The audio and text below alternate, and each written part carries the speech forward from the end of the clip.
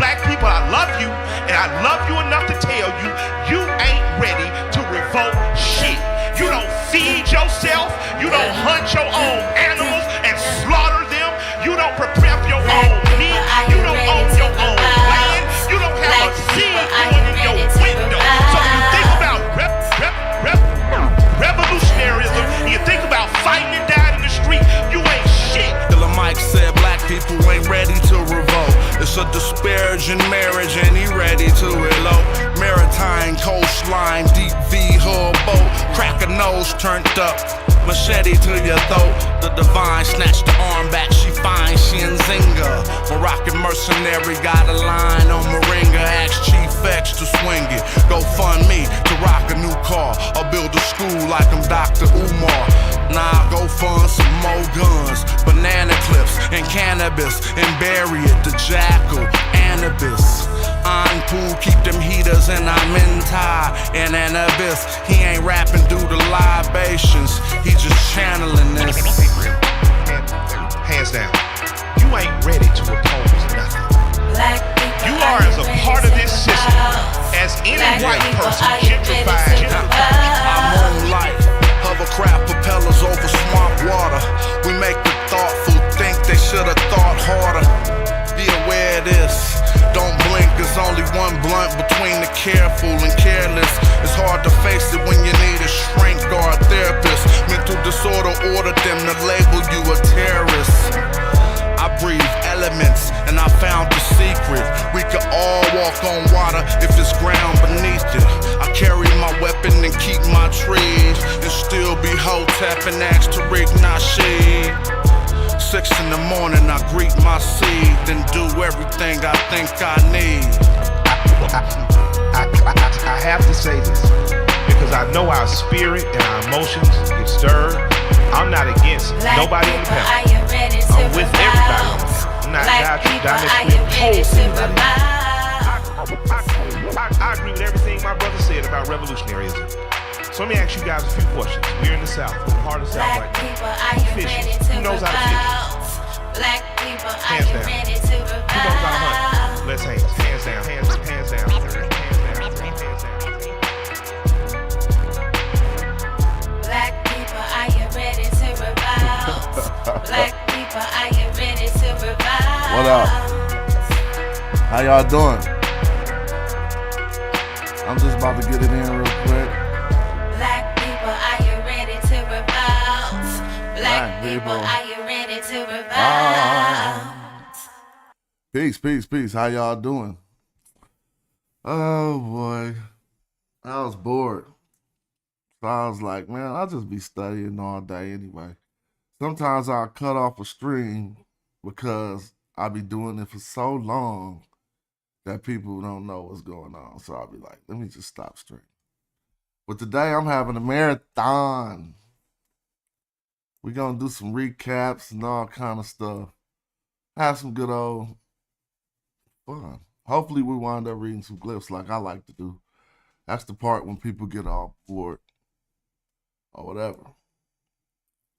But it's cool. Thanks. I see some of y'all in the chat already. I appreciate that. Matter of fact, let me see. Since we having a throwback and we're going to look over stuff, we got to remind them of a lot of stuff, man. So we're going to do it like this. Yeah, turn that up. That white crown, it's that white crown. Come on. Babylonian bars, Ugaritic spit it, get it, dagger on me. That harpoon, it ain't for abalone. Phoenician pieces made of Nubian gold. Antediluvian scrolls hit the Dubian poles. And if you wanna debate that, you'll get truly exposed. I'm like the king of Axum, accent. Bring the maxims of Patar back to action. I actually swing my axe, so Y-axis 32 degrees west on the Y-axis. Try and catch us. Christianity was stole from Kemet, lying bastards. Compare the book of Psalms to Amenope. Sometimes when rhyming, I'm just like a shaman, okay? Some sound alright, but then they act silly. By conquering my crown, and that's really very silly. By conquering my crown, and that's really very silly. I'm a star charting Bantu boy with my bow and arrow. I raise a king in my gnome if I don't know the pharaoh. Explosive and lethal in your dreams like Joseph the Hebrew. And no sending evil wide jet and neck bent. Here to ward that off, I'm not a sage burner. Scroll learner, the page turner. The script writer, put the pen down cause I don't fucking need it. Cause I got the white crown, the upper I rock Egypt. The white crown, say top Shimu. You rock the red crown, say top Metu. You rock the white crown, say top Shimu. You rock the red crown, say top Metu. Some sound alright, but then they act silly. Try conquering my crown, and that's really very silly. Try conquering my crown, and that's really very silly. I'm a C group, Magi Archer, from Ta-Nehisi. You conscious community pseudos never try to test me. As I'm in Rock Squad up, fuck religion. And when I'm on the mic, don't cut my wisdom, boy. I'm W.E.B. Du Bois. I'll smother you under the Sphinx, heed the voice. Ancestrally cooking up mean lyrics. Cats fighting cause they don't think the Dogon has seen Cirrus. And DNA can't prove ethnicity. How you conscious? You say Pacific instead of specifically. You know my shit so raw, you get crushed. Think the force of a hippo jaw. I rock the white crown, say top Shimu. You rock the red crown, say top Metu. You rock the white crown, say Y'all top out there? Shimu. You rock the red crown, say top Metu. Some sound alright, but then they act silly. Try conquering my crown, and that's really very silly. Try conquering my crown, and that's really very silly. It's the Some mad sound job. alright, but then they act silly. Try conquering my crown, really very silly. Try conquering my crown, and that's really very silly. I was playing that straight off YouTube. I don't know why it came in low like that, but it was cool. That's that white crown. It's something significant about the white crown of what has been known to us as Upper Egypt. That for some reasons, you have time to start on your thoughts of the AI, Tupac, and Snoop. Yeah, I'll speak on that in a minute. For some reason, they revered the white crown more than they did the red crown for some reason. But that's a study for later, I guess. My thoughts, I was grocery shopping and I had some thoughts about the AI Pac and the AI Snoop. Drake had a nice idea in doing that. But I wonder what he decided to do. But I started thinking about his poetic conflicts when he had to write the verses for Snoop and Pac. And if you notice, if you listen to those verses, they sound like Pac and Snoop in the voice, but they don't sound like Pac and Snoop in the flow. So you know a person like Drake can do Pac and Snoop's flow. So therefore, I was thinking at the point where he decided not to rap like them, but to do it in their voice. And then I was wondering, was that the best decision or not? Because since you're doing a spoof, like, you know, acting like Pac and Snoop, then you probably should have pulled it off all the way and rapped in their styles too. So you feel what I'm saying? And so that was just some artistic commentary I would have gave him. Like you telling yourself, it's kind of like if Master Ace wanted to do Me and the Biz. I mean, you know, I'll play the song. Master Ace, Me and the Biz, right? Ain't that it? What if he just said, I'm just going to rap like me on every time that I'm Biz Markie? Me and the. Now, what we need to know is what Drake did ain't new. He just did it with artificial intelligence. Since I got this video monetized, I don't know if I can play this. Maybe I'm gonna go turn off the monetization. I don't be tripping off that. I'd rather build. So let me go turn off the monetization. So we could chill. Let me see. I just gotta hold on, give me a second. Maybe they won't hate them. Well, let me see. All right, it's getting too, forget it. Let me see, whatever they do. Oh yeah. Dance till the feeling is gone in your toes. Now he rapping like himself right here. Now here come Biz Markie, the AI Biz. Listen. All the way up until your last hair follicle. Hey, it's me, the diabolical. Yes, Charlotte. It's time for me to fall into a funky beat to make you have a falling like jump. Now stop. Yes, y'allin'. It's time for me to fall into the tight beat that make you wanna ballin'. See, he switched styles completely and went all the way into Biz. He dedicated to it. And I think he didn't have the mental conflicts because it wasn't AI. He was really doing it. And so that made him be able to pull it off. I hope y'all see what I'm talking about. But anyway. I just was answering a question from the chat. And so that's cool. But let me see. I'm about to type Kim R in here to see what pops up. Let me see where. See if put Kim where.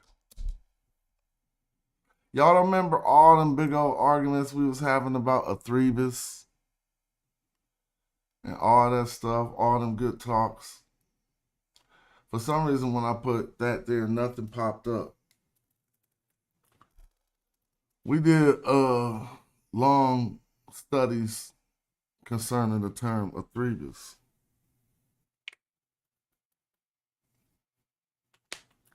And I was just thinking about that real quick. But I mean, as far as the term Kemet is concerned, man, we've been talking about that for so long.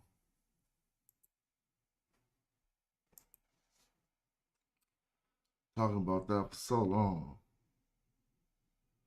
that I'm gonna spend time in this long marathon video. Maybe after it's over, I never timestamp, but hopefully we could timestamp the appropriate portions that hopefully if something turns out to be good in here, we'll be able to detail that.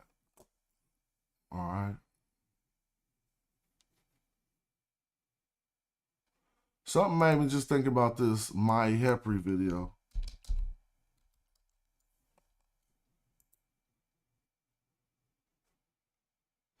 And I think we're gonna go look at one of my comments. I think I commented on this video. My Hepri was not a Nubian, but because he was obviously black, some have the problem calling him Egyptian. My Hepri was Egyptian. Somebody else said it wasn't a Nubian, he was Egyptian. They said it way before me. He was not Nubian, he was Upper Egyptian. Plenty of people said this on this video. Right? What are we talking about here? Don't worry, it's all one big thing. It's a very good video. See, this is the problem with what's happening here. Egyptologists said the word Nubian means Negro. Right? And so because nothing on Mahi Hepri's text gives us any type of an indication that he is a Southerner, Nahesi, they just look at his dark complexion and instead of just admitting that there were people we would consider black in Egypt, by their term Negro, that means black. Instead of admitting that, it's like playing the game Operation. And they don't even touch the sides and make the red nose go off. They just take any part that they see look Negro and say, oh, they label it as Nubian. Just to get it up out the culture and make you think that black people had nothing to do with that. Or if they did have something to do with it, there were some Nubians who came in, some Negroes who came in and influenced it and did what they had to do, but they wasn't Egyptians.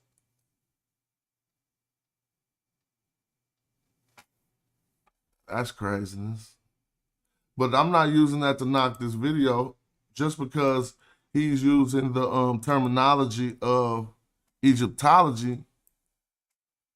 That's not necessarily this scholar's fault. But to be more scholastic and precise, Mahi Hepri never called himself a Nubian. How would you call yourself a Nubian? There was literally no way to call you. I mean, they didn't know that term. What the term was Nahesi, right? Which just simply means a Southerner. I got plenty of instances where we could look at, even when we look at when Simroset was dealing harshly with the Southerners, they took those texts, said the word meant Negro, and then said he was dealing harshly with the Negroes, as if he was not what they call Negro. That's how they did that.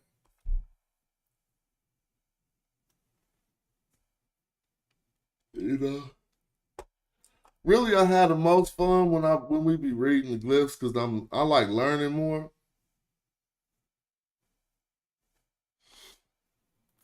Now, I don't know if Mahi Hepri was actually a viceroy. I'm not doubting what you're saying, Mr. Metro. I'm just saying in my memory of his titles, I don't recall that one, but it might be listed in this video somewhere. But this is the point I like, the part I be liking to do. So here go his titles right here. And in his titles, if we see Sa, which would be a duck, basically looking like a duck, and then we see Nisut, then he's claiming to be the son of the king. We know he's not really the son of the king, so that would mean he is the viceroy, which is not an ancient. I mean, you know, we probably ain't familiar with that term. It's just like the appointed. I don't even want to say ruler. Appointed authoritarian of a specific region. You know what I'm saying in this instance. And so, words said by Memphis are yeah. Now, I think we starting. I see. If I don't even know that first title. And that might not even be still to the titles. I see the titles down here. All right. And so when I look, I see because the first one says something like a Tati. So look, you see this? It's like Taty, which is like a vizier, not necessarily a viceroy. Then we see the lion, Mai. I mean, I seen something else after that. The vizier, I think this is a one of a particular staff that he holds. So he might be like, yeah, the fan bearer. But let me show you, so people be like, what is he talking about? Put Tati here, and you're gonna see that bird. All right, let me see how to make it pop up. T capital A-T. Yeah, here we go. T capital C. So vizier. But notice something. You would think he's the vizier, but he can also be the bearer of something. So since we see a staff, which is probably a fan, we're going to say he's the fan bearer. That's what he is, possibly. He's not the Tati vizier because the Tati don't hold a staff. He's the fan bearer. My Hepri.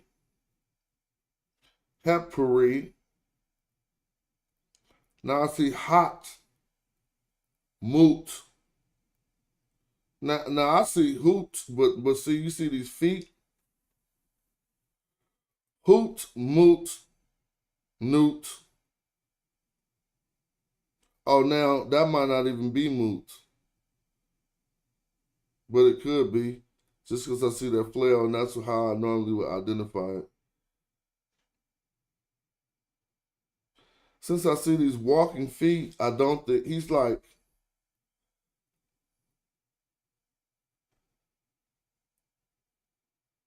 Newt Pesh. This is like a limit or something. 10. All right, this is saying definitely more than his titles. Or E. Okay, hold on. At the end. I'm just trying to figure out what the only title I see in here is the fan bearer, basically. If somebody else see a title in there, then they can let me know. Hot moot, newt. Pesh is not a title. Pesh 10 to their limits. I don't know, but that's not a title. But anyway, I think right here we found this title to be like a fan bearer, and then we corroborated that in the book. Now maybe let's see if they got another one with the determinative behind it. See the standard. Oh, there you go. Perfect. Now you know for a fact we right. Look.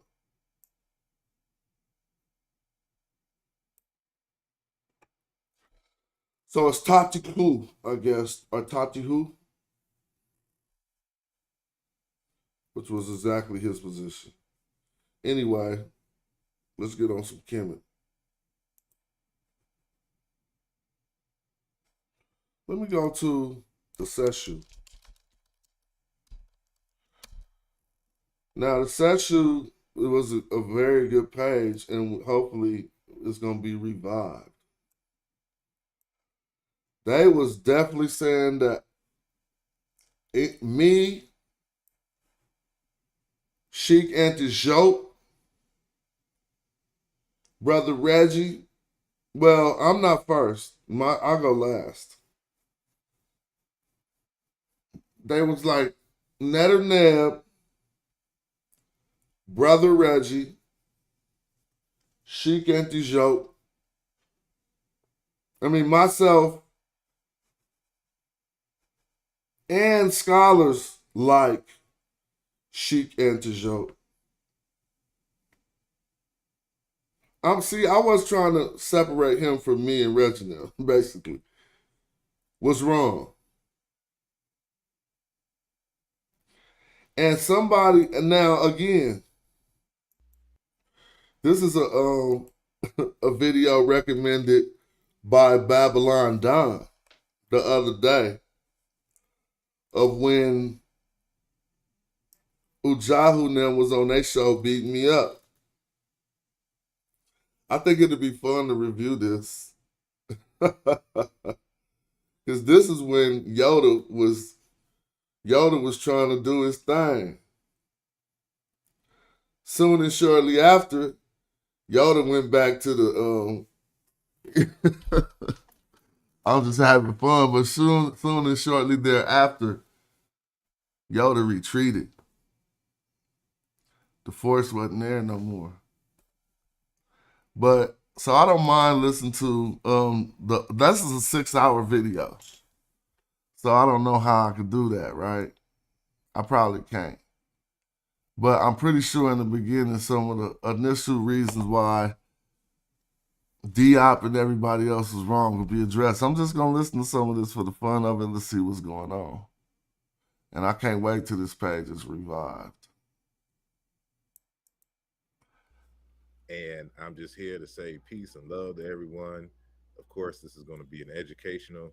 Okay, so they're about to go hard because it's Asar Imhotep. So I know what this video was right before Asar Windotep. This when me and Ankh was still doing our thing. We had a good laugh at that. Hey, this was right. See, they tried to get at us tough, and then they had jokes and stuff. Don't take it to the jokes, because then we gonna win. Y'all got it. They definitely have the advantage at keeping it scholarly and staying in that scholarly demeanor. But I ain't gonna stop this all up. I just think so far we got Asar Imhotep and Ujahu. Conversation without all the hoopla. So have your notes ready. And just a quick suggestion. Any of you who has our text, a contribution to the debate on the meaning of the place name Kemet, can you please pull it out? Because we're going to be referencing certain pages. And I want y'all to have it in hand to make sure that, you know, when I pull it up on our screen, that we didn't just make it up. We just didn't type it right before the show, because you know you have accusers just making up arguments out of the ether, and you know we don't want to give them no wiggle room. So let's go. All right, all right. No wiggle So room. let me just kind of give you all the outline of how this conversation is going to go. Hold on, this low, man. Now I could boost it. Let me boost this. Gotta put a filter on that thing. Edit filters. Let's see if I can boost that. All right. Let's see now.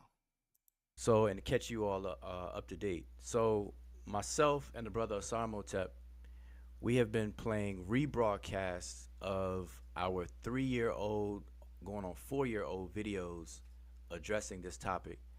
And I have to give y'all a very brief summary chronological timeline of the events. And so, first things first, and I think I'll just start with what kicked this recent chain of events off was a teaching moment / debate / conversation between the brother Neter and the brother Asar Imhotep. And it was on, you know, the meaning of the place name Kemet, etc. et al. All right, and that took place first, and you know, so you all have to go backwards in time and check that out. The video itself is on the brother Asar Imhotep's channel, and we rebroadcast it here on the Seshu channel recently. So that was the first thing I would say in this chain of events that kicked it off. So that happened. So, you know, Neter, you know, begged Asar to debate him. Asar accepted the challenge, and in order to make it a teaching moment, he accepted the challenge to go ahead and explain the issues. Now, during that conversation, Neter failed his attempt to prevail in a debate. And so then after that, the brother Reggie, realizing Now they are narrating it. This is their story. So just know they telling it that way. Saying he lost is his point of view, seeing that he's on the opposing research team. But everything that Neb showed me and showed the public that all the scholars said after the debate seems to contradict what Wu was saying here. The failure stepped in and gave his chime in his 2 cents on the argument on related to the topic. Now, when Reggie presented his presentation, he gave a full presentation, and I believe that took place on the Amin Ra Squad channel originally. All right, and so that was the next thing in the chain of events. And so he gave a full presentation. We listened to it tentatively, and yeah, start to finish, it was good to go. Reggie, at failing at his attempt to prevail at any arguments, and mainly his failure was due to the non-focus on the toponym, which is our research question. You know, the place name Kemet, and then many other areas. So upon failing with that, the next event occurred. Reggie seeks out and consults with Dr. Mario Beatty. All right, and so, you know, as a favor, possibly as a favor, at the tail end of a ongoing ASCAT conference, Reggie was able to convince Dr. Beatty to add, you know, some time to have a discussion, which was being called a debate, but it wasn't a debate, a discussion at the ASCAT conference. And nah, we're gonna do this like this. Now we about to watch that. Because the way they framing it and the way you going to see it going to be two different things. Right? So we're going to put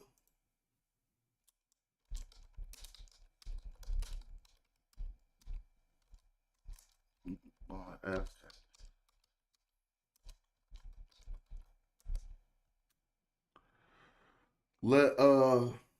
That's the Ankh symbol. All right. Now there go one of my reply videos. Hold on, let's see if we can find this video.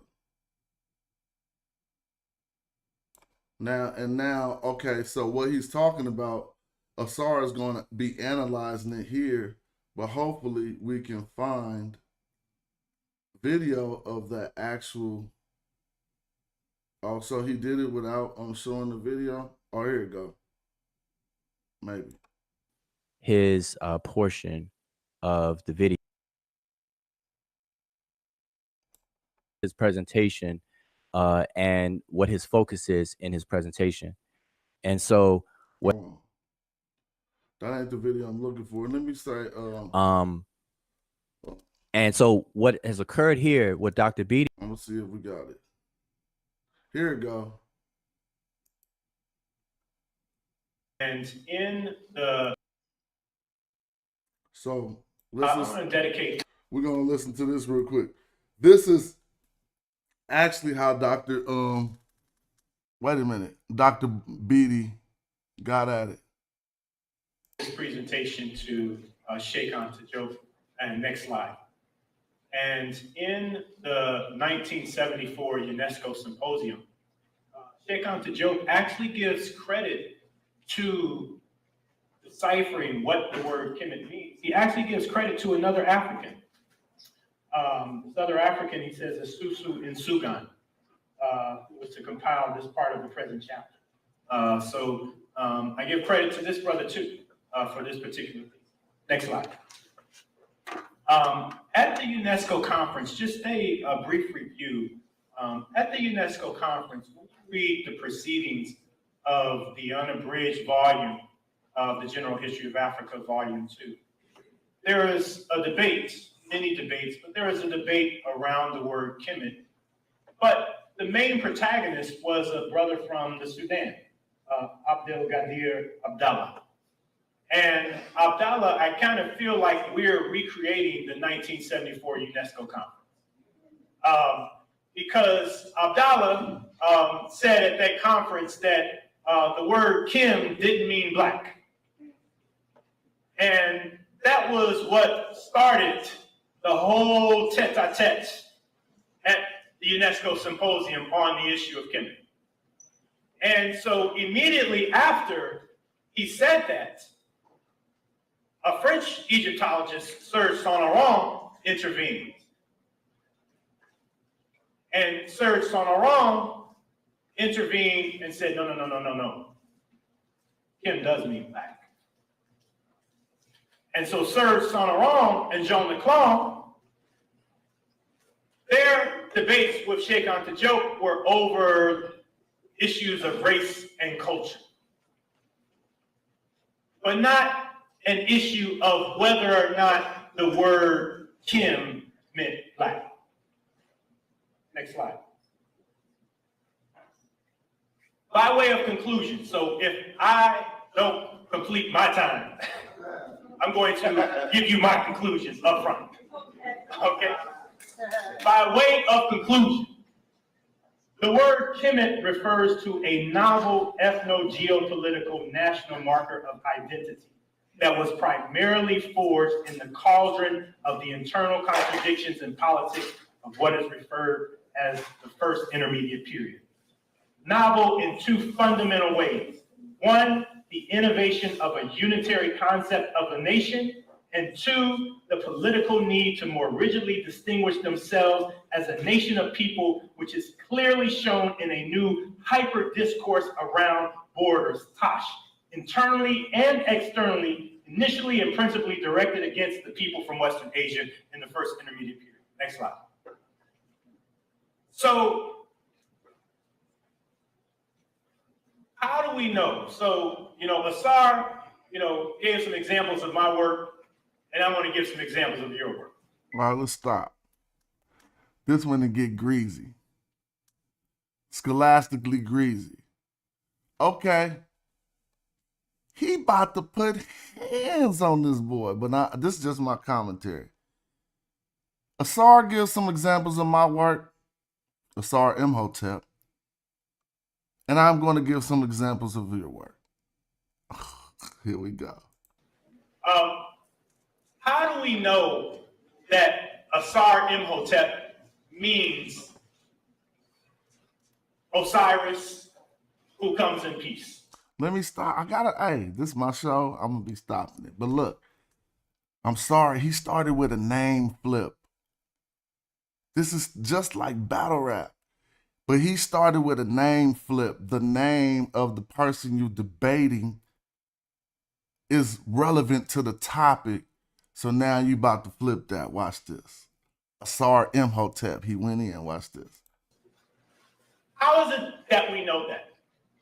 We know that through a process of historical evolution within the Kemetic language, where Asar is Usire in Coptic. E, which is to come, continues all the way to Coptic. Hotep is a word that continues from the beginning all the way to Coptic. Bombs. Asar's method, unfortunately, is not a historical comparative method. It's an ahistorical comparative method. All right, hold on. It's So you hit him with, now you hear the scholastics, but he hit him with a name flip. Then he hit him with not even alliteration. He hit him with, it's not a historical method.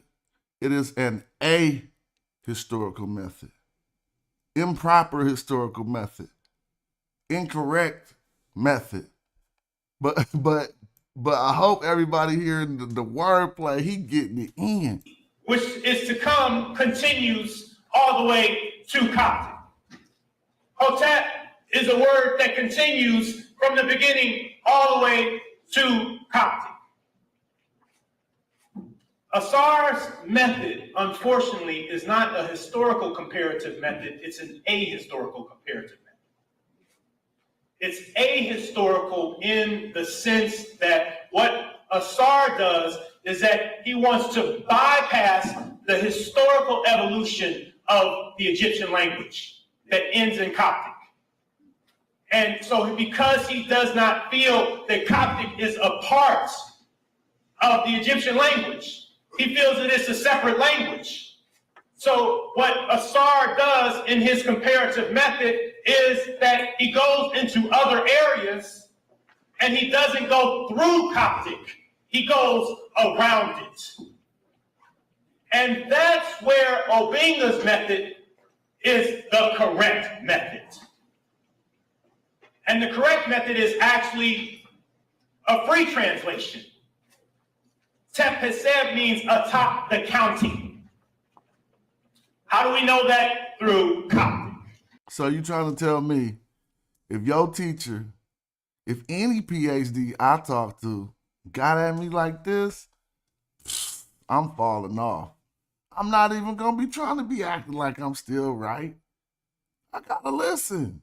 Golly. But we just proud. So, as a result, every time you bypass Coptic, you are implicitly saying that Metu Neter has not been deciphered. Let me ask y'all a question. Has he stopped looking one direction this whole presentation? This boy getting it in. In your method.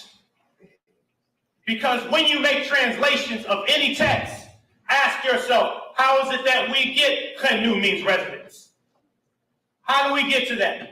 Are we guessing? Or is there a long historical evolution that ends in Coptic? And so this is what's at stake. So I'm giving this example up here from Jaroslav Cherny's Coptic Etymological Dictionary. This is the English version. I'll come to Ogden Golay's article in a minute, but Ogden, in his piece, he gives the French version, Werner V. Sichel, Dictionnaire étymologique de la langue copte. But in both languages, when you see, I don't have my clicker up here, but when you see Kemon become black, Kame, black, and you see it in Demotic there, and then it has Kemet, black land, Egypt. That means, and then of course, in the Vertabu that you like to cite, the earliest reference to Kim that the Vertabu gives is from the Second Dynasty, where the determinative on Kim is the horse, falcon on the standard. And how does he translate it? The black horse in the Vertabu. So from the earliest attestation, from the Second Dynasty onward, we actually see Kim meaning black. So you ask, the question is, how do we get to this? That is, that Kim as a root has a long evolution inside the Kemetic language. Next. Brother Reggie gave a text. Now let's stop. Dr. Mario Beatty says, Brother Reggie gave a text. Now note here, because when we go back to Ujahu's video, they're going to focus on something, and then I contended with them about this because they were correct in Mario Beatty saying that this, well, you got to tell me if they're correct. Listen to what Mario Beatty says and allow me to just stop for a moment. From the pyramid text. And this text is actually from the text of the Pyramid of Pepi I. Now, the facsimile or the copy that we see on the screen is from the Pyramid of Neith. But the text that we're analyzing is also, it's actually from the Pyramid of Pepi because that one was first. It's the same text, but this is a version from the Pyramid of Neith, and he said Pepi. If we try to just be accurate, the text he's analyzing, it really started, I think, in Pepi the first, maybe Pepi the second. And so there was some confusion about that, but that was like nothing to me because we're trying to analyze something. If what we're analyzing, if it's the same exact text, then it should be noted that it's different, but it is the same text we analyze it. So his analysis of the text does not change. And the line is here. His transcription is in the second line there. Aha ek kinti kemetu hapi, and then east. Next line. This is James Allen's translation of this. You shall stand at the fore of the dual flagpole shrines as men. You shall stand at the fore of those of black land as the apis. That is, that Allen is translating, because Allen is translating that as a Nesby adjective, and it's proper. That's what you see there. But it's an interesting parallel here in terms of what you see, because as Reggie said, there's a couple of points that Reggie is making very strong here. But as Reggie said, the apis bull is not just a sacred bull, but it's a black bull. Yep. So when you see here, those of the black land as apis, it's actually an emphasis on the fact that it's black. But the interesting thing is that with Pepi the First, we're in the 6th dynasty, and this is kind of what I want to talk about today, is that we're in the 6th dynasty. The reference by Obenga Golay, which I'm coming to in a minute, in terms of the historical reference, this implies, Kemetu implies a Kemet. But the problem is that we only see it in the pyramid text.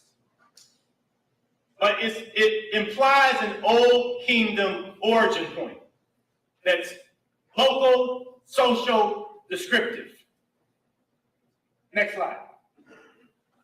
But the issue is that when we look at a text by Nigel Strudwick, text from the Pyramid Age, Nigel Strudwick, this is the most comprehensive compilation of texts in the English language that you can read of the Old Kingdom. And I've looked at every one of these texts.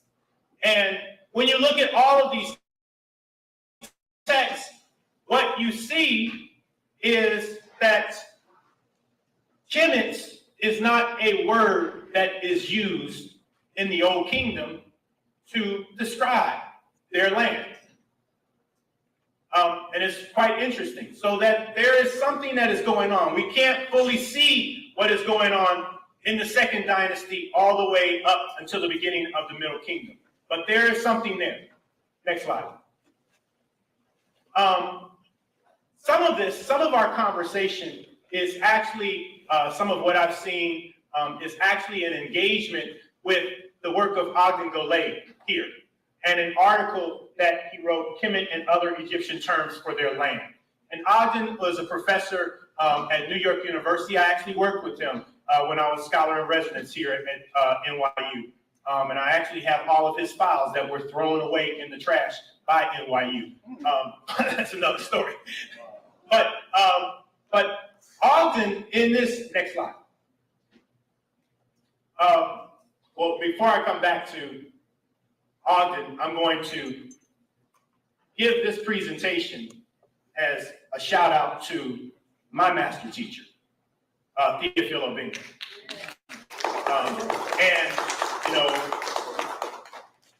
Dr. Carruthers has always taught me, many have taught me, to let the ancestors speak for themselves and let the elders speak for themselves.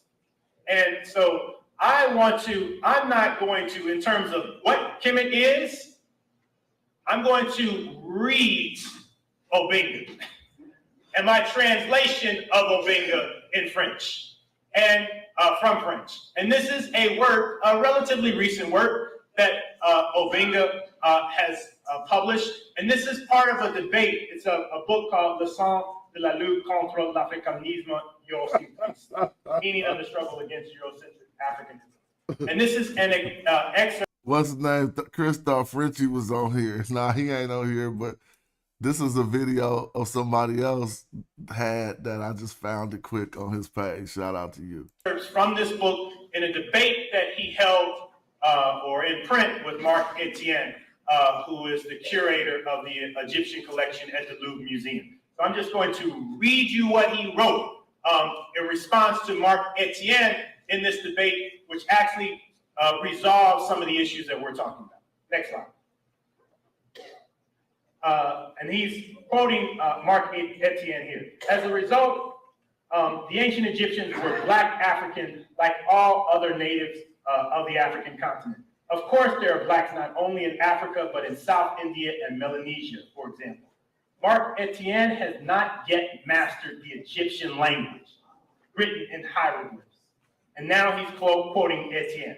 The name of Egypt, Kemet, is often translated erroneously by Sheikh Anta Diop as the country of the blacks, with grammatical errors added by T. Obenga Passam. Next slide.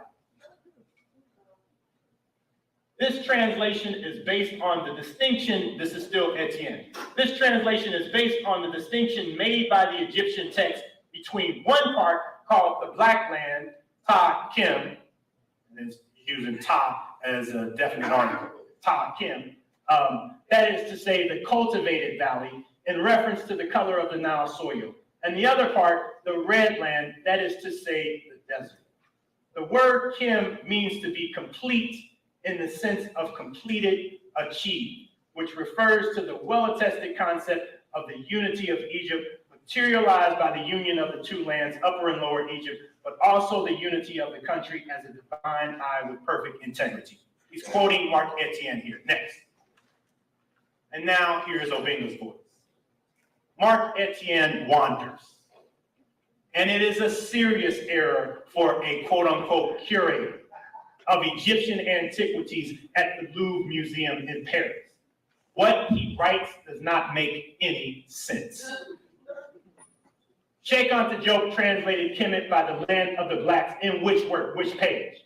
I have advanced this translation with grammatical errors in which work, which page? Why lie constantly, you Eurocentric Africans? Next slide. Now he's giving his demonstration. If Ta Kim means black land, and if you consider Kim to be complete, completed, achieved in the translation of this expression, Ta Kim, what is then the final translation? Something like this, complete black land completed. That is, here the word Kim has a double meaning, black and to be complete at the same time. Mark Etienne is totally wrong. He ignores the existence of synonyms and homonyms in Egyptian. He confuses everything with incredible frivolity. Next slide. Here are the facts ignored by Mark Etienne. Kim noir, adjective. The hieroglyph of the owl is employed as a phonetic complement. Kim, to complete, to be complete, you see the determinative of the papyrus rolled up, tied, and sealed at the end there, conveying abstract notion.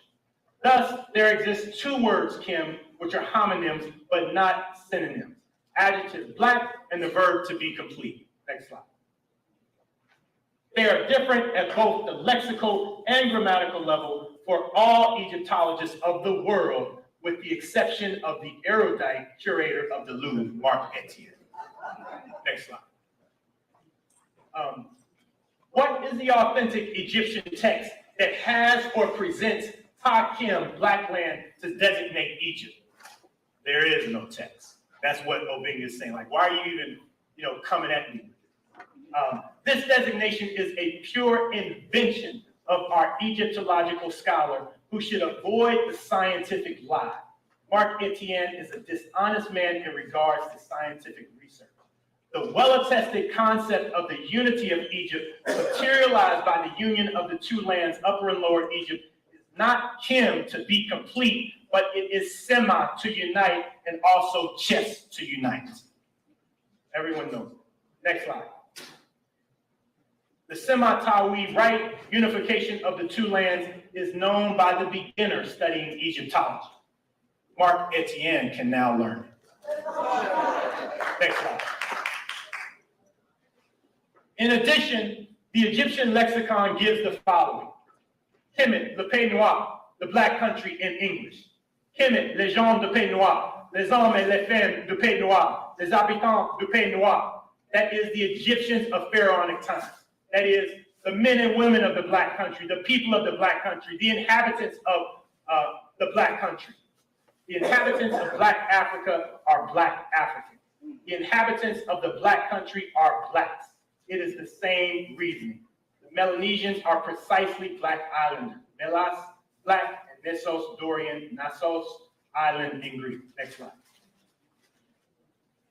In his work, Ogden Golay makes a distinction between two concepts. One concept is Jeru, limits, and the other concept is Tashu, borders. And Jeru is a concept of limits that is primarily in the spiritual sphere. It deals with time and space on a broad level. But when the Kemites employ Tash, they employ that in a more geopolitical sense. And what is missed by Ogden Golay in his article is that he doesn't present the historical context of the origin of those concepts. Next slide. And that is that what Ogden doesn't do in that article is that he doesn't give a precise origin to the discourse around Tash, borders. This is a very important point in this discussion. There is a hypersensitivity of the concept of Tashu, borders, in Egyptian text that begins in the first intermediate period, which is not captured or even historically contextualized properly in Golay's narrative frame. And I just give one example here, and I give a text where you can read many examples for yourself. In Jose Galan, Victory and Border. Approach me, Kheti. I shall make a storm over the province. My rule is Neket after I have made my Tash as far as Wadi Khesi.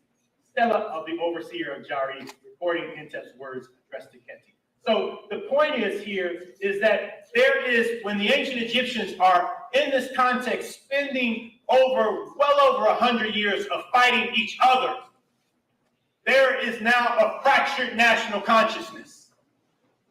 And that fractured national consciousness internally is playing out with this hypersensitivity of borders.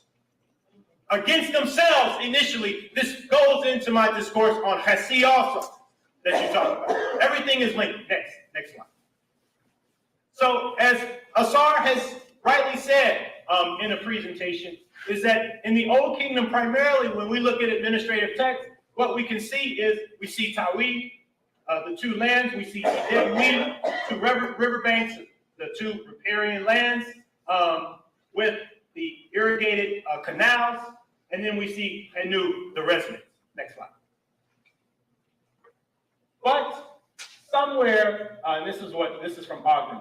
Ogden says, somewhere around the period when Egypt was once more reunified under the rule of Dynasty 11 monarch Pet-Ra Mentuhotep II, the terms Kemet, the Black Land, and Ta-Meri, the Beloved Land, first made their appearance. And so what Ogden does in his article is, next slide. What Ogden does in his article is that he distinguishes between what he calls non-literary texts and literary texts, and to try to make this point. And every time that Ogden, this is an inference being made by Egyptologists, that is that when they see Kemet translated in contrast to Deshret, when they see that, they are translating Black Land. And it has a connotation for them of quote unquote soil. Now, I'm going to stop here. I haven't stopped in a moment, but you'll notice that we've gotten to the bottom of this, and as he's saying as well, it's a connotation between the comparison between what they know as the Red Land and Kemet, where they presume that it's talking about the land there. And I'll show scholars speak on that to say that was just came from some racism. Soil. When they're not seeing that, then they're translating it as Egypt. That is, as something much broader than this. And so Asar makes a point in a presentation that I saw that when you see the determinatives of an irrigated canal on the back of Kemet as opposed to the town or settlement, what Asar said in one of his presentations was that those two determinatives are interchangeable. No, they're not. those two determinatives are in different semantic universes. So if you see irrigated canal on the back of Kemet, then yes, it is appropriate. It's quite appropriate to translate that as the black land. The black irrigated land, actually. But if you don't see that, you can't make that translation. When you see the town determinative on Kemet, you cannot make that translation. And it is not inferred or implied. Next slide. So I have some work to do myself because I did a little bit of work at Johns Hopkins, and I said, because all of these texts that Ogden gave were very localized in a particular region called the Wadi Hamamat. And everyone knows is that these inscriptions are interesting because many of them lack definitive clarity in terms of the presentation and depictions of glyphs. And I said, I'm just going to take one text from Ogden, and I'm going to just look at how the word Kemet is actually represented in one of his major citations. Because I don't accept what they say. I always want to have reference, as this is my teaching from Obenga. Give me the original text. I don't want to see you. I don't want to see your mistakes. Egyptologists make mistakes all the time. And here I don't even have the original text, but I'm actually closer because this is a hieroglyphic facsimile. So I actually tried to get the original text, but I couldn't. We actually need to see all of these texts actually before we even make a final determination on this. But what I want to show you is here. This right here. This right here. This is, quote unquote, their word for Kemet in one of the texts that Ogden Galay cites. You tell me, if you, Mfundishi, anyone in here who is taking the language, you tell me if that glyph looks like the Kem glyph. You tell me yes or no. The inference that's being made is that because of the phonetic complement is the L, that must be Kemet. I don't see Kemet in there. In fact, the angle is not there on the Kem glyph. And then it dips, it has a little dip at the end. I'm not even sure what this glyph is. This is a major text that he cited.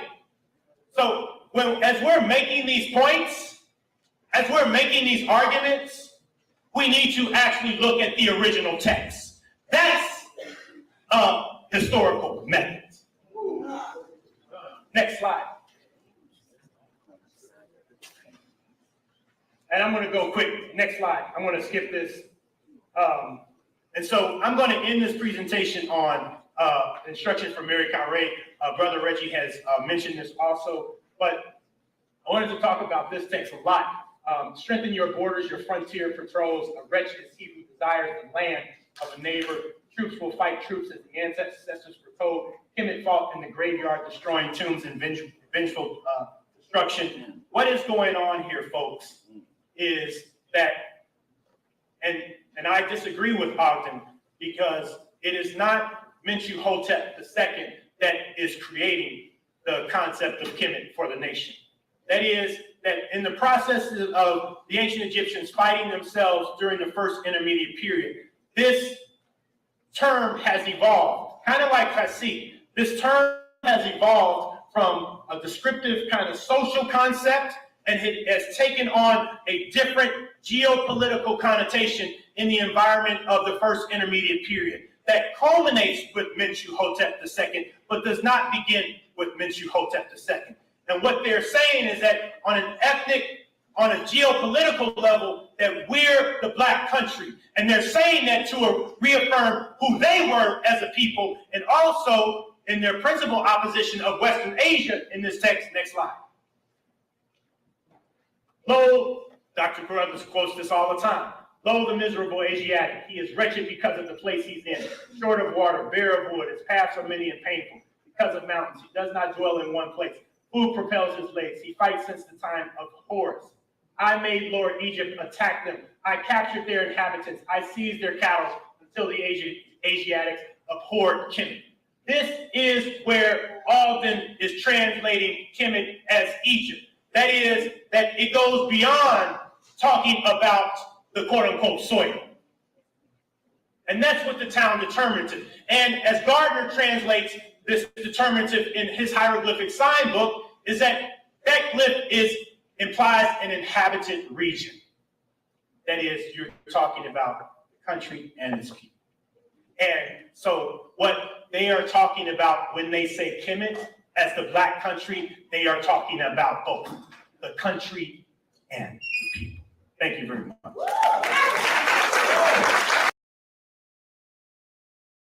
Shout out to Dr. Mario Beatty. So now, I mean, this could be a very long review. Now we got the full context of what they about to talk about. So when was that? What year is that? Or what time was that? Do you remember?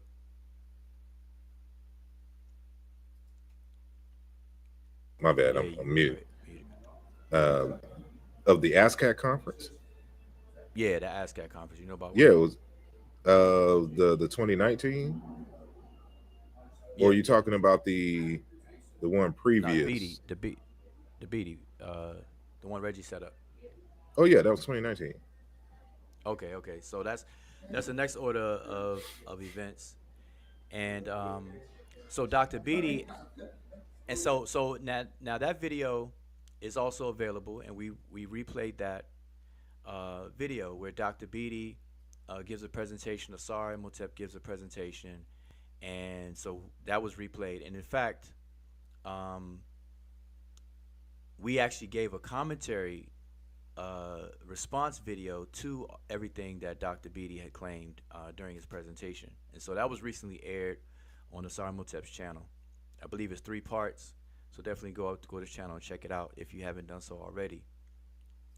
Now, the Dr. Beatty being misinformed and uninformed of the issues because of not reading our material, not understanding our arguments, he basically committed several logical fallacies by misconstruing our arguments, putting us in the category with other scholars that argue other things that we're not arguing, et cetera, et cetera.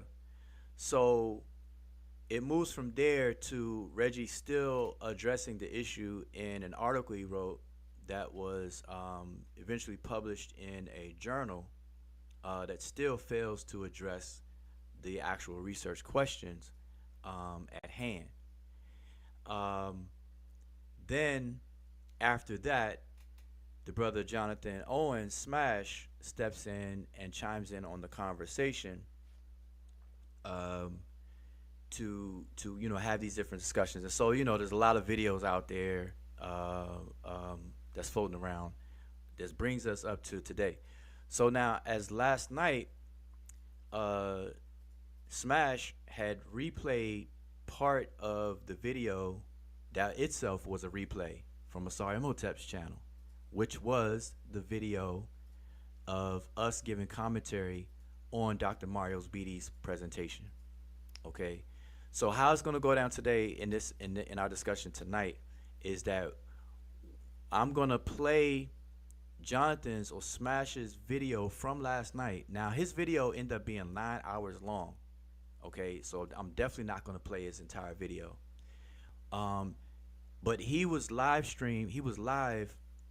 for approximately 4 hours prior to me joining the panel. And I say approximately, give or take. And so I joined the panel once I realized he was live, and I listened for about 5-10 minutes of what was being said, and then I jumped on the panel. Okay, and so what I want to do tonight is I want to play, scrub through the video. I'm not gonna play the whole video, of course, but I'm gonna scrub through the video and really clarify and clear up a lot of the confusion that was caused because of a lack of comprehension and several straw man, strong Wizard of Oz type straw man arguments being levied and charged against myself, the brother Saramotep, etc. So that's what we're going to do, and we're going to try to make this as clear as possible, and set everyone straight who is listening and watching us right now. All right. So with that, I think a good thing to start off with would be a reminder of what our actual issues are. And this is something that the opposing adversarial side of people, they never do. They never quote our research question. They never quote our stance and why that we clearly outline in our text. So we're going to start there, as you know, to lay a foundation for everybody watching, so that everybody can understand what our position is and why. Okay, so let's go ahead and kick that off. So, Sarah, I think you want to go ahead and kick that off.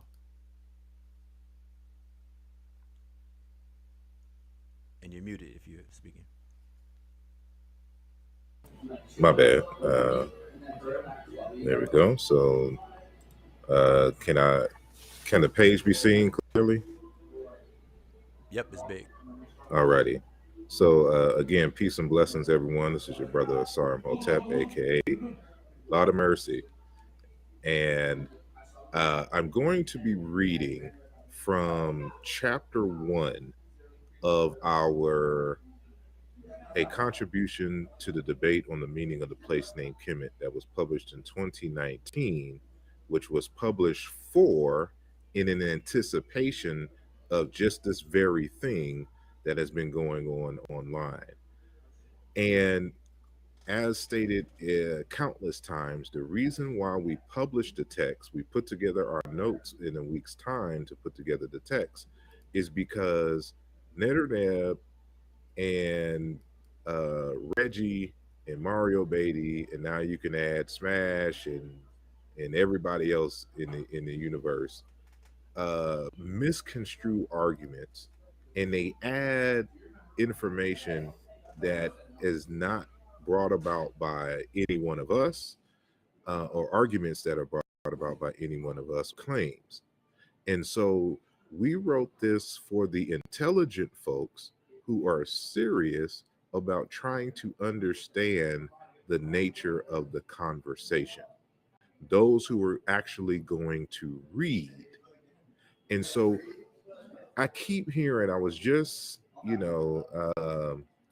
browsing YouTube as I do, and I saw that the pseudo killers were live.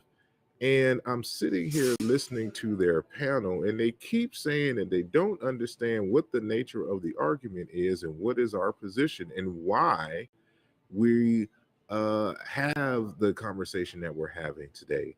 And I'm like, how? When some of you even claim to have our text, what is it that is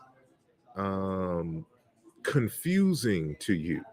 If you read our text, it should not be confusing because we put it in a very simple manner. And as you can see, this is again from chapter 1 of our, starts on page, I don't know what page that is. So that's 13, 14, page 15, right? So in the introduction part of the text, let me make this just slightly bigger. Let me 140. Is that good? Can y'all see that well? Alrighty. So in the introduction of the text, we state of this chapter, I state the principal purpose of this chapter is to discuss and to delineate. That means to demarcate, to draw the lines, the methodology needed to answer the question. So this particular chapter is focused on methodology. And so what I discussed at the 2019 conference is discussed in this chapter and expanded. Let me read again. The principal purpose of this chapter is to discuss and delineate the methodology needed to answer the question, what is the etymology and the meaning of the place name Kemet in the ancient Egyptian language? So I state to you what the research question is. So there should be no confusion on what is the actual research question. That's how I start off the discussion. So you know what the research question is. As discussed in the introduction, the debate on the meaning of Kemet has been prolonged due to a lack of a systematic analysis of the hypotheses presented by various scholars over the years. Many arguments have been presented accompanied by unproven assumptions. It is these assumptions that have altered the trajectory of the researcher, veering him off course from the path of the truth. This chapter is aimed at the young researcher who may be interested in answering similar research questions in the near future and are looking for tools of analysis to help them solve their etymological problems. So, like every good research thesis, there's always, when you read anybody's PhD or master's thesis or journal articles, you'll see a section in there called the statement of the problem. And this is the section where you outline exactly what the fundamental issues are that you hope that your essay or text is going to solve. So, for those who have our text and claim that they don't know what the issues are, have not read the text. And if they read the text, they did not understand. So, what I want to do is I want to survey those of you who are in the chat after I read this, and those of you who already have the text already, if you can go to chapter 1 after the introduction and go to this section and read along. And y'all tell me if y'all have a problem with how this is worded in relation to your understanding of exactly what the fundamental issues are. And I'm not asking this to try to throw shade on anyone. I'm seriously asking so that I can look at this over and reword it to try to make it more clear, for those coming later when I publish the upcoming book, right? So y'all help me out with this. So here is the statement of the problem. The place name Kemet is a toponym of obscure meaning. So there's the fact that you're even debating about its meaning shows that it is not clear exactly what it means. Due to its similarity in form to a word Kim, which means black, researchers have assumed that the latter is the root of the former. Talking about that the word Kim black is the root for the word Kemet, the toponym. However, there are other words in the Egyptian language with the KM consonant sequence. I mean, I could just stop right here because this is doing him a disservice. But what I want to say is, are y'all, after all this time and after all this argument, this is why this work has been tossed aside and this argument has been removed from their current content, is because do you still stand by anyone who says that scholars haven't proven that the Kim in Kemet is black, but they still need to go research whether it means complete or not? See how stuff don't age well? For homographs that are just as likely candidates to be the root of Kemet. These possibilities have not been explored historically. While there are a few researchers who have analyzed the use of the toponym in ancient Egyptian texts, for example, Golay and Nibi, there has not been a systematic, and I have this italicized for a reason, linguistic analysis of the term and its possible origin using the historical comparative method. The work of Imhotep 2019, I originally anticipated the larger work to come out that year, but as you can see, that did not happen. So that claim, when you see that claim was falsified. Let me go to my old slides. That claim was falsified and nobody responded to it. But see, what Beatty was pointing out is that cats avoided Coptic and go around it and act like, okay, that's not part of it. Let me see if I can find it. Excuse me. It's just one slide I want, because we addressed this stuff a long time ago. And I just want to cite a work for y'all. Where cats act like they didn't arrive at these conclusions from doing historical comparative linguistics. That's just what he said the problem was. Where did that go? Right here. Now y'all can look this up. Let me see, right here.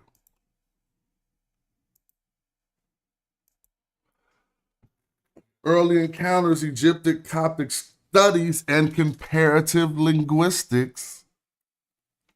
That they said they did not do, remember? In the century from Schickel to Fink. So that's falsified. Saying they didn't, that they arrived at these conclusions from never doing this method.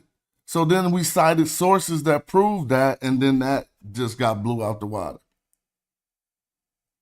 Not only that, what did we think Champollion was doing?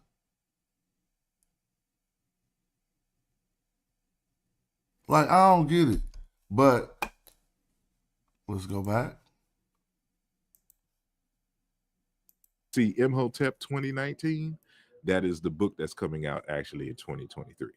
All right.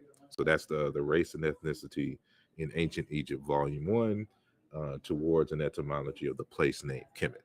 All right. So the work of Imhotep 2023 aims to solve this problem. This chapter, however, concerns itself with some of the considerations that went into the complete analysis on the subject discussed in Imhotep 2023. So I'm going to unshare and check the temperature. Is what I wrote difficult to understand? Please let me know in the chat if y'all have a difficult time understanding exactly what the statement of the problem is. What is the issue? So now, see, as we see, to be fair to them, the argument has stretched beyond that point, and since then he may have partaken into a wider variety of conversations concerning the topic. But at this point in time, and what he wrote in his book, he still was maintaining that it ain't been enough work to prove that the Kim in Kemet means black and not nothing else. And cats be acting like this aged well.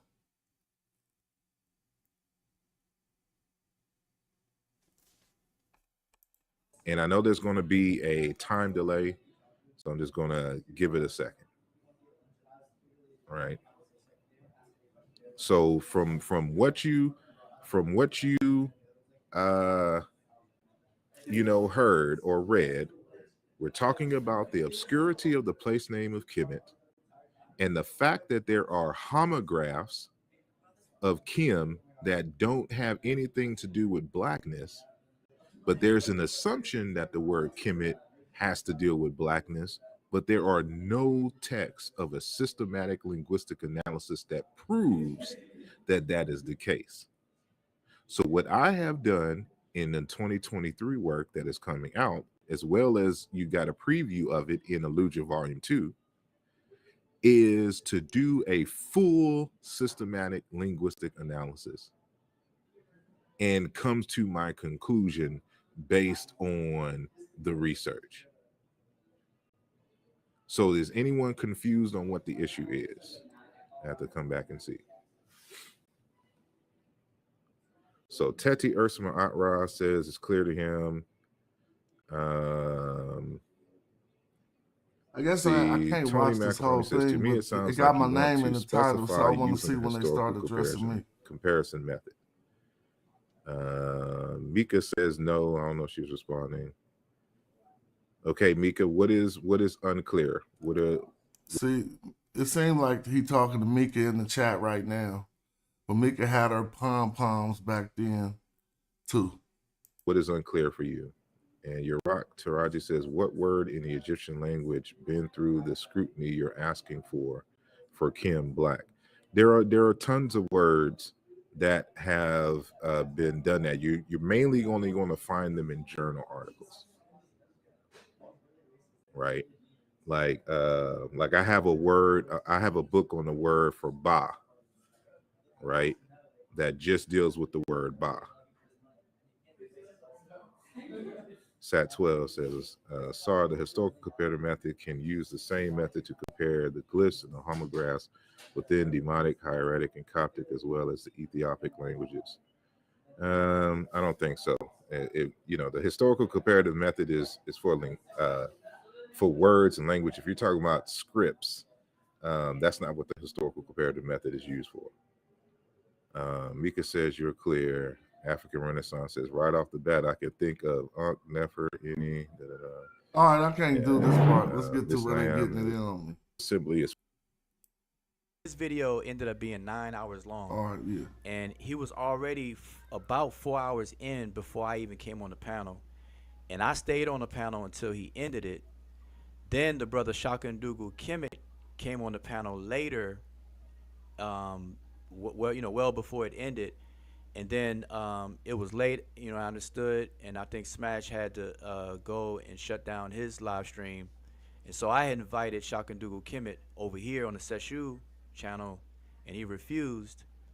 So he fired up a live stream, and I joined him last night as well. So I was going strong for quite a while with both of the brothers, as well as the brother Reggie that was on the channel, on Smash's channel as well. So it was a very, very long conversation just with me.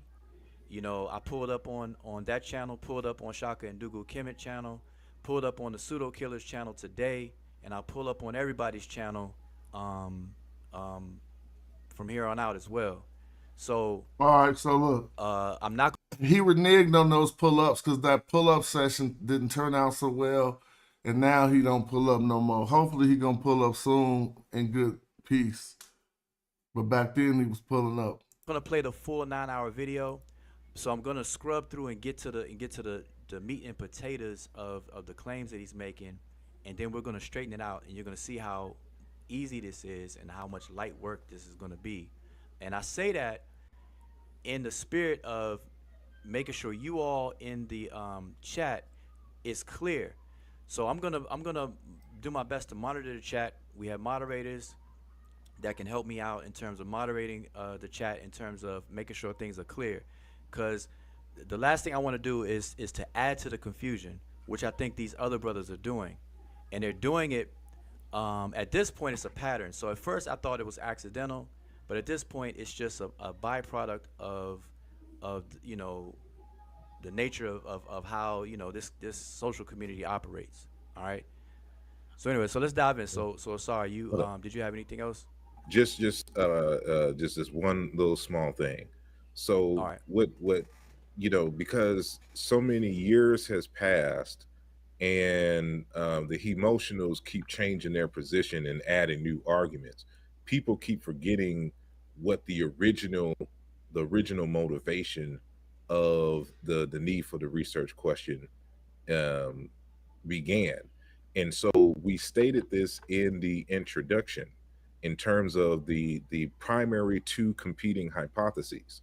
And that is the hypothesis one, that Egypt means the Black Land. So I quoted James P. Allen in his Middle Egyptian, An Introduction to Language and Culture of Hieroglyphs, where he says the word Kemet, Egypt, literally means black, referring to the soil of the Nile Valley.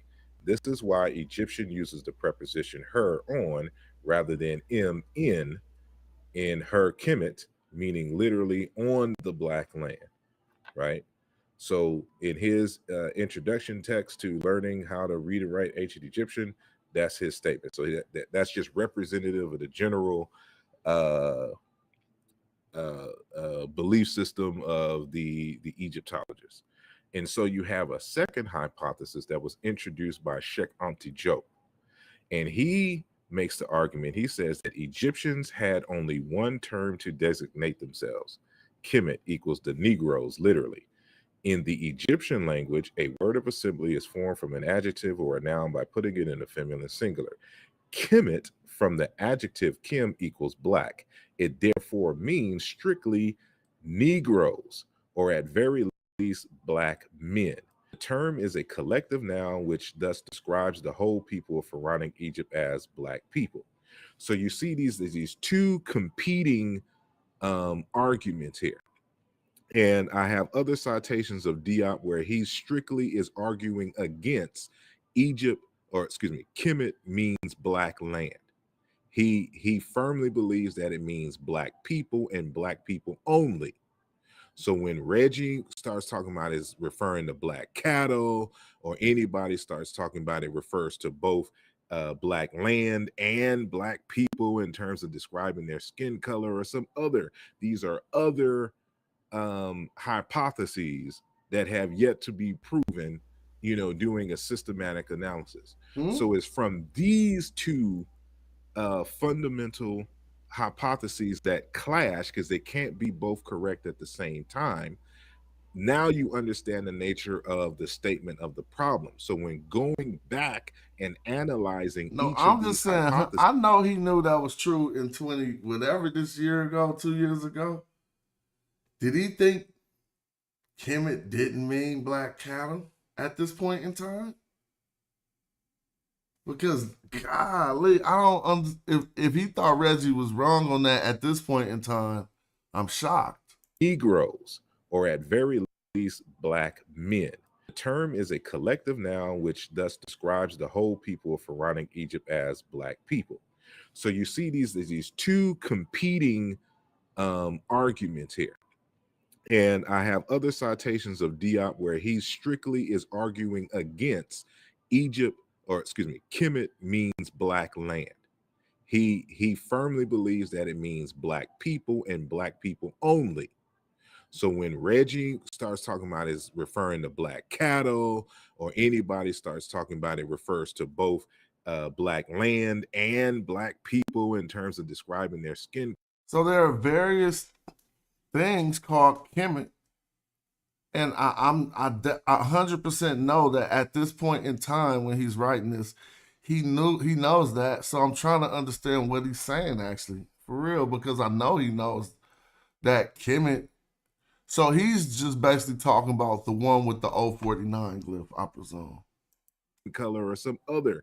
These are other hypotheses that have yet to be proven, doing a systematic analysis. So it's from these two fundamental hypotheses that clash, because they can't be both correct at the same time. Now you understand the nature of the statement of the problem. So when going back and analyzing each of these hypotheses, you come to discover that there's no text whatsoever prior to my examination that does a full linguistic analysis in which proves what the meaning of the term is. They're making these assumptions in terms of its root, in terms of its meaning and application.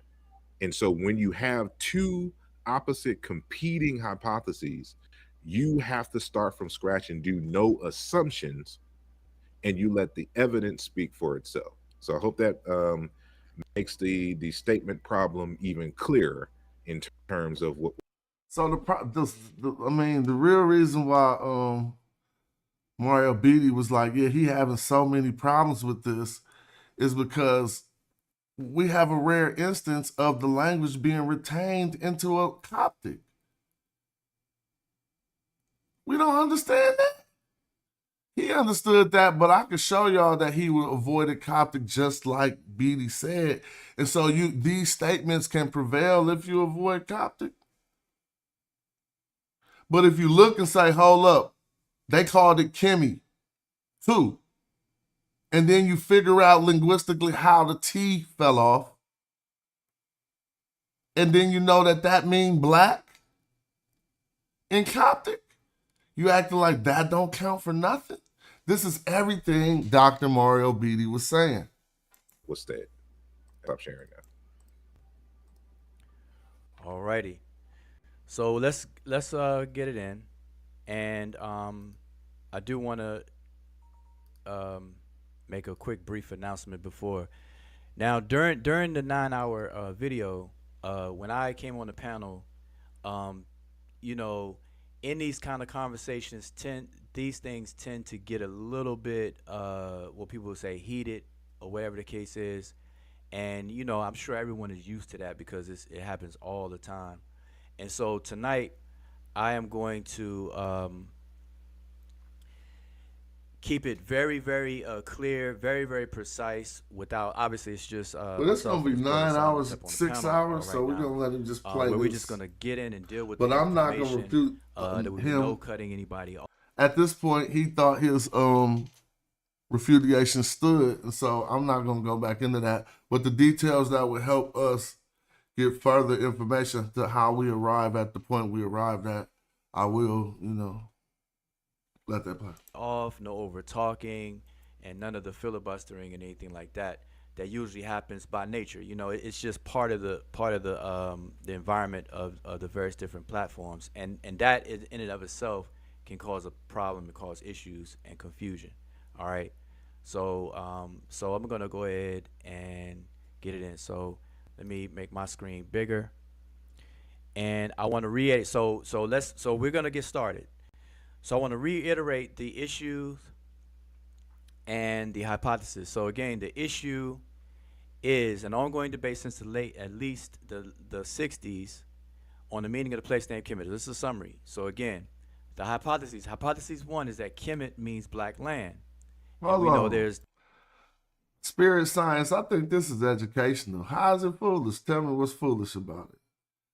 Even if I don't agree with their contention, I don't think they are foolish. And if you think the stance that I maintain is foolish, you got the right to prove how. But just saying smash this is foolish, what you mean? I'm chilling. Tell me what's going on. There's a plethora of scholars that say that all day, every day. Hypothesis 2 is that Kemet means black people. And so note, and I'm repeating what Asar showed from our essay, our text. Note that both claim. Now let's hold on 1 second. Peace, Consul. Now let's look at how they throw these cards out on the table. If you throw these cards out on the table like this is slanted. Because they keep saying that the place name Kemet means black people. And I pointed this out later that the semantic range of Kemet ain't limited to toponyms. So if you just want to talk about the place name and then you do a whole bunch of grammatical breakdowns of how toponyms work, I was like, why is cats even letting that be the rules? If you say Kemet and you talking about black people and you got people behind it, that one ain't a place name. Thanks. Names assume that the root of the place name Kemet is the word Kem, meaning black in Egyptian. All right, so hopefully that's clear by now to everyone. So with the hypothesis 1, the example that's cited, which is one of many scholars, is James P. Allen. And Asar already read that, so I'm not going to read it again. But that was just invoking one scholar to represent all the myriad of scholars that say Egypt or Kemet is black land. All right? And then hypothesis 2 is the late, great Sheikh Anta Diop. And he's been in support of the place name Kemet, meaning black people. So I don't think Asar read this one, so I'm going to read this one. This is quoting from Diop's African Origins of Civilizations, Myth and Reality, page 7. He says, and I quote, "In fact, we know that the Egyptians called their country Kemet, which means black in their language. The interpretation according to which Kemet designates the black soil of Egypt rather than the black man, and by extension the black race of the country of blacks, stems from a gratuitous distortion by minds aware of an exact interpretation of this word would apply, of what an exact interpretation of this word would imply. So hopefully that's clear to everyone.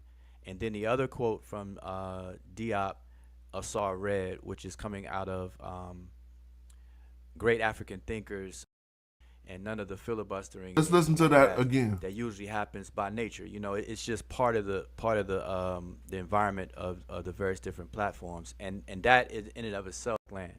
All right.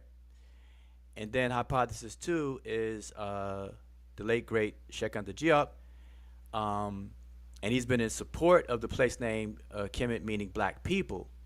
So I don't think Asar read this one, so I'm going to read this one. This is quoting from Diop's African Origins of Civilizations, Myth and Reality, page 7.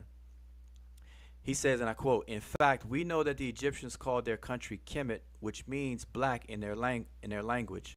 The interpretation according to which Kemet designates the black soil of Egypt rather than the black man, and by extension the black race of the country of blacks, stems from a gratuitous distortion by minds aware of an exact interpretation of this word would apply, of what an exact interpretation of He this messed word that would all apply. up. He says,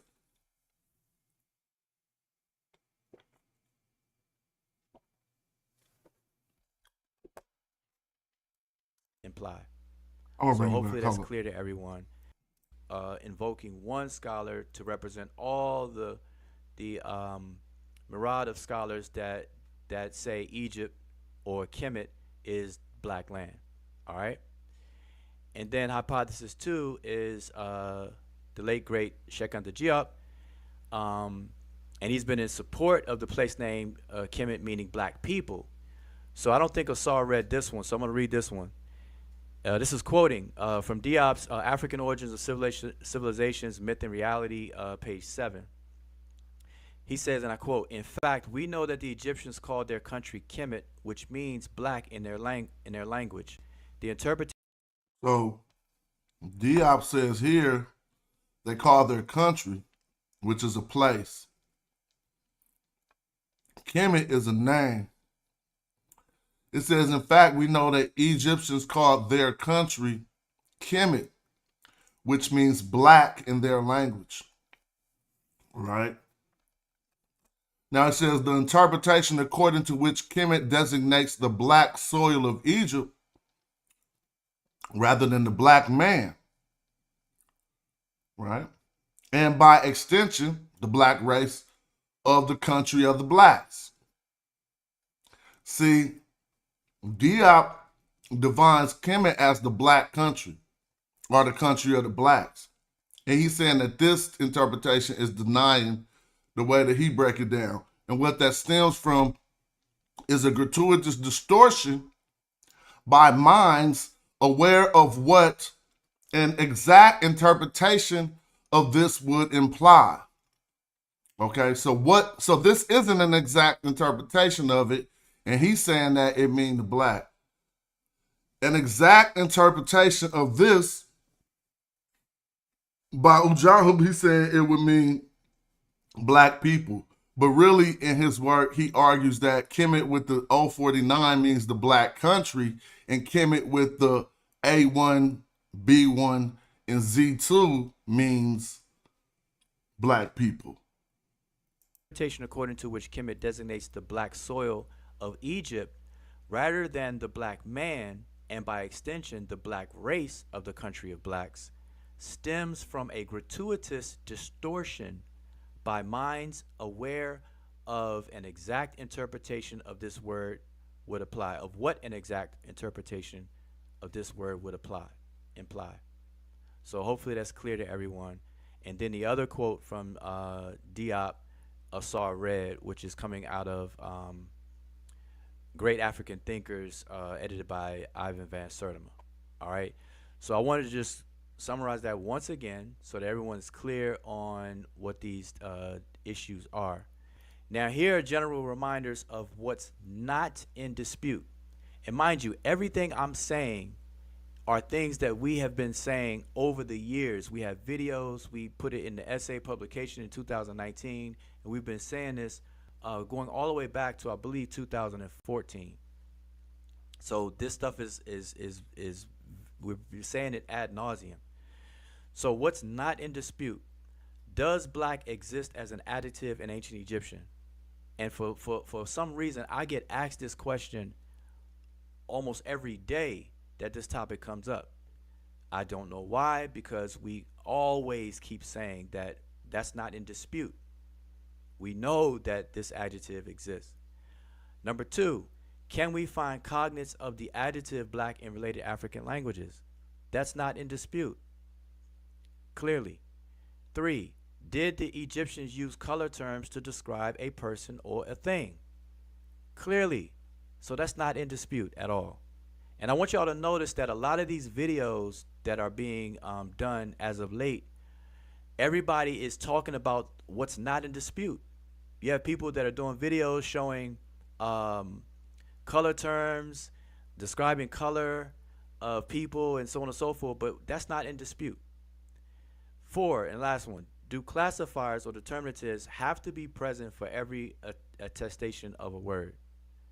None of these four things are in dispute, but yet you see these four things constantly coming up as arguments, which are technically straw man arguments, and that's primarily what we're dealing with as of late, and it's causing confusion, as we are going to see. No. All right. But So I said no because this slide was disingenuous and I could prove it. See, this is at a point in time where you're trying to clean the floor. Did the Egyptian use color terms to describe a person or a thing? Y'all don't remember the long-ass stream that's been left out of this commentary where he came in trying to refute that Kim was used to describe the people that I was showing? And he said it was a title. That doesn't mean they didn't use color terms. He doesn't believe they use color terms, but he's saying that color term wasn't used, and that's the one relevant to the argument.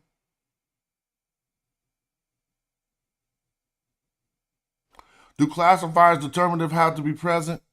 This was like disingenuous, but I'm not about to go in.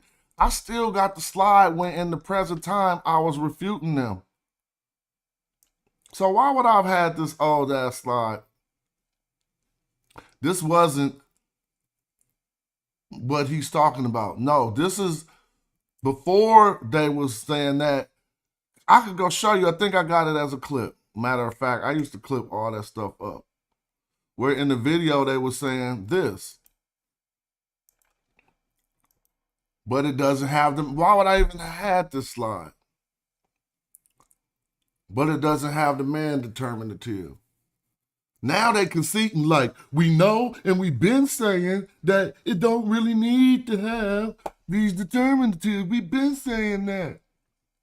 So that's why I'm like, no, I'm not going to let that just play on the show like that was what happened. But anyway, I ain't trying to stop everything. Hey, let's get to the video. Now, so I'm going to do my best to scrub through it because, like I said, so I'm going to have to scrub and skip bits. But by no means do I want to avoid the proper context of whatever it is that I play. So you all you all in the audience in the chat, I'm going to do my best to monitor it. But you all let me know if I cut it too short of context for the conversations. All right, so I'm gonna do my best, but I'll take my cue from everybody because the point is I want everybody in the chat to be clear on everything. All right, so let me get this on my screen and see which one is the right one to play here.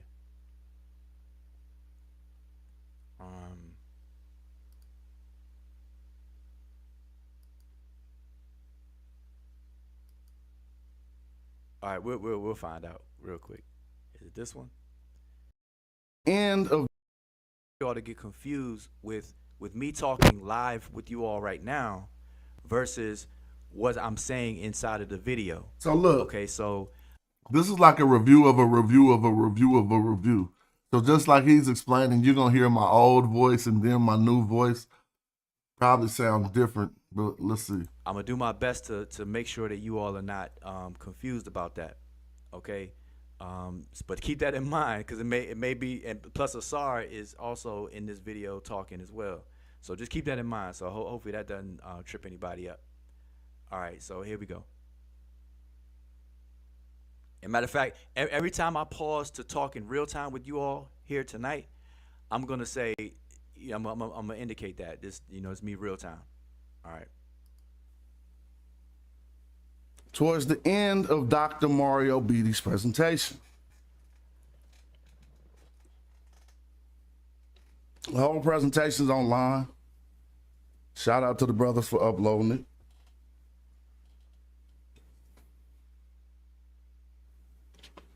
So I feel like y'all we're just go here watch to this. discuss a threebus. Kim R. Hoot Hori Ib. These are some terms used over time to discuss a few things, particularly one, an area in Kemet, an area in Egypt. And I want to detail a lot of the folly that's happening here to where I don't know if it's all the way folly, it starts to look like Metu Neter magic. Because when I know you know, I know you know, and you know I know you know, whatever, then I'll be like, okay. This is me real time, y'all. I gotta pause it there because I don't know what that was. I know you know, I know you know, whatever. I thought that was funny. Because mind you all, in the beginning of this video, all the way up to 4 hours, I wasn't present. I jumped in about around the 4 hour mark, give or take. So I didn't see any of this last night. All right.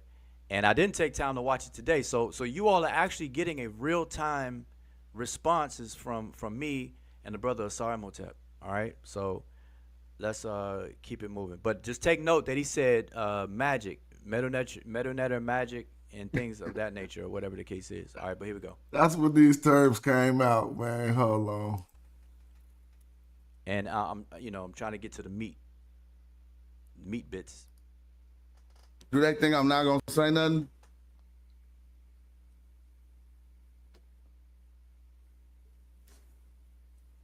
The fix is in.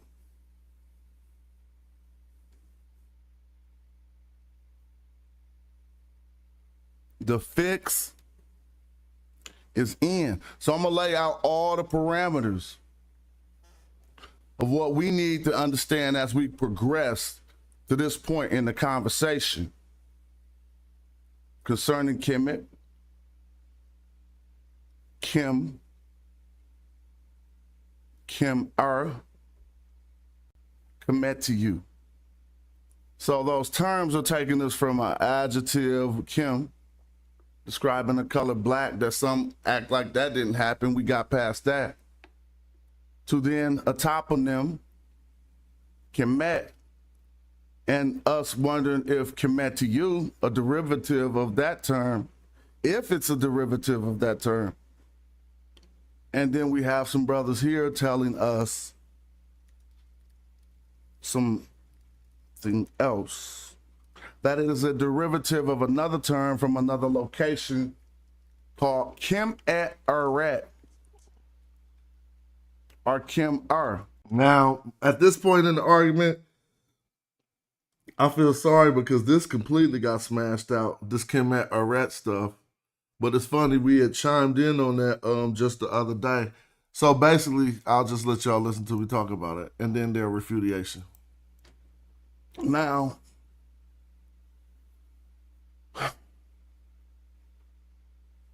why dudes be doing this, yo?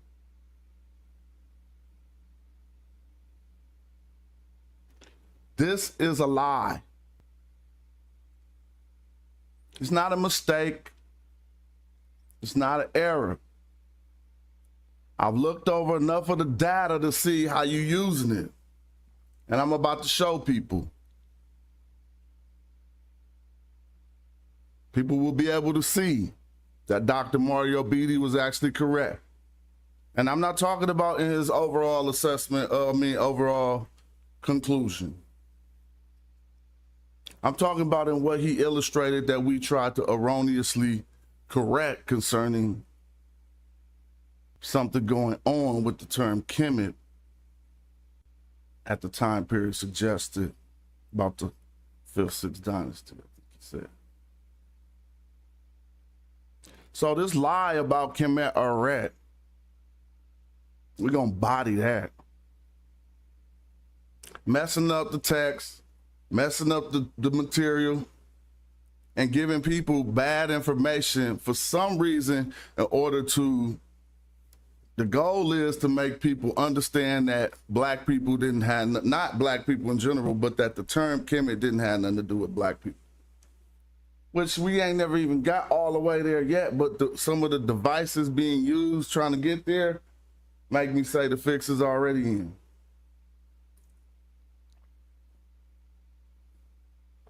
So we about to talk all about it.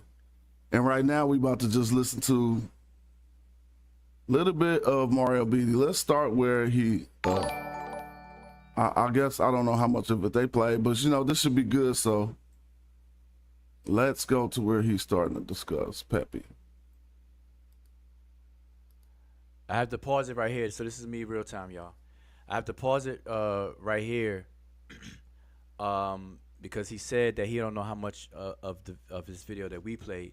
We played the entire video, and so we did a critique. So just in case you all are just joining us right now, we did replays of the 3-year-old video where we actually did a critique and analysis of Dr. Mario Beatty's presentation from the ASCAC. All right, so that we did a full thing. All right, so I'm gonna let it play. Now I'm playing Smash's whole intro so that you can see the build up and the setup and the things that he's been saying and outlining, and then I'm gonna scrub and try to get to the actual issues that I'm gonna address and everything like that. So just be patient right now. But things are gonna speed up. But I think it's important so you all can hear his lead up. His I don't care. I'm on a marathon. Right. Let's do it. Kemet to you, Happy, and then East.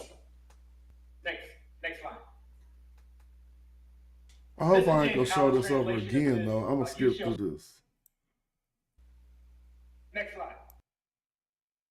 To when I'm talking. All right, but let's keep going. So notice he talked about the text, but let's see why he cited it. When you look at all of these texts, what you see is... Well, y'all just seen me do this live in this video earlier, so I'm going to get to Jahu's comments on my comments. It's just the part right, so that you must see, so I started a little too late. Continue. Commit to you. Hold on. Here we go, right here. Their land. It's probably hard to do. Some of our conversation is actually... Put it this way. Y'all can watch this whole video, man. I ain't gonna just stop it. I want to hear what Wu got to start saying, but... is actually... In that old text here we go, that the brother cited, please, because he didn't put the page numbers or nothing, please let us know. Well, before I come back to Ogden, I'm going to... Okay, I want to pause it there and not to... conflate the issue. And so what needs to be addressed here is what Dr. Beatty was saying when it came to the pyramid text. All right. And he made a reference to the brother Reggie and some points that the brother Reggie made as well. And so let's offer clarification for our good brothers, both brother. Let me pause it before he go in, and I apologize I didn't start early enough to show you what he was saying about the pyramid text, so I could just excerpt that in real quick. Man, I'm done. So let's just watch this. Hold on, I'm just saying, because how I'm gonna sit here and watch a replay of a replay of a replay of a replay, but when we talk about detailing all the arguments, I wish I could just get to Wujahu's repudiation of stuff that I said. I think I could go. I can't do that. So it's a 6-hour video, and I'm cool on that.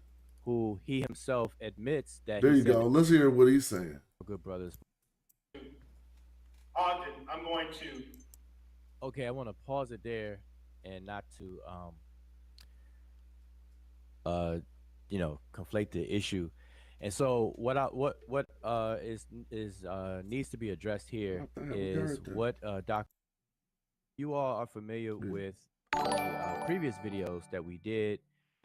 We had the brother Reggie on our channel, and he gave a All right, presentation. man, this is a loop. Now I'm in a him- loop because I watched this earlier too. Now I'm watching myself watch it at another time. I'm cool on that. It's supposed to get roasted somewhere in this video, and at least can I get to that? Even up here where you probably can make it out. Smash was wrong. Or let's go right here. Let's just hear this. If you know What Smash is wrong But about. the I want to hear this whole context. is they don't change. Watch this. Keep it moving and watch this. Trust me.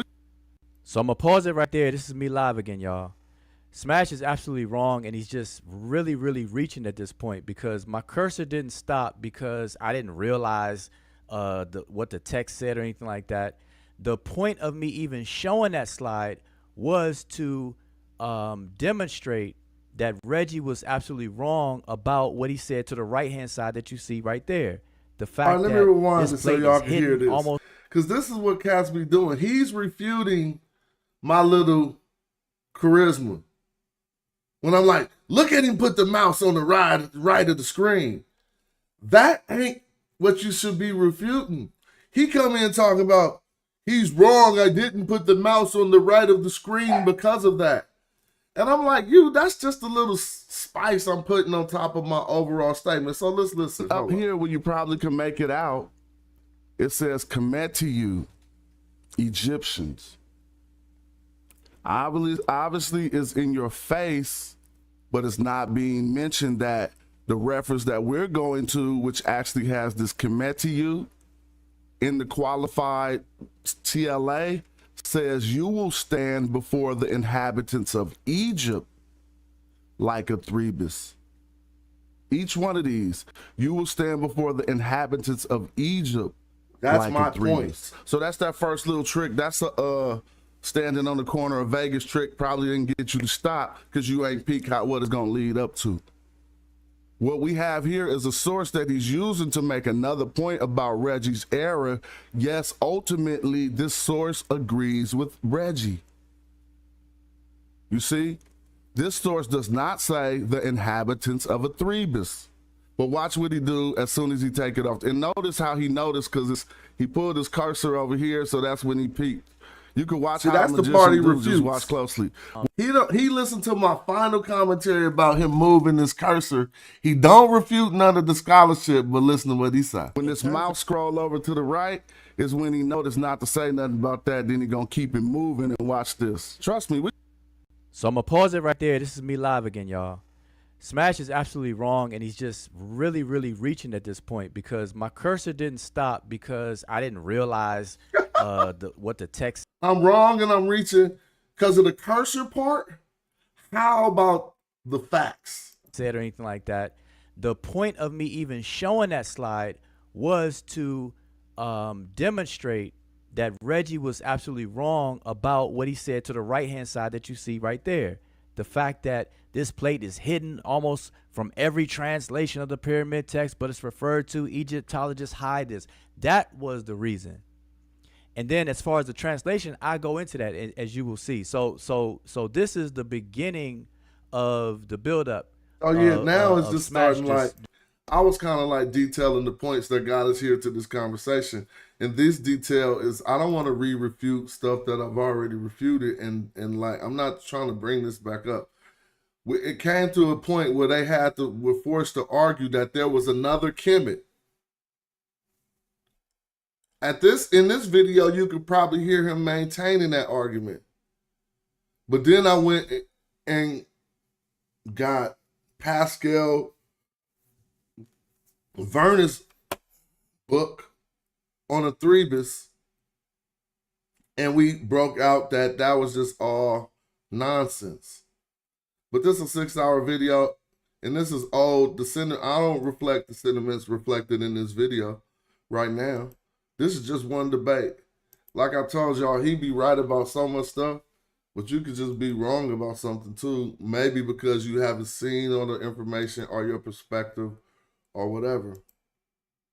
But this is a whole, I mean, see, I think at this point, in the old kingdom, it don't exist.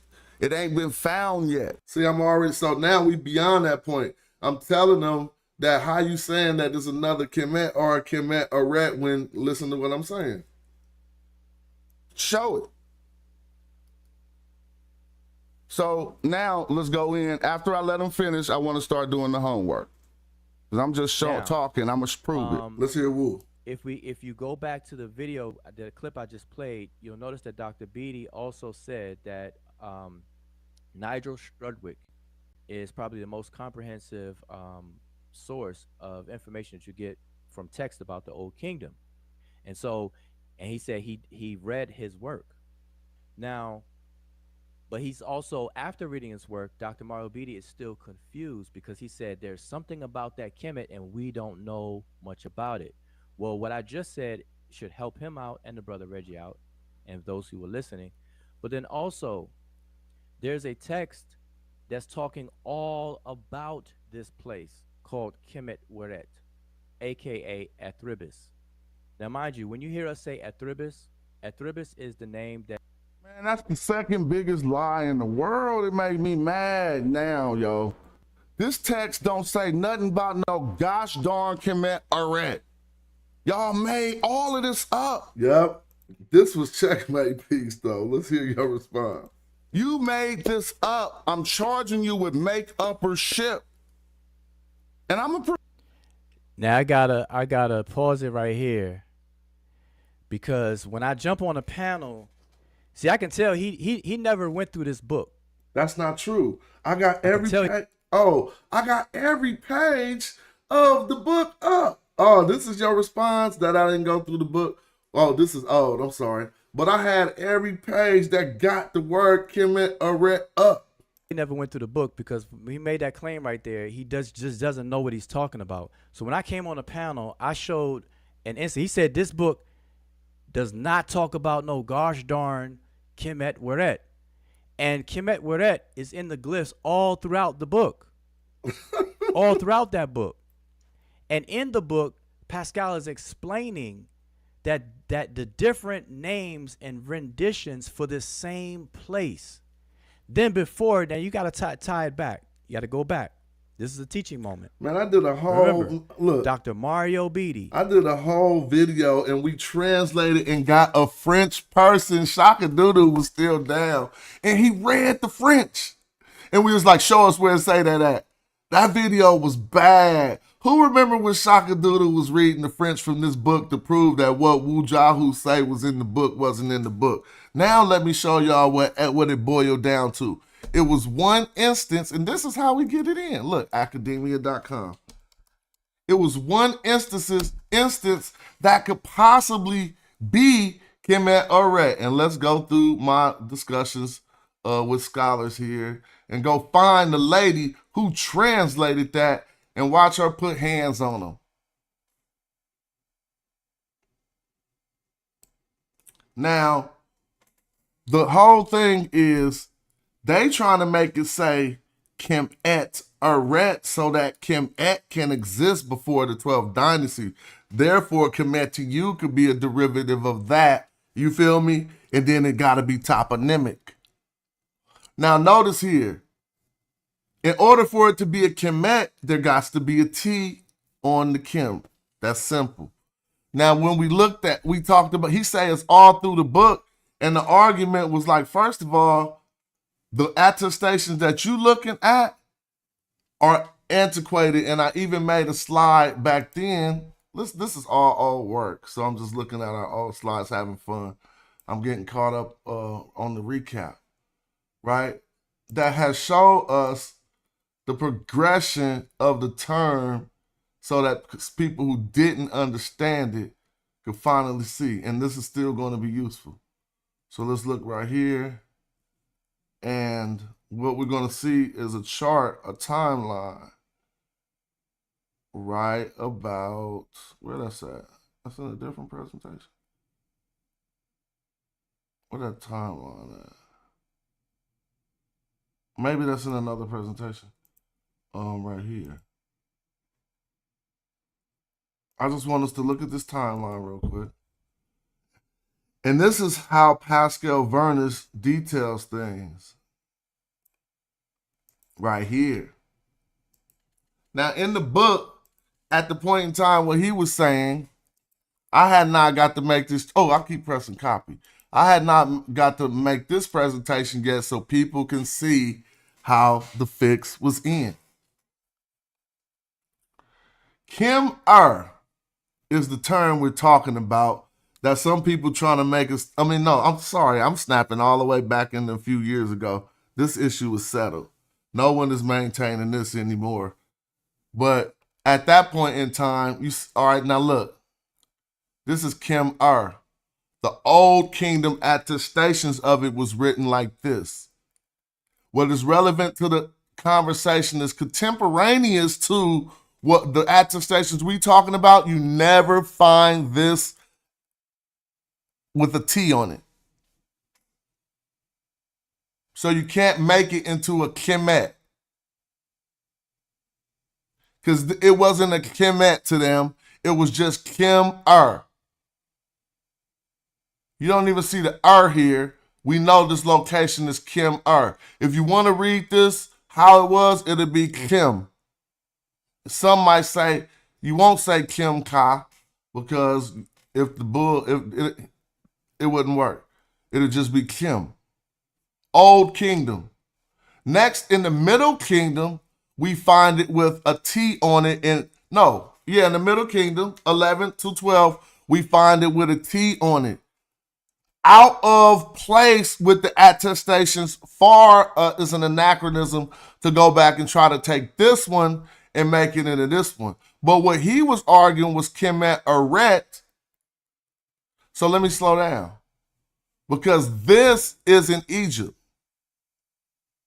Right? This is used when this was feminized once Kim is in a feminine state right here if you look at the grammar of the sentence that mandated this construct. We went all over that, and I got all the attestations probably in this presentation, right?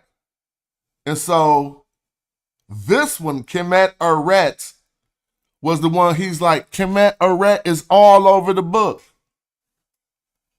So we got a person who could read French, so we didn't have to read the translator.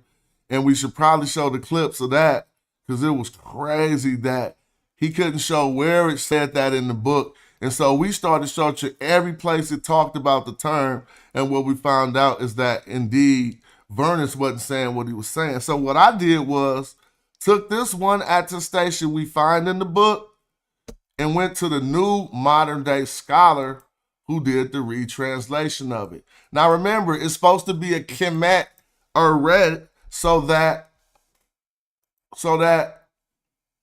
Kemet can exist in the old school times. Look at my conversation with her. University of Tübingen, whatever. She is the one who pointed out all the errors in this text. Hello, Susan. Jonathan Owens, independent researcher. And I would like to thank you for your contributions to the field of Egyptology.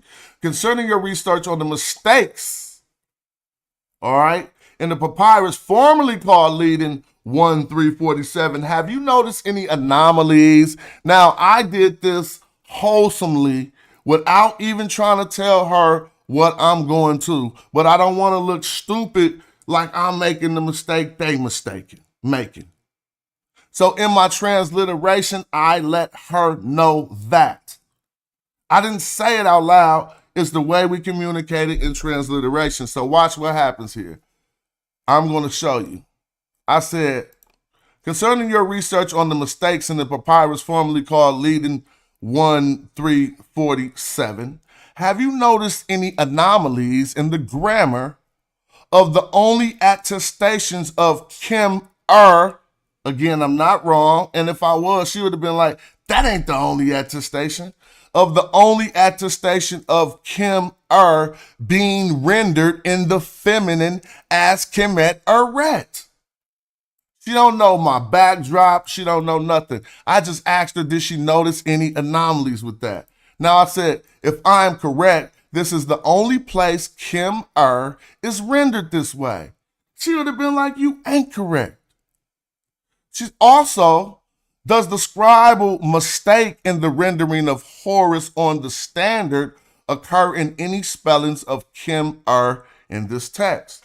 Now notice here, I'm sticking with Kim in my transliteration. She knows exactly what I'm talking about. And I said being rendered in the feminine as Kemet Eret. She don't know that I'm arguing with some people that's trying to make this into a Kemet. So watch her reply and see if her reply has a T on the Kemet. Just look.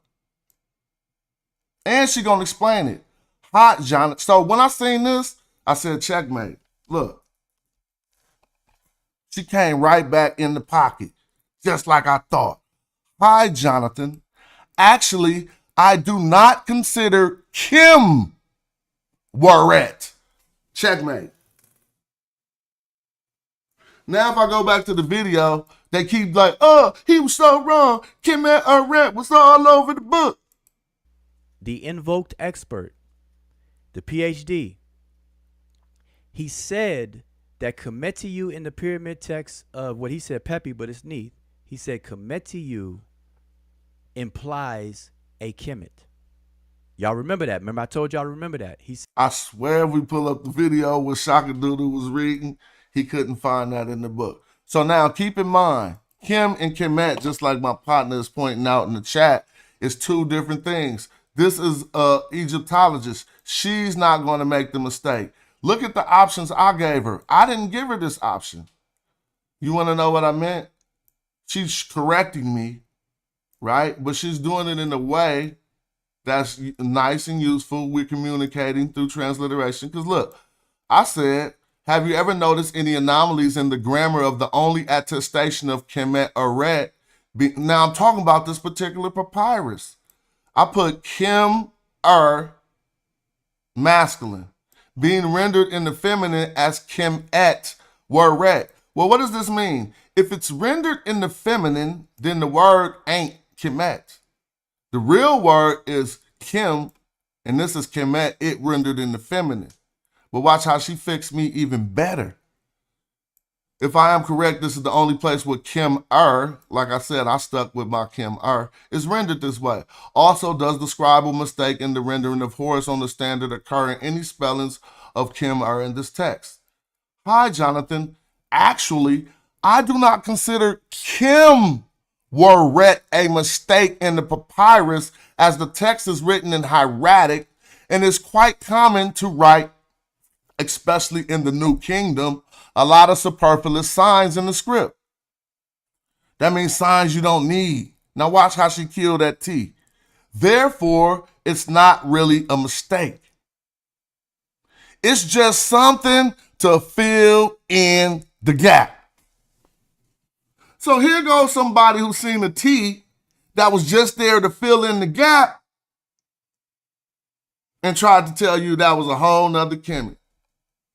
I told you I wasn't trying to rehash this because I won this one already. So now I feel like I'm beating a dead horse. And I got respect for, I want to see Will back around, and this ain't stuff I would like to re-talk about. But I'm just showing y'all how things don't be what they say. All you had to do is go watch the video I did after they did that video. Now she says she's not sure about the second question. Do I mean that Kim is written with G7? See, she know my knowledge didn't fall off. She already knew I was on the level. Let me show you what she was asking me. And you know, she probably hit that on point. And J Mill probably is in the chat like, yeah, she did hit that on point. If we see at G7 in this book, Horus on a standard, she just was getting back at me the way that she knew I could be talked to. because she knew she wasn't talking to a layman. So here go G. Now what we gonna see? Horace on the standard. So I should have hit her off with G7 instead of Horace on the standard. But watch, if G7 if G7 don't say Horace on the standard, then we ain't communicating. G7, damn, bruh. So this is why she's such a boss, even though she just hit me back with the code. Look, what is this gonna say? Falcon of Horus on the standard. 7, G7. So, I mean, some cats just be messing all up. Yeah, I'm talking about Horus on the G7. But anyway, I'm getting thrown off overall. And I told myself I'm having a marathon because we got some time. So I'm about to take a break. Maybe open up a Zoom. You know what I'm saying? And get back to chilling.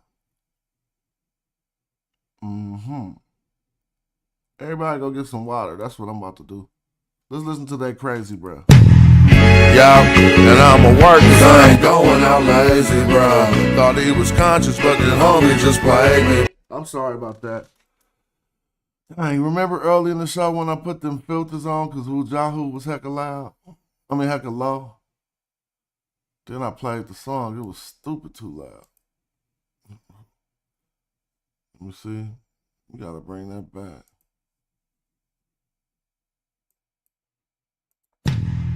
Yeah, and I'ma work 'cause I ain't going out lazy, bruh. Thought he was conscious, but the homie just played me, bruh. The house of consciousness is going out crazy, bruh.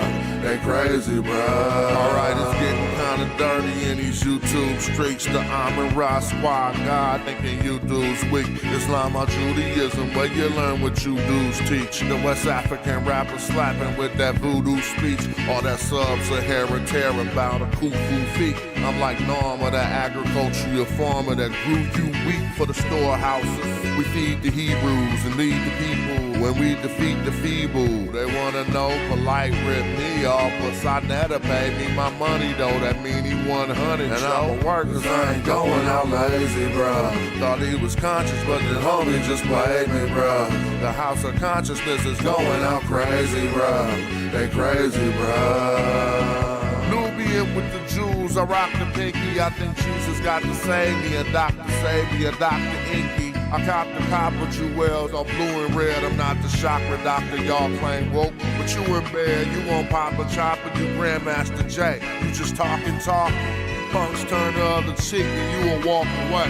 Y'all gon' have to pardon my Moorish. That's Taharka Bay. I'm on that black African power on my darkest day. And that's my brother Ankh stomping them other punks. We brought them gators to Italy, you loving the Moors. And now I'm teaching from my shrine like brother Jabari. Scoping the savannah 'cause I'm on another safari. Tasha K showed us Frank record.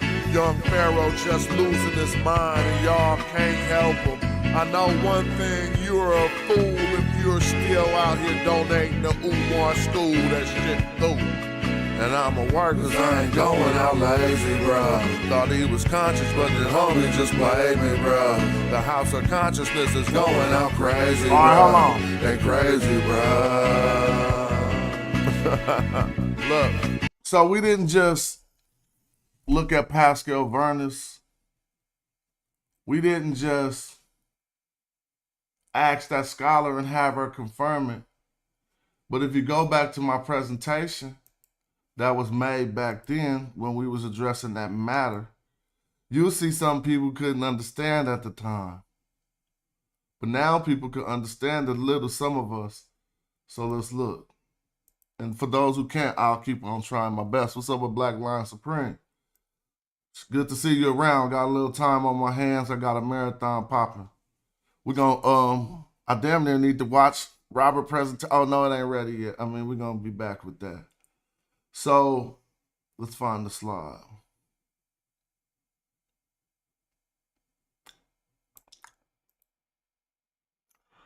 Papyrus Harris.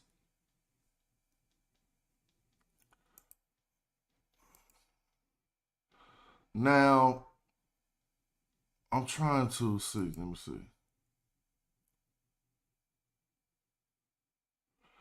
if I could show us something.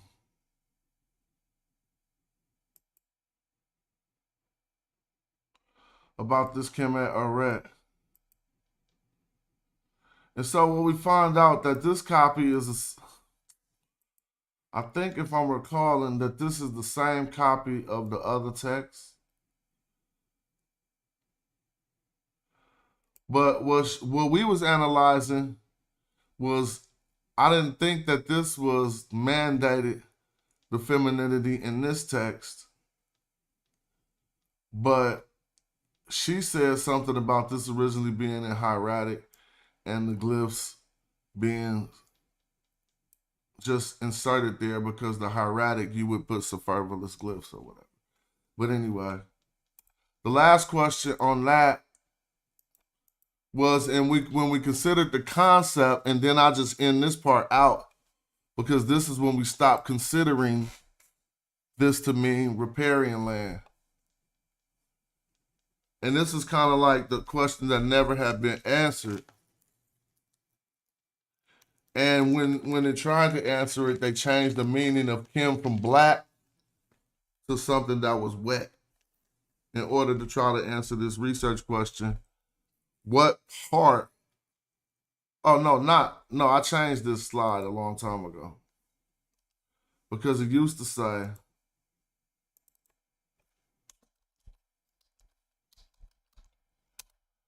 this. And this was the research question, and this is the end all beyond to that, to the understanding of trying to understand Kemet as a riparian land when we went through that. The question that could not be answered is what part of this word, if you argue that it don't mean black in this instance, then you can't take no association with the blackness and the fertility. You have to show what part of this word, what morph in this word means riparian.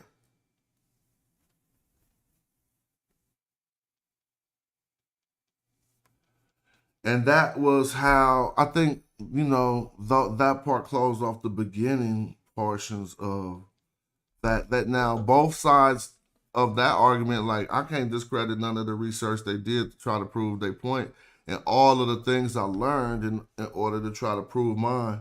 Learned in the fact that I already need to see what's going on, and you do more research and you see, okay, look, this is how it is.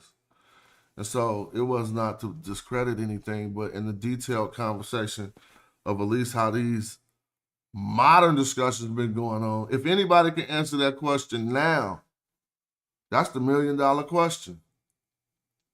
If Kemet don't mean black, now you see ain't nothing in here for land either. So what part about this all you got to deal with is the city.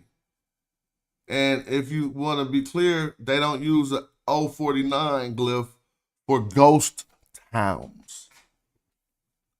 So that means that this refers to the people in a particular location. And this is like, some could say this is canals, some could say that this is crossroads, like an intersection. Maybe this would represent what was similar to downtown to them. Not downtown, but I'm saying where stuff started popping and it spread out from that center point. Like this is an intersection. Or it could be crossing canals. There's various opinions on that. Jamil showed me a photo where it was just all looked like water inside of there. Then I seen another photo where the outside parts were water. See? So is this a road, a crossroad in the middle? Or is this canals and these are the land plots on the outside? Nevertheless, there's evidence to support both arguments. But what it don't mean is it wasn't no people there. It referred to the people who populate an area. Not all the time, but like it's like a village. But what is a village? A village ain't a village if people don't populate it. That's what I'm trying to get us to understand.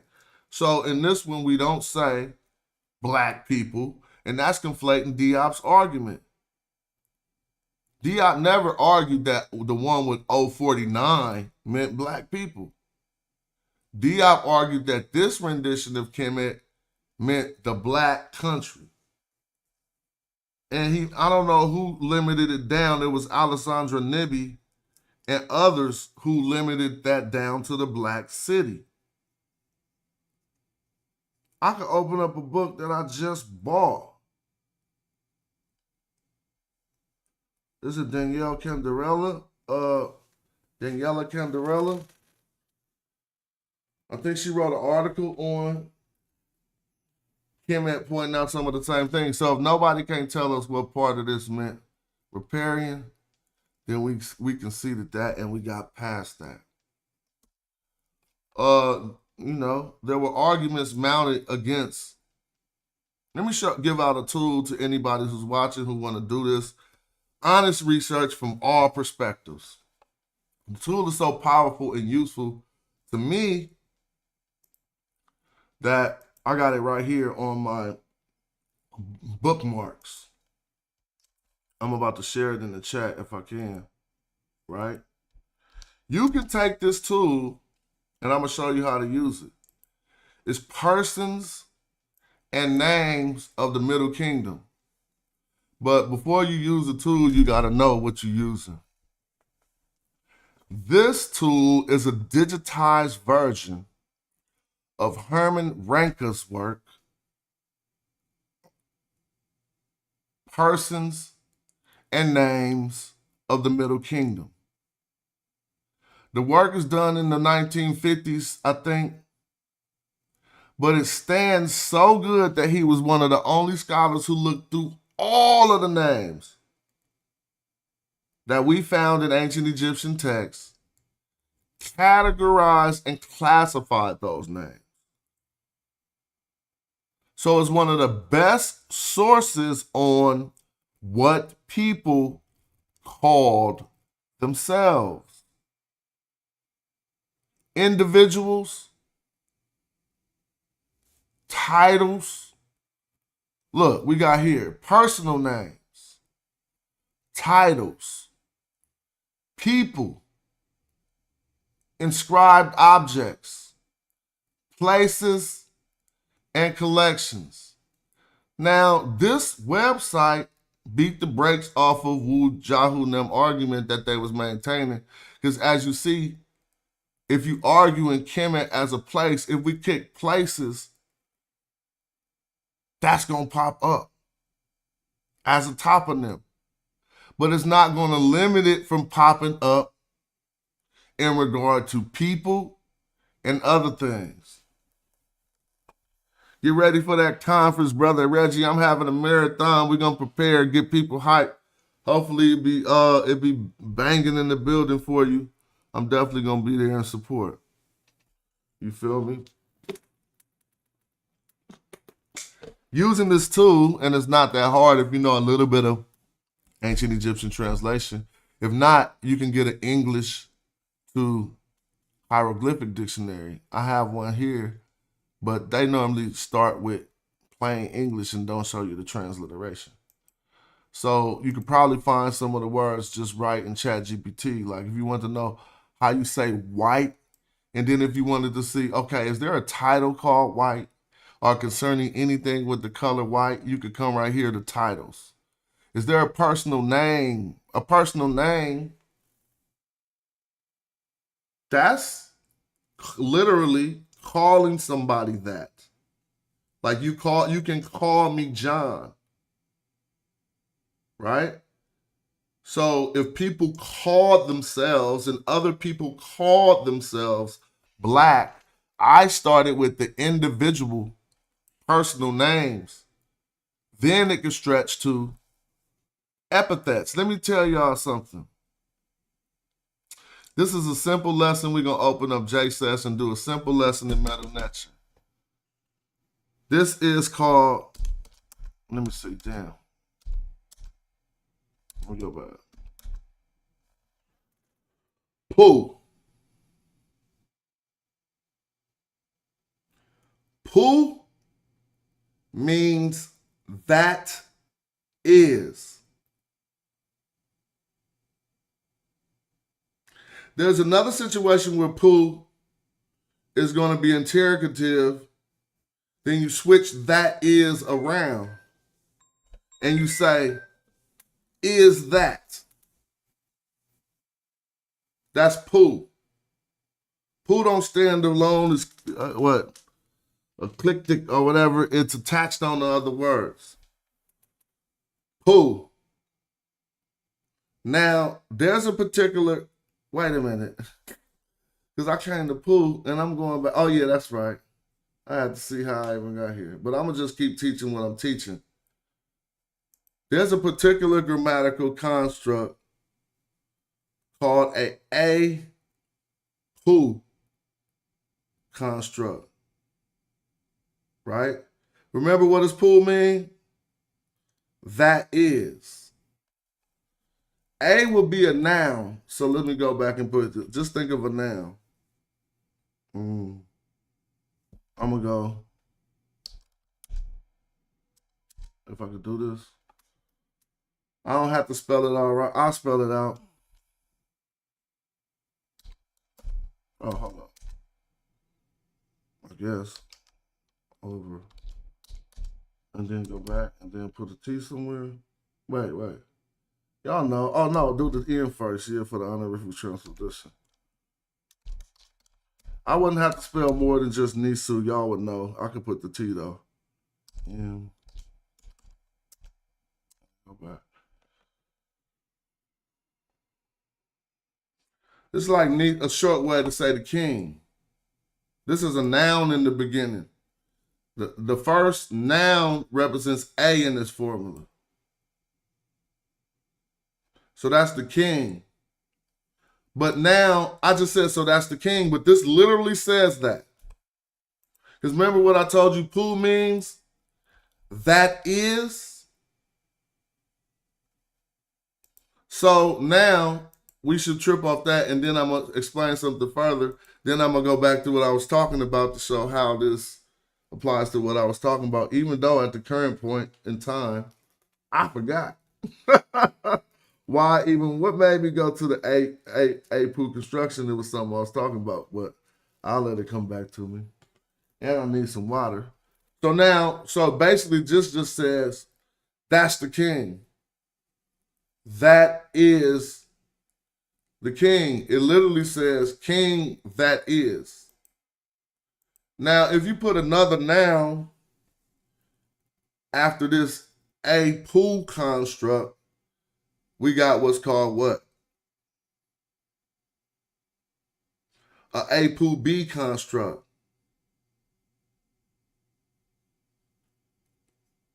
So, let me see. Let me think of another noun. I'm just going to say.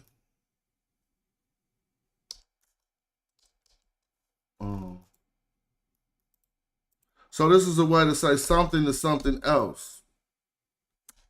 Oh, I wrote that down. Dang, why are they doing me like that? Is my cap lock on? Yeah, my cap lock was on. Or if I say, and then I put a single stroke, what I'm going to put, Z1. What for a single stroke? Z1, huh? Z1. All right, I want the single stroke to be, well, whatever. It could be right there. I ain't tripping. Now if I say,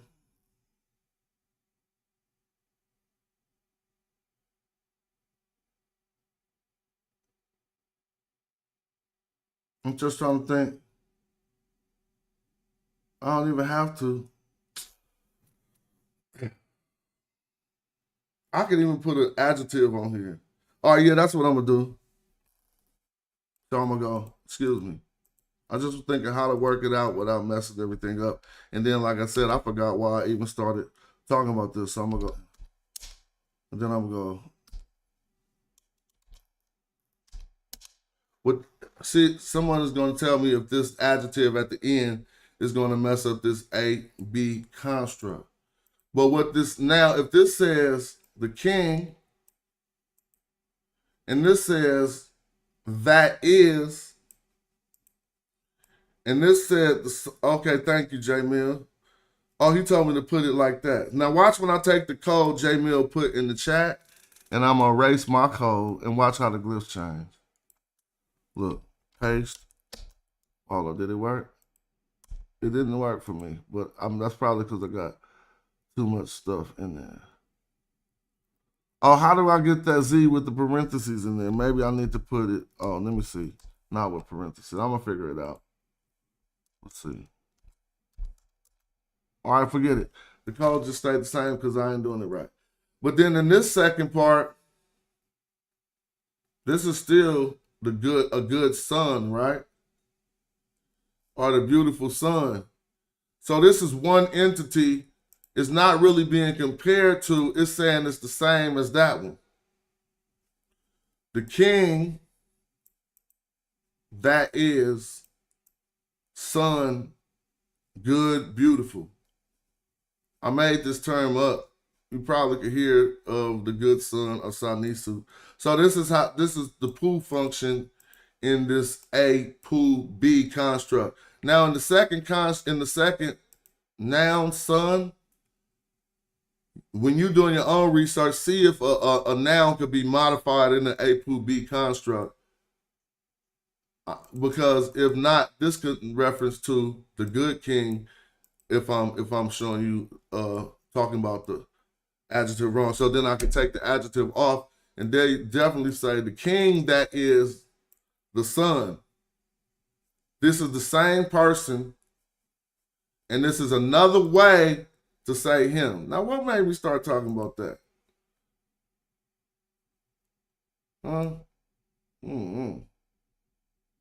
There was something about this work over here that we was doing. I'll rewind and see, since I'm having a marathon. Oh, I do know why. Now let me show you an extension of that. Oh yeah, I just had to remember. Let me show you an extension of that. So where does poo come from? A particular class of demonstrative pronouns, right? So they are affiliated. It go like this. Poo. Then we got where poo came from. Think about it. Poo means, thank you, J-Mill. Poo means, I was using the wrong goose. Poo means that is. But how do you just say that?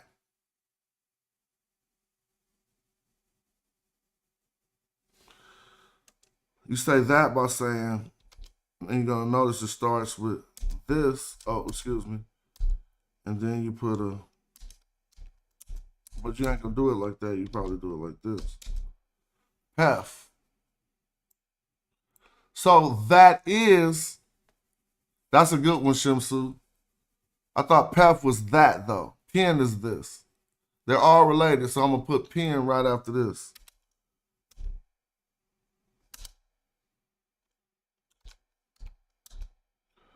All right. And then if you want to go further, it's going to be pefa, tefa. These are masculine. They got a P on the front. Feminine will have a T. You're going to see, wait a minute. Yeah, pen. Yep. Yeah, feminine are going to put a T, so you'll see the bread loaf. So now when we talk about poo, is this. Now guess what else is related to them? See, this is demonstrative to point something out. That is to point something out. But this is how ancient Egyptians developed their definite article. Because after you point something out, it's denoted by a different way. This is like, look, this. Now, once we got that identified, you think I'm going to keep on saying this? It takes on a different article, which is what? Let me see if I can work it. They all stem from this one. Well, they lead to this. And then sometimes you might see this after. Pa. Pa, right here, sometimes you might just see the bird, is associated with pen and pu, and peth. All masculine, some of them being demonstrative, and then once you got it identified, you go down to pa. That was a long breakdown in my brain of something that I understand that I would like others to understand before I start talking about this next part. These are all masculine. Pu, it'll equate something to something else. If you don't need to equate something to something else and you're just talking about this, wait a minute. Now I'm through off. Pef and pen, this or that. This is that. If you just want to talk about that, pen, and if it's identified, it's pa. The. So that is like this. I'm going to use a car, for instance. Look.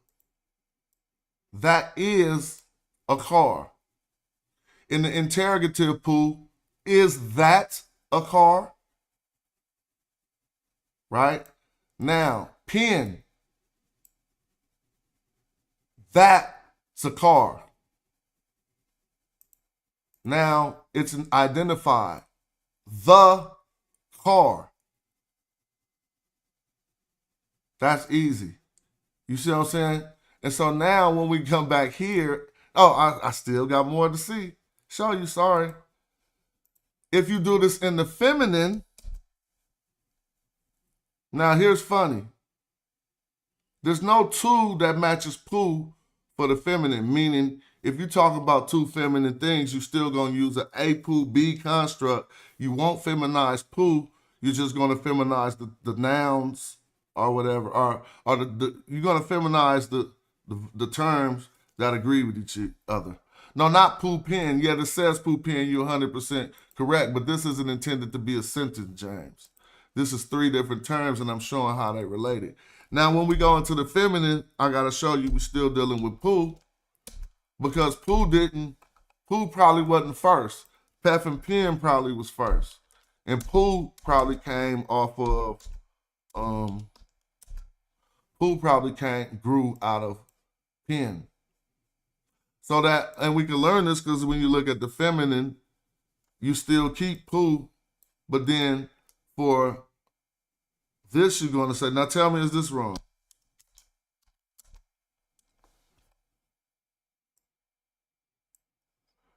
Ten, this. If you're going to say that woman, you say 10.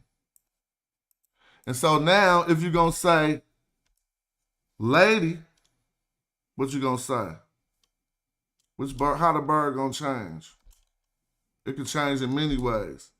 It could even change to one that people probably won't be able to recognize as doing this. It's going T with an A over it. Oops, take that back. That's the wrong A. T with a A. First, let me get the right A. Let me. Oh, I should have put a capital A. Right? But then they'll go like this sometimes, and it might be heckin' misleading. Well, I messed up. Well, the glyphs ain't participating. I'm trying to do, well, I have to go into the code because I don't know how to write it on the screen like this. I do know the code for it, so I will go T, that right there. Then I just pull it back. You might see this. Now that's represented, that equals this in the feminine. A feminine definite article. And even you might see this and get confused sometimes. And even something that Chris was teaching me about the other day, but I ain't gonna go that far right now. You might see a tef. Somebody could, if y'all, I'll pull up the book, but if tef ain't the feminine pef, correct me now. But this could also be a tifi, and we don't want to talk about that right now. Right? And so this is a ta, a feminine demonstrative for the woman. Now, don't remember how that developed. Remember how that developed because we're going back to persons and names of the Middle Kingdom. Right? And again, I'm starting out with the root word because the root word of a color, but we'll see all the extensions of it. So here in personal names that I'm scrutinizing, I'll put a different color besides black. I'm going to put a W, a capital A, and a capital D, which represents watch. That is green.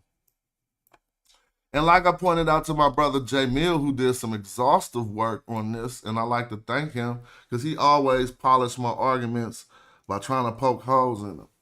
That's what we do. Like, have you looked at this? And so he took a catalog of these terms and was showing frequency in some of this stuff. And I think I got past that trial.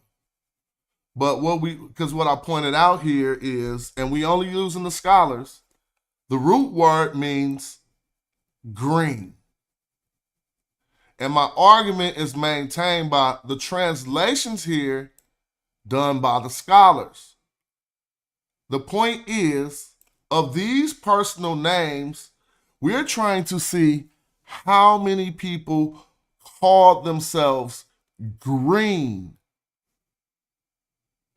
Not another term like complete with the term Kim. This would be like the complete one because it still used the watch sound like Kim would be. You see what I'm saying? This is he who comes flourishing, right?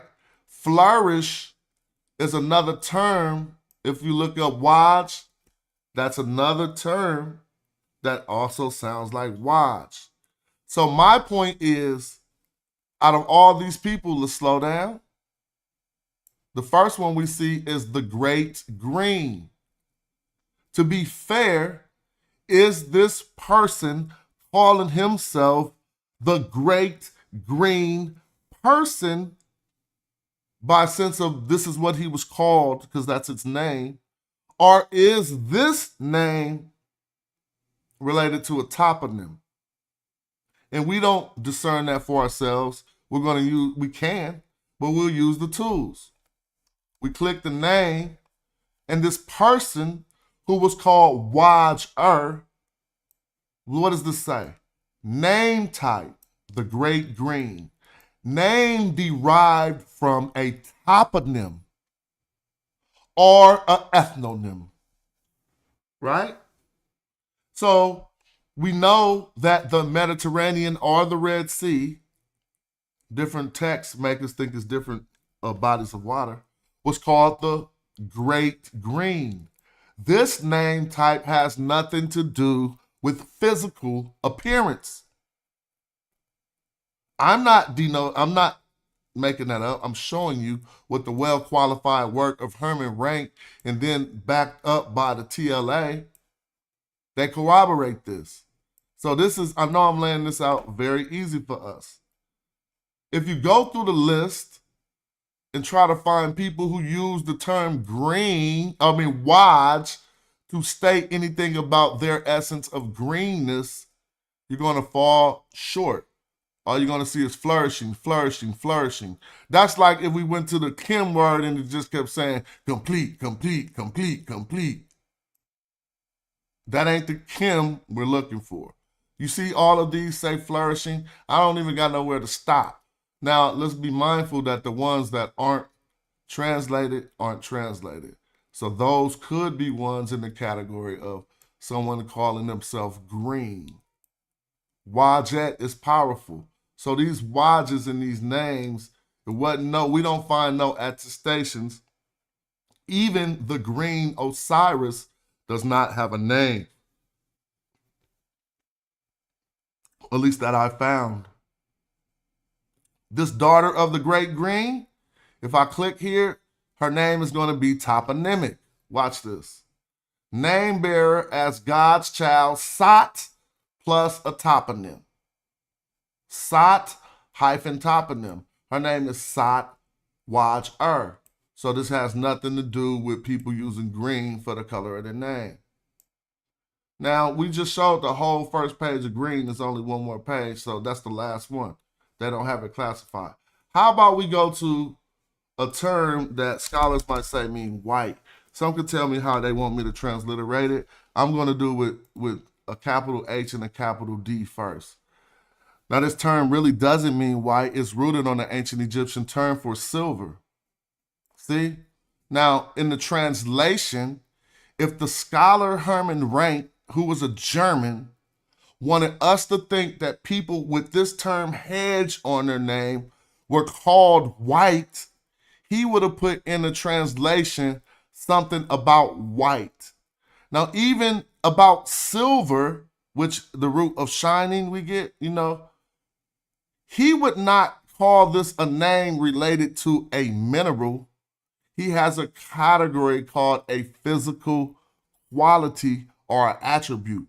So if we find hedge in the quality of physical quality or attribute, then that person has a physical quality or an attribute that could be reflected by that word. So if they white, then they have to have some white physical quality or attribute. When we click she of silver, he's going to say this is a compound with a genitive of adjective ni and a reference to a precious metal or a stone. So when we come to what you would say a white, how you would say white, no, she of silver. Let's see if there are any other. Hold on, that's my daughter calling. I'm gonna play some music.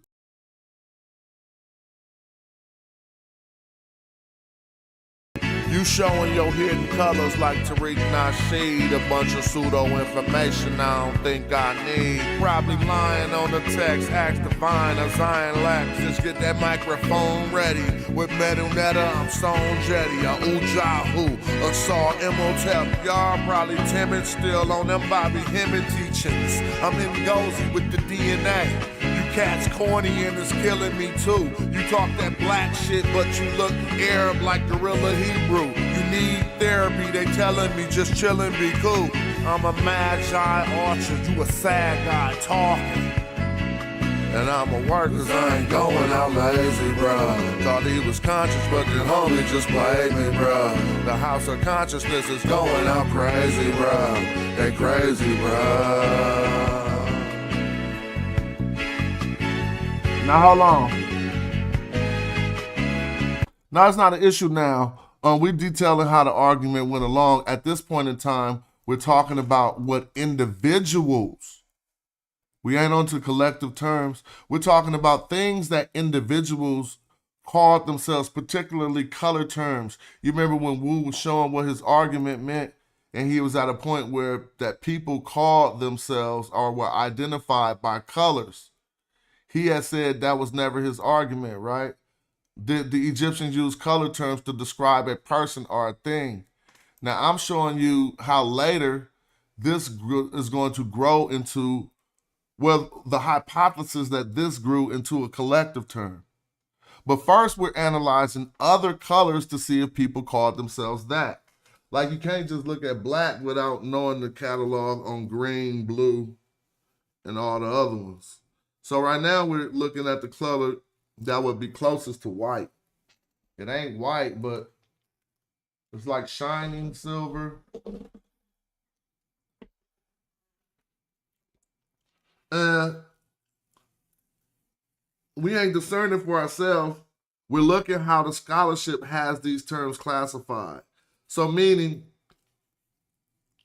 if we see hedge and it's a woman's name, they called her hedge, and we know that they can mean white or shining or related to silver. We're looking to see how the scholar has it classified. And what we're noticing is all of these names that have hedge in them,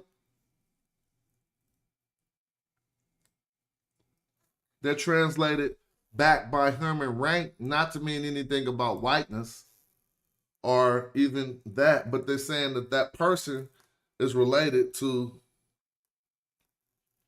that stone or that mineral, right? See, Hedge Hotep, they didn't define. Hedge Hotep is her companion. Hedge Hotep is great. Hedge Hotep. See, they're not saying that, do that, but now in all of these names, none of them, they went forward to say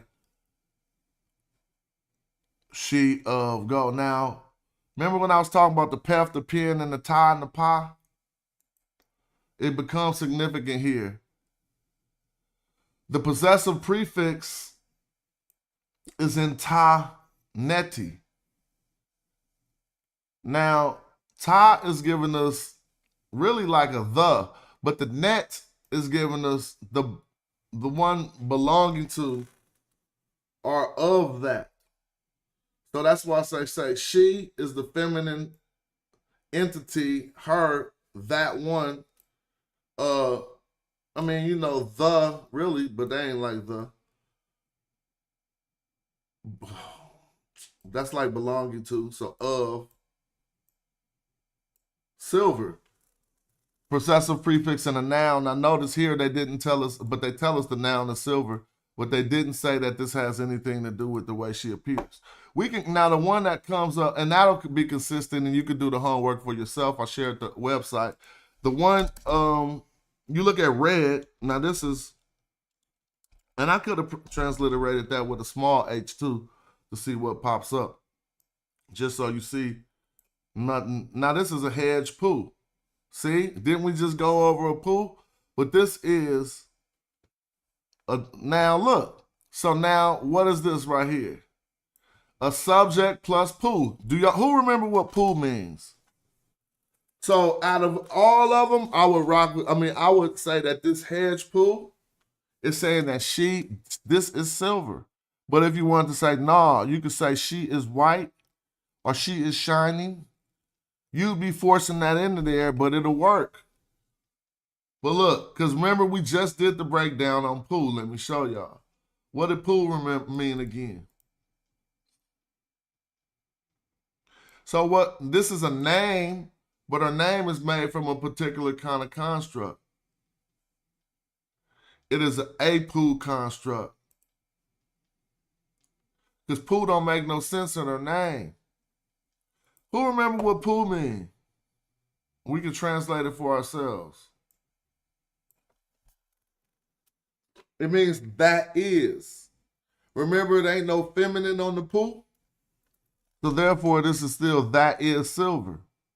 If you want to make this an adjective in the beginning, it's going to be hard to do. Because in that apoo construct, the first A is always a noun. So saying, you feel what I'm saying? Exactly. Poo, no, poo is that is. Not poo. Poo, not pen or pef. This is poo. That is. So this is literally silver that is. If you wanted to take the quality of silver and make it into an adjective, it wouldn't work. Right here. You ain't gonna really say it like that. And someone could correct me if I'm wrong. The first is nominal in the beginning. That got to be a noun in the front of an apoo construct. So if someone would argue that she is silver, if this was a feminine name. If that head still meant silver, it looked like it did. All right. So now let's go to, I'm just going to go to black and see why they get so mad. But I didn't just start at black, did I? Oh, no, I'm not going to do black yet. We're going to do red. First, we're doing the root of red, D-S-R, D capital S, Jesher. We're not, gesture. Notice in the translation, it don't say the great red. Gesture. It don't even say this person is red. Let's see what it say in the name type. Now, if we read it, we're going to read. See, you won't read the great red because it won't supposed to work like that. Because the greatness ain't supposed to be. It could be, though. What's the name will say this will work. Chris will say that work. If they, with this in the front ain't really a it's probably a ru, well, he's the great one, the great red one. Because you can't just have an adjective in the front, but some say if it's an adjective with context. This is a name. I'm not about to mess that up. Nevertheless, the scholars didn't put that. They just got it blank. Now let's go look at one closely associated to the red desert. We're just putting a T on that. And you can do this at home too. And for the people you want to know, nothing popped up. You notice that? So maybe let me try .t. So do this mean nobody called themselves red? No, it don't mean that. It means in the work done by Herman Ranker, which is one of the leading works, we don't find nothing but these two in the text corpus. See, this ain't Blackology. This is well-qualified German work. And here's the school who took Johannes Gutenberg Universitätsmanns, who took his work and digitized it after, pretty sure you know they went over it again, right? So how about after looking at red, a color they despise, they didn't like red people or things, and you can go to Plutarch for that quote. Let's go to black, KM. Now, how do I know that every KM is black here? I'm not going off what I say. I'm going off what the scholars say. See, like this Akim, I ain't saying that this mean nothing to mean black, because this don't say it do in the translations. Nor do this Kemet. I ain't tripping. Akimu, okay. Neb Kim nope. Great Lord of Kim right? Neb Kimu is preeminent. None of these. They got Kemet, User Kemet. That ain't the powerful black because they didn't say it was. I mean, you know, I could go into my work and tell you what I think it means, but I'm not doing none of that. We just go down to get to the rent. Now, notice this one. Now, this is what y'all also got to check out. This is the attestations here. So even if dude name was Akim and they don't know what it means, they only seen that one time.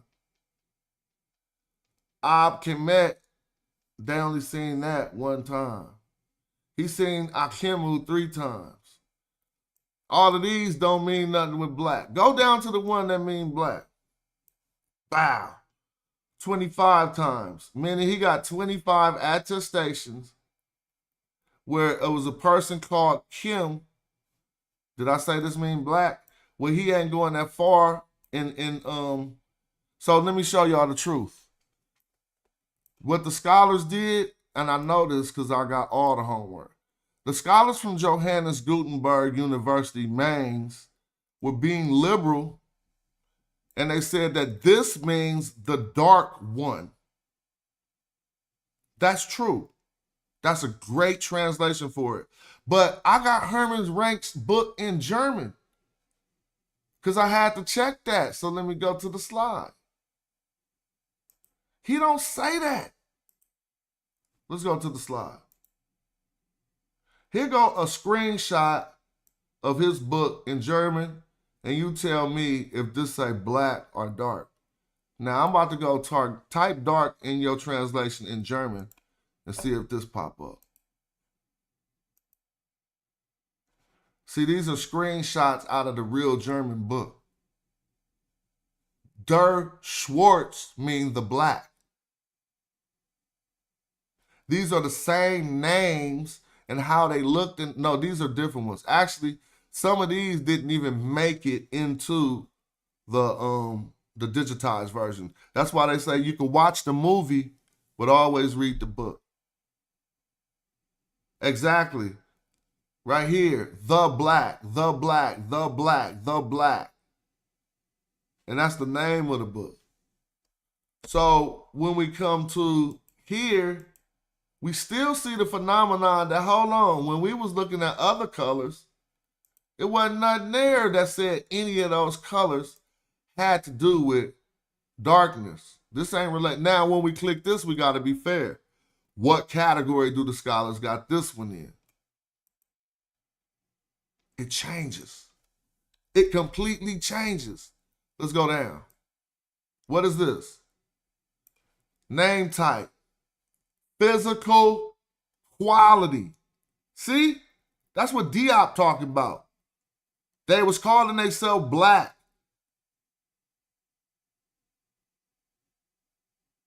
The black one. The dark one with the new update. But this don't mean even in this tool, when we come to investigate what the name type is, it is a physical quality. You feel me? and they show it all over the place. Now, it's not just Kim. We seen how Pooh works. Let's see how these other things work.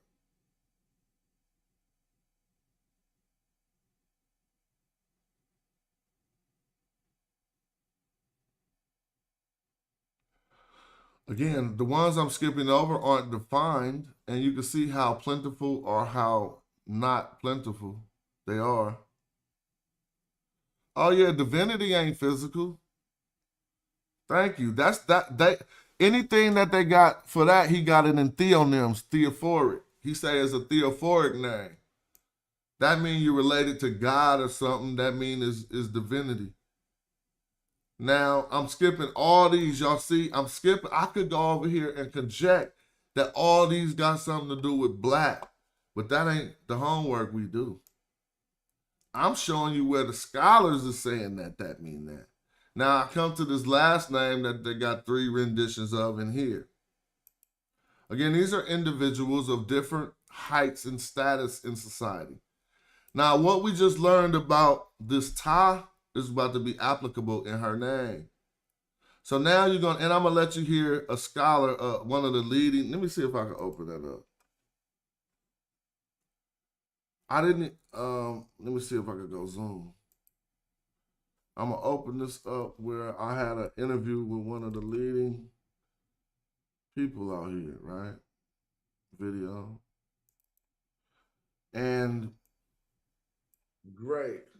So I'm gonna just go right to where people was happy that he said he never seen stuff in his life, but since I ain't released this video yet, they don't get they wasn't tripping off what he was saying when I showed him stuff. And so I'm about to show him this name here. And I don't know why they tripping, but listen to what one of the leading epigraphers in Egyptology says about this name right here when I just show him on the slide and cats act like they ain't hear this. Just because earlier he said he never came across it in his own research. That don't mean I ain't gonna show you it, so now you can't tell nobody else you ain't came across it. But watch this. So he's gonna talk about this Ta at the beginning. I'm actually going to get it on the exact slide I showed him so that everybody could chill in this long-ass video. Maybe it's somebody flying overseas. This might be a good video, like I'm going to watch the whole thing. Or one of those long sessions. I'm going to open up the chat after hour 50. I'm just playing. But I'm going to open it up. I just know I've been going for too long. Can I find the slide that I showed it? This one. Now, remember the work we just did on the Ta? So he's going to go to the Metu Neter. And even we didn't talk about this reed leaf, but that reed leaf makes it that person is black and not nothing associated with blackness. But I'm about to let y'all hear him say it. Yeah, I'm not sure what Seshu means. I'd have to look that so up. he's looking at a different text right now. Let me find it. I think that was what they was using for picked up. Now, Yeah. Hold on. And this translation is about the SARS language. I mean the TLA. So Yeah. just for the record, I didn't make this translation. I was kind of agree with you about the. All right, so let's get here.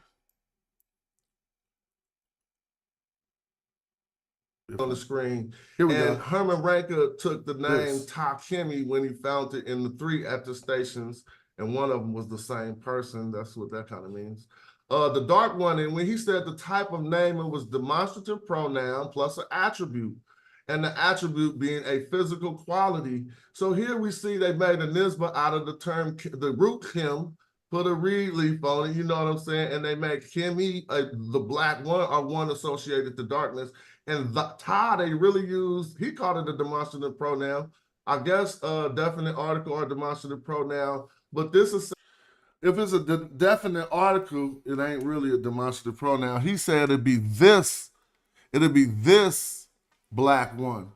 But if it's a we went through that. If it's a definite article, it'll be the black one, right? So let's listen to what the epigrapher says. Saying the dark one, would you read and would you read this the same way?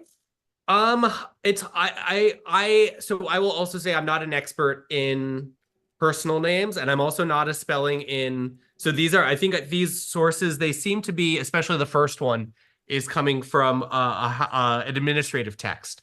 So I think there's a few different ways to read this.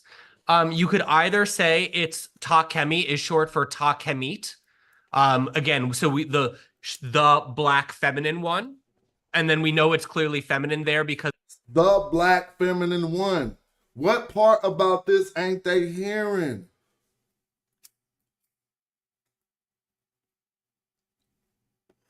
Huh? So you can say the black feminine one. Let's listen. It's coming from an administrative text. So I think there's a few different ways to read this. You could either say it's ta kemi is short for ta kemit. Again, so the black feminine one, and then we know it's clearly feminine there because we have the ta instead of a pa. So then kemi would probably originally have had a feminine ending. But again, this is not kemeti, but kemit. So the black female one as opposed to the one that belongs to that which is black. Mm-hmm. The other possibility of reading this is ta meaning she of. Now, we could talk about the ta meaning she of, but I don't know about that. Right now, it's just the black one. Let's listen to what he said again.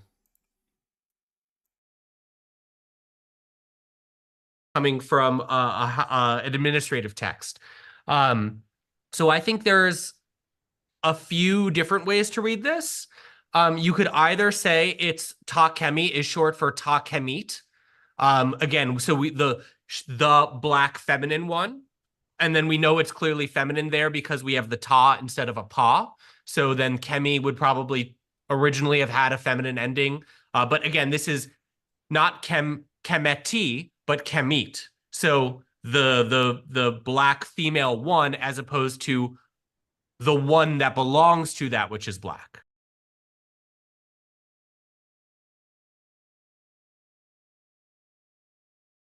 Y'all heard that, right? The black female one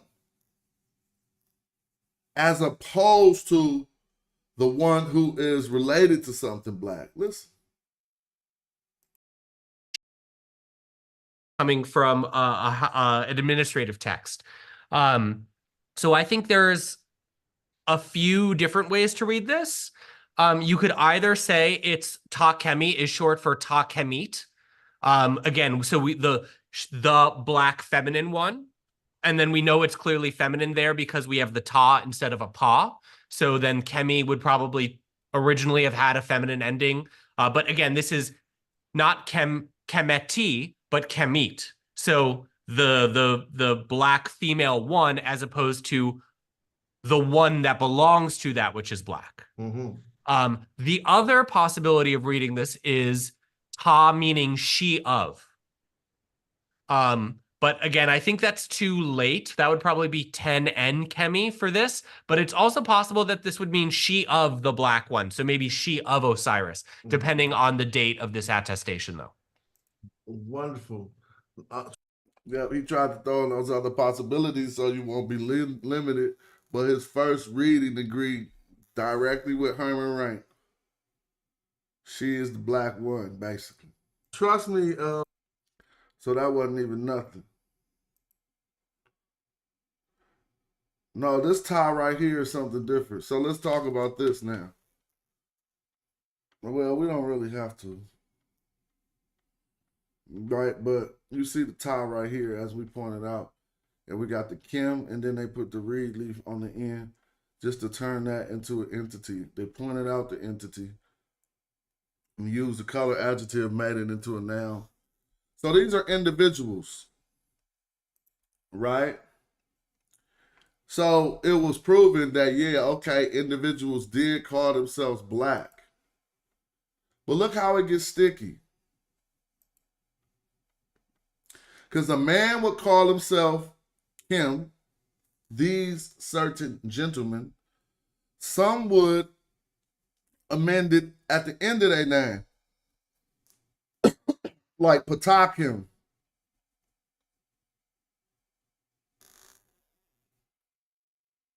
Let me show you something. There's an instance when one went further, and I'm glad we're talking about these definite articles so you can see it for yourself. Read his name right here. Make it bigger. And I didn't even put this one in red. Look, we got the Amen first, right? They say happy. I see Amen for the wall. That's the determinative on them. So I gotta keep it a buck. I don't see how they got happy out of that. I can tell you what I do see. Amen Mu. Pa Kim. Everybody else reading that see that too. I wouldn't have read that Mu if I didn't see this canal after. What did he say the happy is at? Amen. So he's saying that this wall is happy? No, this wall is maybe associated with the Amen. I guess Amen happy, but I clearly see a Mu right here that everybody know they're supposed to read that. But whatever, he doing right and I'm doing wrong. And so you see the Pa right here, right? You see Pa right there? Then we talked about the Pa word. So Pa, I see that wall too. So Pa is another definite article. Now what's after Pa? Kim. This ain't a black bird. This is Pa Kim, just how he put. That means that Kim right here ain't an adjective. You can't say, you ain't saying the adjective. You saying Pa and then a noun and then an adjective to modify that noun. Since he already is the noun, they is basically referring back to him. Thank you. Now you remember how Pa, Pu, and Pef are related? Well, Pa is saying the black. The black. So this settles it even further for people because he's calling himself a noun that was formed from an adjective. He called himself the black. Now he's one person. So it's the black. How do you pluralize that in ancient Egyptian to start talking about bigger groups? Because first we're talking about individuals. And it's thoroughly proven that individuals indeed were called by the term that they had for black. It was Kim. They called people that. Like in the future when people don't speak English and they got a term for the darkest hue and they term going to be quasi-gomat. Someone is going to say people called themselves quasi-gomat back in the day. They spoke English and they said black. Black is quasi-gomat. Quasi-gomat, I hope y'all can see how dumb people are. In the future, when they speak another language, they'll have a different word for the color black. And of course, people who didn't speak that language would never have a chance to say quasi-gomat. They never heard it, but they had a word in their language that was equal to quasi-gomat. It was black. That's what we say today. So the future people who trying to see if we called ourselves quasi-gomat, because that's their darkest hue, is going to find the word black and say that's equal to quasi-gomat. That's the same thing we doing. We found the word Kim that's equal to black. Now, we don't know what connotation quasi-gomat. They're going to be like, quasi-gomat was made up by the alien. It's an alien construct. Because it's the future. It don't matter for the people in the past who had another term in their own language which wasn't formed off of that construct. I'm sorry I had to get pseudoscientific, quasi-Gomon, everything. Making up stuff, but I'm saying. How come people can't understand that? So, anyway, these are individuals. And the instances of Ta, Kimi, and Pa, they calling themselves the Black. Now, this dude didn't call himself the Black One because we don't see no reed leaves after this. He's literally calling himself the Black. All right? So what should I say?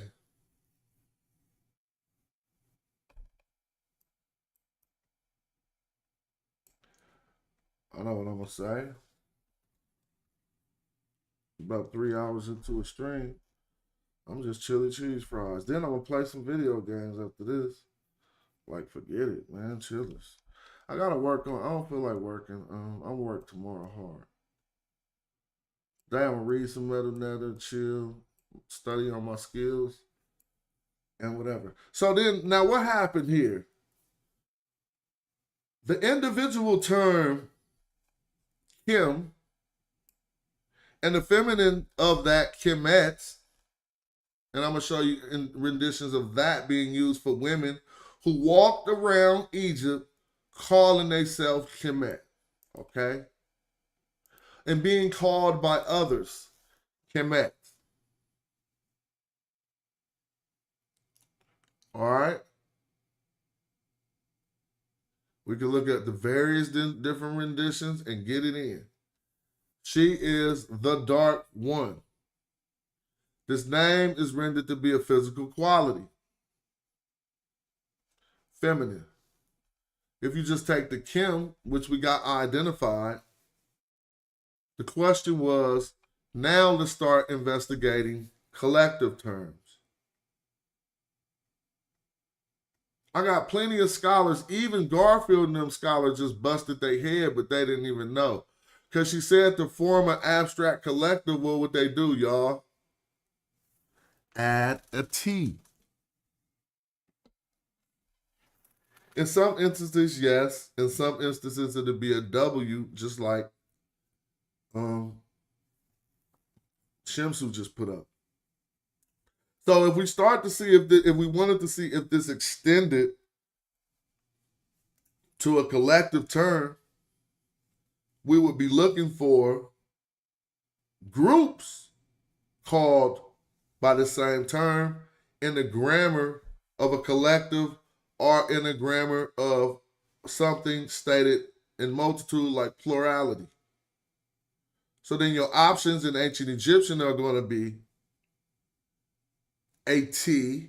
Now, I think I should open up the chat, but a T, a W, a Y won't be too much the case. A Y might be associated, but that Y has to be along with a W. So it'll be a T. Again, if you're investigating how this individual term, Kim, which means black for a person, could extend to a collective, what you lost, Sawa, I'm trying to teach. And I'm trying to explain it cool. And I'm trying to break it down. So look, if you want to know how this term Kim could include more than just this one individuals that I'm showing, you would either add a T to it. That's one abstract way to show a collective. That ain't the one I opt to, but that's the one Dr. Bryson just cited on Garfield and them show. You could also add a W to it, right? If you wanted to. But in a sense, the W, it depends on what you're working with at first. If you're working with a noun, an adjective that just went into a noun, then you probably could just add a W. But adding a W on the verb one would make it just an individual who is black. So what we talking about, and so then the options we would start looking for if we wanted to see if collectives called themselves black, or if they were, we would look for a Kemet or a Kemu. There ain't too much around. There ain't no way around that. Maybe people could add to that. Oh, thank you. I'm glad you're following. Maybe people could add to that, but that's kind of easy to see. Like, ask that simple grammar question to any grammarian. Like, how would you? We ain't saying that Kemet mean black, but tell me how you'd say a black collective. They're gonna try to get around having to use the Kim. And really they don't have to use nothing but the Kim and add another sound at the end. You don't have to say Kemet TU, because then that is going to be those who are again, I can see that point to what Ujahu was arguing. I'm arguing Kemet, not Kemet to you. That, okay, take Kemet to you to be those who are associated with that which is black. But Kim, Met, and if we're talking about individuals, those individuals are black. They're not associated with it. They are that thing. And let's remember that A Pool B, because when we had the black, he telling you he is that. Pa Kim.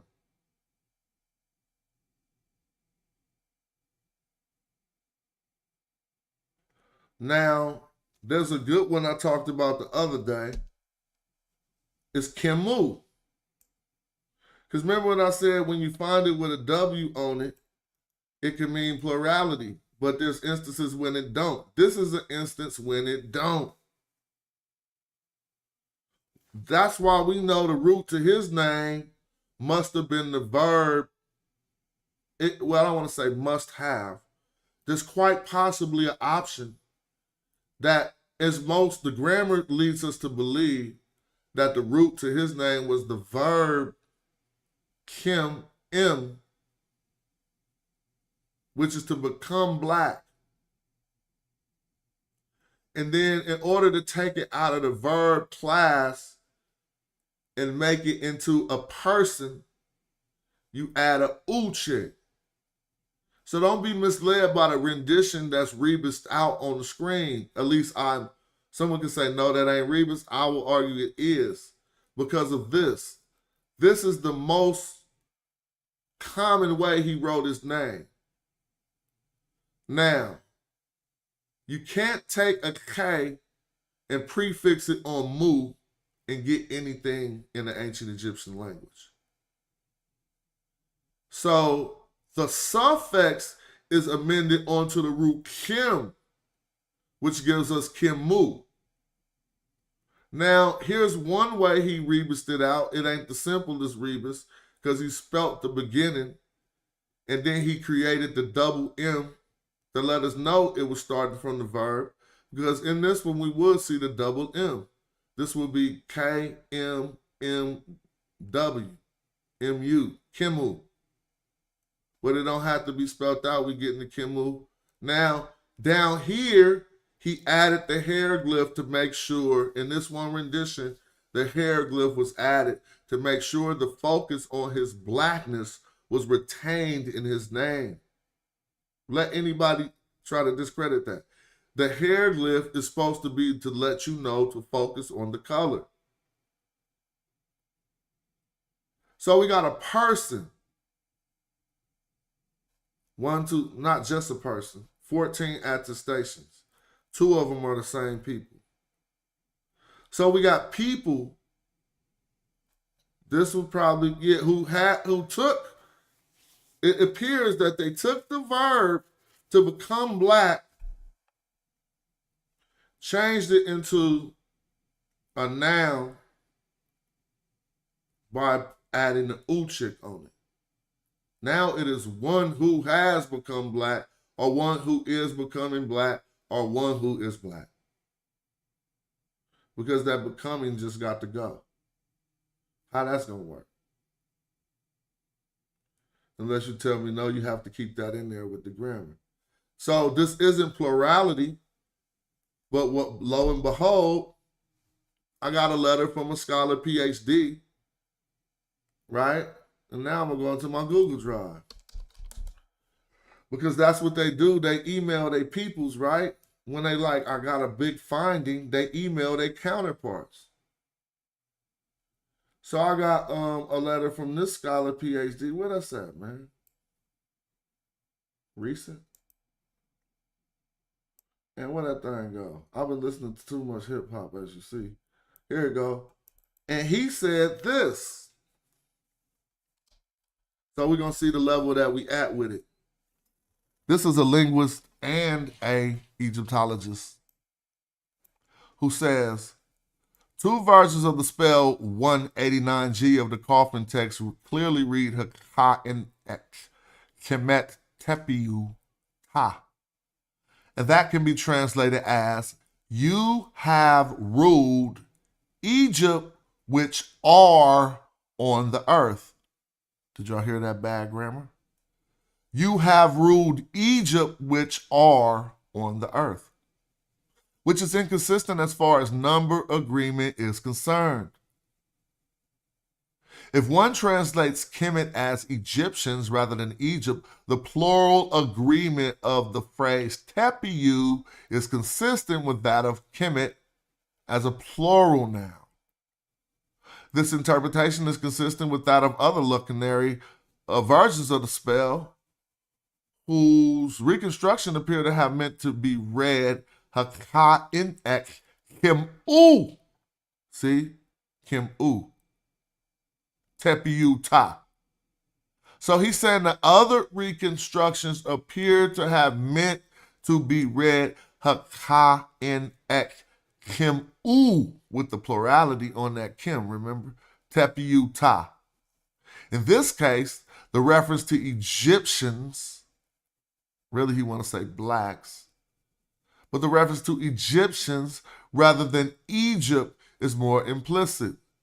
Since the word for Egyptians, Kemu, is directly derived from the root Kim rather than from Kemet, that the plural of the word is marked by a more ambiguous plural marker, u, and that the word's reference to humans is expressed by its classifier. If these reconstructions and translations are correct, one would have another instance of the word Kim, Egyptian, and thus he said Kim, not Kemet, Kim, Egyptian, and thus a further plausibility of the etymological meaning of Kemet, Egyptians, as black ones. All right? Now, I'm about to put the reading up here and show you how I contacted another scholar. These are all top of their field. And had him look at the same text. And he disagrees. But I agree with the former. Let me see, the first one I'm talking about, him, on the screen. So let me see if I can find a video.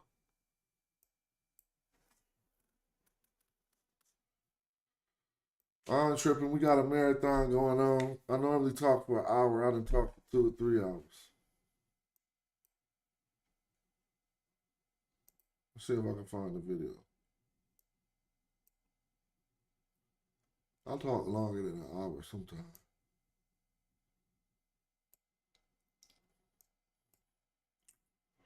I don't know how far in the vid this is gonna be.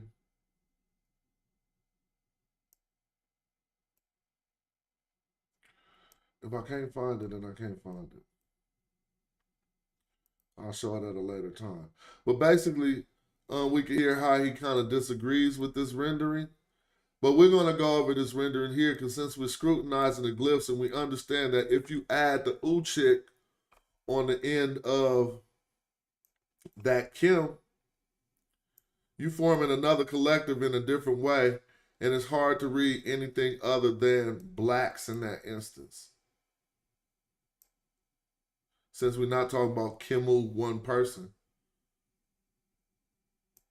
I'm sorry, I'm looking through this video and it ain't working out the best for me.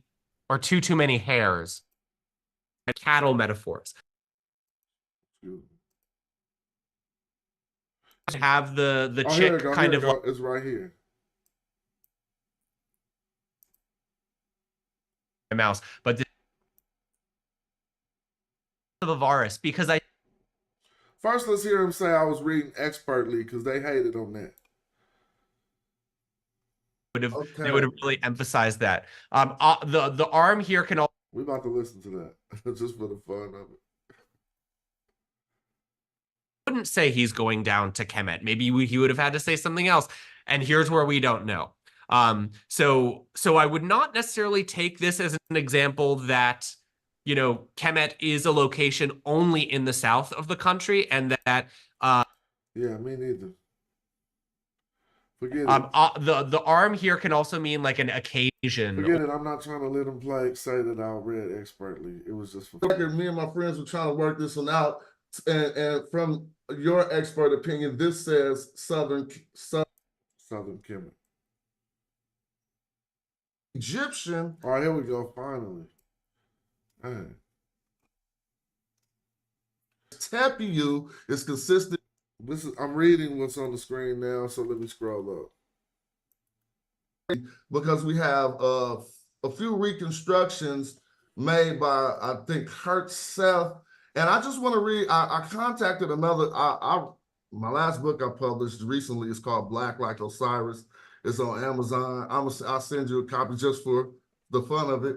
But in working on a volume 2, I actually got this from a linguist PhD who I had look at this text, and what he said was 2 versions of the spell 189G of the coffin text clearly read Haka in ek, Kemet Tepiu Ta. And that can be translated as you have ruled Egypt, which are on the earth, which is inconsistent as far as number agreement is concerned. If one translates Kemet as Egyptians rather than Egypt, the plural agreement of this phrase Tepiu is consistent with that of Kemet as a plural noun. This interpretation is consistent with that of other lacunary versions of the spell, whose reconstructions appear to have meant to be read Haka in ek Kemu Tepiu Ta.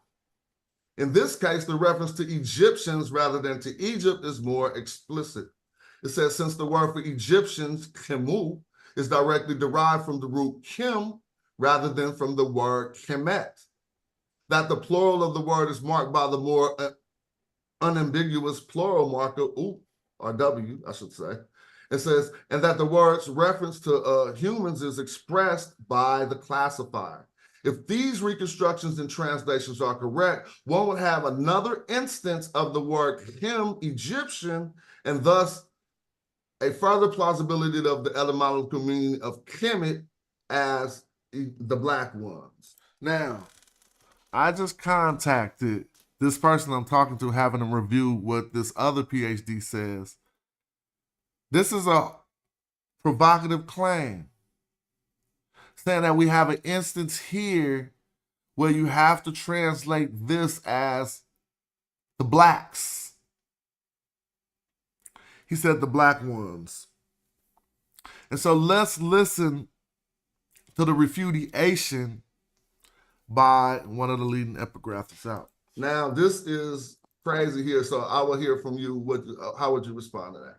Yeah, so I agree with half of it, and I'm not seeing the second half. So basically, what we're looking at here is we're looking at a few different versions. So these are all ancient versions of the same text, but you can see they're all written a little differently. And of course, because we're dealing with evidence that's thousands of years old, not all of it survives. So that's why you have some of it fragmentary. So in the back chat, y'all, we going in on this, because actually all of these different reconstructions aren't that far removed from each other. But we'll talk about that in the back chat. If y'all are Archer and you ain't in the back chat, hit me up casual at Hieroglyphics or holla at Sadiq. Holla at Playing African James. Feel me? What's interesting here, and you also see that there's some differences. I'm sure you could recognize, here we have tepiu ah with then a seated man. So I'm gonna show you. If y'all can see my mouse, he talking about this tepiu ah right here, which is a variation. Kind of member of the honored dead. So this is in the second. Sorry, I'm not sure. I realize that you can't see my mouse, but this is the second column from your left. So. Okay, you see my mouse? Yes, I can. Yours is the blue down dot here right? where you say tepiu ta. Yeah, so tepiu ta. So that's one version. But then if you go to your left 2 columns. Yeah, right there. So there you also see tepiu ah, not tepiu ta. So with the iron arm, and then with a kind of seated mummified person as a classifier. And then compare this with the very first version on your left, which is just tepiu ta, where there's clearly no people being meant. There's no human classifier. It's just the word for land. So that's kind of that. So we're looking at not only one version, but we're looking at kind of the Egyptians themselves are trying to say, okay, well, what was this actually saying? And they're coming up with a few different versions of what they think that this text is trying to say or what they want it to say. Now, this is also from a coffin text, and the coffin texts, like the pyramid text before them, are very unique in the way that they're writing the Metu Neter. So what they like to do, for example, they like to drop any weak consonants. And sometimes they like to write only the bare minimum number of glyphs that. Now, this is where we start. He's telling the truth, but this is where in the back chat we'll talk about this argument and what happens with this argument he's mounting. I even gave him my own contentious right live. You'll hear it. Are required. And so based on that, and if we take kind of the version to the far left as kind of the simplest, I do agree with this author's statement that we should be understanding this as you ruled the Egyptians, Kemet to you, rather than Kemet. See, he just messed that up. He just said Kemet to you here. And I'm sorry, when I talk to him again, we're going to get back in the ring about this ain't no Kemet to you. And so I'm going to actually talk to him. He know my contentions about it. Listen. So again, restoring the yod and the W after the T as weak consonants, those who are on the earth. So basically just saying you ruled the people of Kemet, those who are on the earth. So that I see very clearly, and that I do agree with the author there. Where I am more hesitant to follow the author is when they then turn to say, this is consistent with the other lacunary versions of the spell, whose reconstruction appears to have meant to be read as heka en ek kemu tepiuta. Because I don't see any examples here where that T is not preserved for us. Now, I pointed out to him, like, what are you talking about? Y'all can all look. See the T right there preserved? KMT. That's an example. He said he don't see an example where the T ain't preserved. In this example, KM, the T isn't preserved. And in this example, the T isn't preserved. Nor in this example, because all we see is uchicks at the end. So me and him are about to discuss that. In this one, the T is preserved. So I just don't want people to get lost. Oh, I'm sorry. You mean the Kemet T? Right, yeah, so I see the Kemet to you, but I don't see any versions of Kemu. So where okay, so I think I'm gonna explain something that I probably should have gave you. The star here, and it goes back to footnote number 7, where he argued that Kurt Self argued that this K and this M, he argued that what was missing here was the uchik. So you see the uchik here with a man, and then we see the uchik here. So I'm showing him, look, you see a star right here next to this column? Kurt Self said, look, in that space right there, there is a uchik. That would make Kemu. And he's saying he don't see that.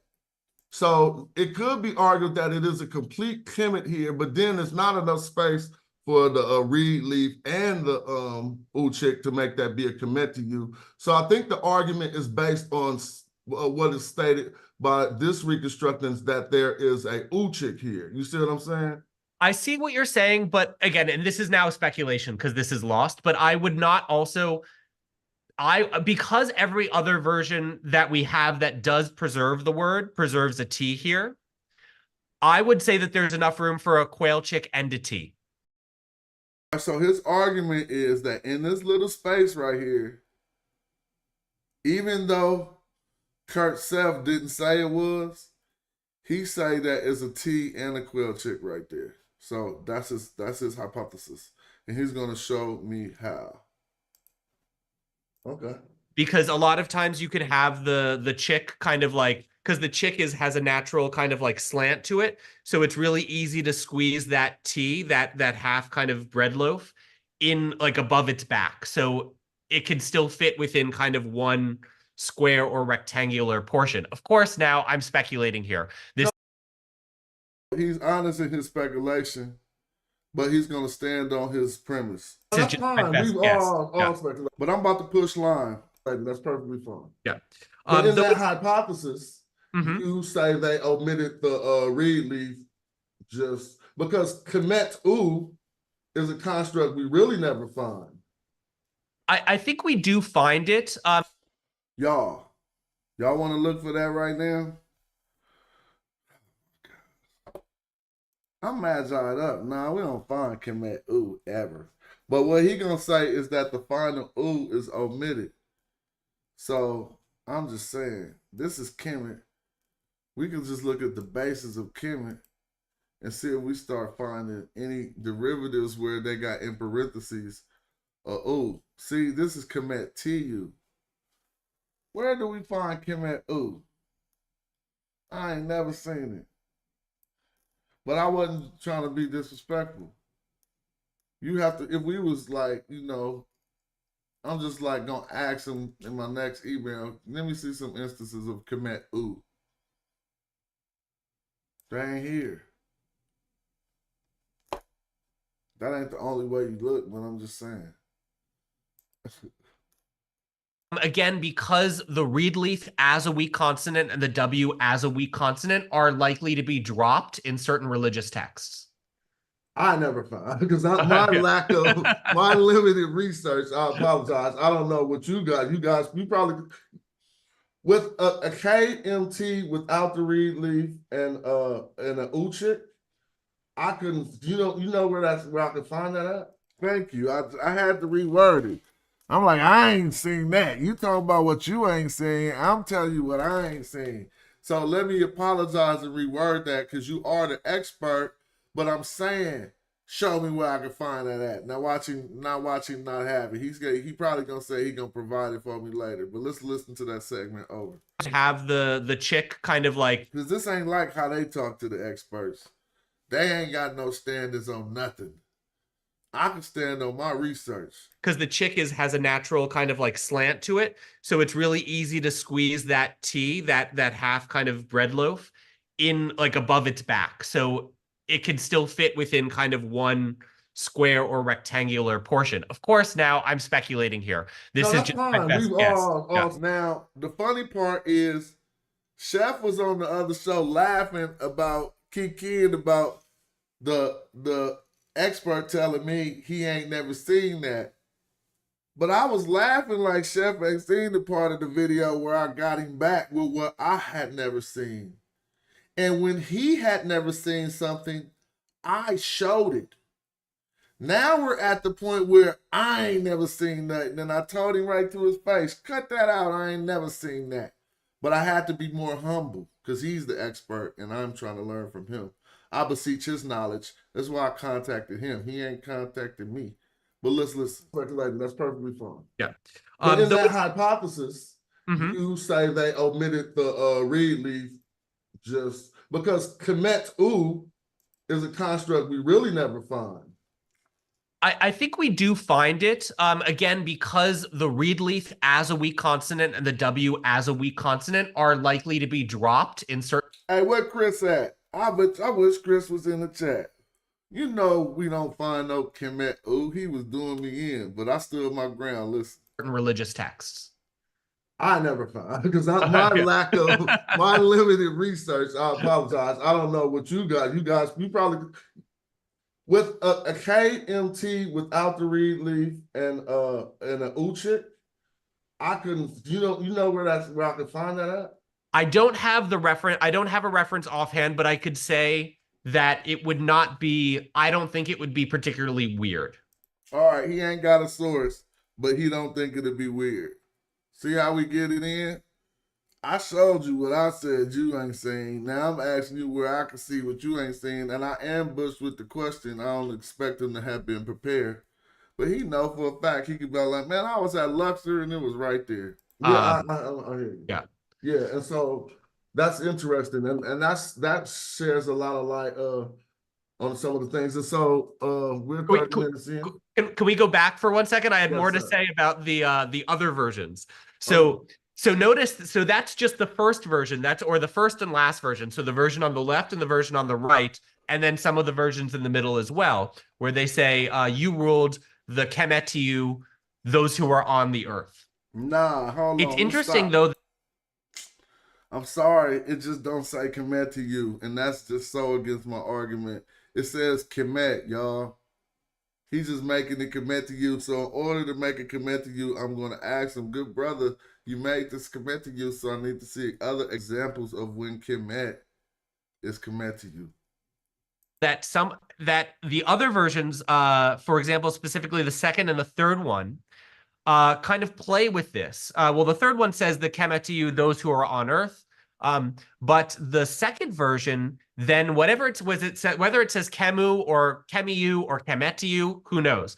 But then the phrase after it, Tepiu ah, not Tepiu ta, but Tepiu ah. This is a word for ancestors. So I, like you having ruled the Kemetiu or the Kemiu, the ancestral ones. Now that's more ammo for me. Because if they talking about people right here, ancestral ones, black people work perfect right here. I'm sorry. Now, out of all the ones, I probably wouldn't put in any of the opponents of this view face. You see, I put it in the leading. I mean, I'm only saying this because other people told me that. I put this in one of the chief Egyptologists' face. Right? And he's saying what he's saying. I like it.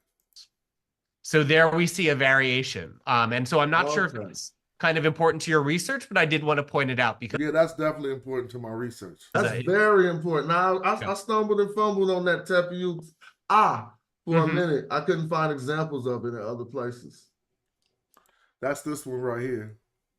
And so I'm gonna stop playing this. I've been talking for a while. If anybody out there wanna chill, I'm probably gonna start. I don't know. I wanna look at some glyphs. That's what I be trying to do.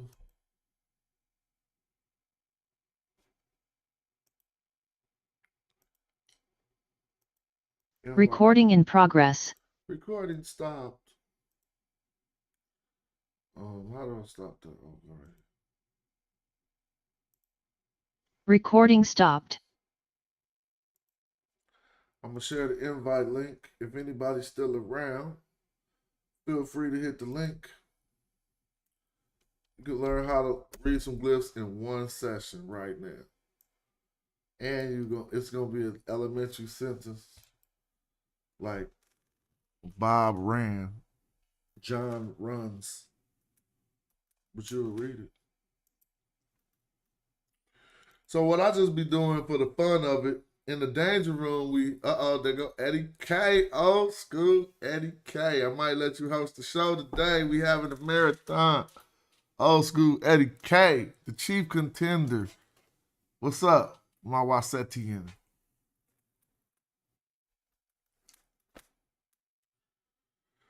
What's up with Etienne's?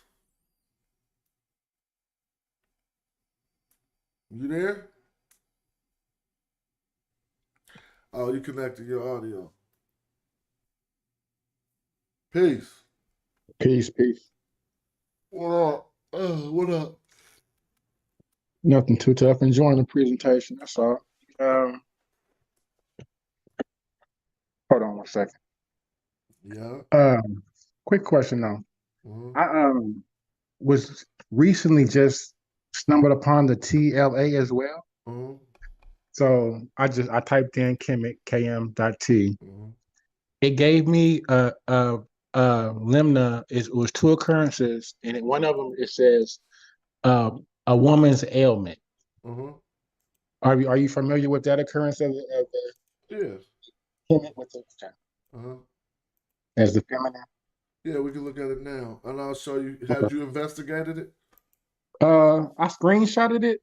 I mean, I could pull it up. Yeah, I got it. Can you see my screen? Okay.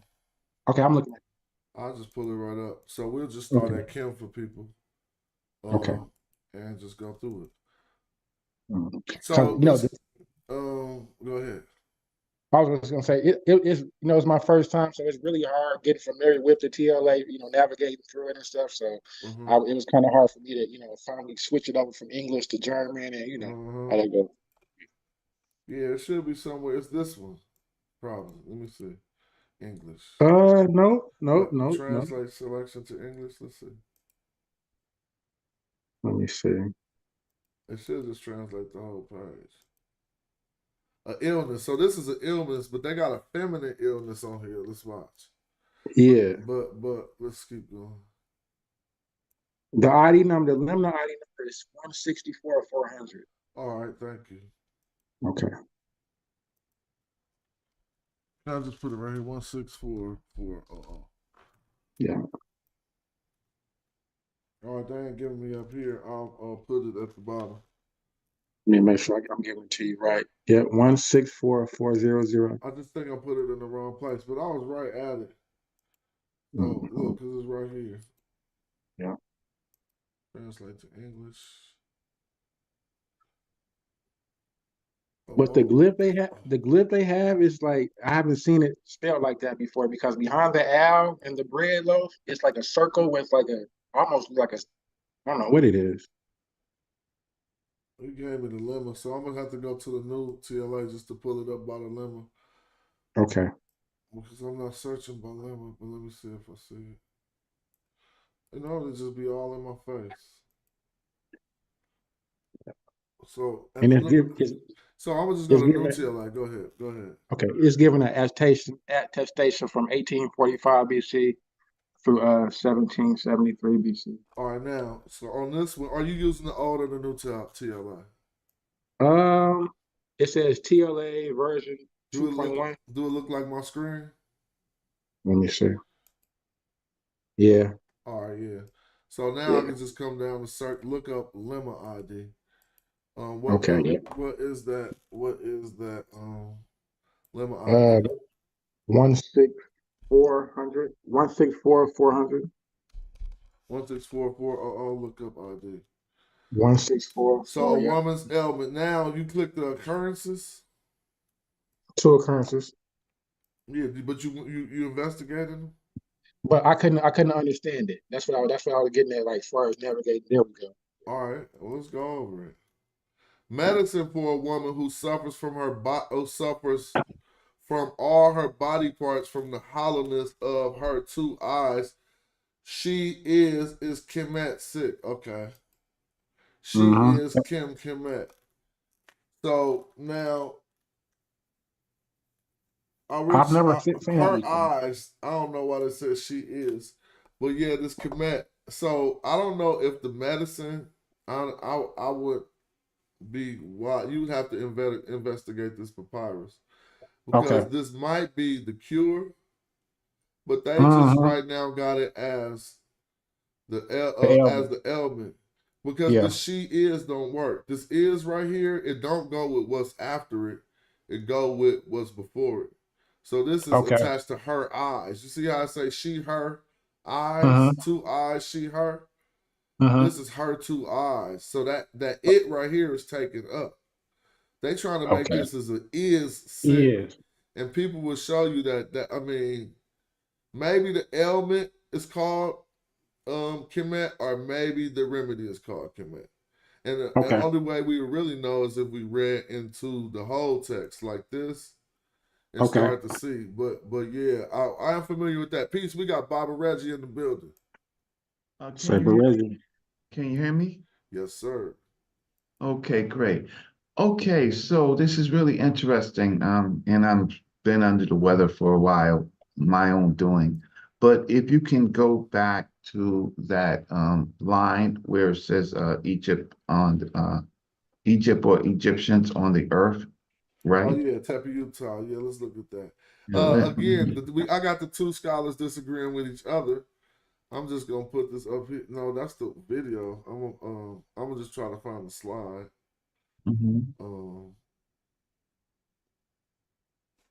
How you been though?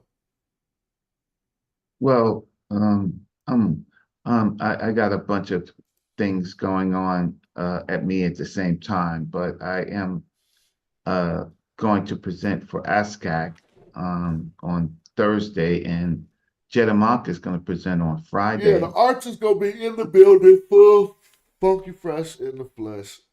Yeah, that would be good. We are very relevant, and so I'm excited about that. And but I've seen y'all going hard on Egyptian grammar, and really hard. I'm getting up to speed, and in a minute I'm gonna be sounding like Chris. So you see this evolution in my game. Oh man. So yeah, let's walk this walk together and just be able to box them all the way up. Like, nope, you can't say that now. Yeah. Well, and it'll be exciting to see you talk to the expert again.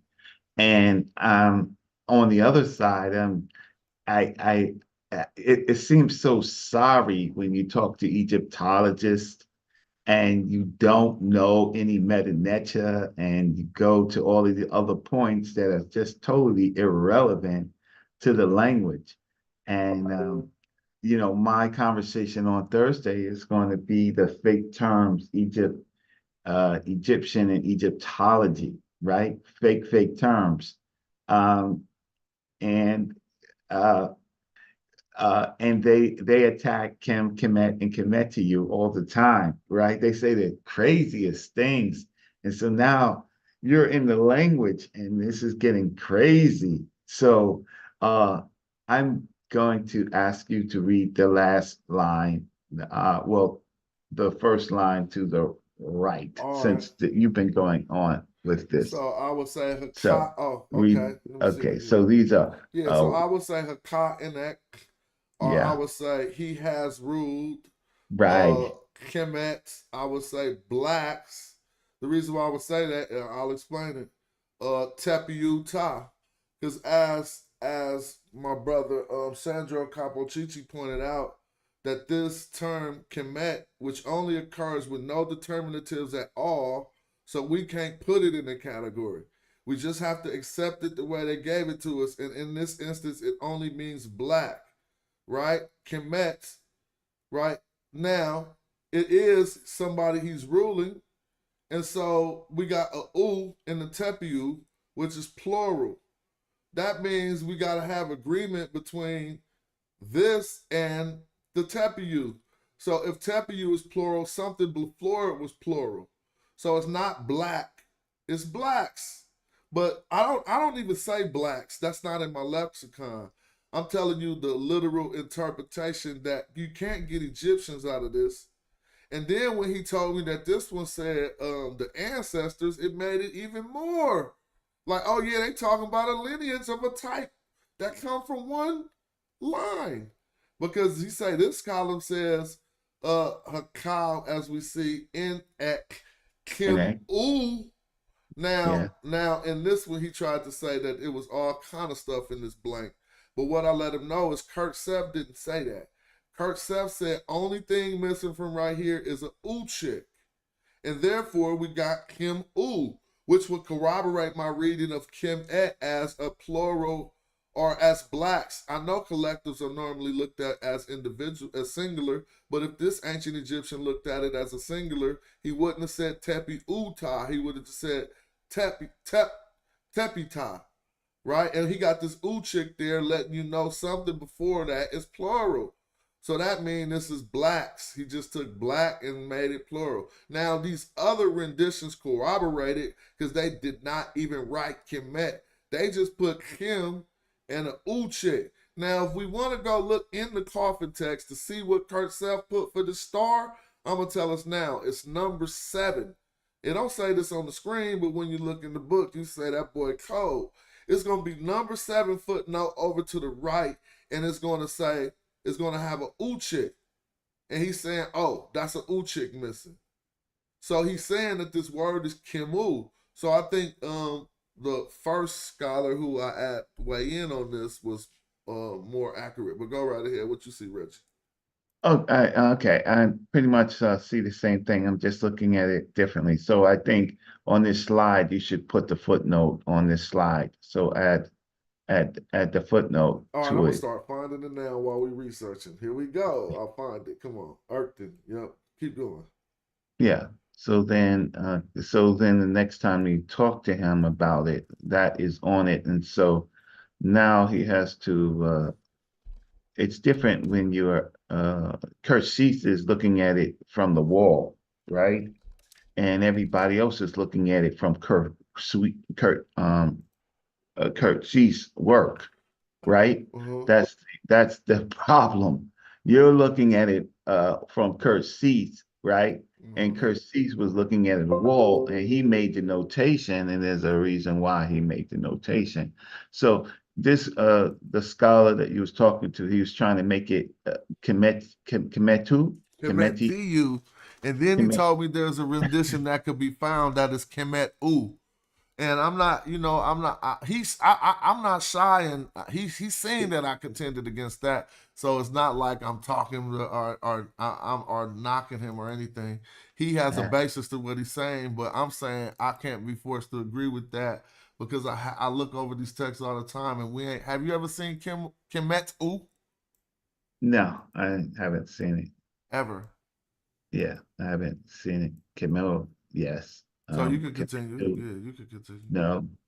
So then it just becomes show us just simply show us the source, and then the conversation is over.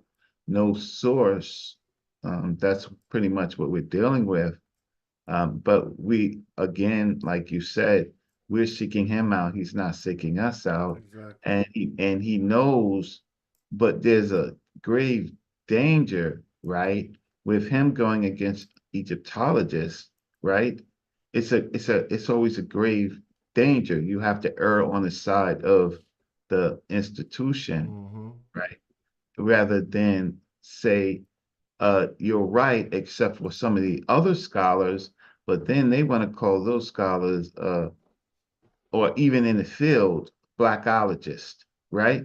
They're like, you're not agreeing with us. You're not agreeing with us. So there has to be some imaginary reason why it exists, even though we can't find it. And I am suffering from that on Thursday. And it's really, my job is actually easier. Substantiate Egypt. Substantiate Egypt. Try to say that Egypt is independent of a folklore, right? And that it is actually a Hawaka Pata. Do that if you can. The people I'm presenting to now, they are just open-minded. They want to listen to me, but the so-called experts, what happens with them is simply, I want to see Egypt, a source for Egypt in Hawakapata. And the slaves of the academy, meaning sometimes our people who want to just join that pony ride, where is your source? Simply just show us, where can we see Egyptus and Hawakapata, and I want to see your grammar, your linguistics on trying to connect the Egypt part and with Hawaka. I want to see that. You can't do that. Yeah. So the industry have been trying now to make us blackologists, and then they're how can I say, use a better word than I'll say their servants are just going along with it without any evidence. So now we come to a particular point. Oh, okay, so you're getting close to it. Getting close. You see me, boy? We real researchers. Now I'm happy because when I came to this page, I'm like, damn, it can't. I opened the book and it's someplace close around here. But keep going. I'll find Yeah. it. Yeah. So the gatekeepers in our own community who can't read any of this or try to read any of this or even watch this or even find it, right? One, you got to get over the hurdle of finding the text source and then finding the line, looking at the I need to step this. so here. So what is the spell, by the Oh way? man, this is crazy, bro. No, because he's okay. What spell is it? I think it's 49. 189 is 189.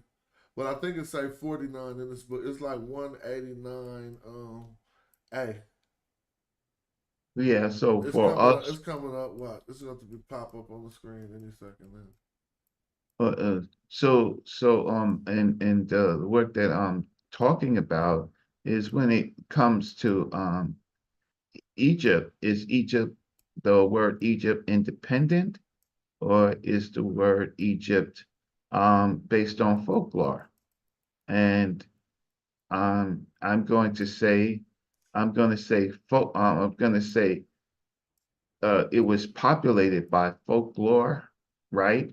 So that it's folklore because that's how information is spread. So you're going to address the Hukapata thing? No, I'm gonna address Egypt.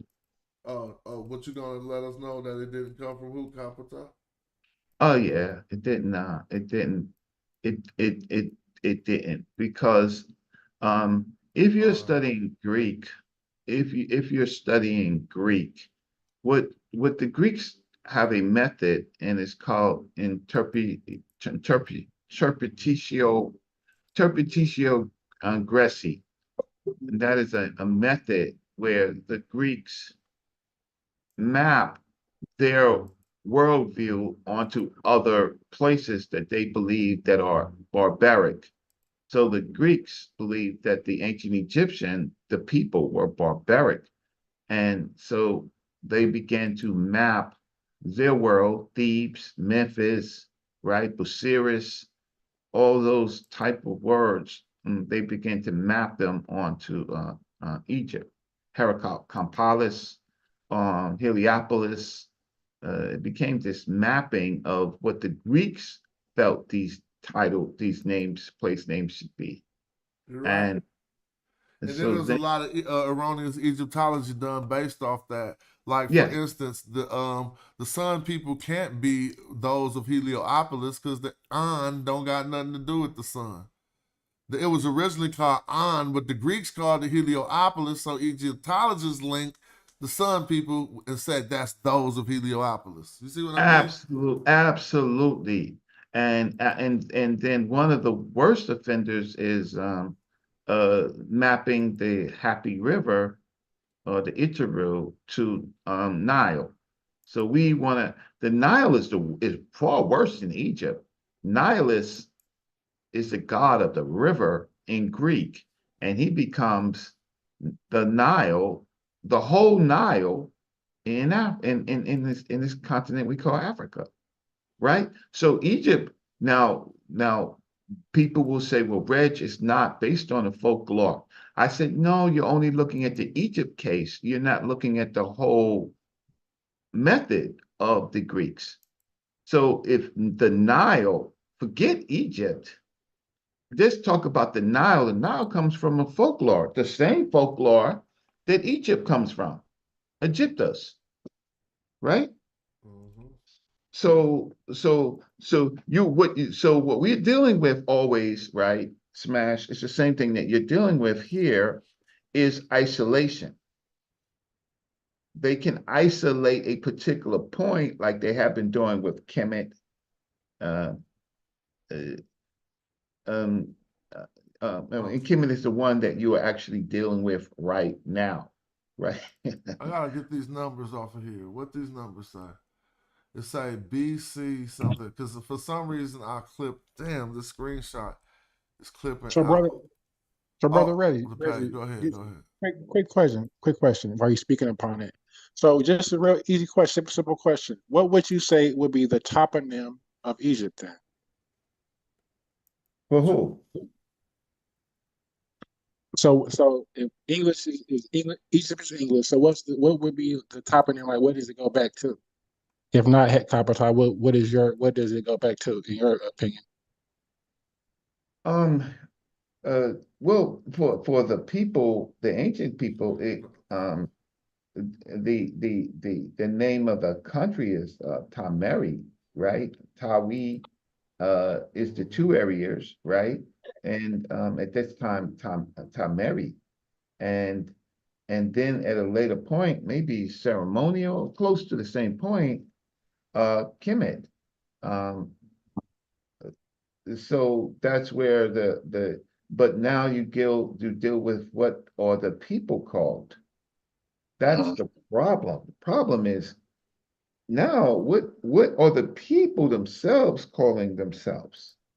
So the Greeks is going to say that there is a king, son of Belus, who names. Okay. Spell 44, page 180. I'm so Okay. look, I got it all right here, so I can show you right here. Man, I'm hella mad I had this right Yeah, you here got the to put whole it in the time. search Now term. let's show you that what the scholar said is well, I'm gonna go to the book so you can see. All right, you can keep going. Page 189, page 190. Keep all right, I got Okay, it. so I'll just end this with No, you keep going. okay. So the issue is, I think I'm talking to Eddie King. Yes, I'm here. I'm still here. So the issue is not what the Greeks called, because in Egyptology they convert everything when it comes to the people to that fake term Egyptian. Okay, so then how do the people, indigenous people, in fact, represent themselves, right? So they have words for the people, like Ramesh is one of the words, which I think when it talks about Egyptians, I mean, so-called Egyptians, is reach, right? Not Ramesh. But me and Smash, we disagree with that. I think reach and Ramesh is two different words, right? But I don't want to make Smash upset today on me. But I disagree. I think reach is just talking about the people of that land, and Remet is talking about all people because it doesn't gel well in certain sentences. So uh that's what I'm thinking. Wait, I'm gonna see. And then but the Greeks don't care about that. The Greeks they're just gonna name whole swashes of what they want. And the so-called modern day Egyptologist is going to continue that dance So until so I'm not cutting you off, but so the now I'm not trying to get far off of the actual point I was trying to question I was trying to ask. So the now delta. So are you so now delta area? Would that be the land of the Tahinu land? Would that be what would be the geographical name yeah, that they would? they have they they they do Ta Mehu and Ta Shemu, right? So that civilization does that to separate people from different geography. West and east. Now No. let me show y'all something that I had to do some big time homework on this Uh-huh. and check it out. I got led this way by our good brother, but look, I had to figure out this. Look at his key, and we could check. Number 1, star. Number 2, star. Number 3, star. But look through the text. And let's look at it again. Tell me if anybody can find number 1 star. Along the lines of these texts, you already see 3 and 4, right? So we got those found. We know what 3 and 4. Keep going down, look. See if you see number 1 star. Then I'm gonna give it away at the end.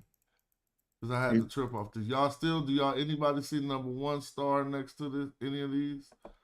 Not yet, right? No, I'm not saying that yet. I'm just But which one we see? Number 5 star. So now we got 3, 4, 5 star, right? So on this page, we don't see number 1 star. So let's come to the next star. Because we're trying to find what he talking about in this one. And I'm wondering why he did it like this. Now look.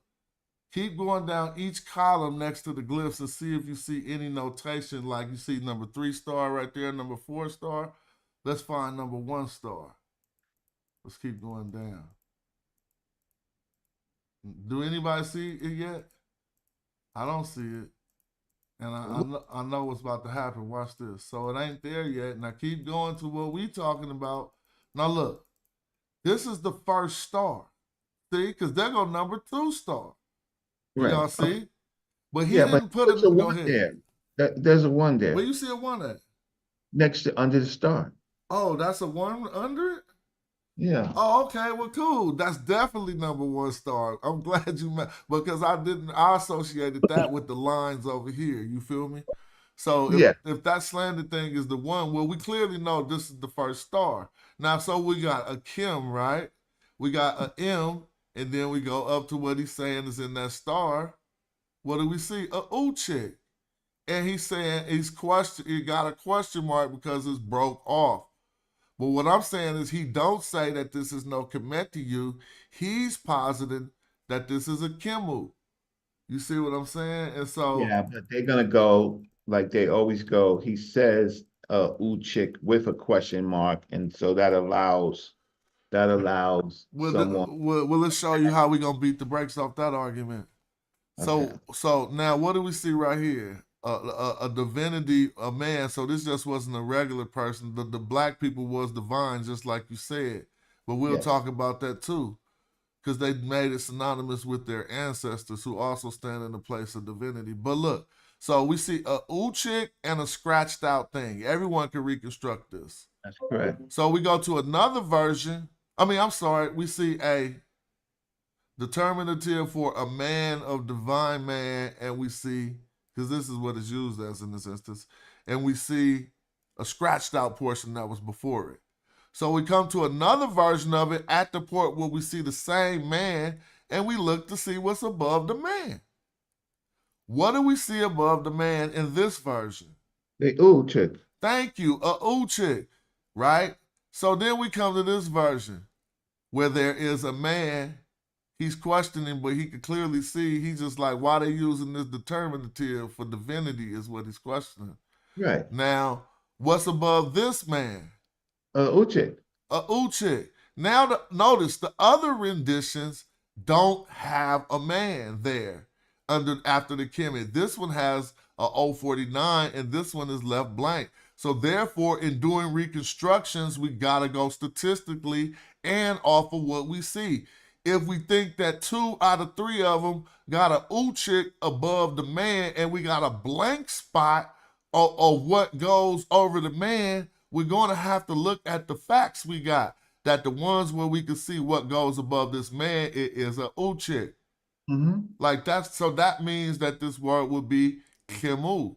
Now we can also say, well, in this version, what needs to be missing, what must be missing is a Kim glyph, because you can see the K. And after each K, there's a Kim glyph. So in reconstructing this broken part, we would know, okay, it's probably a Kim glyph here. And since this got an Uchik, we know there's not no Kemet U. So I wouldn't even try to even reconstruct a Kemet U into here. You're only going to be able to put a Kimu in here just the same way. That's why the scholar didn't question whether it was a Kometiyu in there. Feel me? He just said, nah, it's just an Uchik missing. But I'll surrender. I've been talking. Feel free to hit the link, y'all, too. It's good. So go back to the second line. It was really interesting. Because now there is, okay, so then what does the Kemet with the Nuit sign now mean? Thank you.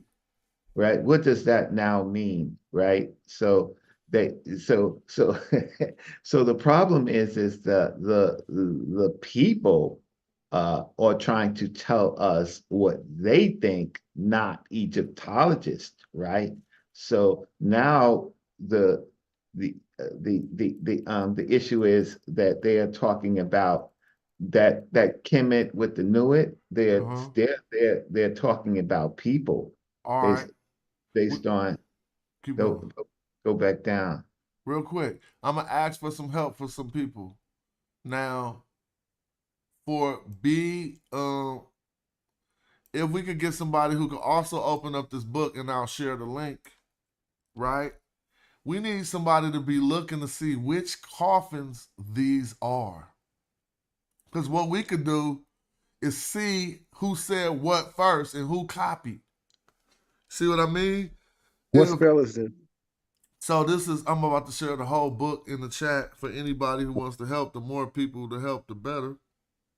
All they're going to be doing, you don't need no Metu Neter for this help. All you got to do is look into the book. Let me see, sign into the chat. And try to see in the book what each of these numbers at the top correspond with. Meaning it's going to be a key with these numbers in it, and they're going to tell us which coffins they are. I don't want to go to that portion of the book and do it right now. So somebody watching probably want to participate.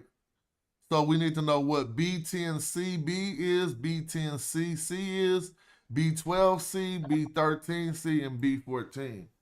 And then we'll be like, okay, in the pyramid of which whoever was first. Now, if the left one is first, I think the author is going to use some type of chronology, right? Which one you think is first? What was written in history first? The first To the left? Yeah, to the left. Yeah. Okay. That's usually. So yeah. Now the phenomenon about what does Kemet mean, if we think this one was first, then we got attestations where ancient Egypt, someone who was ancient Egyptian agreed with us. Because if Kemet with the 049 was first and somebody said, go do your homework and write that over again, and you chose to write it with Kemu, in your time period, Kemu don't got no town determinative on it. That's first. And second, Kemu just mean blacks. Yo, ain't no other way around that.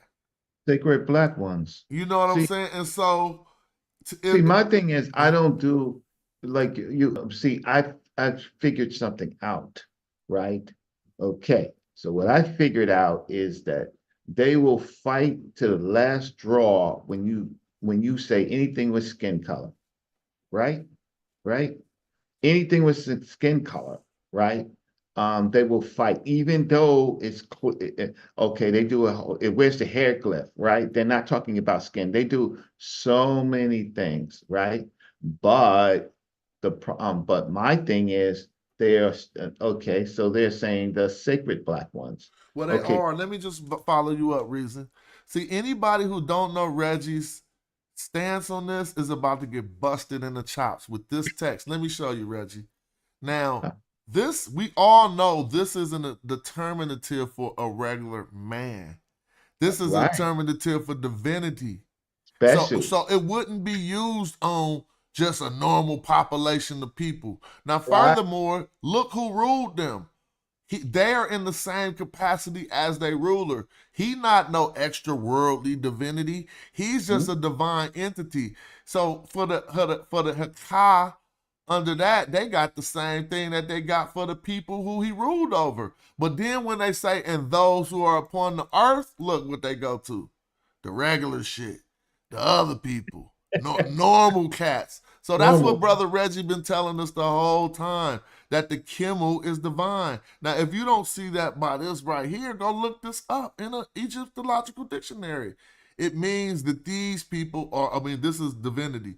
Now, if this is substituted for this and this, we know that, again, 3 out of the 5 people who had to write this text, when they came to this Kemet word, they chose to put entities with plurality and they left off the town glyph and the T, and they just said Kemu.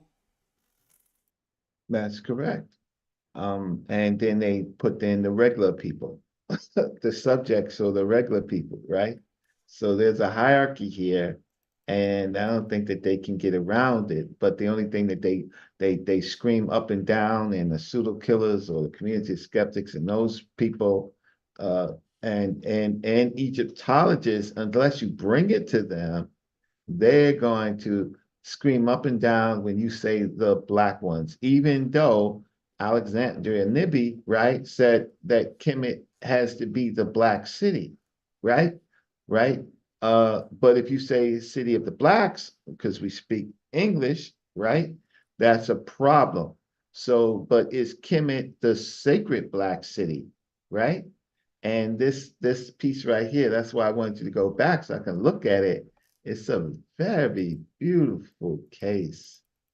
It's a very, very beautiful case because now they're making a certain group of people divine.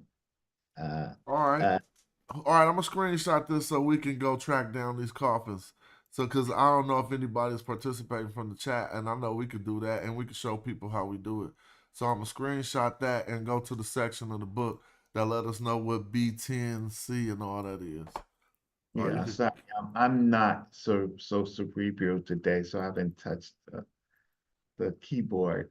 But if I have to, I will. Nah, we got this. I'm in a marathon. I probably won't do no. I definitely ain't doing no 24 hours. But I'm just like, yo, I'm out here today. What it is? Any questions? I mean, where they at? Where are the? Oh, Joe. You know, I had to kick him out yesterday. But every day is a new day. Not for that fake stuff. You know, Joel, the cool Joe. He just be on some. Joe L. the They pseudo went on killer. that show, Yeah. and they told him it was the Black City, and Mhm. that Joe L. Yeah, the one who got told it was the Black City by 5 black PhDs. Why Unc don't play that? I don't know. All right, so here go the coffin owners. Which one we looking for? B something? That easy. It was like B10. I screenshot it. It goes right there. What B10C? We want B10CB, B10CC first. Let's try those. B10. Oh, what's happening here? Oh, B10CB. B10C.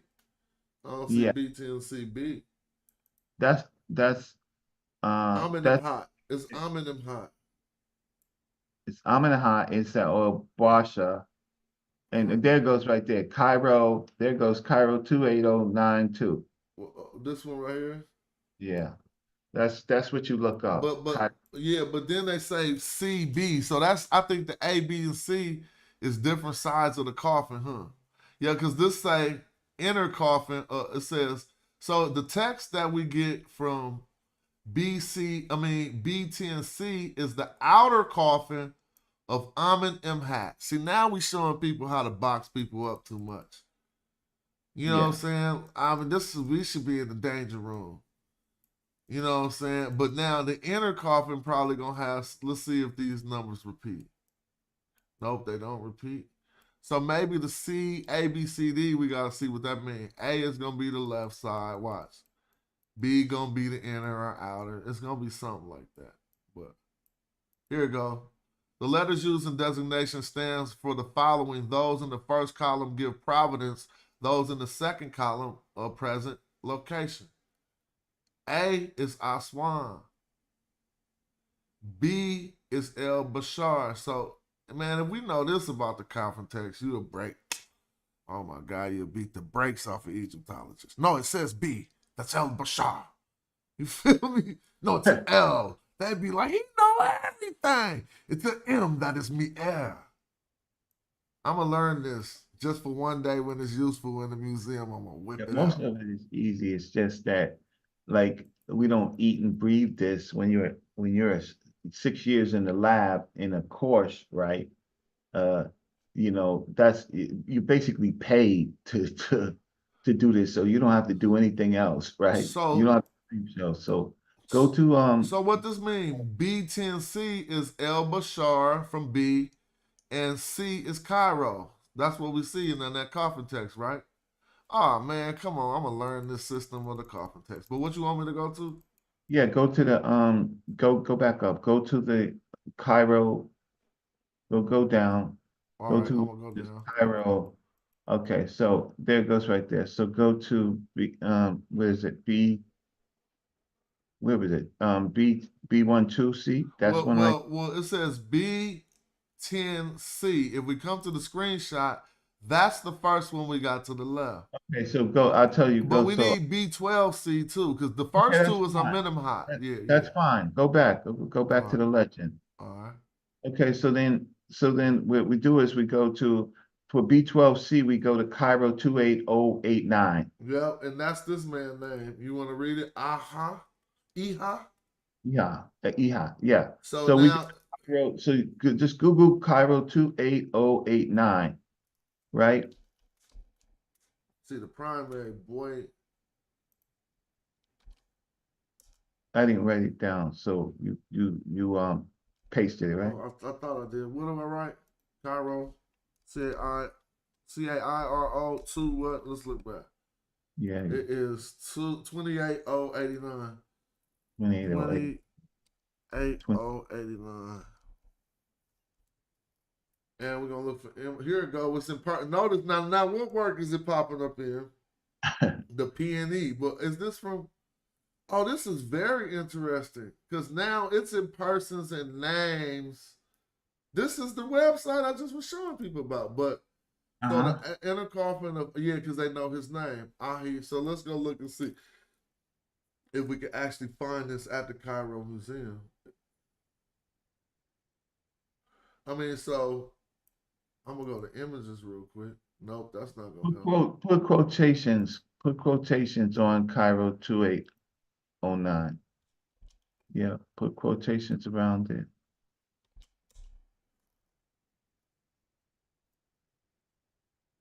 Egyptian coffin text, but we want to see an image of the primary. Right. So what we want to do is go to Cairo. Wait, what's that right there? So it's of Wujat in the coffin text, huh? no, right there, Adrian DeBuck. Go to the top where it says result. No, stop. Right there, right. Google, right, yeah. Are you looking? Yeah, right here, the Egyptian coffin text volume 67. Okay, so that is what we're looking at, or that's Yeah, something. but this is a book, but this ain't an image that we trying to That's find. it may be in that book. Oh, it might be. Let's see. He got the same layout that he basically got the same layout in his book. No problem. So what we want to do is go right here. But we got to put Cairo Museum. Let me see. We want to send Jay Mills. Jay Mills, get exactly. He probably you got this one, Jay Mills? He gonna say, let me see. He probably do. He got hella images of the Cairo Museum. That ain't a joke. But now hopefully if the museum got us there, nah, they ain't got nothing for it. Not yet. Okay, go ahead. Yeah, let me go. But anyway, we know we'll be able That's to. the end of the searches. We could date these people using the PNN. I mean, since the names is in the name text corpus, we could search to see which text is the oldest. Basically, I'm gonna do it right now live while we're looking because I just got too many windows open. We could have added EHA in there to see if we can. All right, I'm gonna just do it right now. So I'm gonna take that. It's 28089. CAI. Here we go, right here. Right, and we can put this. Here go. It popped up in the PNN. So then all we gotta do is come here, and they gonna tell us these the books we can see it in. So if we want to see it, we can pull this book up, this book, or this book, and we'll be seeing the primary. It's in cursive hieroglyphs, so it's in hieratic anyway. I mean, not anyway, because we're learning that now. But It's cursive. it's cursive. It's not hieratic. Right. And now an alternative to this number is this one, so maybe we can find it by that. But it's listed as tomb equipment, so if we search Cairo's inventory, that's what we would look at. Do we want to try to find some of these books? Click locale because you can click. Let's remember it's page 2030, plate 12, and 23. All right. Because when I search it, we're going to have to. Now, they ain't going to have the image in here, but we got to find his book, the name of his book. Here it go. So now I'm going to pop this into archive.org. At least this is how I do it. Sometimes I can find it at archive.org. Pop it, put archive.org. And there it go. Wow. So now we got the book. Now what page you say? So we've been doing this. We're going to find everything, Reggie. Watch. What page did he say? At 23. 20 through 30, huh? Uh-oh, we about to see it. I don't see. I'll be researching, forgetting what I'm looking for, and I know I'm about to see it. Like, here it comes. It's on 20 through 30, but what is it? That's because I'm, Which one we looking for real? Did you lose the can you go Yeah, I can go back. It's right here. It was actually that cursive of the name of who? Iha, was it Iha? Iha is Ahi, and we're trying to see when he was chilling. So is that, so now we in the French, so all we're gonna be able to read is the Metu Neter. But he said the plates. He said, oh yeah, that's true. Well, what's gonna be revealed by us reading his coffin? I forgot. It was something that, you know what I'm saying? The date we can chronologize. Oh, thank you. Yeah, you're right. Thank you. That's Patah? Was that Patah? Yes, sir. Peace to Patah. Peace to everybody. Peace. I'm just looking over this Metu Neter real quick. Yeah, I'm looking for the next one. I'm looking on the left page, yeah. I'm getting so lost though, I can't even front right now. Well, go and look at the plate. We just want to know, quite frankly, when his all right, but look and say the number right here, 28089, right? Right. So we at the right, this is definitely it. And they said page 20 through 30. Here go the plate numbers down here. Okay. So it's plate 23, and what else? Oh, we gotta go back then. We found the plate numbers. Is it not on here? See if that plate is before this one. All right, here go. It was plate. Wasn't it plate 12 too? Here go plate 12. I'll go back and look. Yeah. Where did we get the plate number? Oh, from the TLA. Personal names. Yeah. There we go. They say it right there. 12 and 23. Now, if we look at plate 12, right here, is that what's under and not above? I think it's what's under from the way it looks like. So this is plate 12 down here. Now, I see Hotep D. Nusu, offerings to the god Osiris of Jeddu, the foremost of the Westerners, the great god, the hymn. Wait, is that a hymn or is that Where? Neb, you see Neb Abju, Lord of Abju. All right. Lord of Abju, yeah, and Neb Abju, okay, yeah, okay. And then what you see? This is his offerings right here. Voice offerings to offerings of the ducks, the cows, and some bread. Like that's a long piece of bread. But Emmy to the as per to the then it says as per his house. You're in the Nettercat. There's the Nettercat, the house in the there goes his name at the end, bro. Imaki, the Imaki. The Imaki. Yeah, the revered one belonging to, Net, Imaki Net M. Sets Aha. Yeah. The revered one belonging to this place. So he's in the casket. So he's the real one in this place because he's the one in the casket. Why would it, Set ain't it? Set could be it. Set is a place too. Yeah. So it says rear one belonging to M Sets, which is this place, I think. I mean, you know, who's in this place right here. His name is what? I just changed it. His name is IE or whatever. So what was we trying to see? If this don't date it though. No, but I want to see what we're trying to see is when we look at the plate, we were originally trying to see I think that particular version Right. of to see if there's a Want me to show you another trick? Kim Watch we this. were This new looking trick, for Reggie. Here go a new trick. Look, right click it, right? yeah, And then go search image with Google, right? yes, Do you see this popping up to the right? So uh-huh, everything that's French on there, you click translate, right? uh-huh. Then instead of reading it, you click listen. Watch this. 20. Can you hear this? Cairo Museum Catalog. No, you don't All right. have to. Conservation. No, well the people Good. can hear it. I need to share the audio. Hold on. So yeah, that's how I've just been my old school new way of getting through these books. Let's hear what they say in the The edges of side 3 on the right and left were hacked down by the ancient thieves when they opened the sarcophagus. Bassi. Museum Entry Journal, 39869. Danzer, Annals of the Antiquities Service, Volume 1. Page 40 to 49. 28089. Rectangular sarcophagus in the name of Wood. High. Ohm. 66 circa. Width. Ohm. 64 c. Long. 9 meters. 96 cents. High. Of the lid, OM. 195 mil. Bersay, purchase, plural. 12 and 23. Interior sarcophagus of the following number. Decoration and inscriptions. Outside. Lid. A horizontal line of hieroglyphs engraved in hollow and painted blue, turned green.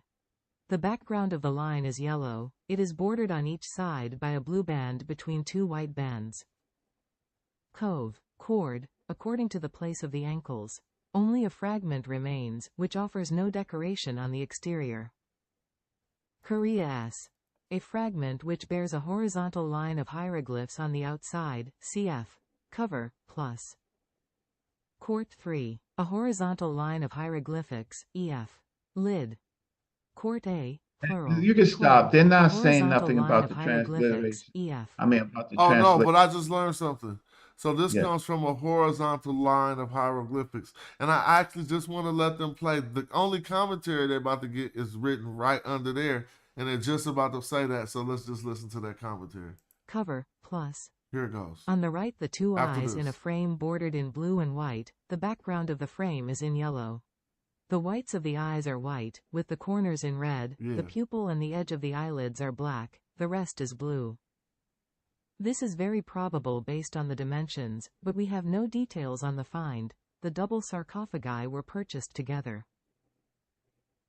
All right, we learned it was a double sarcophagus. So That's go all. back to, okay, so let's go back to the original study where we saw the coffin text, right? And I'm just trying to figure out, is this the one that we are looking for Kimmel? So this was BC. This is B12C. So we look at this. B12C is the B12C is the middle one. Yeah, this one got a Kimmel on it. So we would like to see this one, but it's going to be broken off as they tell us by the reconstructions. So really, what we're going to see. We want to see, okay, but we want to see what they, well, we want to see how they write it. And we could go look for this other one, the B10, the B10C too. yeah, that's the outer coffin. That's going to be the first row, right? Yeah. So notice here, On the they outer only got, this is only 1, 2, 3 coffins. But now I'm saying, now this is more checkmate than before, bro. Because these two in the same coffin. Yeah. So if line 1 got a 049 and the same dude went to another part of the coffin and said, over here, I'm going to put Kimmel. So when Reggie and them see it in the future, they know what I mean. This was the same. That it's hard to argue, like the scholar was arguing. Some Egyptian later was trying to figure out what the first attestation meant. That would happen between B12 B12C and B10C. You See would what I mean? say if you would say, wait, my dude, it's the same coffin. It's just the outer and inner. That would have been a wrap, All right? right. It would have been like, look, what are you trying to say? It's the same. We're not looking at different coffins. We're looking at the same coffin, just the outer and inner lid. Yeah, If you and we lucked up. Now look how statistics worked for us, Reggie. Check this out. It's like we at the casino. Cause look, in slot A, like on the casino machine, when the slots come down, you see them. Yeah, Look, right. slot Ding, A, this came down, right?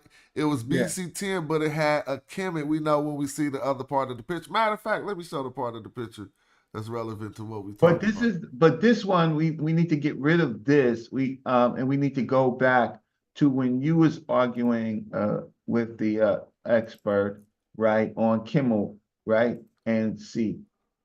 Yeah, oh, exactly. All right, we got that open too. You'd be like, so yeah, Smash is designing. He's designing us a casino.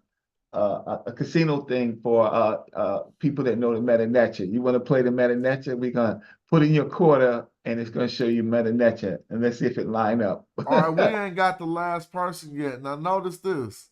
Why does B14 fall out of here? We know it is Aha is the first coffin. The first coffin to the left who wrote it, where they got it written. Kemet with an 049 and then a Kemu is B10C. That is the coffin of Amen Imhat. That's Cairo 28092. I'm not going to remember the Cairo part, but I'm going to remember the other part. The B12C inner coffin is actually, I'm going to hit them with an actually. It's actually Aha. This was Cairo 28089. Now, we need to find B14. And notice B14, why it ain't in this list? You can go down. Oh, that's Is that true. is that Some it? more B's. See how far it go down. Yes, it got out the B's, but let's see if something happens and it comes back or something. And we know what B represents too. They buried that coffin with Richard Pryor. They don't want us Yeah, what happened to that? Where that's at, man? with Richard Pryor. We get to the blank Richard pages looking for Pryor. that They put coffin. Richard Pryor in it. Right? But they ain't think that we was gonna get this Oh, far. they just started the text. So we got to figure that out. List correlating additions. Spell 44. Okay, that's the one we're analyzing. List correlating additions of the coffin text. So, okay, so his spell 44 goes to spell 85 in Pierre Luc Cau's work, basically. Feel me? Now, so that's what that means. List correlating coffin text here published with mortuary text found everywhere. So he's lining his number up. Spell 1 is parallel with Book of the Dead 189. See what I mean? And pyramid text 316 of Budge, I think.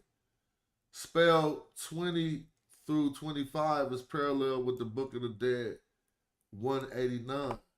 So that's what he's talking about right there. I like the extra understanding though. It be making me feel like if somebody talking about this shit, I'm gonna know a little Okay, bit so more. go back to the original study, right?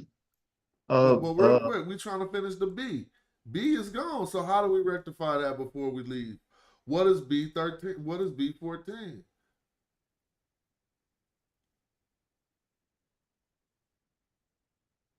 It's just not in this volume, right? So it's no study, but Oh it's no, but no. When we scroll down in this book to that page, it's gonna say B14. So either he wrote it someplace else or he pulling a fast one. I mean, why? How you just gonna just not tell us who coffin this is? See, look, they go B14. You see B14? It's the same book. right. So what am I doing wrong? And he don't even know where it's at. He didn't put a C for Cairo behind it. How you analyze it and you don't know where it's at? It's buried with Richard Pryor. He got an answer to that. So B14, let's see. I mean, I'll let y'all keep talking while I analyze this. I want to see when B14 first pops up in his work as I go up the screen. He might explain it when it first pop in. But yeah, I feel like I'm talking too much, so I want to hear from y'all. No, you're actually doing the work. I'm frozen. Um,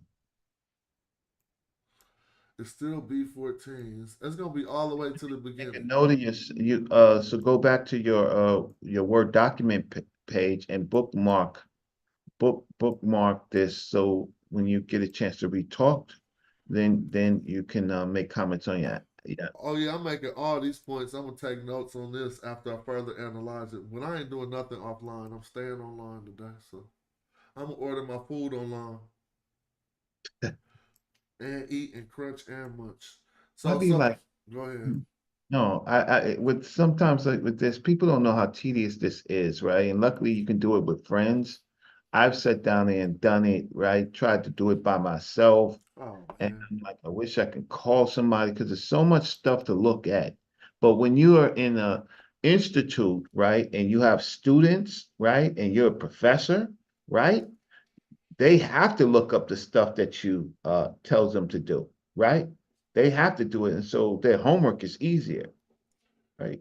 Well, guess what we just found? Spell 43 is from different coffins, B to B-O. That means it's in Bashar and it's someplace B-O. But look what happened when we come right here. Bow. This is the first place. With spell number 44, we get the introduction of B14. Now, I don't know if it's going to be in previous spells before this one. But basically, we got this coffin that got some Kemet shit on it. It got 2 Kimmels on it. And he ain't telling us where it's at, basically. Oh yes, with Richard Pryor. Exactly. That's so It's crazy. See, see, they don't play fair all the time. They don't seem to play fair. Now look at spell 40. It don't got no B14. Is it stop at B4, B13, CB? Right, because that spell is not on that. Yeah. So that's fine. So that particular spell is so far as problematic. Man, So I would let's write a long ass paper and front his ass off. The case of the missing Kemet Black coffin B14. And just be like, damn, they went in. And show all this. And can someone please show us where B14 is? Because it say blacks on it. And it's missing. in the period, this is the funny time, in the period of the time period in which they're doing this, right? So you're in the 12th dynasty, right? Right? This is the time period in which they're noticing their neighbors, right? They're dealing with the black cattle, right? Yeah, it is. I'm in them high. Oh, yeah. It's all in the same period, and this period is problematic. Has always been problematic to them, without being conspiracy theorists. It's just problematic to them. All of a sudden, I'm not an expert on personal names, but I'm going to tell you what. Shut up. If you say you're not an expert on personal names, right? Conversation is ended. Then we have to see what Herman Rex said. I didn't play the part where he said, by the way, you sound way more knowledgeable than me on this subject. He said that, Reggie. So Oh, that's the thing that you should play and watch the community of skeptics go ape shit well, on you know that. what? I monetize different than them. I don't know how they do it. I'm thinking about the movie and shit. I'm getting 10 Egyptologists gonna have an hour-long content, get all of their permissions. Come on now. It's gonna be like a hidden colors of black Kemet on their ass. I ain't thinking about impressing people on Friday with an Egyptological thing to get some cash apps. Nah. Yeah, you way above me. No. I want my cash app. As a matter of fact, let me put the cash app on the screen. Hold on. I'm not way above you. I was talking about the others who like, we gonna get an Egyptologist every Friday, and then y'all can give us our cash apps for that. Oh, no. No, I would say, Smash, you probably give the most information on your channel, probably receive the less cash apps. I know that is the truth, but I don't be begging. I got a few people. Okay, No, you don't be. I'm talking about in reference to what he just said. I'm talking about when I feel that Nah, way. Reggie, you don't No, be listen, begging, this ain't Reggie. you definitely don't. You an honorable scholar, and I even send you shit. No, that's right. But listen, But let's address what I said. I mean, unscrambled he said I minds get the less cash apps, and I'm talking about, and when I feel that way, my response ain't to express it by asking for more. That's all I meant to Well, you're say. smarter. Well, one thing is just you're smarter than me. You're smarter than me. I'm just overwhelmed. What you would do is you got two great books. Like you got two great books. Your first book on handbook is an exceptional piece, right? Thank you. And now you have this. I'm just not I'm just overwhelmed on a couple of things, and so I can't finish my works. But I can't finish my works. But luckily, I am presenting on another conference, so I'm one of the few people that. So I don't know how I missed this conference. Smash having you present on the ASCAC, the International ASCAC conference, but next year, you are going to present because I'm not presenting next year. Oh yeah, I'll be definitely proud. That would be an honor, bro. Yeah, the ASCAC conference. You are presenting, and then Dr. Beatty is going to have to chime in because it's Metu Neter, right? He's gonna have to he's gonna have to chime in. Oh yeah. So notice all these pages I looked at, and I've been looking the whole time. B14 really never popped up. It's not like we know conspiracy theorists. The one place where he didn't tell us where it was from, as everybody could see, and it say Kim U on there, which is evidence that Kemet got something to do with the root term by the way they formed the word. We can have some Metu Neter fun. Hey, y'all in the chat, feel free to JJ7000 join, and you're going to learn some Metu Neter in the next 15 minutes. Because we keep it simple over here. We could go to the fullest extent, but I want everybody to feel cool and participating. Who all we got in the building? Let me see. Oh, Eddie, you ready to? Oh, we got. I didn't even see. We got. No Metu Neter than what I read. I'm not. I see you all grammared up. I am not gonna fall on my sword. Oh no, we ain't doing that. We ain't in the danger room. We trying to inspire and help each other. Only when Patabi popping out at me sometimes, like, nope, you wrong, and then I reassume my dojo form. But you know what I'm saying? It's all good. Funny. He's always looking around. It's chilling the way Shimshu Pata. He's like, I'm looking at you, Negro. Yeah, he be like, hold on, I don't know. That ain't right. I'm like, what is your I don't know based on? I'm willing to hear a I don't know, but don't just be basing it on nothing. I'm about to grab some water. Y'all can keep building. I'll be right back. I do respect Shimshu Pata. I got to be careful with these youngins. They are always trying to get me, boy. When they trying to learn Peace, from you. Reggie. Reggie. Say what? Look at that. They're trying to pick your mind and learn from you. You're trying to pick me apart. I mean, Pick your y'all, mind. I disagree sometimes with y'all, right?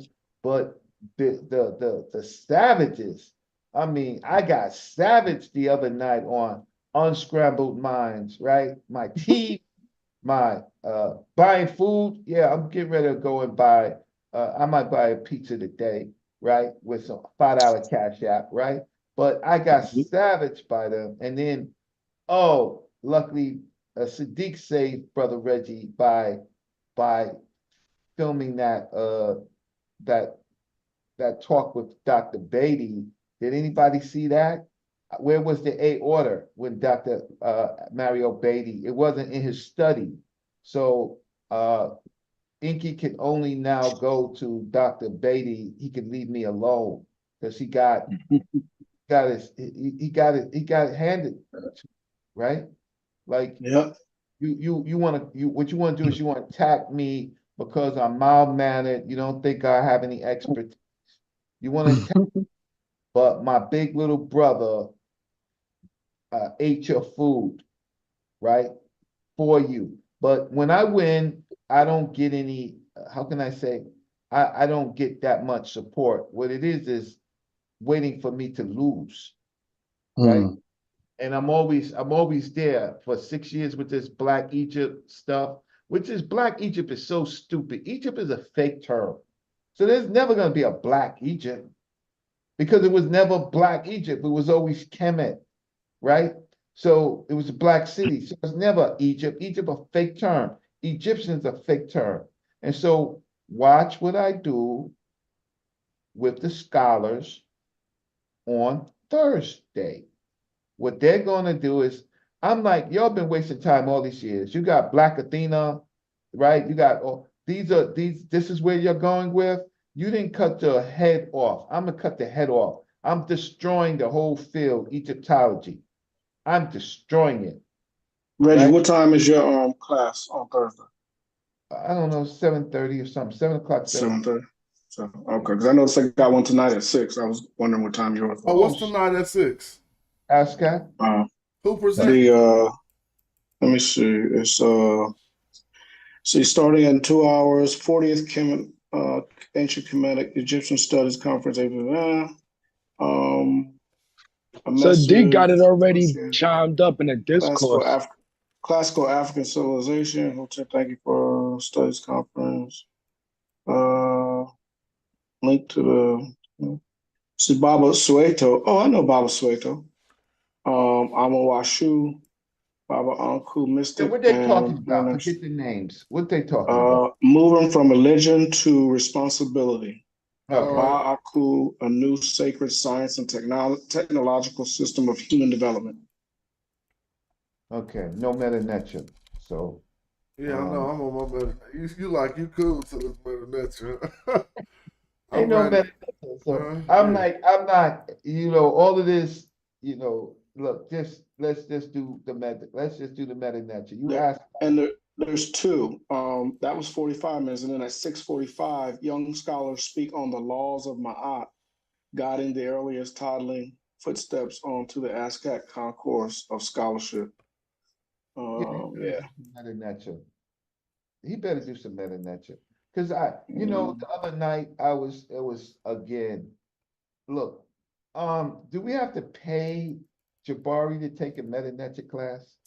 Right? You silly. He been getting better. Every time I watch him, he show a different proficiency in it. I could tell. I like Jabari, but I'm just saying. He been studying. He been studying. He been studying. Y'all be attacking each other, boy.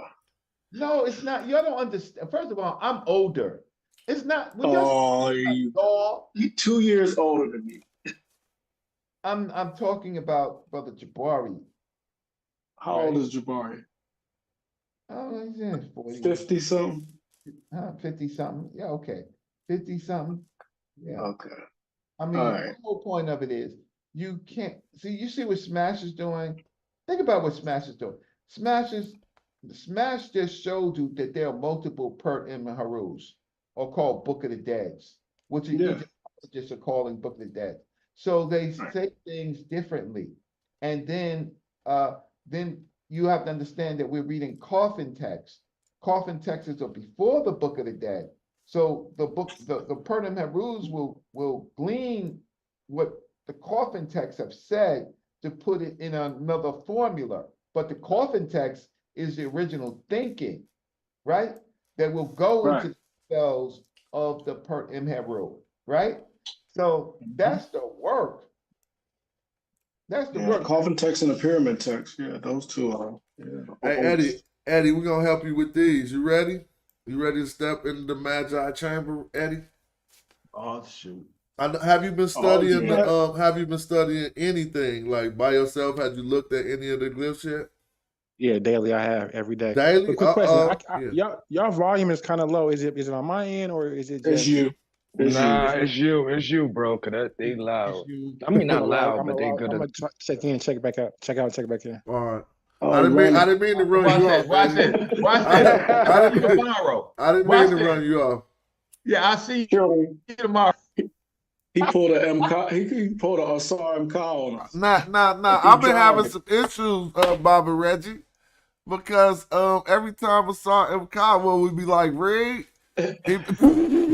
he be driving or something. It be something else happening. I'm just playing. He not here, and I'm joking with my man. I need to wait till he here. I want to wait till he here. He gonna put a hecker on you. You better stop. For his defense, I only saw that happen yesterday, Smash. Nah. See, the reason why is because I'm stepping into a new area, right? And I'm trying to bring us along with us. You know what I'm saying? And I ain't saying he ain't there, but I'm definitely saying it's new for me to be able to just put out all the grammatical parts of speech and then lay it out that way in order to get a further understanding at what we're looking at. You know, and so that's the newest challenge because eventually by the time we spend a few more years, we got to be advancing our skill set. We can't just like plateau and be like, oh, I can read it, that's enough. Now it's time to take it to that next level. Okay, I'm back. But what the problem is, okay, so let me tell you, Smash, I gotta be frank. You know, I'll be Remember, Reggie, we're not in the dojo. Remember, Reggie. I'll be frank in New York, right? Okay, here's the thing. With the lessons, right? Okay, so here's the lesson. The lessons, what we do is, you know, when you're reading a book, you can, before you do a lesson, that's homework. So you already are able to source the vocabulary, right? Smash is not playing. Smash knows the vocabulary, right? So when we're reading on the fly, that means you would have to know the vocabulary. You don't get no time to look stuff up. And that's what happened to me when I first took Metu Neter with Dr. Ricchetti, right? If you had to come to class, when you come to class, you had to read that vocabulary before you get to and memorize it. And if you ain't do that, you'd be like the rest of the class, you'd be just lost. Yep. And so the best new way, the intermediate way I'm doing now, and some it might be advanced, but it's not. The beginner student should feel free. And once you grasp things, looking over some of these ancient Egyptian reading books and seeing how they form in some of these conclusions. Peace, brother. Sar in the building. Peace, fam. Hotel. He summoned them.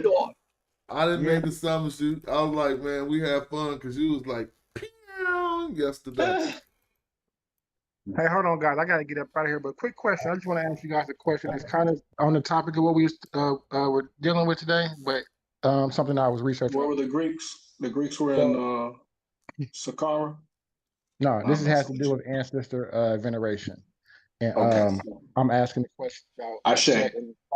and if they are deified ancestors or not. If who are? Nassar? Yeah, do you subscribe to the notion that those are deified ancestors? Well, when you say, do we or did the ancient Egyptians? Well, the text that I've been reading, you know, Plutarch and all of those, and all that, they all, the story is that they are deified ancestors. So they actually feel like that they actually lived and were venerated.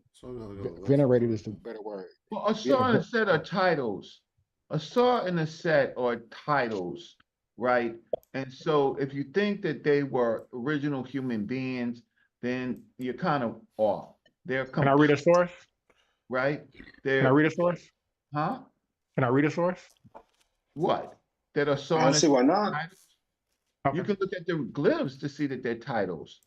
Well, I just want to read a source to where I'm getting, so you can kind of understand where I'm getting my information from. This is from the Journal of Black Studies. Journal of Black Studies. Okay, so listen, I know a lot of those people and I know where they're coming from. Okay. But are you going to argue with me that a saw and a set are human beings or titles? Well, I was just going to read the information that I have, so it shouldn't hurt anything just for me to read. And you're reading it from Plutarch? Yeah, I do have Plutarch as well. The source is the Journal of Black Studies, and they do have citations from Plutarch. Why is it so big? Okay, so you could if Smash, let them pull it up, right? But the source is Plutarch about what? Where they say that a saw and a set are real people. I mean, he talked about a tradition. Yeah, he do talk about that tradition. Plutarch, but that's a secondary because he wasn't ancient Egyptian.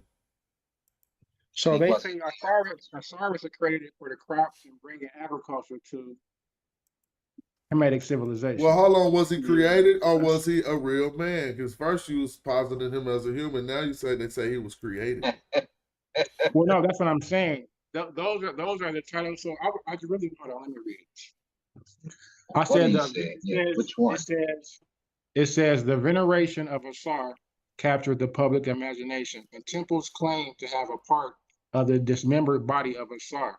Festivals like the one in Abydos would have a ritualistic killing of Asar by Sutet, a mourning mock battle of Haru and Sutet, and then they would erect a Jed, the backbone of Asar.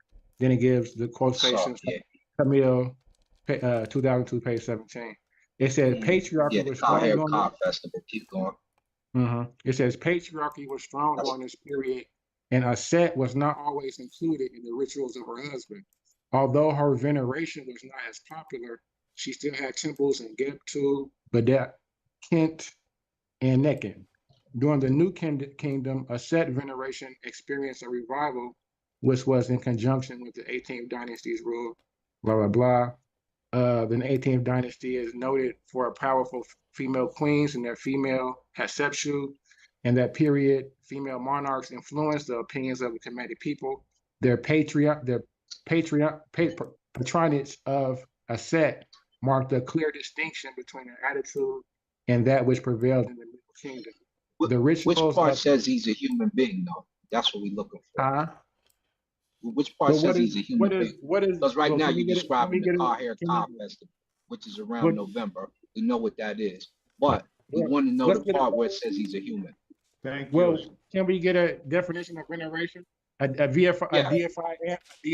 Yeah, you celebrate, you worship, you praise them. I'm gonna leave it to you, Asar.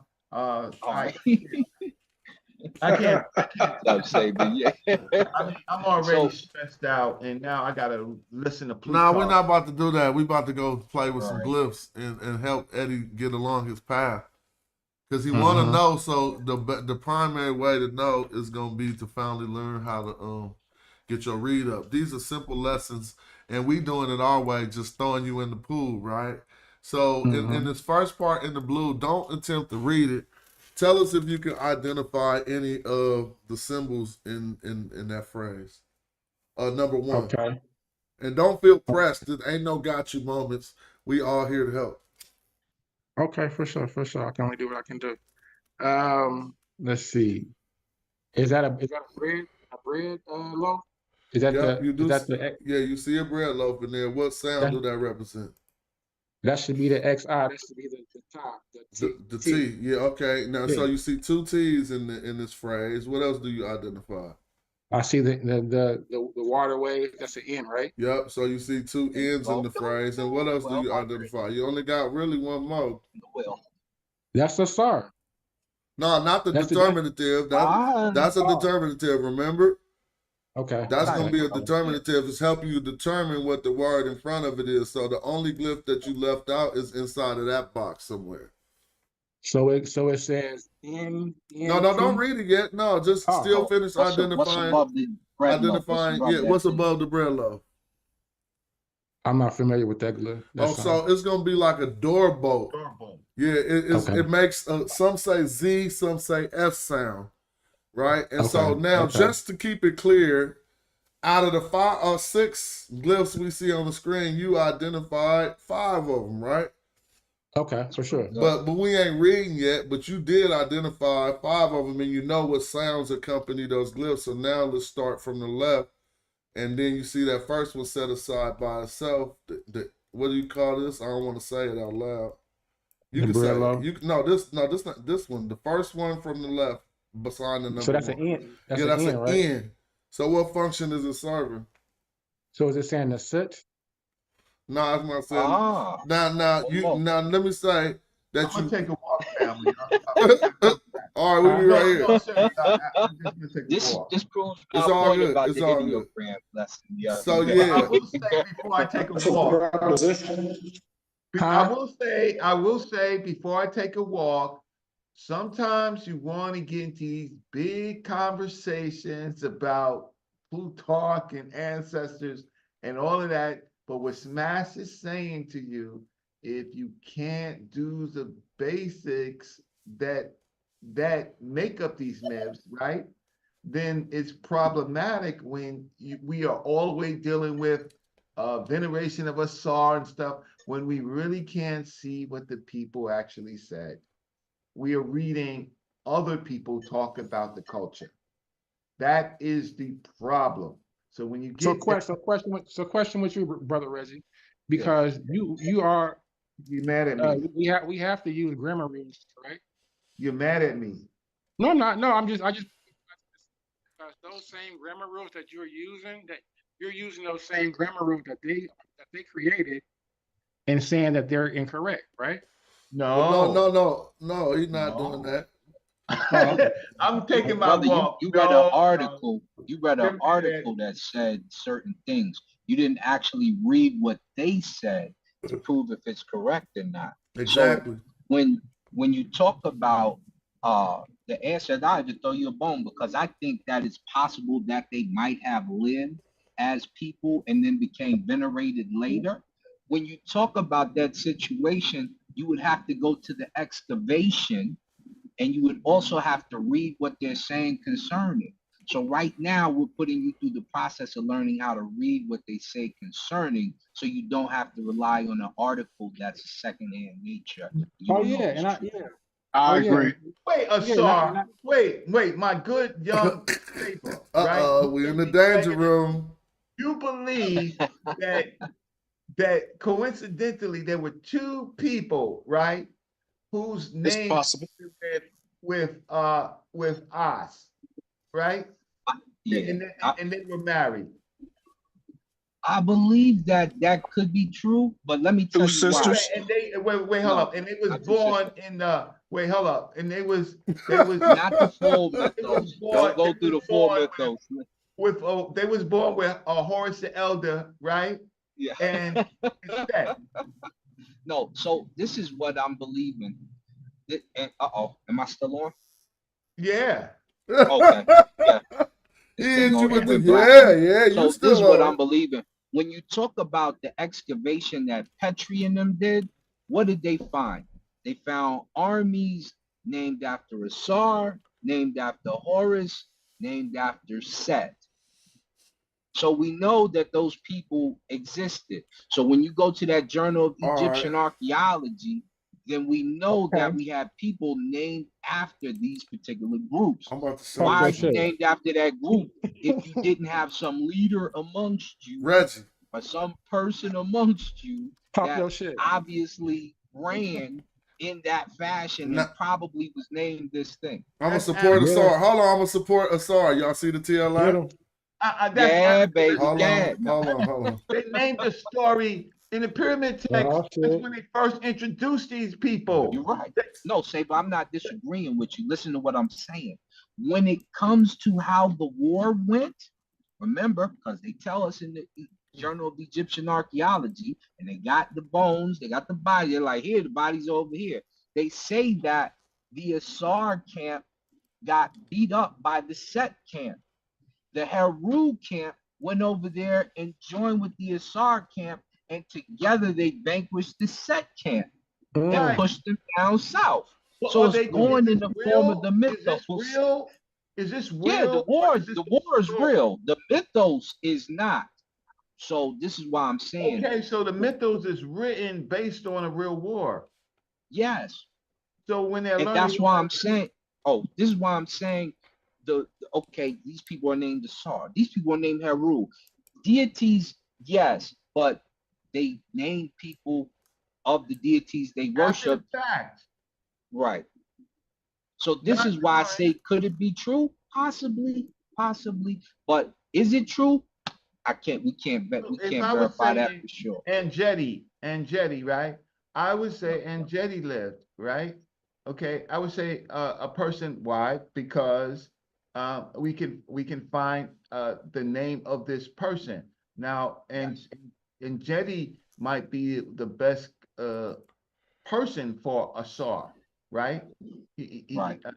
He may be, he's this old chief or old king. He might be the And he's named after the original version, which is Anan, right? Nah, man, So yes. y'all both in the side. Y'all on the small mat. Get on the big mat. What y'all talking Okay, about? get us on the big mat. Y'all then. over on the Saber- side of the Saber gym. Smash. Y'all wrestling in the side of the gym. What are you talking about, Reggie? Wait, what's this thing that used to be Osiris that you said? No, a Said person, Anjeti an old. is the name. Come But on it's with like that. Imhotep. Aunt Imhotep. Jetty. used Let's to- work with the Aunt Jetty for a minute. Yeah. What's that? Teach me. What? Anjeti is a person who's in the it looks like Old Kingdom or pre-dynastic period, Old Kingdom. So we can pull him up, and he seems to be a deified person, a person that they deified, a deified ancestor, right? Okay. So when people become deified, right? When people become deified, there's reasons maybe for what they did in their life, right? And sometimes things are added to them, right? All right. To their life. He's a candidate of a, what do you call it, esteemed ancestor. So, all right.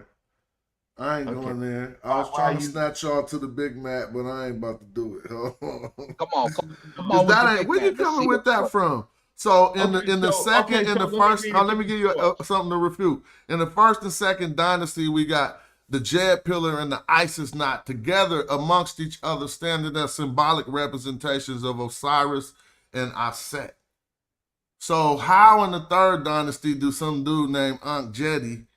He's not in there in the third dynasty. Oh, where he at?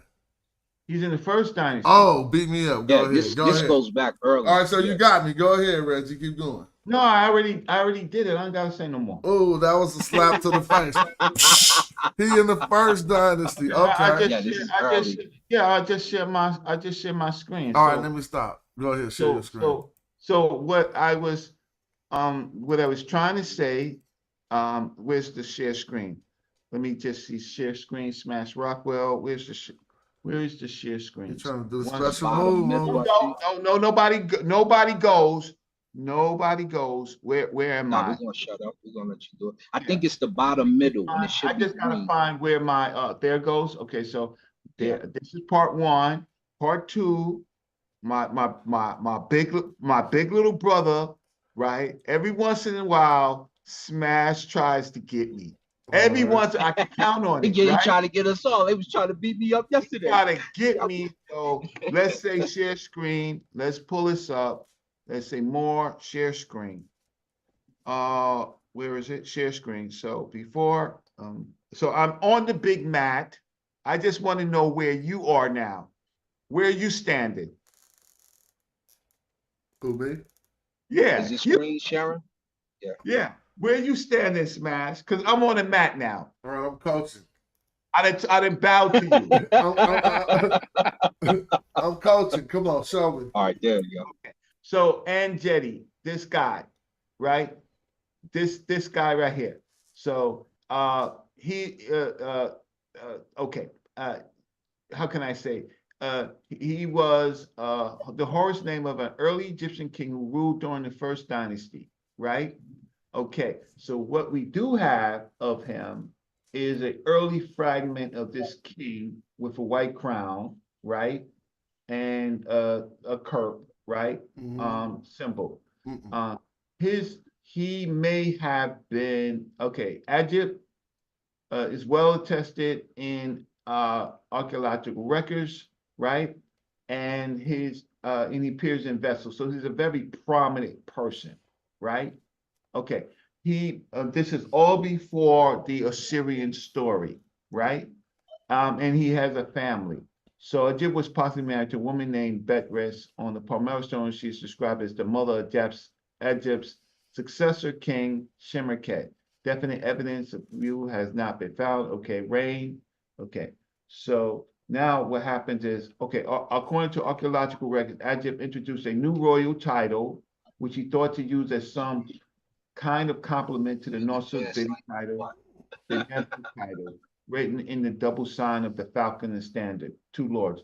So this person was a very, very, very prominent person, and maybe something happened in his family or his situation, but he might be possibly one of the, how can I say, one of the characters that became possibly a star. Nah, you trying a brand new move on the map. Who say that where? He's ain't trying to brand new. Of course. No, he's actually right that it's a my possibility that he could be linked to the person Who that else they, say that? they consider to be a Who else star. say If that? you go back to the source, isn't that what the source said? Nah, the Go back source to didn't it. say nothing about Osiris. Go back to it, Reggie. See, let me show you how you be fooled real quick, my good brother. Let me see who that is. That good guy. Yeah, that good guy. Cause watch, the source ain't gonna say nothing about that. Reggie just was making you think the source was saying something about that. Well, no, he's looking at who would be a candidate and Yeah, exactly. For a story that's gonna be created later. I'm not mad, but I like the first one better. Plutarch said it was better than that. Hold on, help me understand what. White boy? You Hold going to on. the white, the Christian? Oh my! Hold on. Oh my! Thousands of years I later. thought we was in a dojo. Reggie, Hold on, help white ice is better. You know this. You know. Oh, don't do me like that. The dojo. Oh, no, white ice is colder. White ice ain't colder. Yeesh. No. So good God, basically what we're doing, and Spencer's about to give it his portion. We're looking at the possibilities of a Sar, a Set, or Heru, or Set actually being actual human beings. The possibility is definitely there. The question is it the case? What are we looking at? When someone reads an article and just pops up and says, no, see, Plutarch said it. This is why we gotta stay in the glyphs. Justifications. Stupid. You're gonna run right into the car. What? Uh-oh, you all right? You all right? You all right? Still trying to hit the dude right in front of me, man. I gotta put my Uzi up. I'm sorry, this is why we gotta stay in the glyphs, because if we stay in the glyphs, we won't find nothing to say nothing like that. That's why I'm trying to get Eddie K up on the glyphs. You can see what it's saying, anybody else who want to, because it don't say nothing like that. Where in the text, show me a text where, see, if you want me to show you a text where bitumen was the substance of Osiris, and I say, okay, he made men black because he put the bitumen on men, I'm just going to pull the text right up. So where the text that where Osiris was human? I don't believe that Osiris was human. I was asking Brother Asar. Oh. Oh, you asking me? In this particular text, it doesn't say that he's human. So question. Wait. What particular text? We said any text. One that you got on the screen. Oh, definitely don't. I'm talking about, no. Hold on. That, everybody know that's not what I was asking you. What text? what text in the world say? What text? And yeah. say this. What text in the world say that Osiris? Theodore Segulis tells the story when he's talking to the Ethiopians that the king or the king of the prince, whoever he is, so, says Azar was, and he went out on a mission with them. I think it's in book 2 or. All right, I'm with you. I ain't mad at the theory. I'm with you, family. I just know that you said Theodore Segulis. I'm talking Help about me understand something. Go ahead. No, let's hear that good guy. That good guy. No, because I seen Den before. So it said also said in that source, right? It said a question mark, maybe the father of Den, D-E-N. So I was trying to understand, like, you know, do they have a source saying that? Saying what? What I'm worried about that he might be the original Asar or whatever y'all trying to So find we out. do it all the time, and I'm gonna show people how we do it, and so that when they want to do it, I'm gonna come to the old TLA. The reason why is because the new TLA still ain't putting things in chronological order. So what we're gonna do is, are they? No, they still messing it up. Yeah. So I'm gonna But you, go ahead.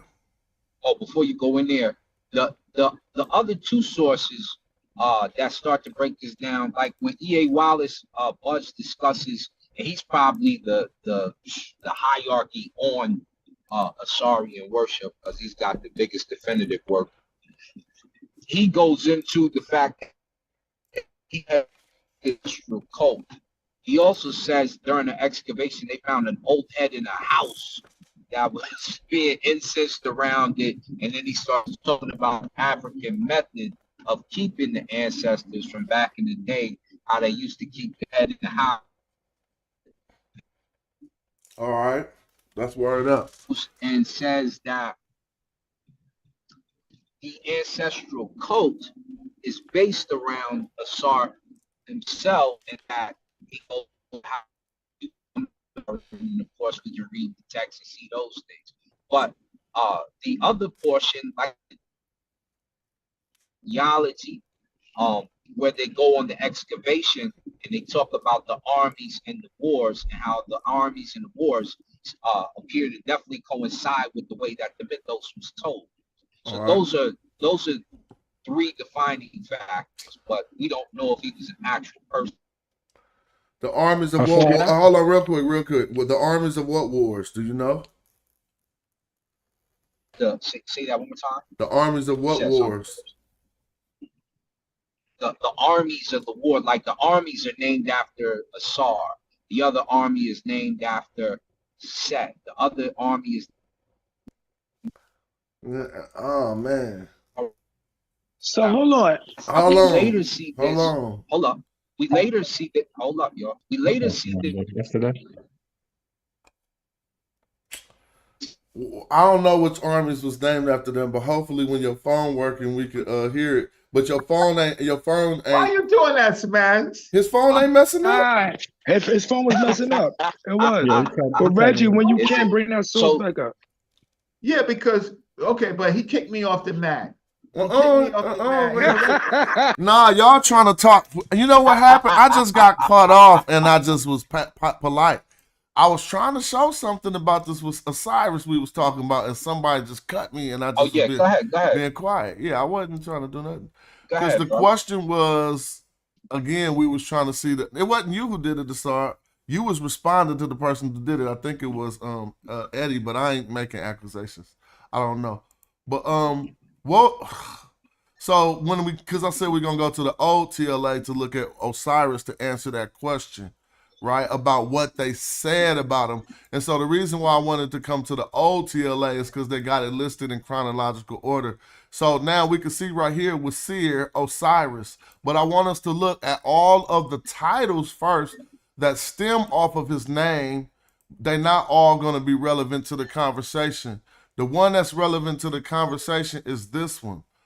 I mean, these top two. With Seer, Osiris, that's the Neter we talking about. And then with Seer, the human, which is anybody who dies who can become a Waser. All right. So we definitely want to just click into this Osiris and see what was they saying at first. And now this isn't completely comprehensive, but it'll definitely get you on your way. This TLA has been updated, and this one is in chronological order. So they're bringing us to one of the first mentions. I'm not saying the first mention, but one of the first mentions of Osiris in the TLA. And it is a sacrifice given by the king, a sacrifice given by Anubis. Notice that this is Hotep D Anubis, but Lord of the necropolis, who is in front of the hall of workers, and now a sacrifice given by Waser. At the beginning of when we start to find him, they already given sacrifices to this person as a deified, as a Neter. Now, if we find in any of these, we can say that, but if we find in any of these texts that something is alluding to them saying he was something like a human at any point in time, then we would probably be able to base that on some primaries. If not, it's just what we doing, you know what I'm saying? Okay, so can I get back on the mat? I'm bowing. You own it already. Go ahead. Yeah, I'm bowing. Whoosh, whoosh, whoosh. Right? I'm bowing, right? Whoosh, whoosh. I was off the mat doing my kata, right? So now I'm on Yeah, he went to go work on that technique. Go ahead. Come on. So I was working on my technique. All right. The reason why I chose Angeli or Adjib is because he introduced the two Lord concept relating to Horus and Set, which would be very, very important later in your Assyrian myth. Right? And so I'm building composite people based on what they have done. So this particular king, he introduced the Nabu title, right? Now later it would change to the Nepti title, but first it was the two birds, and the two falcons, and they would represent Horus and Seth, the two lords. Okay, so now But you said they represent Horus and Set, just to be clear, right? Yeah. Okay, keep going. Right. And so I'm building where this composite god of a sword, its title would come to, just like you kings are introducing these titles. Right. So can I have permission to leave the mat, or you got your thing. What's number one? Now you know that. Yeah, you got you are my teacher, bruh. No. I just want to okay, so yeah. So let me just show the source again, right? Hold on though. I'm still trying to get to this. Show it, and then I'm gonna do it. Show the source. No, just for the people. Just because I don't want to be how can I say? I just don't okay, so here it goes right here. While I'm just saying it's a candidate for a later composite person, is another king starts to introduce something. So according to archaeological records, Adjib introduced a new royal title, which he thought to use as some kind of complement to the Nasut Bidi title that Den created, I guess. The Nebu title, written with the double sign of a falcon on a short standard, it means the two lords, and it refers to the divine state patrons, Horus and Set. It also symbolically points to Lower and Upper Egypt. Adjib is thought to legitimize his role as the Egyptian king with the use of this title. They kind of understand that, but they kind of don't. But he got a Horus name, so the daddy got a name of his son. The daddy has the name of his son. What do you mean? Horus is the son of Osiris. No, there's Horus the elder in the beginning of so now he's saying that ain't the truth. Falcons. No. So what happens is, and you'll notice in Egyptian pantheons, the new becomes the father of the older, and they venerate that nature. Say that again. So, you have broke up. Say it again. So the newer nature that's introduced, or the one that becomes more prominent, because not all the time it's a newer nature, becomes the father of the other nature root. Yeah. And so the other, which like Heru is older than Asar becomes his father. Amen is they claim Amen is really old, but Amen, it doesn't appear to be older than Heru, but Amen becomes the father. He's right. That's right. Of the gods. This is what they do. So, go ahead. But I that's dealing with natures. I am saying what this particular king did, right? He used the two standards, right? So you see different dual standards. You see the Ba, but he used the two Falcon standards, and with that he made the distinction between Horus and Set. I'm with that. I'm totally with that. But the that ain't other- Osiris though. Huh? Say what? That don't make him Osiris. No, that don't make him Osiris, but that because I don't believe that Osiris is real. So I think it becomes a mythology. Now let me So- show you something that I would argue is more Wait, let me solid. Real finish. quick. All right, go But ahead. You got the floor. Y'all can't get me. You can't get me with It's this. my turn. Go ahead. Well, hold on. I'm about to- Hold I on. gotta hold be on. able to respond. I'm gonna kill him dead after this, but go ahead. You Let me- might kill me dead. On Look the at map. the word. Right on the So, map. wait, I'm not gonna give you a chance to kill me dead because you already done it. See, he also Reggie, are you familiar with? no, get off the mat. Get off the mat. Get off the Yeah. mat. I'm about to show y'all something. I'm about to hurt you. Wait, All right. wait. It's your turn, Reggie. Yes, He no. wasted your time. Go ahead, Reggie. Reggie, I'm Yeah. the reason why we bringing up. So we seem to have a fundamental problem understanding that Horus the sun ain't created yet, right? This is the falcon god Hor the elder, right? Way before the later I was gonna say the later mythical, religious, spiritual stuff of the Assyrian. We're talking about the falcon god. And Horus, right? Horus, he has a title, Hor Nebu Ket, right? Horus, the gold of the divine community, right? Mhm. And so all of this is occurring before this story that will capture us with the Assyrian myths, right? And he also commemorated the Hepsed. So he's a very, very important person in the early thinking of Egypt. I'll stop. Okay. Give me that. Okay. Word up. I'm with that. Go ahead. Give me that. You see how he just brushed me off? Yeah, I'm with Oh yeah, that's right. No, I forgot. Watch this. This is gonna be easy. So when we come back to the TLA, it's important for more than one reason. We're gonna come back up here, right? We don't see that. Okay. Oh, yeah, y'all don't now- see that? Yeah. And we're gonna click in the context. Actually, we want the detailed information about the text. And then what we find it is this.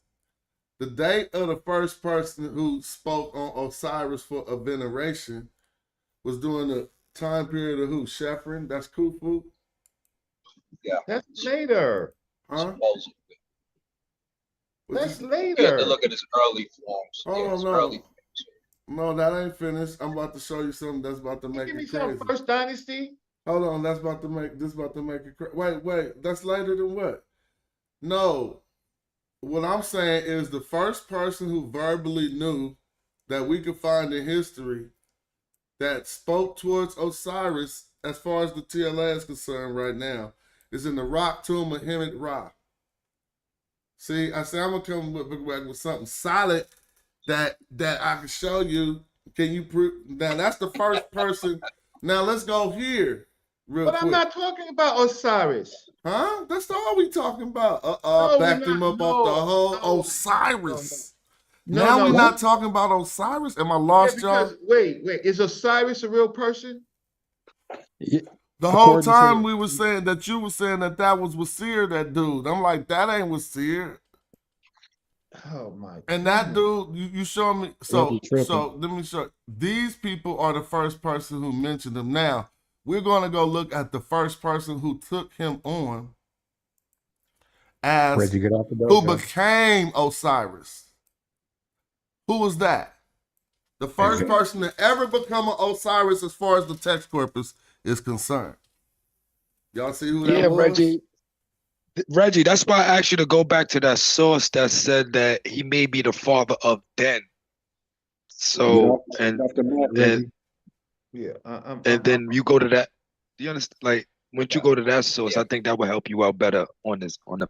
I can't believe that Smash is trying to prove a real Osiris. No, I'm not trying to do that. I'm not trying to do that. I'm trying to say that dude that you said wasn't no dude who got venerated as Osiris, or at least The attestations we find are other people first mentioning Osiris, and he don't never. Let's look at his. Did he become a Wasser? He didn't even become a Wasser when he died. Oh, no. Let's go look at this text. He don't even become a Wasser when he died. How could they? Okay, this is when the concept wasn't good enough. No, I'm joking.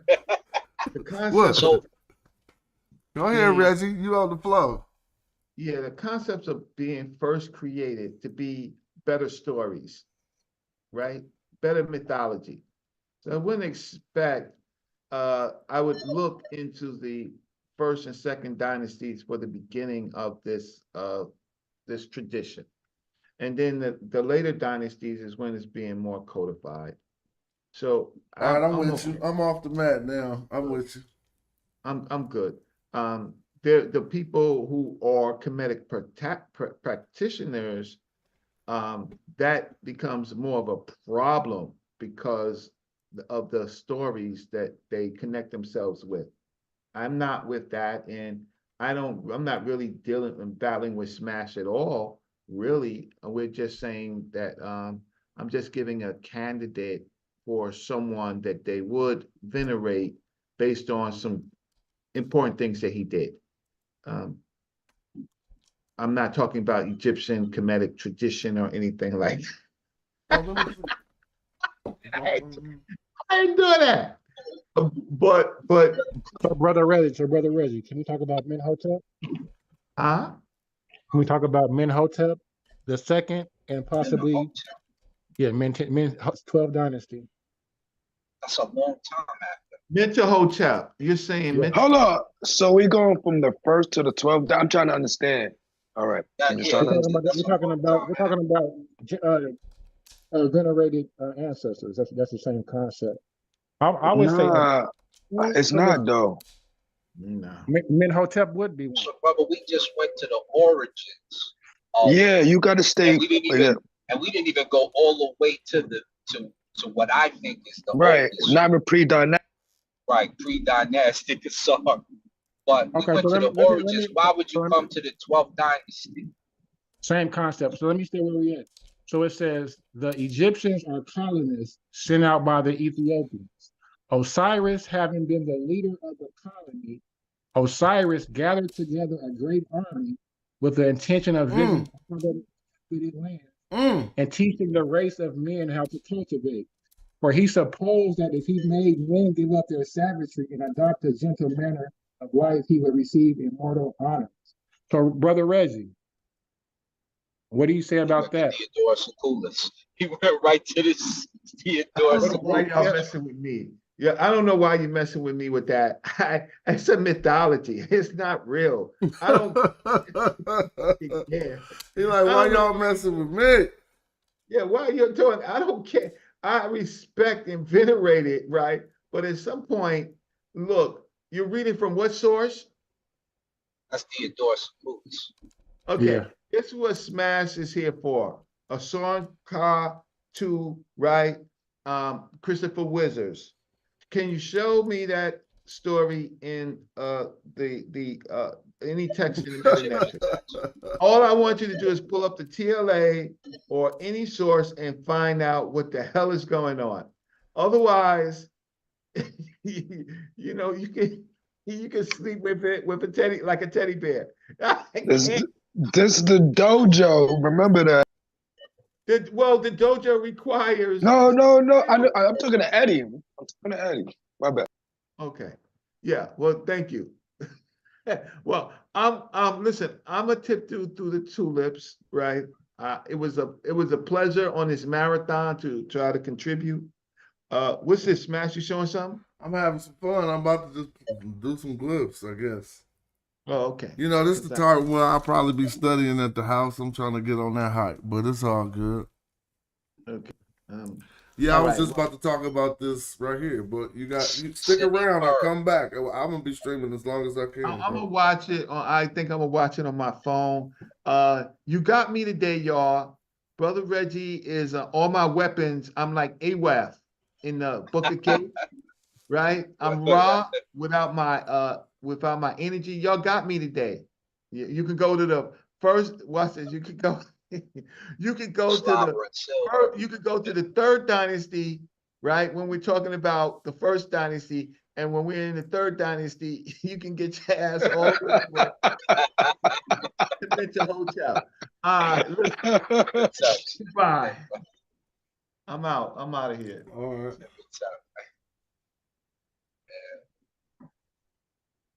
So I noticed that even though when he looked up, that guy had a white crown on. Yes. Who are you talking about?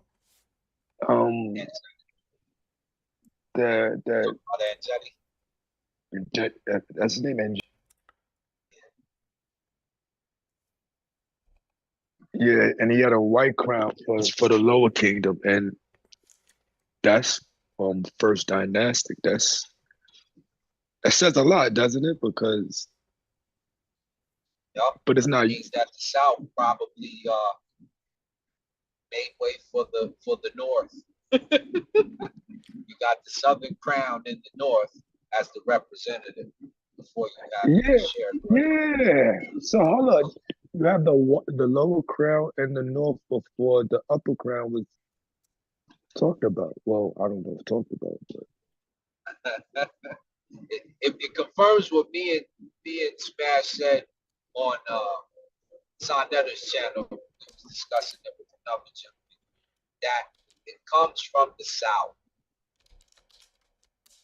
And makes its way north. It comes from the interior of Africa and makes its way towards Europe, Persia, Asia, etc. This is an African tradition in every sense of it, which was all we were fighting for in the first place. I want to focus on these simple sentences and how they made up and composed. And I'm pretty sure it'll be useful for somebody eventually one day. I like anybody who's like new, like Eddie. You said you've been dealing with the glyphs, so I want to help you along with these. Definitely, I appreciate you. Bar it up. And so you probably could identify, just like we was identifying going from left to right, just how we was identifying the other glyphs in that word before we start reading them out. You probably can identify, that's that same doorbolt starting from the top. That's that same doorbolt above the man, right? Yeah, I see it. And we know that to mean like a man, sa or za. And then what you see next? Then we see the N above it. Yeah, and what's under that? And then is that for canal? Is that a canal? No, that's a good one, but this is just two strokes. The two strokes, This is a shorthand for two reed leaves. If they can't fit two whole reed leaves in there, sometimes they'll put the two strokes. Okay. And then that's the above it, that's the box, that's the house. Yeah, that's the house. I could have spelled it out too. And went like P over R. Yep. And so, but I didn't spell it out. It'll still be the same thing. Okay. And then what's the bottom? I'm not familiar with that. The bottom stroke. Bottom stroke? Just the single stroke? Yeah. The single stroke means literally a house because a per could also mean like peret or pari. It is an action like coming forth or coming out. Okay. It's probably like related to people coming out of the house. Coming out the house. Literally. But it don't always mean coming out the house. It could just mean coming forth, like per imheru. So now let's just do the easy part. Now, we don't even want to read it yet. Let's start identifying the parts of speech. A man is a noun, right? So this second one, now in this, using this helps a lot because it used group writing a lot. So everything is appearing in these type of squares, so to speak, or little rectangles. And so like this first word for man, sa, that's a noun. We know that. And it's in the first position. Just the first position is the first word we encounter. The second I gotta word. step away. I gotta step away real quick, Smash. Oh For a yeah, second. that's all good. I'm just gonna keep on talking about it. You working with Okay. you rocking with this Patah? All right, sorry, anybody. You know I was just waiting. Oh, you just waiting? You So ready? yeah, you know you gotta let the newbies get busy. You know Well, I what was I'm trying to saying? help, yeah, you know, inspire along so anybody who watches could be like, I understand what he's saying. So next, we got something that is in the play. Oh, you was about to say something, sir?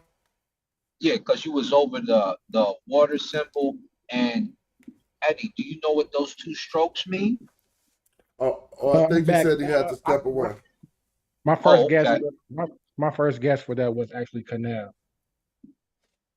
Wait, that Okay, wasn't so correct. they look similar, but in this case they're not. They show a form of plurality. Okay. So double read leaves. Yeah, those are Yeah. double reed leaves here. Mm-hmm. Yep, I'm with you. You did good with that. So in this case, there's going to be two things that you look out for. If you see three strokes, you're going to make that ooh, like that quail chick you always see. Okay. If there's two strokes, you're going to make the E sound for two. So it's kind of like an E or a Y sound. We for two, meaning there's more than one, but there's not more than two. There's just two. So that quail trick is like the G43, right? The Quail W. chick means there's more than two. Well, what Asar is saying is correct, but this ain't an instance of that. Okay. But No, what he's saying but is right. Yeah, what he's saying is right. And so this will kind of help you with that when you see those particular things. Now they make a sound. In this case, it's like an E sound. So you have the inner glyph above it, and you have these two strokes. How does the end glyph sound or the water stroke sound? Sounds like n, right? And then the two strokes will make it like ni.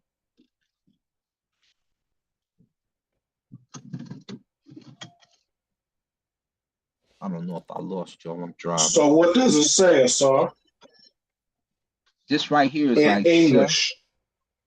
In English, this is like brother per brother's house or something like that. So semi per, and then that's the house. That's the brother's house. I was thinking their house. Hold on. Let's go slow. He says Sini per. All right.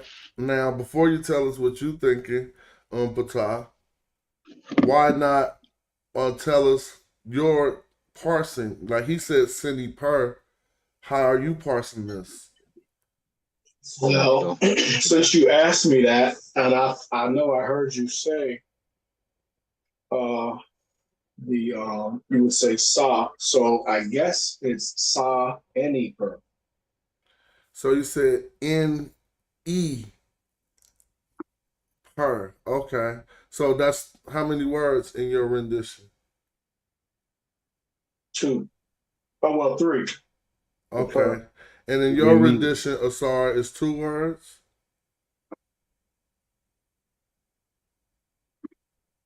We need. I see what Asar is seeing. He probably is doing something. So Smash question. So that's seated that man, right? The seated man. That's the A1, right? Yep.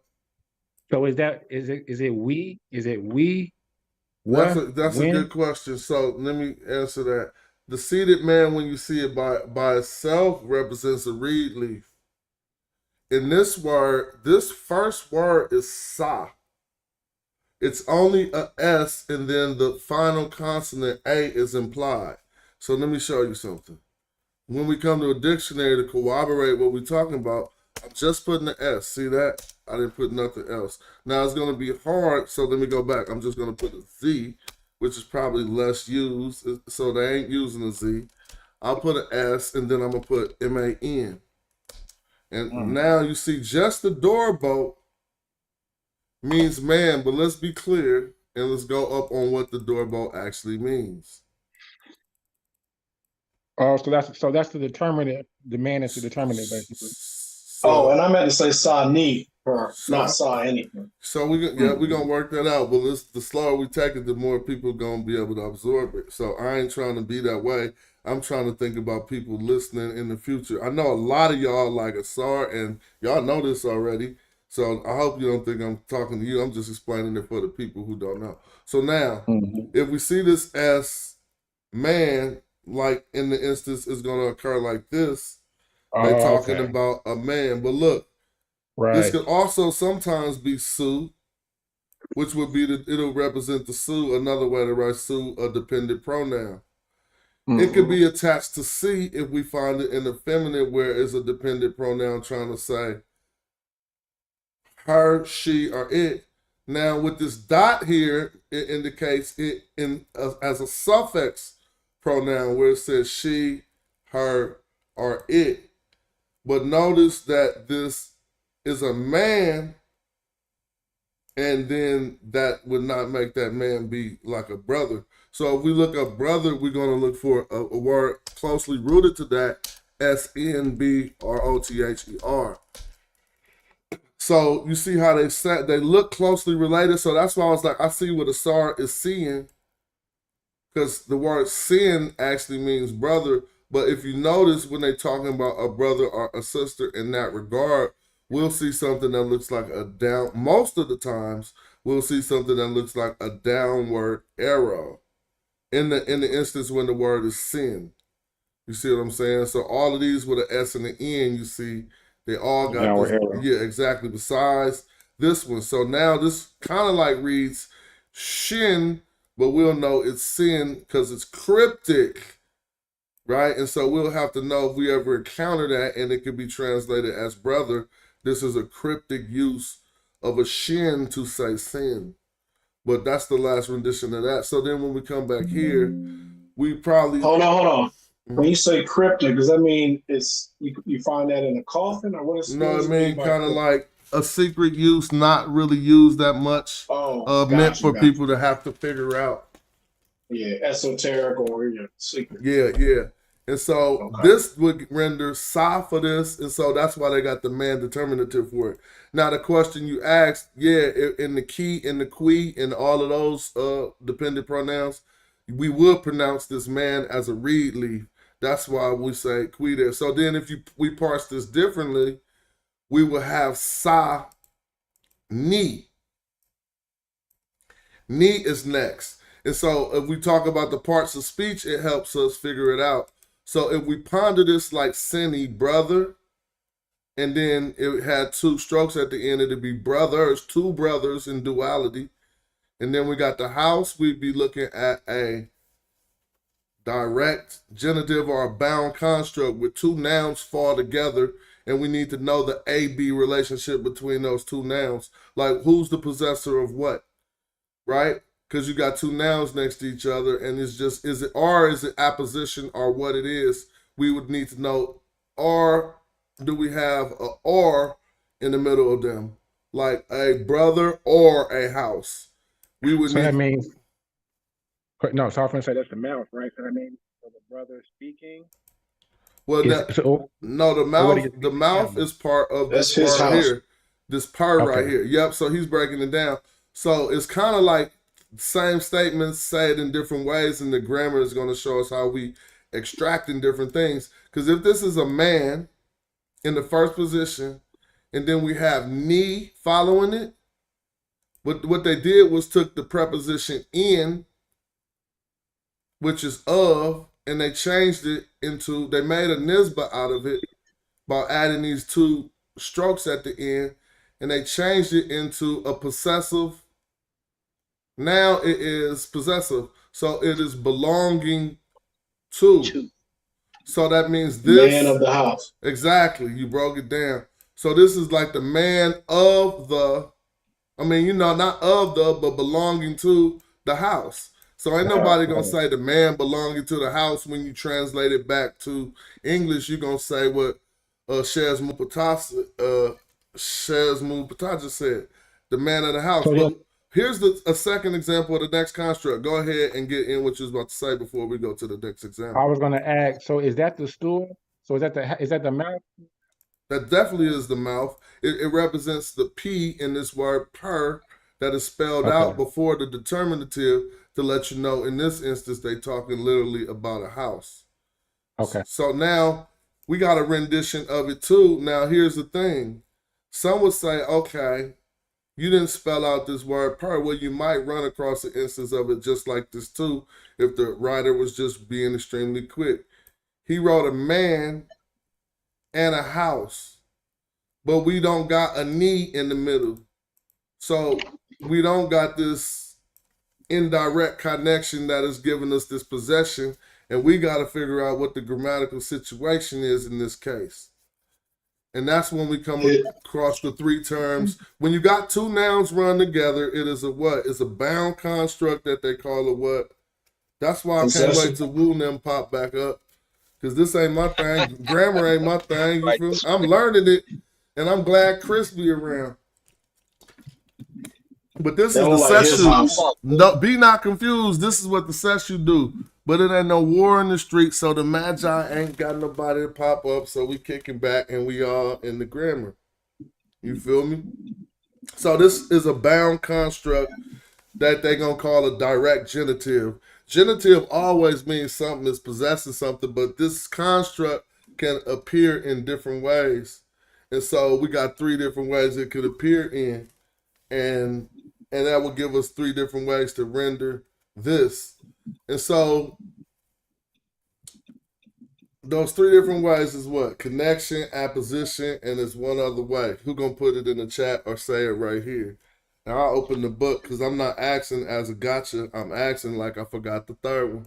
It's connect. Yeah, it's connect. I don't want people to be thinking I'm on a gotcha. So it's connection, apposition, and if anybody else know it, y'all can say it before I put it in this book. But me and you was talking about it the other day. And I mean, I remember on one of them shows we was talking about it. Hey, feel free if y'all is in the chat. Here it go, right here. Now look, the bound construct is what I called it, also known as a direct genitive. This construct consists of simply placing one noun in front of the thing possessed, okay? Or other, but don't be confused that the only way that we gonna render this is if that case, this is the man's house. He now ain't the man of the house because there's gonna be three different tricks to this bound construct that help us figure this out when we finally start doing that. And so what I mean, you know, so this construct consists of simply placing one noun in front of the thing possessed or otherwise connected. For instance, neb per. So that's the lord of the house. That's why they're saying the owner or the lord of a house.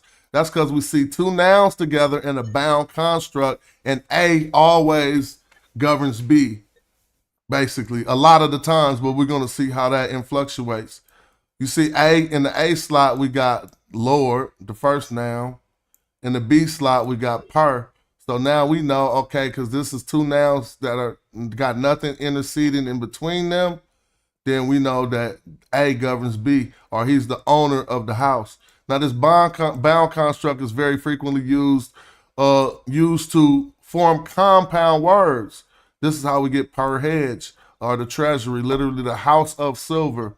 It says the second house sign at the end of this word is a determinative, as they're showing us here. So although not important for modern readers, the bound construct affects word accent, as we know from Coptic. The first word has reduced vowels and lost its word accent. Again, if we avoid the Coptic, we probably wouldn't be able to learn that. The technical term for this reduced form is status constructus, which I'll never probably have to use, but now check this out. In the case of such compound words, modern scholars conveniently link the word with a hyphen, but grammatically there is no distinction in the original Egyptian. Another way of looking at a bound construct is to see the unit as a noun followed by its modifier. It says, as an important fact in the Egyptian, the modifier always follows the word it modifies. Thus, in the case of neb per, we have the owner. What kind of owner? Of a house. A very similar construct occurs in the English noun phrase chair leg, which means leg of a chair. The only real difference here is the modifier chair precedes the noun. It modifies leg in conformity with the normal English word order. The modifier preceding the noun it modifies. Now he's going to tell us, since I want him to stay on direct genitives, he's about to go into the genitival adjectives, and which I just was breaking down. That was that knee we was talking about. So I might as well read right into that. He says it occurs mostly in titles, overseer of construct, epithets, lord of heavens, or a set of phrases per nisu, house of the king. Now for B, the genitival adjective, also known as the indirect genitive, which was the first case we looked over. He says in Egyptian, there exists a category of adjectives that derive from prepositions. So when we look back at this is how we know that this is a ni, because you recognize this in as a preposition, but then they put a Y on it, which would make it a nisba. So then when we come back to the book, he's gonna tell us that it starts from prepositions and nouns indicating various relationships called Nisba adjectives after the Arabic grammatical term, and we'll further discuss in lesson 54. The Nisba adjective derived from the preposition in, to, means very literally belonging to. So when we see the ni, because that's the Nisba adjective formed off the end, we know by seeing the double reliefs after it. It says, but in actual use, it is the equivalent to of. That's why he switched it. Ptah switched it to the man of the house. You see what I'm saying? It says, and should almost always be translated of. Being an adjective, it follows the noun, it modifies and agrees in gender and number with it. The forms are as follow. And why don't I see nothing here? That's weird that I thought maybe he's done it on the next page. Yeah, here go the forms. So now we see that even if we see this in, if we know that it's in the middle of a genitival adjective, we should imagine that's why they got, or we know that the Y is said or implied, but it's not written out. So this ain't giving us a in, is giving us a ni, right? And they'll show it with he'll even show it with the strokes. So he's showing it. Look, particular care must be taken to the masculine singular in ni, since it is indistinguishable in appearance from the preposition in. So you might have thought this was the preposition in that he was showing us. But I did it easy and I wrote out the two final strokes, which represents this Y. Because if I would have did it with just an in, it would have been like the man to the house or the man for the house. You see what I'm saying? That's dative, because then that's just gonna, I don't want to confuse everybody up, but that'll let us know that it's not that, because we know he is of the house. So I don't know if I went hella far. Go ahead. Yeah. Nah, you was good. It's basically what I was explaining to him before. Like usually you're gonna think strokes and numbers, but when you see it and it's not numbers, you think ni and you will pronounce it ye, and when you see more, you think W. So yeah, same thing. And ni is of. So you've got, if we break it down, sa, the first two, that's a man. Ni, now that he just explained that, we know is of. And then we've got per with the determiner at the end with the stroke at the end to make sure we know that it's a house. Per is house. So man of house is what it says literally.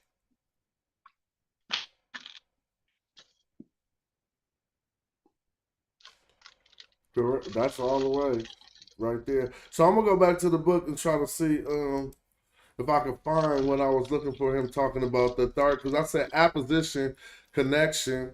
And somebody simply tell me the other one that's eluding me. Matter of fact, I'm gonna just put the word apposition in here. Right? Ain't nobody wrote that in the chat yet, so we must be chilling.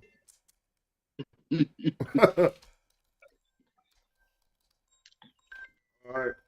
I ain't answering. Let me see. I got a little time. I'm about to jump in this truck. Yup. Now here it goes. He's gonna break it down. Oh well. So that we could get into this next one and we're gonna figure it out for ourselves. Now he's talking about a Y poo X, but we was talking about A poo B before, but we'll talk about this later. So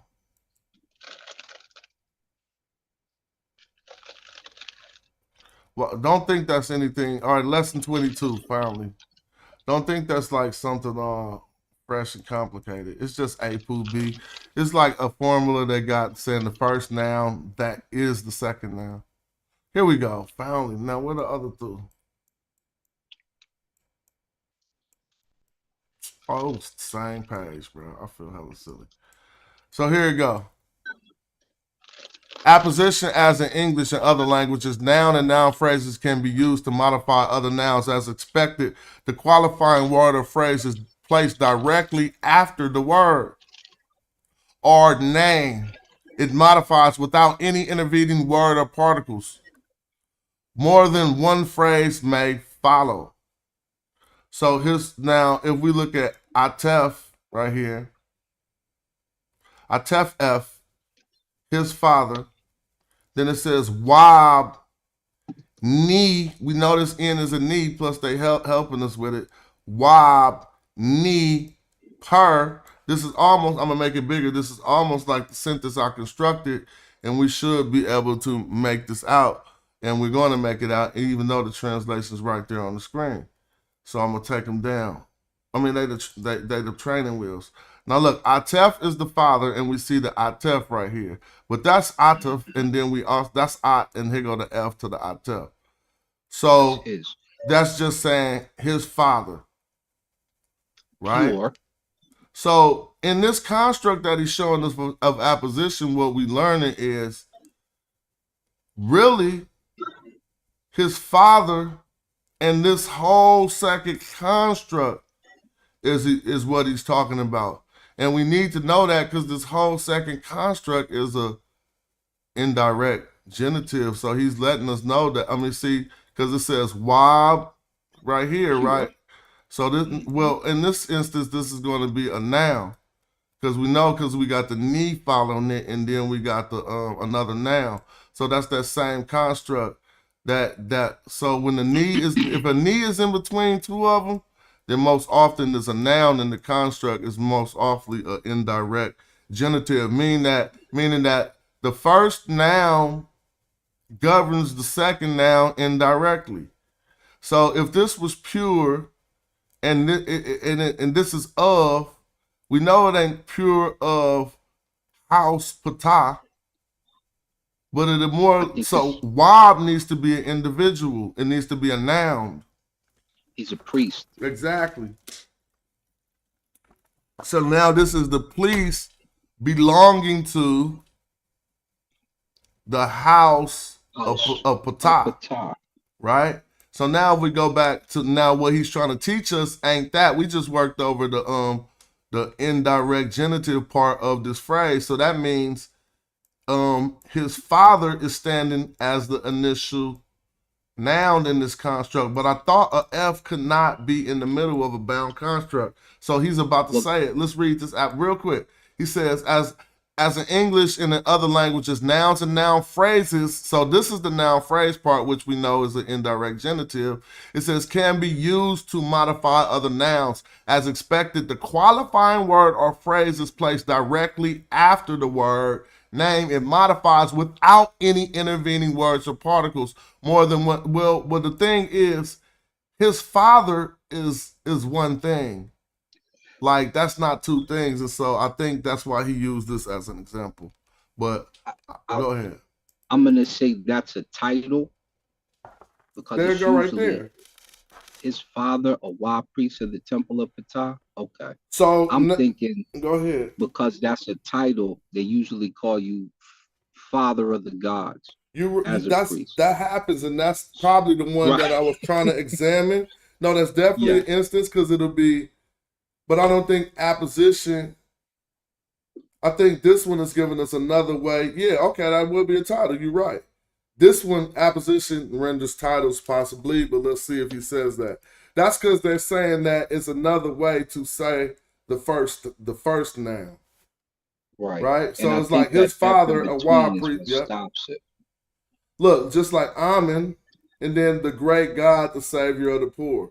So, yep, in that instance, you 100% correct. I think, I mean, I'm not saying that like that, but I'm just saying I think we right on that.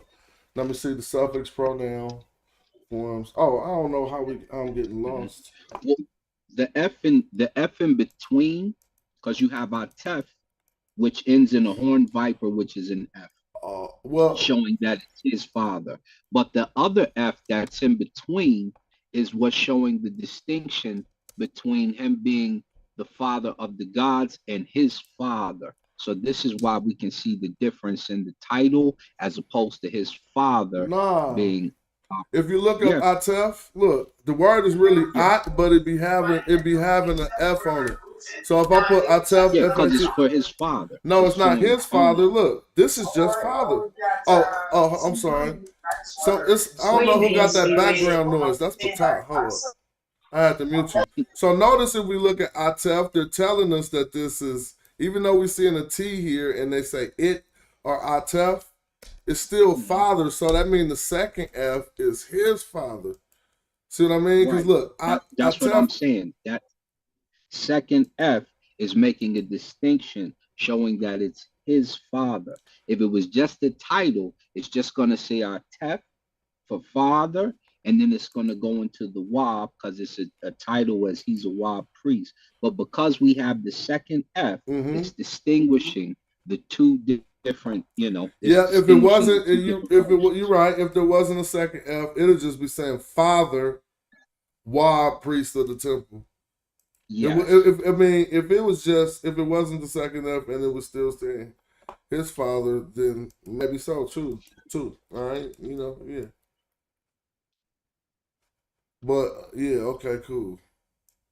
So one thing that I was confused about is how did that say? Hold on a second. Did that say his father, his father, a wild priest of the temple who of is pure? See, yes. So Wab is Wab priest or poor? But he's not explaining this. I need to go to J.P. Allen, who explains it better. I'm about to, because what he's trying to explain to us is in apposition. He's not really saying it, but B, everything after the F here is A. But watch J.P. Allen say it a lot better. If I could just get that book open real quick, just a second. J.P. Allen.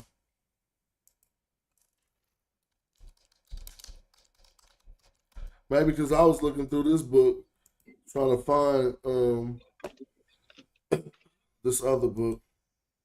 But I'm on my marathon. I ain't looked at my James Allen in a minute neither. I ain't stopping. Yeah, I had somebody send me a copy when I told them that I started off with E.A. Wallace Budge, and they thought I was it's right on here. We could just come to, maybe I'll say archives.org, J.P. Allen. If you read E.A. Wallace Budge dictionary, you would think he's a blackologist. Mm-hmm. And you think that's half the reason? We might think that's half the reason they was discrediting him too.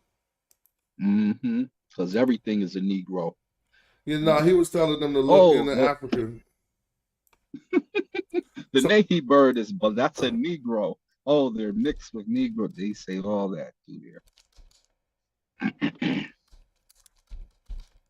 All right, so let's see J.P. Allen on the subject, and it'll probably give us a better, more updated, not updated, it's not better either. It's just different language from different books. Help us to understand different things. Oh.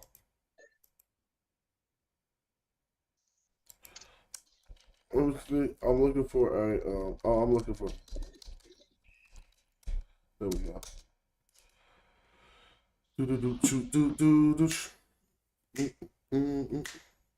So did that sentence say father? Literally, did it say father, his, priests, plural? Nah, the last sentence was, I don't know if I still got that up. Let me see if I could go back. It says, Father his father. pure. So look, this first word is father. The F suffix on there is his. Notice they don't got two F's in transliteration, is what I'm trying to tell y'all. If this F is representing anything other than in the I, they would have put two F's in this transliteration. So it's only one. I'm gonna make it bigger. So this is his father because we got the suffix pronoun after the word for father. Now we got another noun after this, which is a wob. We know it ain't an adjective because of this construct that happens after it. So, we got wob, knee, and it's probably, yes, wob, knee, patah, yeah, Right. per patah, yeah. Wabeni. No. See, the knee right there is missing strokes and it's missing any type of thing that lets you know that it would just be a knee. So most people who see it, they're just going to say in, but it's really knee. So you have three strokes don't make a difference? What three strokes? The two strokes will make the three water ripples. No, don't that's make a up here in the that's the determinative for this word. The artist stems from a word pure or purified, right? And it means a purification priest. So you got a man behind it. So it's not just talking about pure, it's a type of a man. This don't mean a pure man. This is a priest, a wob priest. So when you first start it's in pronounced priesthood, you're a wob, wob. not wabeni. Wob. Where you see the any? Where you see the any from? In the Oh no, this is a determinative. So the e that you saying, don't pronounce it here. Look down in the written. Look down in the. Putting wob and the knee together, but no. See, it's wob, and then the new word. Oh, is that's knee, not but any. Notice how it's yeah. That's notice knee. how the new word is an in, and then they have the y in quotations because it's not shown. Not spoken. Okay. Right. Exactly. Well, not that it's not spoken, but that you don't see the two strokes to make the Y sound. That's what we it's just not there. So but you gotta say it, but it ain't written. So it's weak, so it falls off sometimes. That's what they talk about: a Y, a W, and an I. If they in the final position, they can fall off, and we're gonna talk about that too in a minute since we having a marathon. So is it wobbing? So basically, you pronounce the N as the knee. Thank you. No. Yes. You pronounce no. I'm sorry. Right. I'm sorry. See, He's right. But here's the thing: that we have to be able to distinguish between an N and a knee. See, so if you pronounce the N as a knee, how would a speaker know when you're saying knee or in? If I say wob in, if I say wob in per patah, it would mean something different than wob knee per patah, because in just mean two. So then we'll start thinking the man to the house of patah, and then sometimes we start translating something wrong. So that's how we know that in order for the speaker or the listener to know that dude, like reading it is one thing, but think about a real life instance where a person wanted the person to know the difference between the man belonging to the house or the man or a man to the house, and it'd be dative, and that wouldn't make no sense because that means that the house possessed the man. So you'd have to make something out of it. Like, I mean, the house received the action of the man. That's just to start messing up the grammar all the way. And now I'm learning that, and I heard people say that to me at other times when I was like, That was my fault for confusion. No, you didn't confuse anything, but yeah. No, I was confused because that knee, I was putting that with the three water ripples. So here's the trying thing. to make that plural, and it was the N after the man determinant. When Egyptologists put in transliteration, when Egyptologists put it in parentheses, it means it fell off because it was weak. Now, if you see brackets, it means it ain't really there, or they can't prove it's really there, but it's implied or something. But In the parentheses, they saying it fell off because it's weak. Only in the transliteration in most schemes, and so that's something we could trip off of. So does it sound better saying knee per or n per? Knee per means something different than in per. And this is an instance of knee per. That's what I'm saying. So you can't say in. So I'm going to go back up to where he explained it. He going to explain it right here. And so he going to want us to say, he going to say, you're going to be confused between the two. And this is what I'm trying to say too. He going to explain that right at the beginning that when he, look, now this, let me make the book smaller. He's about to explain exactly what we're talking about. The dative going to make the person, going to make whatever noun or whatever is after this in be receiver of the action that was in front of it or whatever was in front of it. And so that's not going to be used in this instance. Now look, it says particular care, and this is the care that we're trying to take right now. Particular care must be taken with the masculine singular ni.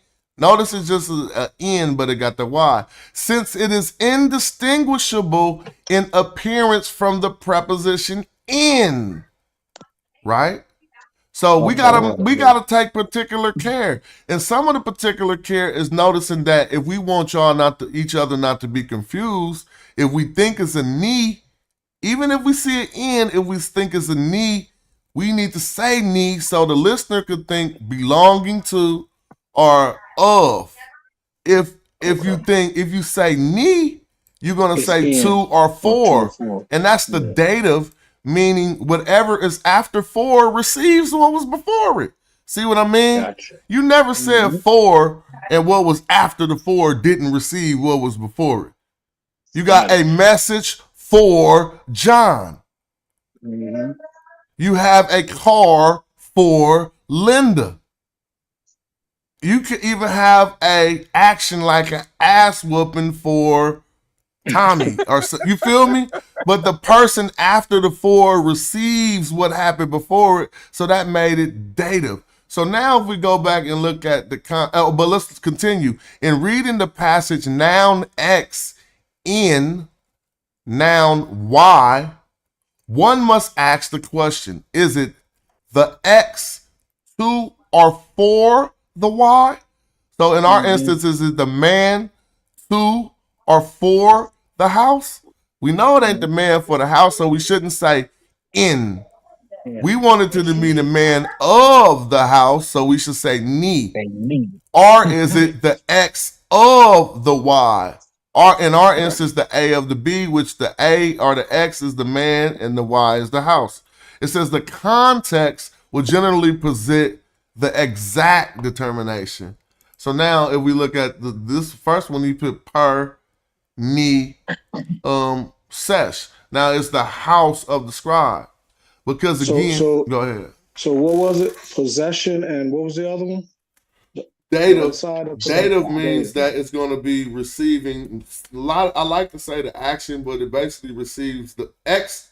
So Y receives X. Think about for when you want to understand the dative. Think of how you use the word for. Okay. That means that whatever is after the end is receiving. Yeah, that's well, it is possession though. But it's different. It's because he's going to receive something. It's dative. They call it dative. Like they don't.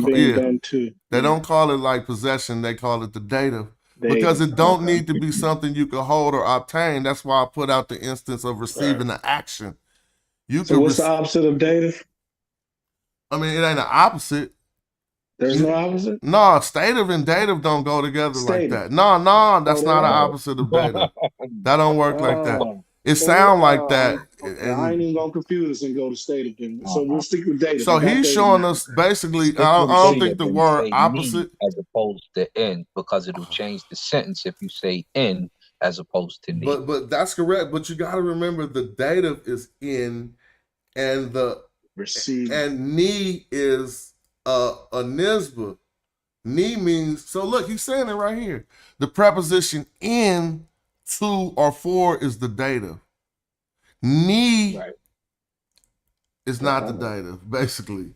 Ni is possession or the person, but it makes it a nisba adjective, basically, when it's making it's formed off this preposition and means of or belonging to. Sometimes you might have to translate it as belonging to. Yeah. So It's Smash, would it indistinguishable be unless you read the okay? Go whole ahead. sentence. And this is why it's important that syntax is always there. This goes back to the discussion when me and Ujal was talking. If I don't have the full syntax, I can't make out what a noun is sometime to or what a certain thing in a sentence is supposed to be, because it can mean a bunch of things. You have two spelled T-O, you have two spelled T-O-O, and you have two spelled T-W-O. One's a number, one's going to someone, one is including people. So you have to have the syntax, the sentence, in order to discover and break down what it's going to be. Cool. Well, maybe Ujah will come back here and make you start driving. For real, he gonna have to stop. Ujah, come in here. Matter of fact, I'm about to text your student, Ujah. Hold up, we gonna text you real quick. I got 1,500 on Wu Jahu. No doubt. When we took the test, hold up, we gonna see if you assess. When we took the test, what was the first two tests that you took? I don't even know why you posturing against somebody who ain't even here for some reason. When we want that person back, at least a lot of us want us. This is me holding the line for Ujao, because, like I said, I founded this session. We made the test up for something in particular. So I'm asking you, since you claim you took the test, you claim you one of us. What were the two tests you took? All right, why are you talking to somebody who he talking to Ujao? Yeah. Oh, I thought he was talking to Ujao. I'm like, let me see. No, we I didn't pass. I didn't pass the class. Saying you one of us. You didn't take the class. I didn't pass the class. I didn't complete the class. Come on. Hey, Smash, real quick. I didn't get my certificate. Huh? Smash, could you go back to what we were just showing about the scribes? I had a quick question. Let's stay on that, because we just took a detour for some reason. Audited both classes. Because I'm actually Come on, we don't care about none of that class, Wu Jahu. Let's get back to the knowledge. Yeah, because I'm actually learning. I just want to know. Hey, Smash, I'm actually learning, so I just want to know if I'm learning correctly. So what we have here, if I'm looking at that right, is per ns, per knee. Yes. Per knee sesh. Yes. Now, so the knee is really represents the of the. Now remember, since it's a knee, we're gonna think these are the two questions you're gonna ask. He making it simple for you. Yep. Is this two or four, or is it So let's see. The house to the scribe. The house for the scribe. The house of the scribe. Thank you. And so we'll know it's a knee there, even if we don't see the Y, because this is the house of the scribe. Yeah. And one last question. So now I'm not so somebody who can't read the per knee s. Now I don't know if it's just for me being familiar with the glyphs. So I'm looking at that. I know that's a house, and I know that's a scribe. So I know that's a scribe. I see his tools, right? So house scribe. So are you able to always identify? So you have to be familiar with the glyphs in order to do that. No, so this is what it is. Now I'm gonna just keep it buck. You're going to have to do dictionary work, but you can't confuse your dictionary work for anything other than increasing your lexicon of the words used by the ancient Egyptian. You're hardly going to be able to understand the true meaning of a word just from like, I was in the dictionary to say this. That's why we look through the text, how they use it, and be like, nah, that's just them, the definition, or they're trying to define the word by telling us an English rendition of it. But when we see how they use it, it comes into play. And so, yes, feel free to just glaze through dictionaries and increase your lexicon of what words are. But and when you say lexicon, he mean your vocabulary. Yeah. Yeah. I mean, your inventory of words. So yeah, you're right. Yeah. So now we come to the second one, and we got all the answers here, but let's deal with the Metu Neter. First, we got depet, right? And if you was just trying to figure this out, you still see it's a boat, right? Yep. But let's talk about it. What is a boat? A boat is a noun, right? Yeah. Right? Is a thing And so that lets us know that we got if we see an N and a T behind it, and it's a T in the first word, bow, you already got your answer. That this is matching the gender of the first word. So do you still know that this is a knee, but in the feminine gender? So that's why he put neat. Feel me? And the Y ain't there. Remember, Egyptologists are like the Y is weak, and we'll study that in a minute. So it don't gotta be there for you to say it. It'll fall off in the writing. So this is neat. So then we got a boat, right? Neat. And then we got the same term again that we looked over at first. Why a priest. So this is a boat of the priest. He said of the priest. And this one, that's not real. I mean, you know, it's a boat belonging to the priest. Right. You feel what I'm saying? And you can feel free to say belonging to if that translates better than of, because they are the same thing in the instance. The car of John. We don't talk like that. This is the bike of Michael. You just say this boat belongs to the priest. Yeah, you just be like, this is the boat. So it means possession, so belonging to works. But and they'll tell you in all of these books, and I think what's the name says it better. Now notice again, we just did a noun. And then they took the preposition and put it into the Nisba state, and then they made it into something of possession, and then they put another noun after it. So that's what they call indirect genitive, and is a noun phrase of a sort. So when we talking about different noun phrases or whatever, I mean, because all we see is nouns here, right? And we see more than one word. A phrase is a cluster of words, and so in a sense, it ain't all nouns, but yeah. And so the last one we could do with the Metu Neter 2. What's that? Correct. I mean, the answers is here for anybody who don't want to just look at the Metu Neter. And now that don't stop there. It go but it go all the way back to here. So you got to put some plurality on it. Oh, children. Because now let's ask our brother what them strokes underneath mean. Let's make sure he got that. Brother Eddie. Yeah, I'm following. I'm not quite sure. Would it be the number of children? Or just meaning many? It's making it more than one, more than two. It's plural. I don't know why I can't highlight this. But so that's where they're getting the children. Notice that's plural word too. It ain't the child, it's the children.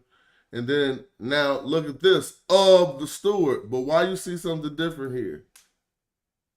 We see a new bulge. And new bulge for and. But we shouldn't just read, and I do it all the time, we shouldn't just read Kared nu mer per or mer per. We should read niu as because the knee got to still be represented to let us know it is something of possession, and it's the same connection. So then if we looked at the children belonging to the overseer of the house, because he definitely belonged to them, but they just say the children of the steward. Same thing. I just gave us a literal overseer of the house. Hold on, somebody got that background popping. Oh yeah. Oh yeah. Wifey on the phone. Oh, I know. That's it. We on the computer, they on the phone. It'd be the same thing. You know, you feel me?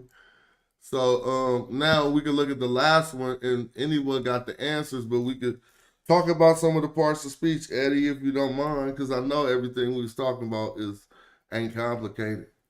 So I'm gonna make it bigger. So now, and I'll help you out.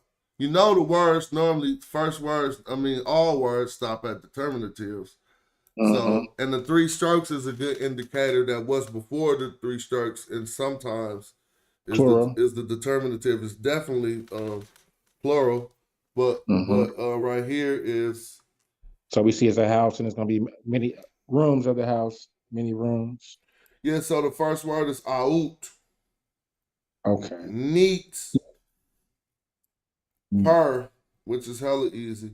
Now look what that I said neat, but they say knee oot. Now how would you knee wet? Knee wet. So really, when we see it like this, we're supposed to say knee wet. Now, why is there a Y and a W there, and why is they both missing? They both in the class of the weeks that can fall off. How many glyphs could fall off? It's not a lot. 3, I guess. Yep, it's only 3 supposedly. And they're represented by, they say the reed leaves might not be there because it's weak. The vulture bird might not be there because it's weak. The A? Yeah, that A vulture bird might not be. If it's in the final position, we're going to talk about this later because it's weak. And the U. And the U. And the U chick might not be there because it's weak. So since 2 of those are in that category, and now why is he saying that they are there? Right? So if we see a nu, so the Y represent changing it into a Nisba. That means that it's something belonging to, but is it 1 or 2? It's rooms. It's multiple. Yeah. Right? So it gotta match in number. The adjectives match in, even though this is a prepositional Nisba adjective, it gotta match in number and gender with what it's talking about. So now we see this, instead of saying neat here, we do want to let the speaker know that we ain't just talking about 1 room. So we gotta say neat, wet, per, in order to match that gender. And I mean, that's y'all can pronounce it better than me. The whole thing would be out, knee wet, per. Hold on 1 second, Joe. I think I kind of get it.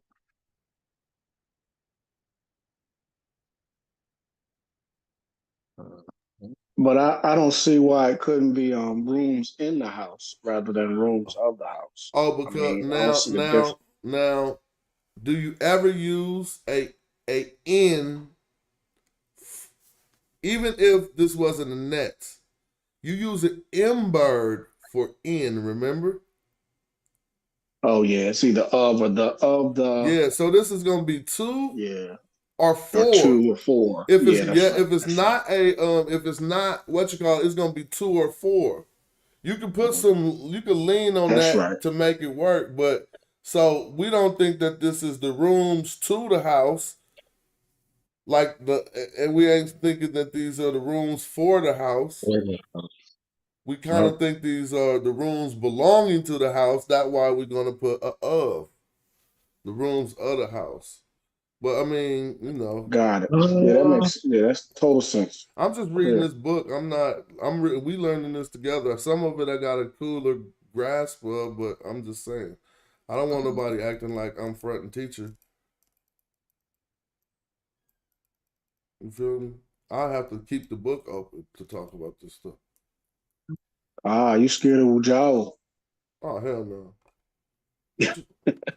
Man, y'all done said this name about 15 million times on this show.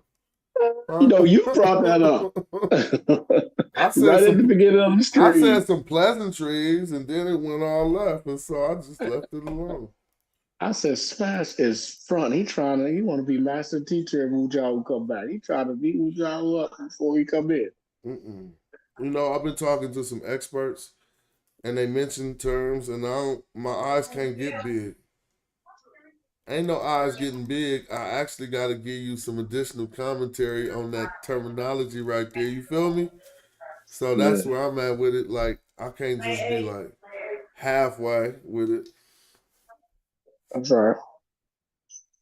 It's all good. Ain't no, well, they say, eyes and team, but we a community. So hell yeah. So we was trying to open up J.P. Allen to get his ideas on the subject. Now, that was it. Conjunction. No, connection, possession, apposition. Yes. I'm not saying this for y'all.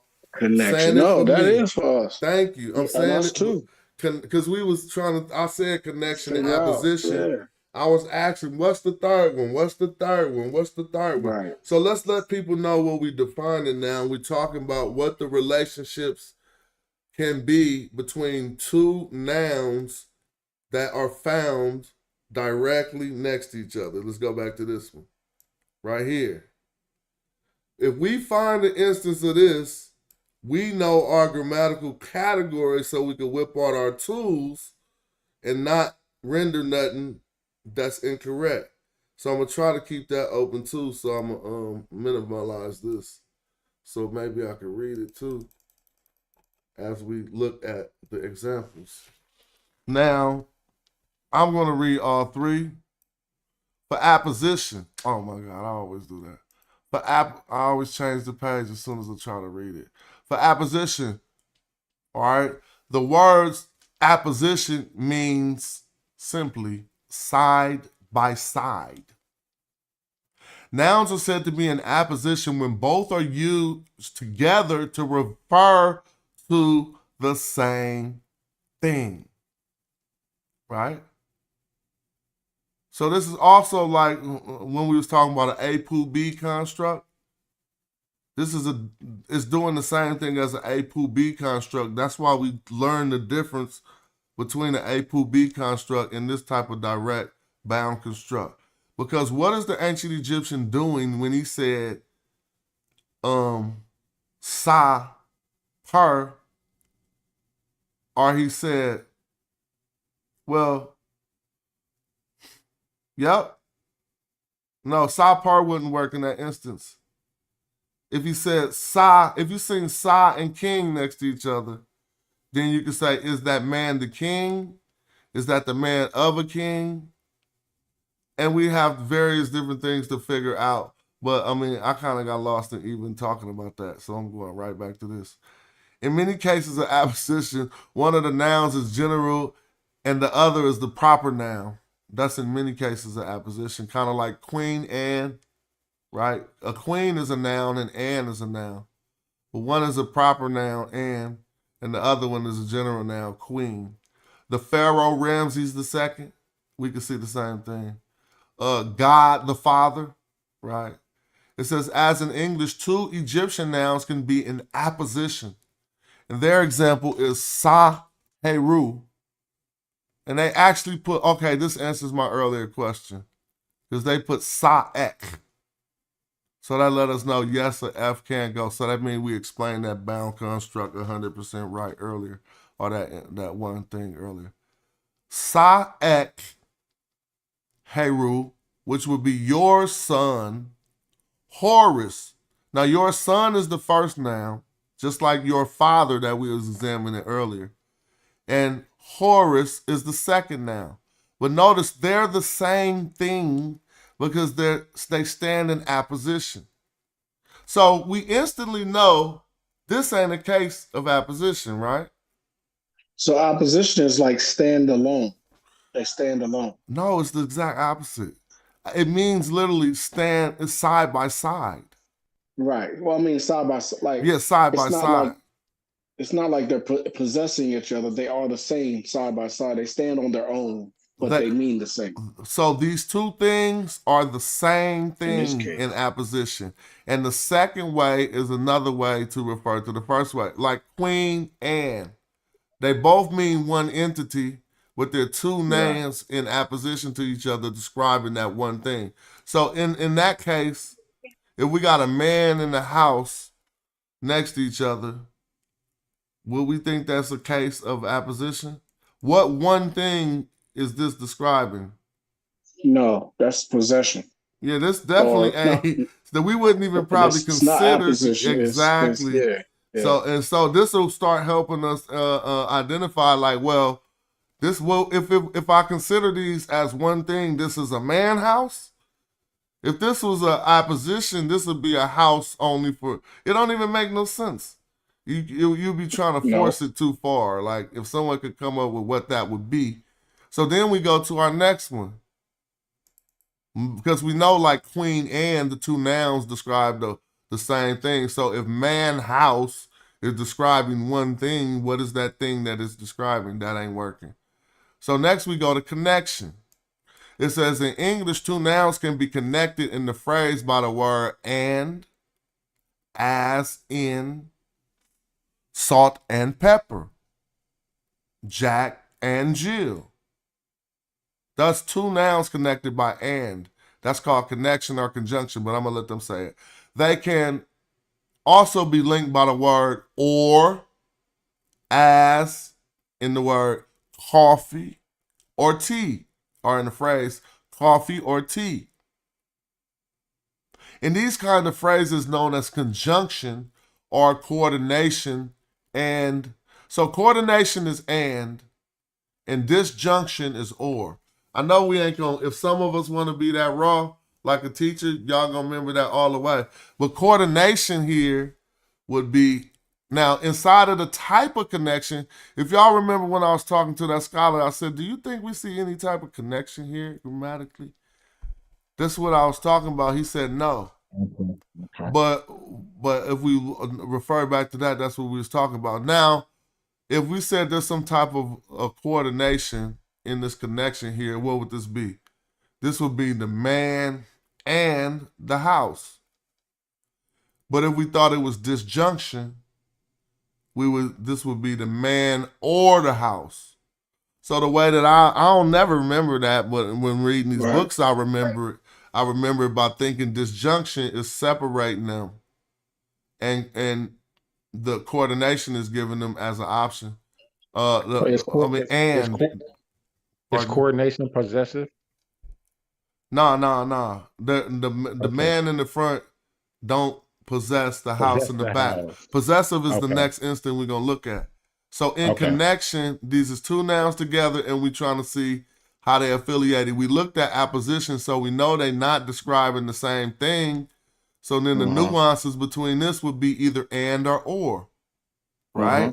So this is either the man and the house, or the man or the house. And so let him say it, so before I mess it all up. Disjunction or, the two nouns do not refer to the same thing, just like I said, unlike apposition. Middle Egyptian had no word for and. Conjunction is normally expressed just by one noun followed by the other. Bread and beer. This is hinkat or whatever. Bread and beer. Literally bread and beer. Sometimes, however, the word henna together with or hair upon. I wish I could make this bigger now while I'm reading it so y'all can see what them glyphs look like. Right? Where was I at? The hair upon. Hair upon can be used to link the two nouns. So we got the word hati, henna, sama, as it says here. Now, I didn't want to read forward because then I was going to mess that up. I read forward. So hold on. Let me see if I got this straight real quick. So opposition is two things that mean the same thing. Connection, like John, the rap guy. Right. If you said casual, the rap guy. Yep, go ahead. Right. Connection has two lower tiers, which include and then the other tier is or, and one is conjunction and one is disjunction. You're right, but calling them lower tiers is just the phases of connection, because we don't really see connection. How do you connect two nouns without an and or or? Even in English, we're not possible. We don't know how to do it. I mean, and so, unless we got apposition, if it's connection. And so, and these are our options. It's either and or. It says the two nouns do not refer to the same thing. Middle Egyptian had no word for and. Conjunction is normally expressed just by one noun following the other. We just run over all of this, so I'm gonna get down to what we was at. It was the heart and the lungs. This when I read that hati henna sama, and I'm glad I didn't try to translate it. I would have said something different. But the heart and the lungs, literally heart together with the lungs. That's what henna is serving. So they're letting us know that this word henna serves as a with in some instances of connection. And so with this term, what is? Oh my gosh. Hold up. In this term, Jaher Timu, I don't know. He didn't say all that. He just said Jaher Hai. I took it too far and said Timu. So this must be a determinative. Yep, it's rain. And let me know it was something related to water. Storm and the rain. Jahi, hair. So here it is the hair you used as the and. He's letting us know. Disjunction to, which is or, right, is expressed usually just by putting one noun after the other. But you can also put something we're going to learn about this R poo. I'm glad I started the show talking about poo, because now we're going to learn about R poo. You take the comparative R and put it with poo, and you get some. I'll let him explain it. Sorry. I'm getting too excited that we even talk about this. So that I'm learning this. Jabah Shah, which we sing here, but I messed up and read the transliteration. A finger or a toe. But notice it ain't no or hidden and written in the middle. We got Daba, which is one noun, that is a finger, and then we got a Shah and a toe. So what are we gonna say? Finger toe? Is we gonna think a finger and a toe mean the same thing that he talking about a phalange? No, we're gonna say this is not a case of apposition. It gotta be connection. Or is it possession? Does the finger own the toe? No, the finger don't own the toe and the toe don't own the finger. So we only got connection. And then we're gonna say, is it the finger and the toe or the finger or the toe? So if we know our options, it's just limited to that. Mm-hmm. No, this ain't from the course I got it admitted to. This is from Hoke's work, but actually I'm reading from J.P. Allen right now. But my new knowledge on the subject is inspired by this back chat that we have.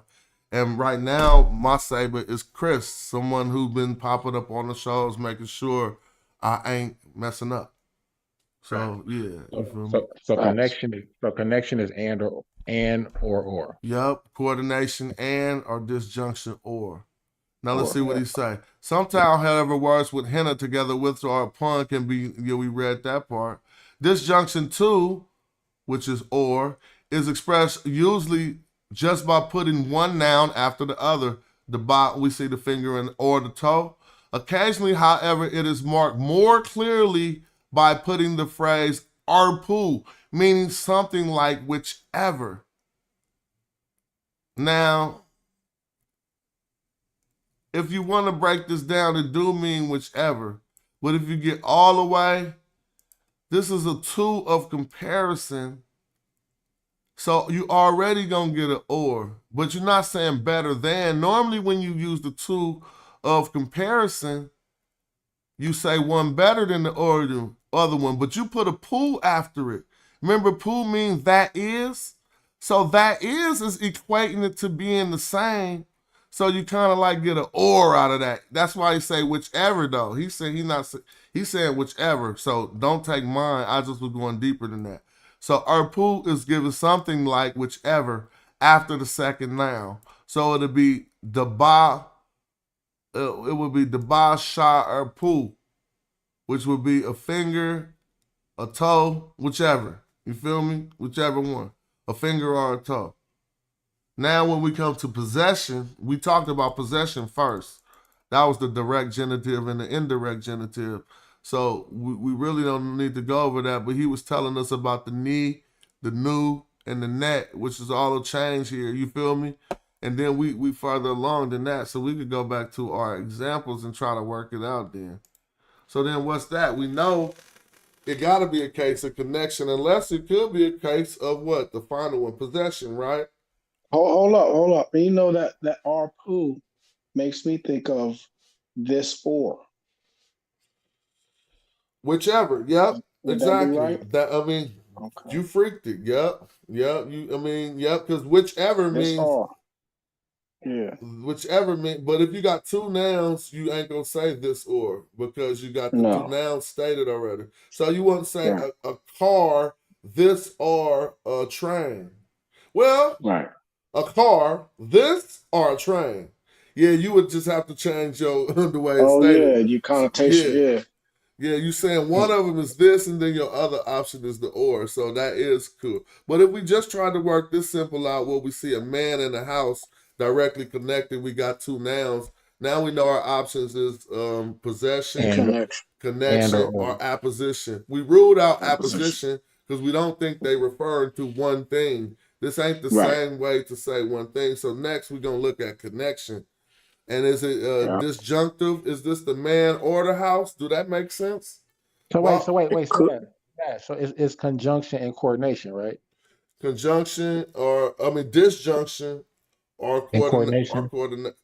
Yeah. Since Well, you I like to say conjunction, which is with, and I'm then just going by the disjunction. terms in the book. I ain't making it Yeah. up. Look, do he say No, that's no, because conjunction right here and disjunction. I Yep. mean, conjunction and correlation are the Coordination. same. You're right, 100%, because it's saying right here. Conjunction is and, disjunction is or. Just to keep our junctions and not to have to throw in coordination. Right. Because And conjunction and means, coordination is the same thing. yeah, and con means with, and dis means kind of like against. Okay. I didn't see that. I got my screen blew up, so I didn't see this junction over here. I only saw conjunction and coordination. That's my fault. Yep. So conjunction and coordination has an and in parentheses, and disjunction has an or in parentheses. Okay. So let's analyze, like if we just came across this, we eliminated apposition. They're not talking about some type of a man who clean up houses or whatever. As the same as, right. Yeah. And so now next we're trying to see, is there conjunction, right? And so Conjunction or disjunction. is this the man and the house? That's an option. Right. I mean, it's not. Why isn't that an option? Well, it depends. In this case, because you just have man and house, you would have to, does the woman want to choose the man, or it could even be disjunction? But I'm saying all we got is this right here. It's two nouns. All we got to go off is what we got. Right. Then I would be asking then something would have to own the man and the house. Something, it would have to be a possession of something, right? Well, you don't know. Well, we do know one thing. We ruled out. We didn't rule out possession next because we hadn't got to that. So first, let's get through conjunction. Let's get to connection. I thought we did rule out possession. No, the first means they're the same. We ruled out apposition. We ruled out apposition. Possession means one noun will own the other. Remember? Right. Yeah. And one instance we went over that was the indirect genitive of it, but this is a bound construct, meaning nothing is separating the two nouns. So now we need to look over it, over this instance, and figure out what the writer intends. And so we're doing good because we figured out, okay, no apposition. We still trying to see, apposition. Is it the man and the house? At least in this instance, before we get to possession.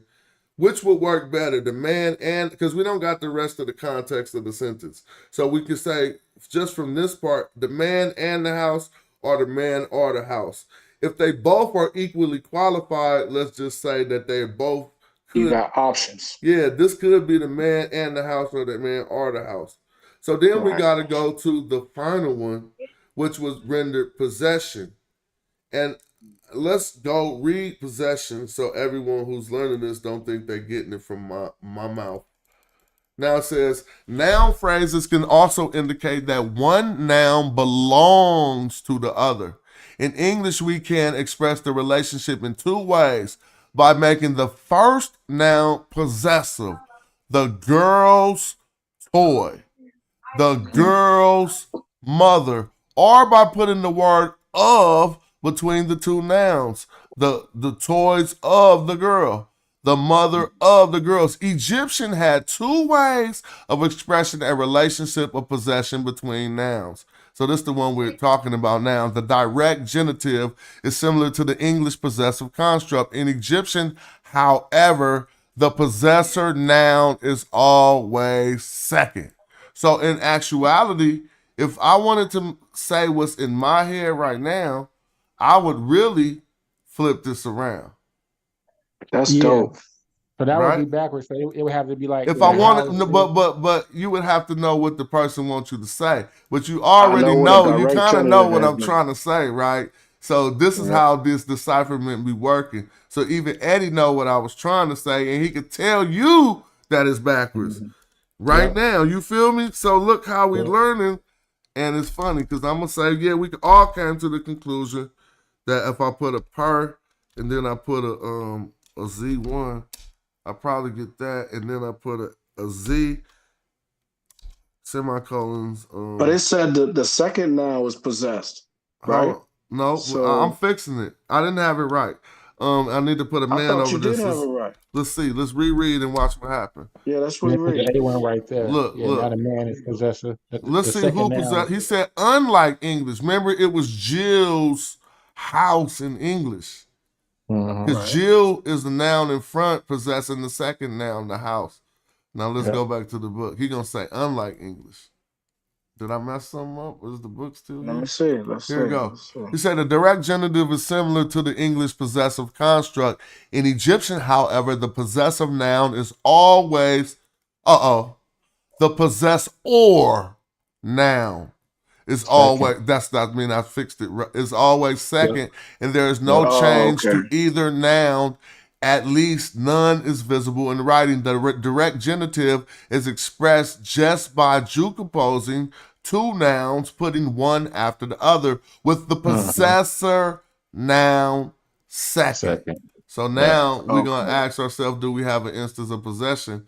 And see, that's why I told you, everybody mess up, and I even did. Now it's possession. Now we see it's possession. Yeah, this is J.P. Allen. Ain't no mess up.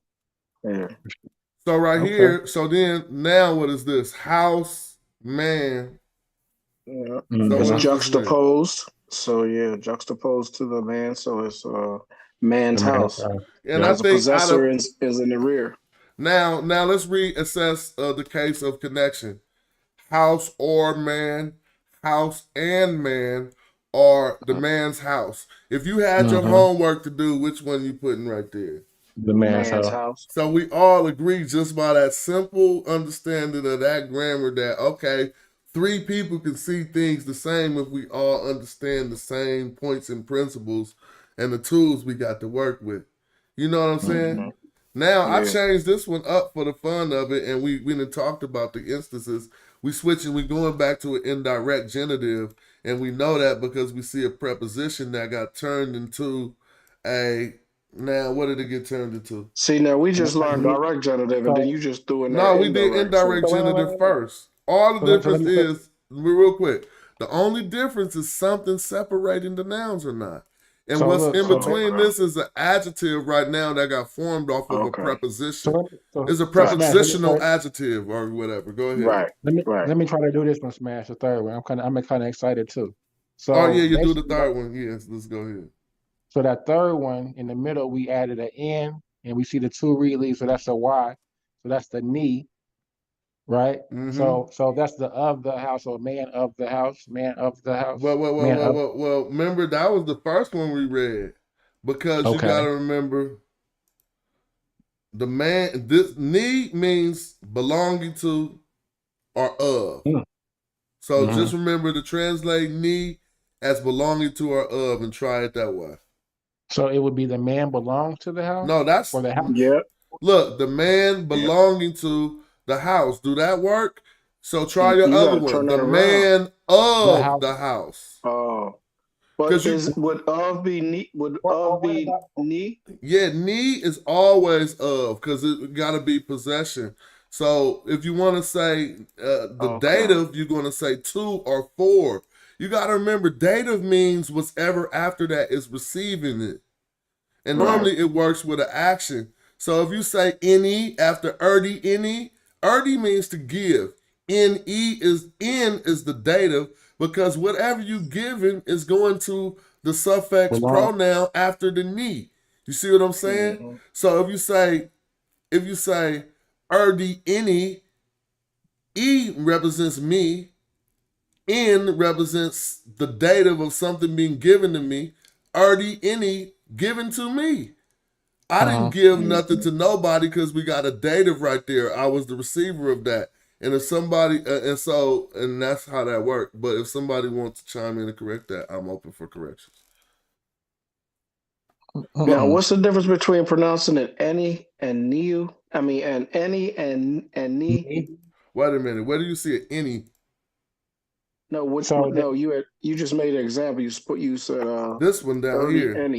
Erdi any. So no, you said erdi any. Erdi. Okay. Wait. So look, the example you just spoke. Okay. You said Erdy, any, given to me. Erdi, right, means to And give. you can write it if you want. You can write it, or you can put it in the sesh. But you I didn't spoke say that, and I knee. was You notice I didn't say Erdi, knee, e. right. That You wouldn't said even be any. right. I said N-E because the N is dative. It means whatever I say after N or whatever comes after N is receiving what was before the N. Oh, okay. Oh, okay. Yeah. And it's it's a normally difference in the between. sense of an action a lot of the time. So yeah, the E is actually me, not it's the man determined. It's not the stroke or anything. It's the N with a stroke or anything. Yep. It's So just that's why I got this one yeah. highlighted down here. This is just N. You don't say knee here. Right. And even we can have instances. He told us it get indistinguishable, and so we got to know the grammar case to let us know, and we'll analyze that one finally. Hold on, real quick. I think I got a bust a move. You gotta go pick your daughter up. Well, yeah, I learned a lot just that fast. Yeah, Smash be simplifying, and then he bring the book in there, and then Yeah, if you can break it down and let me add turn. to it. All right, so let's Yeah. finish these two, and I'm doing the marathon. I wish there was more people here to help because I'm gonna step out. James, you ain't tapping in. If you out there, who out there want to hold down the show? You gonna hold it down, Patai, and do a presentation while I'm gone? I was doing a marathon. Maybe I might play some music and come back after the marathon. All Before right, you go, so Smash, let's we're go gonna to the finish third these one. before I go. Yeah, Okay. she ain't tripping. She just at school chilling with her friends after school. So now the third one, how you tackling this? Okay, so that's where I want to put. So let's how- recap real quick. The man of the house, we agreed by the grammar, that's the top one. The man Yeah. belonging to the house, which is crazy. So we're just gonna say the man of the house. Now this one is the man's house, because we realize that the second noun is the possessor in a direct genitive. Now when we come back to another indirect genitive, we got to figure out what this one is trying to say. So that would be the house belongs to the man. Yeah, and that's different than the man of the house. This means he ain't like poking his chest out like the man of the house. He like, no, he's the owner, right? This is the house belonging to that dude over there. That he owned that house. You did that. You And did then I that see like the a boss, bro. Now, I see the end. uh-huh. Go ahead. You go. Tell me what you see. No, I see the N. I'm at the third one still. The N, and then the two read leaves, so that's NY. That's the knee, right? Knee. Yep. So this would be per nisa. Knee. Yeah, per nisa. They might say. Now what we got down here? Say it in Meta first, and then say what it is. Per inside. Mm-hmm. Per inside. Yeah. And so how you gonna when we get to two? Now what's happening here? I accidentally messed it up. I meant to say when you get to this N instead of knee, what do we go back to? What are our options for N? 2 and 4. Yep, it's 2 and 4. But remember, it's a dative 2 and 4. So are you going to say the house to the man or the house for the man? Because dative mean he going to receive it. Well, you just answered that question. Well, thank you. You feel me? So what is this one? What's the answer for this one then? 4. I mean, the whole sentence if y'all wanted to read it. House for the man. Yep. So you can say A. We could say A. We could inject the definite article and say a house for a man if we wanted to put it all the way into English. And now if somebody, and you know, again, if somebody wanted to inject or add on to that or, you know, contradict that, I'm free to that. Pretty simple. Look like it's kind of like straightforward, but then it get complicated, but then it get back simple. For sure. All right, how I'm gonna keep my stream going? I'm gonna play. I know what I'm gonna do for like 30 minutes, and then I'm gonna open up a Zoom. I'm gonna close down the Zoom, but I'm gonna play a presentation. That's what I was gonna say. By a scholar, because I'm doing a marathon. I'm gonna see who could do the longest 24 hours Kemet on their heads. You feel me? So this is gonna be now for anybody along what we was following. I could play a video of a scholar talking directly about indirect genitive, or did we just feel like we wrap that up. Maybe somebody want to be like, okay, he said, y'all want to hear a scholar say everything I said, or go to the next one, or go to the next one. Go to the next one. Yeah, because thank you, because so I'm going to go to a very good page, and I even shared it with some of the homies in the back chat. And you know what, Smash? If up? you want, I do have some photos, some short glyph photos that I could hold it down for. Hold I it think I can down, hold bro. it down I'm about for to 30 put minutes. you on. Yeah, I'm gonna make you the host. Keep this popping. Yeah. I'm listening from my phone, so we chilling. And that way, when you on the flight to England, you can, when you go back to listen to this for 8 hours or 24 hours, you can jump in and look at those glyphs and figure, you can look at them yourself, see how I did. Word up. All right, y'all. Patata host, man. Join the panel. Help, chill. We doing the marathon. Yeah, and we come on chilling. in. Let me show you what I'm I'm gonna gonna bring in unshare my first. screen, and you got your it's on y'all. I'll be right back. All right. So let me see. Options. Add. All right. Can you see my screen? Let me see if Not it yet. pops in. Is it working? Yeah, I can see it. I can see it. You can see it? Okay. I wonder if it's gonna show for the for those in the online. Sorry. I see an unanswered question. There was a good one. Somebody was following along. So I'm gonna put this back up real quick just before I get up out of here. Cause he asked the question, if you don't mind. Yeah, go ahead. You ain't following mine. It's your show. How do you know? How do we know? Did I close the J says that this isn't the man belonging to the house? That let me know that well, which one was he? Was he what 1, 2, 3, or 4 carry 2K5? Because I think we got past that and explained that. The second one was. If he was talking about this one, I think we broke down how we know that ain't the man belonging to the house, because the second noun possesses the first one. So maybe he was talking about this one. No, because belonging to in the direct genitive, this first noun possesses this. So this is gonna be, you gotta say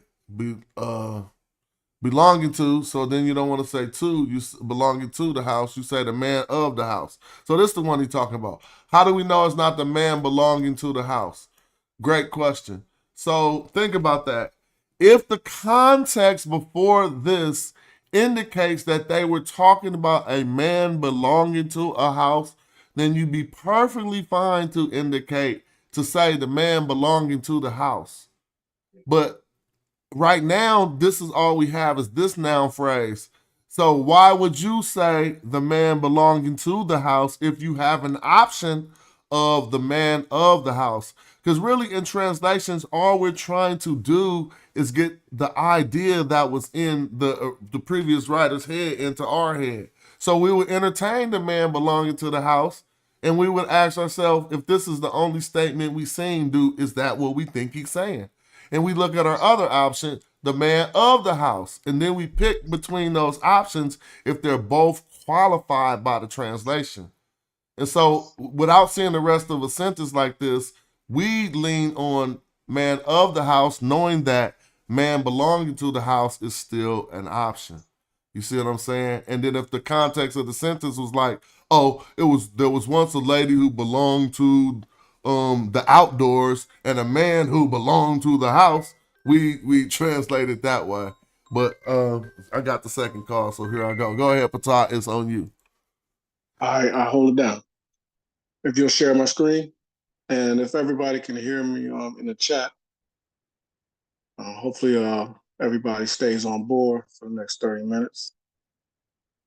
And as soon as my screen pops up for the YouTube, we'll see what's up. So what I have here, I'm gonna go through some photos, and a lot of these photos will have the Metu Neter, and me and Eddie are going to take a look at them, see if we can't figure them out.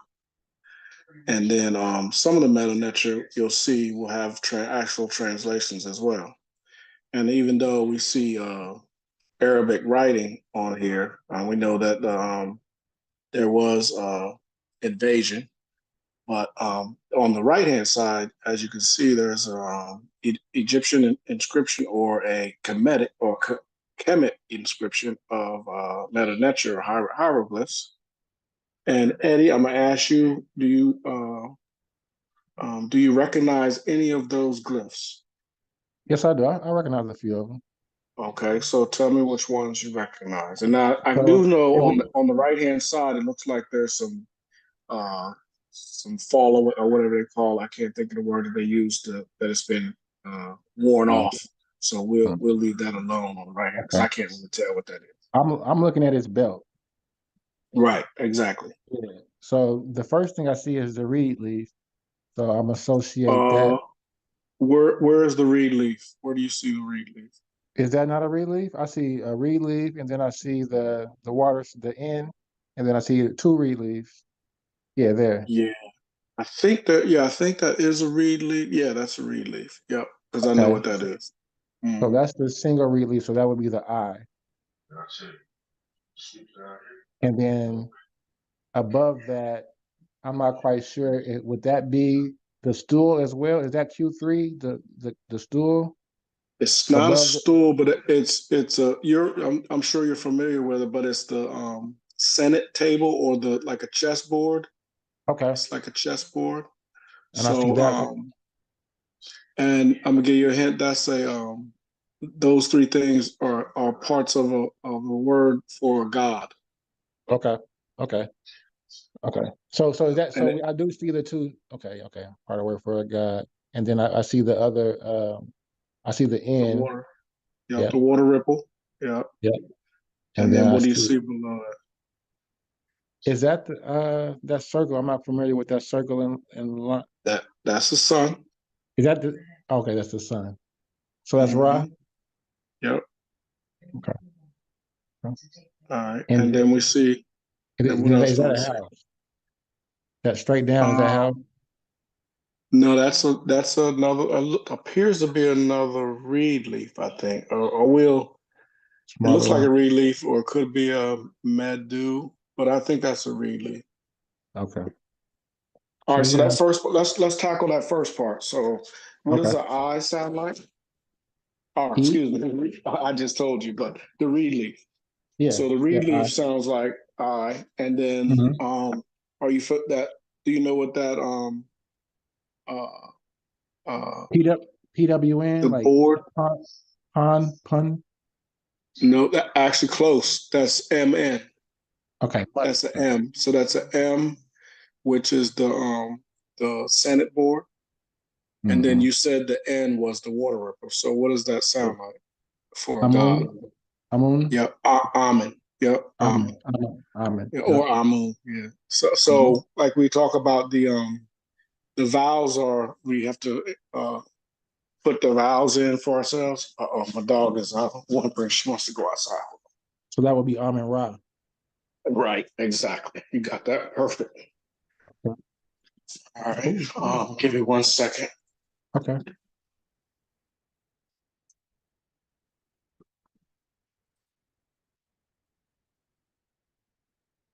All right. So let me switch another. Oh, so let's look at. So then you see the circle above the bowl, which I would say is Ra again. And I'll take, and then the bowl below it would be the Neb bowl, which means either all things or Lord. So I Okay. would think that would probably be Lord, Ra, Lord of the two lands, because you Yep. have the two land in terms of two Tawi. towns. Yep, Tawi. two Tawi. So Amen Ra, Lord of Tawi. Yep. Facts. Now it looks like I can't really tell. That's too scribbly. Looks like maybe a Kepler, but I don't think so.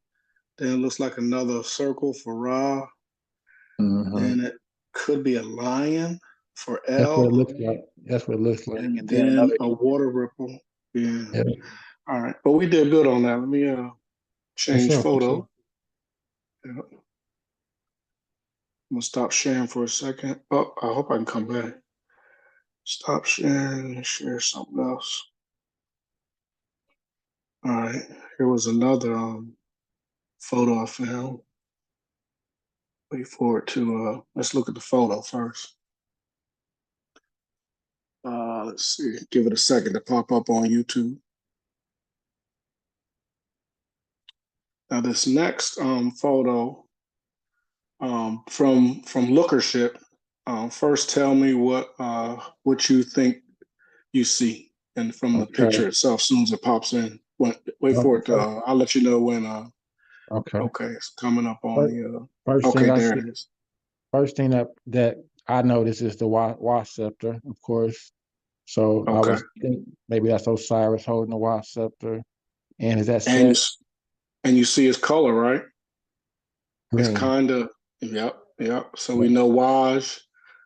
He's depicted as green, as flourishing, or plant life, growth. And then also we know that he's depicted as black, Lord of the Perfect Black, and he has the Atef crown on. Yeah. And the Atef crown, as you can see, it has the South crown, and then it has the tooth. Not 100% if that's reed leaves on the side or if that is ostrich feathers on both sides. I never looked into what the Atef crown is actually made of. And like you said, you see the wasp scepter, and you also can see in his hand the hook and the flail. Yes. Which the flail is what the rod of correction, which you can whip people with. And then the hook is more like for guiding. You can hook the sheep and grab it by the stuff or guide him in a certain way. And then actually that would be his son. So who was his son? Haru. Heru. Yeah, because you always think that falcon. He's the falcon god. So and then he has the Ankh in that's his the hand. double crown. Yeah, the Ankh for life, absolutely. And on his head is the double crown for the two lands. I think that's called I can't remember. I'll have to look that up. Somebody put that in the chat for the double crown. So is he coming? Is he coming to give his father a report? Is he coming to? Well, present? let's see if we can read some of the glyphs and see what's going on here. So starting from the right hand side, let's see if I can bring it in. Starting from the left hand side. I'm sorry, not the right. Let's start from the left hand side and wait for it to zoom in on the YouTube. See if they can see it. All right, from the left hand side, what I see is, or tell me what you see first, and then I'll tell you what I see. Okay, so the first is that going to be the first sign? That's the sign of a netter, right? Correct. And the sign of a netter, some people think it's a flagpole, but more than likely it's more like an axe for power. More like an axe head and an axe handle. But then it becomes it's kind of like a standard too, like a flat piece of skin on top of a stick. But more than likely it's a axe. And I don't know if I'm speaking loud enough, you guys. Yeah. Tell me if I'm too low. Okay. Yeah. And then the next glyph. Is that an owl? No. Oh, we're still on the left hand side, right? We're left. Where are you? Okay, hold on. I'm sorry. On the left hand at the top. Left hand at the top. Left hand at the top. I got my screen blue up. Oh, okay. Okay, I see what you're talking about. Okay, so is that a sedge? Actually, that's the Nefer sign for great, like great God or good God. I'm sorry. Okay, so the sedge so is Neter, Nefer. Flagpole. Yeah. Oh, yeah. I'm sorry. I didn't. Yeah, sedge is underneath. So when we read the glyphs, you always try to find something, whether it's a plant or, in this case, the netroglyph or animals. You always read into the direction that the animals are facing or the glyphs are facing. Like the seed man, if you look, real quick on the right hand side on that the closest column to us, where you see the U chick and the seated woman, or seated, I think that's seated man. Yeah, At the because it's bottom, got a yeah. beard. Yeah. So you would read in that case, you would read right to left. Okay. All right. Okay. So let's go back over to the left, and we were at the Neter. So Nefer Neter, or Neter Nefer. Right. Yep. And then you also said, so what do you see underneath? There is a glyph I think to the left of the Nefer, the one that's in the middle. Yeah. I don't know if that's like a lathe that you can play. I'm not sure what the Nefer symbol actually, or that actual glyph is. Okay. But to the left, I think that is a glyph, but I can't tell what it is. It could be a stick. I'm not sure. It could be somebody chiseled something in it, but I think it's probably a glyph, but I can't see what it is. But let's go below it. And then so, yeah, go ahead. The sedge You see underneath. the sedge. Yep. And you see, So what else do you see? So the sedge is Nasut? Yeah, well, explain to the people in the chat and on the show, and that's listening, the listening audience. How'd you get Nasut out of that? So we got great God, Nasut. And then we see the two N's. So that's Wait N? a minute. Oh. Slow down. So tell us how you got Nasut.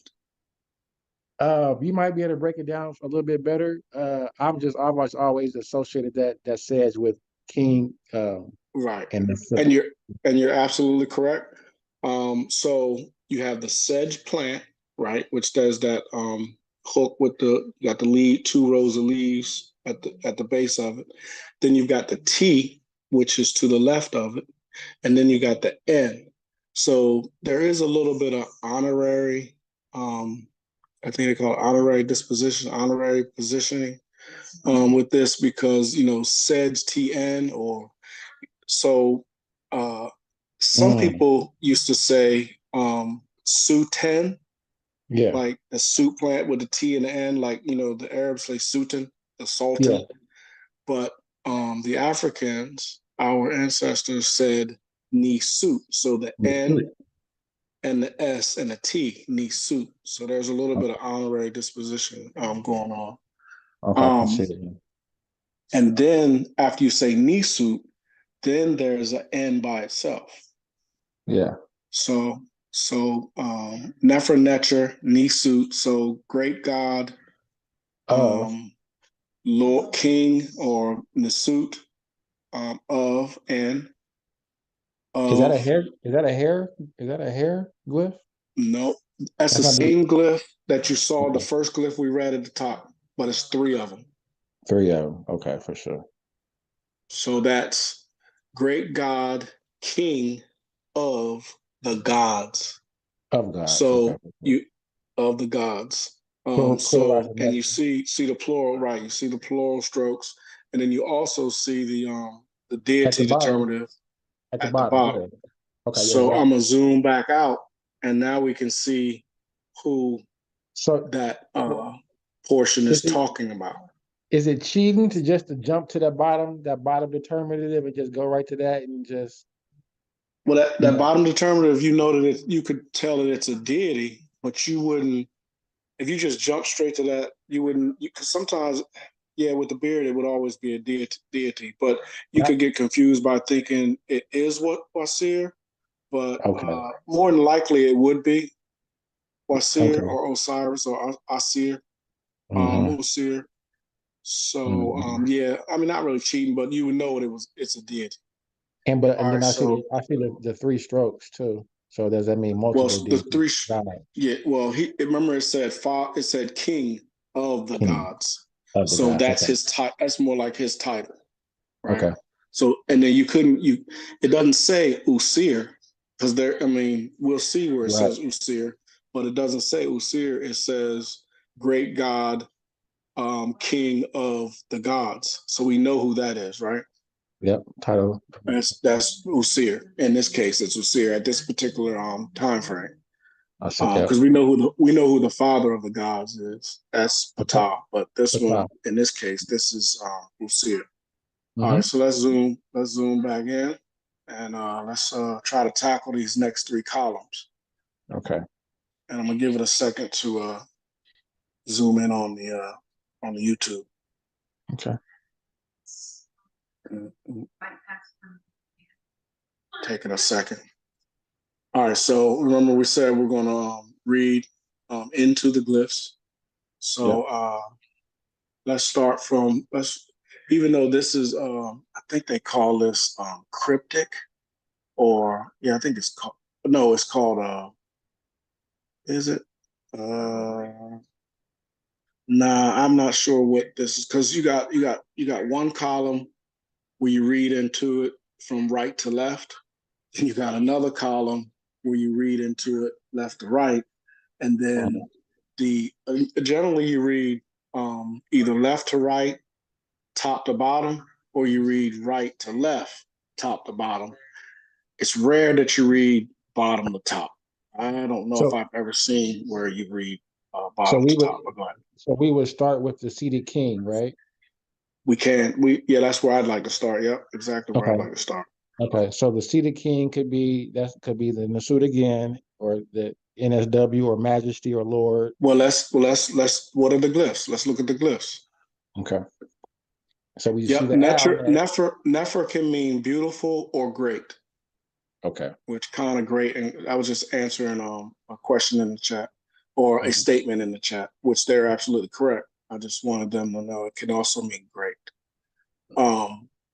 So what's the first glyph that we see? So we're looking at the seated king, and then we have the owl. Since we're reading right to left, the first glyph would be the owl. Because reading left to right, you would start at his back, and we don't want to start at his back. We want to start look into his front, and you also see that duck is facing a certain way too, so we would want to read into the face of that animal. Of the duck. So starting from the top, so we have that's actually a uchik. Okay. So would that be the M or no? Or let me see. You know what? That's not a uchik. That is no. Yeah, that is not a uchik. That is not a uchik. That's something else. We're gonna figure that out. So let's kind of put a pin in that. It is a bird, and we see a deity behind it. Actually, that could tell you right there. But now what's below the bird and the deity? And if anybody in the chat knows, you guys can say what it is as well. We have the duck. Right. And do you know what the duck stands for? The duck could be sun, or like C. Sa, yes. Sa. Yeah. Sa. Yeah. Sa. So okay, so let's continue. Sa, do you know what Sa means? Like Lord? No. Sun, absolutely. Sun. Yeah. Yeah. Okay. So now that you know that Sa, the duck, means sun, do you know what that is at the top? What the that bird and seated deity is at the top? Let's put it together then. So we have the M with the seated deity, and we have the duck meaning Sa, sun. So that's got to be Haru. It's got to be Haru. Exactly. Okay. Son of exactly Osiris at the bottom. Okay. Of Usir. It's Usir. So the I. I see it now, and I see the throne for us Asar. Okay. Yeah. The throne would be S. It's kind of ST. Wasir, Wasir, Ast, Asir. So the throne, and then the I, Asir. Yep. Okay. Smash has corrected me and said Nefer doesn't mean great. Concerns or appearances. Okay. I always thought it also could mean great, but I guess it only deals with beauty. Beautiful. I guess Chris is in there. All right. Yeah, hit the link, Chris. I think I can let you in if I hadn't heard any noise to say that anybody else has come inside the chat. But anybody wants to come in the chat, you're welcome. Come on in. We ain't doing nothing but learning and trying to figure out how to read these glyphs better and understand what the ancients, our ancestors, or those that were from the same continent we hail from, thought and what they were doing. All right, so we have Heru. So that's the falcon god. So that was a falcon. Heru, son of Usir. Yeah, and I'm gonna zoom back out and give it a second to let the people see the whole picture one more time. And we saw that the first thing was beautiful God. I was told it could be great God, but beautiful God, king of the gods, who is Usir, who is depicted in his magnificent green in this photo, and his son is greeting him. And we'll see what the rest of it says. So we know that that's Usir, Wasir, or Osiris, if you want to use the Greek translation or word for the black god. And then you have Heru, who is his son.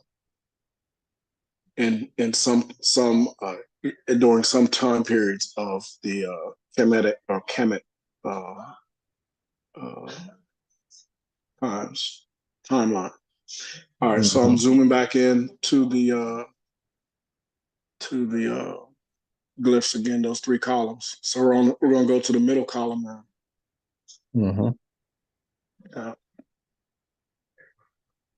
And it should be coming. It should be zooming in on the. There we go, on the in the chat or on the YouTube. All right, so so what's the second column say? We can get close to it. The middle column, that should be Osiris again, right? Yep, that's Usir. What's here? Actually, yeah, I think I do see a beard. For a minute there, I thought I didn't see a beard, but yeah, that's Usir. I thought it was gonna be a set, but I saw the beard. All right, we still trying to hold it down, Smash. We got you. So then Usir, and then the second, or that glyph underneath the throne and the deity, the seated deity. I'm gonna say that is either rib cage of a bull or a cow, or that is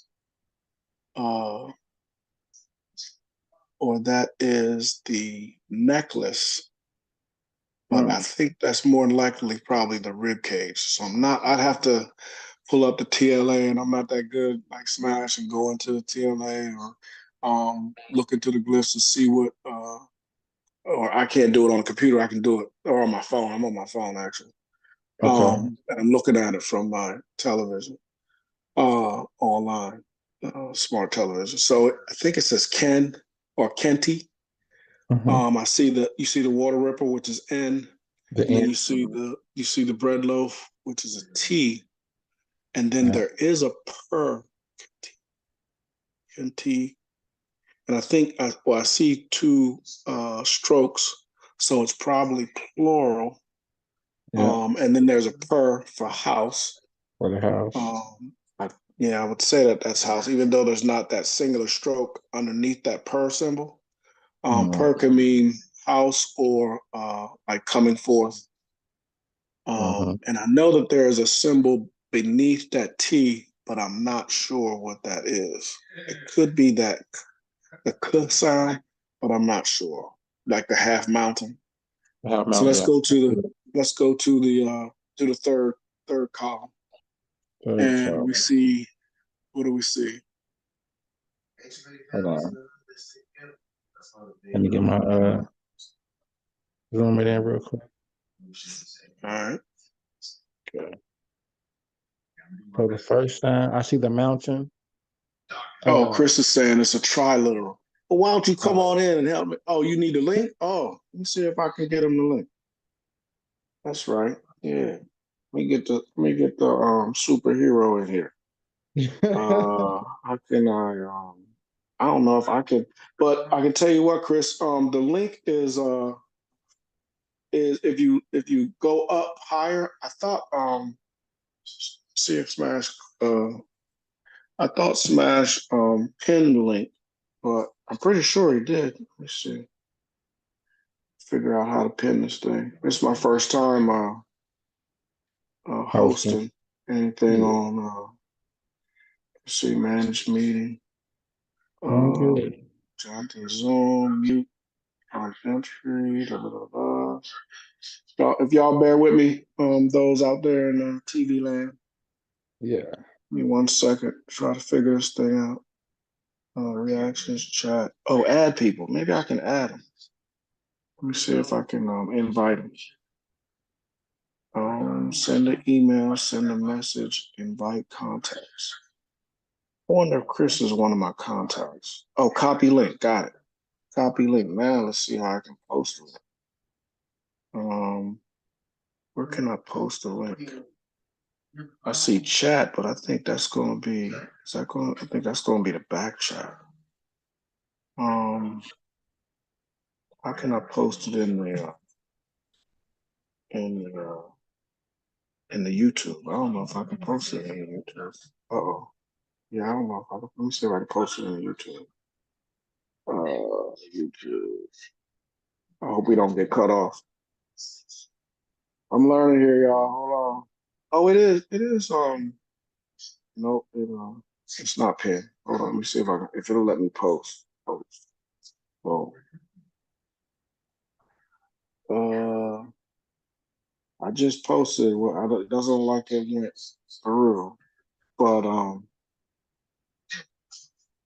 yeah, I don't think it went through. But anyway, let's continue. Let me see if I can invite him though, because I do. I think Chris is one of my contacts. I just never knew. Yeah. What was that? Invite Christopher Withers. Send an I don't think email. Smash never took the link out the chat. You said out the chat? I don't think he never took it out of it. It should still be in the chat. He has to be one of my let's see, invite contacts, invite, send a message. Yeah. I have to have his phone or email. So yeah. I don't know. I'm sorry, Chris. I don't know how to pin it to the in the chat or on the top. Yeah. But if you scroll up, it's maybe when you first came in, I know sometimes when you come in and out, you only have so much chat. But Smash will be here shortly. All right, so let's try to continue and go to that third column. Okay. Hey, so you're gonna have to help us from the chat. So I see a T. Is that a T? Yeah. It's two T's actually. Yeah. Yeah. All right, let me see. Hopefully it'll zoom in on me. All right, I'm back. I appreciate you for holding it down. Let me Cool. see. I know people was asking for the link and I didn't pin the link, so I apologize. Let me see. No problem. Copy the link, sign into the chat. Let me see. So what's the brother name that was just on here? That just doing the show? Doing the show. It's Patal. It's Patal. Oh, that's Patal right there. There go the link. Let me pin it so it can be pinned for everybody. This forum is open for everybody. So I heard a lot of things. I was saying, I just tried to say never concerns appearances. It really don't, but I wanted to get us off great. It kind of be like good, the good God, the beautiful God, and that forth. But it ain't just talking about he looked that way. So I kind of limited the semantic range. But there goes the link, and then everything else. I was hearing some cool stuff. I don't know what Chris said about the triliteral and all that, but I'll let y'all continue. Oh, that word, it was, well, half of it is amak. And so the complete word, yeah, when it's a half right there, it is amak. And let's look and see what the whole complete word is going to render us. What is it when it's the complete? What's up, Chris? I see you out there. Hey. I'm doing me a marathon. I just got back home, and I'm Chris in the building finally, yeah. Yeah. So you talking about the is that the ribs or is that the gold? That's the ribs, right? I never look at it like that. I never looked to see what it was. Someone could tell you if it is or not. What word were you talking about? The half, the ma. When it's half of it, it is amak. I think when it's a complete thing, it's not amak. What is it? Not suppressed, but what is it when it's complete like that, Chris? No, this right here is Kinti. Kinti. This is the Oh, that's Kinti? Yes. So I was right. So I was right. What did you say? Okay. What did you say? Kenti. No, Kinti That's ain't no Kinti. ribs. Kinti is three. Right. Kinti is it's a three. That's the structure. gold. It's three jars. 3 jars, yeah, 3 jars. Oh, that's jars? Yeah, So that's this is another the way of thing. writing it. When I was driving in the car, I heard you trying to work out the what you said was ribs. So I started speeding because I was like, I think he talking about Imaki or whatever. And so I came home and dove right into that. But now that you look, if that's the 3 jars of Kinti, we know because we see the N and the T under that. Yeah. I mean, N and the Y. As you can see the T too to the left. But I got lucky and made a mistake. I said Kenti, but I know I don't know what the ribs. So you're saying the ribs sound like ma? All right, yeah. So we're gonna have some real good fun now. Like Ima. So okay, and correct me. The rib or the because the ribs to me kind of sometimes it reminds me of the necklace. You know, the gold, almost like the gold. You know, the necklace. I guess it is. About the and Nebu, what does that sound like? Nebu, Yeah, the Nebu. Yeah, symbol. yeah, Yes, yeah. the Yeah, collar. they got they're similar in shape even with this one, but this one just how if I would have read it all the way out like we would do, you know, it's an epithet after Osiris's name, which is Kinti Amentu. But this one, yep, and we see that all here. But one thing I see that's different is this purr down there, which is weird. Right? Yeah, a determinative, yeah. Yeah. Now those 2 strokes, Kenti Amenti. So break that down. Continue where we left off. XN is well. Do you probably want to put the T on there? I don't know. Is this a triliteral, Kinti? Or biliteral? So the T is on there too. XNT. Yeah. Yep. So now we see the XNT right here.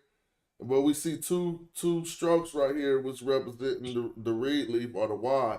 So we're not saying Kent, we're saying Kinti. Kinti. Yeah. I hate that the YouTube is slow because it like when you're speaking, it's behind. You know, YouTube. Oh no, that's not true. That's only on your phone or something. When I was looking at no, not on my phone. I mean, I'm watching it on my television. Oh, too. you saying the speaking your cursor. and the okay. Yeah. Oh, they or are. Maybe while I'm on here, I can hear you. You know, it's oh live. Yeah, that's definitely what's maybe happening. No, it's not giving that effect. You're hearing me from a better stream. If you turned up your YouTube volume, it'll be synced perfectly. Yeah. Okay, cool. Okay, good. But thanks for the concern there. I want to read something more monumental and maybe significant that I mean, not saying than this, but it's kind of like lends us towards, well, why are y'all doing this? Or in all those type of conversations. And I was just putting elementary stuff up, but now we got some people in the building. So before we attacked a lot of the Marin Patastel, now if people don't know why I'm bringing this up, is because this is the stela where they say has the first mention of Israel on it. Supposedly, this is what certain people say. And so the first mention of Israel in history would be the first mention of this, so quote unquote, everything that came out of biblical Judaism, including Christianity and all of that. It would be the I didn't even know what I was sharing. Are you still sharing? I'm sharing right now, if you don't mind. Okay. And so, in the nature of putting the simple stuff on the screen and then trying to go right over to dive into something, this I wouldn't call this complicated, but it would be, it would be more complex. We still gonna try to digest it. I mean, we ain't about to read all this, But we can though, as much as we can, and we could apply the same rules we was trying to apply when we was like just do the English or whatever. We should allow some leeway, but it is an example of what it will lead to eventually once we finally got to that level. And peace, I see the Hootie Amin, Jack Kara in the building. Thanks for joining in. Man, Word what's up? Hotel. I'll be yeah. I just if I can say one thing right quick. Mhm. I'm laying up in the hospital right now, so that's why I didn't turn my camera on. Oh, it's all Man, bless good. you, and we wish the best for you. Yes, sir. Hope everything is Got going that okay. got that UTI going on. Okay. All right. Well, we pray that the blood flows smooth. To him. Thank you. Word up. Yes, sir. So, I mean, like now, if we could dive into something this and start trying to attack it, I just try to simplify things and start to see formulas. So, basically, one thing we know that helps us is to address things with the grammar. Everybody ain't gonna be able to parse things, but one thing we start to learn is particular formulas that begin certain type of text, right? And then another thing that'll aid and assist us in this is knowing the word order. And I'm just going to provide the elementary word order being verb, subject, object, adjective, or however we have it, adverb, and then the following. And then these other the grammatical clauses that we've been trying to point out that help us get understanding of what we have. So just starting out, we got a formula. Now, I know you're going to laugh if I don't say help, if I don't say Hamsu, because I was always starting this out with Rimpet. So who want to start this one out right here? Like we're looking at hot self. I got a blank screen. Hot self. Yep. And now what is that giving us for the people in the crowd watching? The regnal year. Regnal year meaning the start of the reign of somebody? Two. Yes. Word up. And then and so what you see after that? DU. So that number 5 killed him with the DU on it. And then where we go after that? That's is that Separu? I bet Kemet, if we want to say the number, I bet 3, right? Kemet. I bet, remember? Do you abed Kemet? Yep. Do you abed Kemet? Because 3 is Kemet in that instance. So if people following us, I'm trying to say the other Kemet. Did I mess that up, Chris? Yeah, right. 3 is Shomt or Homt. Oh, so what's 3 ain't Kemet? Which number is Kemet? Yes, 3 is Kemet. Yeah, 3 is Kemet. No. We messing it up. All right, so we messing it up. I'm with you, Chris, but I learned I learned the 3 that was Kemet, but let's look it up right now, huh? Yeah, Shomt or Homt. Some people do pronounce it as Shomt. Oh, okay. Right. Whatever. So we messing it up saying Kemet. I have never. Now look at this. Like that. What is this, Chris? Homt. Kemet. XMT, right? Yeah, Homt. But you taking positive and not putting the. Now you do got 2 consonants that you're not putting the E in the middle of for some reason. Right. You said Kemet. If you're gonna say it with the third H, then it should be Kemet. Yeah, Homet, but it'll still be Met something, right? Because you're not doing that right now. Yeah, Homt. Yeah, I listen to it. Homt. You ain't saying Homet though. So I'm with you. See, I'm with you. Yeah. Somebody from the audience gonna think you're saying Kemet. Oh, you're right. Some parts they were thinking that I'm just saying Kemet. I should at least put the Kemet. I mean, but in order to not be more confused, I see why you can pronouncing it as Homt. But so or Shomp. Okay, that's cool. Yep. So why do you put the Shomp on it? Because the Shomp is the Coptic version, the later version. So that'll let us know that they wasn't just saying in the beginning. it probably come from the KH because the KH go to the CH, which is shunk or SH. Yep. The SH, you right. Yep. And so that would be him, but I'm still gonna say Met because I'm following the rule. Why aren't you separating these final consonants with an E? I am. I'm putting an O in there. Oh yeah, okay. You're doing an O. Okay, that's fine. Yeah. You can choose the vowels. That's fine. So I'm with that. Yeah, so we should be right on point. And so some people do that. Yep, I'm with that. So Yeah, but it's not Kemet, not Kemet, because somebody gonna think it's KMT. Yep. So well, could you say Conti? Why you gotta pronounce? He was saying Cont. I'm not mad at that. And they said some said Shont because that goes with the Coptic. Coptic. So I mean, you know, I'm not strong on pronunciation, so I don't mount my contentions there. We all knew you knew what I was referring to, but you was correcting the way I was saying it. Yes. Yeah, exactly. Yeah. I'm telling you, Hold on. somebody. Now back up. Start from the beginning again. So the Cont is the first three glyphs. No. If you want to start from the beginning, here's an error I always make. Now, this is just a rimpet, but they're not talking about a single year here. They're actually talking about the reading year, as he pointed out, and it'll always be written this way in its formula. But every time I come, I say rimpet, and Chris always correct me. And the Hootie said the proper term. I think you said hep soup, or what did you say? Head sep? Hot sep. Hot sep. Wait a minute, slow down for me in the crowd. Can you take a snippet and color code? Oh yeah, let's do it. All right, we could do the color code. Yeah. All right, I need to do it by numbers. Yeah, that works. Oh snap! But you could explain that reading the year. It's just the reign of the king, basically. If somebody want to expound on that, I mean, I see the strokes, but I mean, I need to know what all is around. I'm about to show you right now. So again, now when we look at the simple glyphs, just because it's heck of them on here, let's not let us get out of the simple context that we maintain. Yeah, that's overwhelming. Yeah, but you're gonna see when we start using the color, it's really not. But there's some phenomena of group writing that's going to be kind of sort of maintained throughout a lot of the text. I can't say all text. Man, you talking about a marathon stream? Yeah, this gonna take us till tomorrow. I don't even care. I'm waiting for my dinner right now. I'm chilling. It's only 8 hours. I do 8 hours normally. So now what is this right here? Who wanted to break that down? He was in the middle of breaking it down. You can finish. Basically the reading of the year. Yeah. Chris was breaking it down. It was either Chris or the Hootie. Yeah.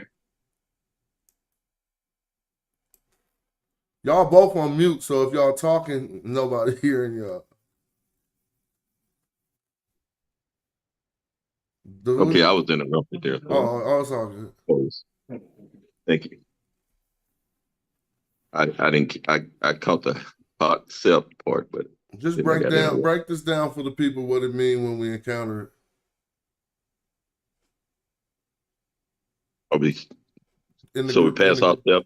In the Greek, no, you back. He asked us to go back to the beginning for clarity. So break down hot sep for him. Hot is the palm tree with the whatchamacallit sticking out the side. I keep getting. It's just a little. It's called. And then you got the T, which adds on to the hot. And then the circle down at the bottom is not the placenta, but it's what's called sep. SP. Hot sep. I don't think I ever seen that one. Yes, you said you have both. Y'all have. Let me tell you. Remember, just the other day we was reading the text, and it said "sep" for occasions, and then it was 7 after that. It said "sep 7."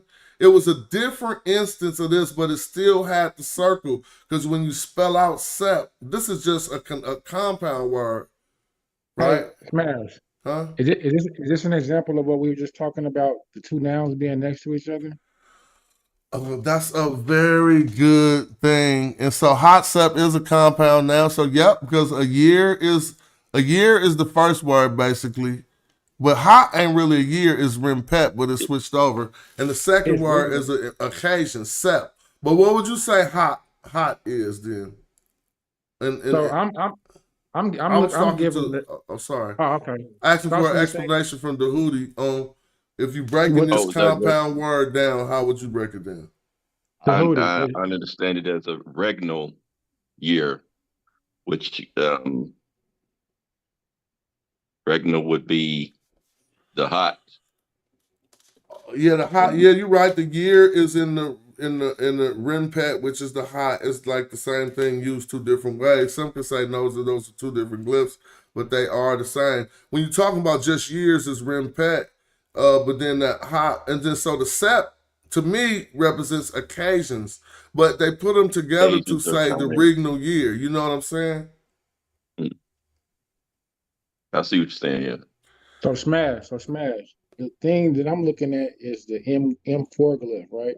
Is that's the strip palm branch? Let me show you, huh? The That's M4, the first one, right? the M4 glyph. What you mean? Is that first one with the strip palm tree? He said was this palm glyph, palm branch.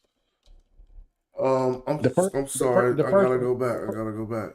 No, The first part. I can't identify as the palm branch. It probably is. I can show you. So it's close to what looks like a soup plant, but it only got the one thing going out on the other side, and that's how we'll know the difference between it. But one thing you know is at the beginning of these type of texts, what tells a tale of a king or some coronation text, or that you always encounter. So let me show you in the dictionary. Just Because do the you see M4 glyph means which one is regal. M4?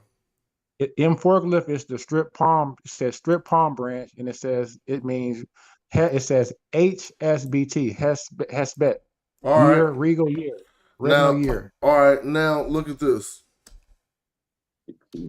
I just want you to see something so we can learn this. You see Okay. now look. What does this say? What glyph you said?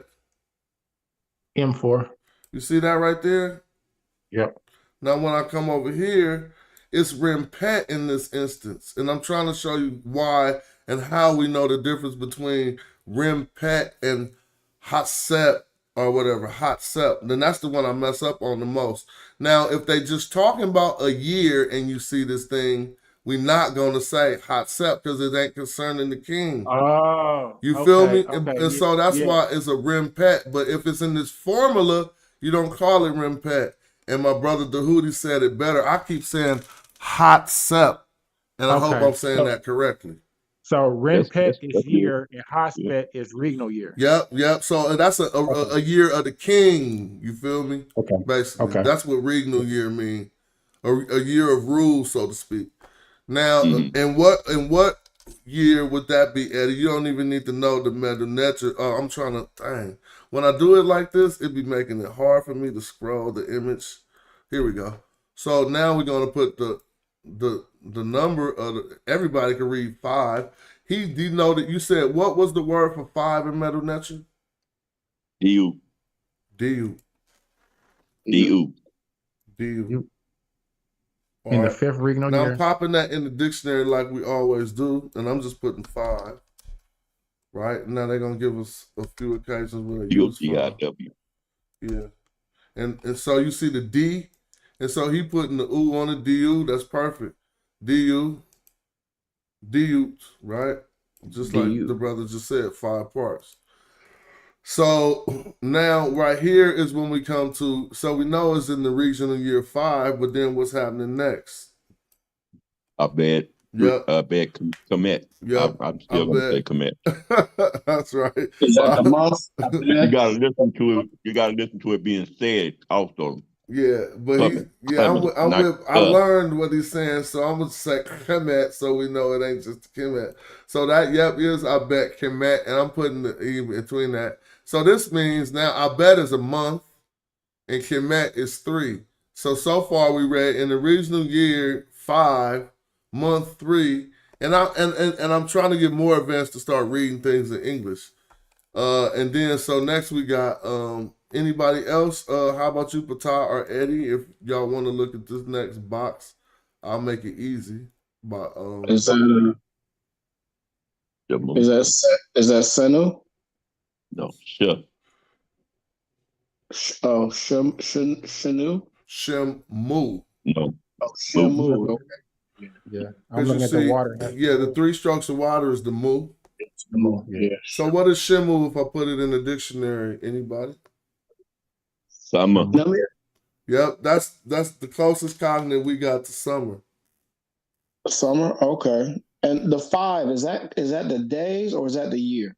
So Rempet 5. So what's Rempet 5? Okay, 5th year. Yep. I gotta back out for a minute. It's all good. It's all good, Dahudi. Okay, I'm right here.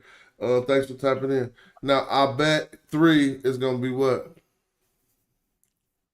That's 3rd month. 3rd month goes in the 5th year, the 3rd month of what?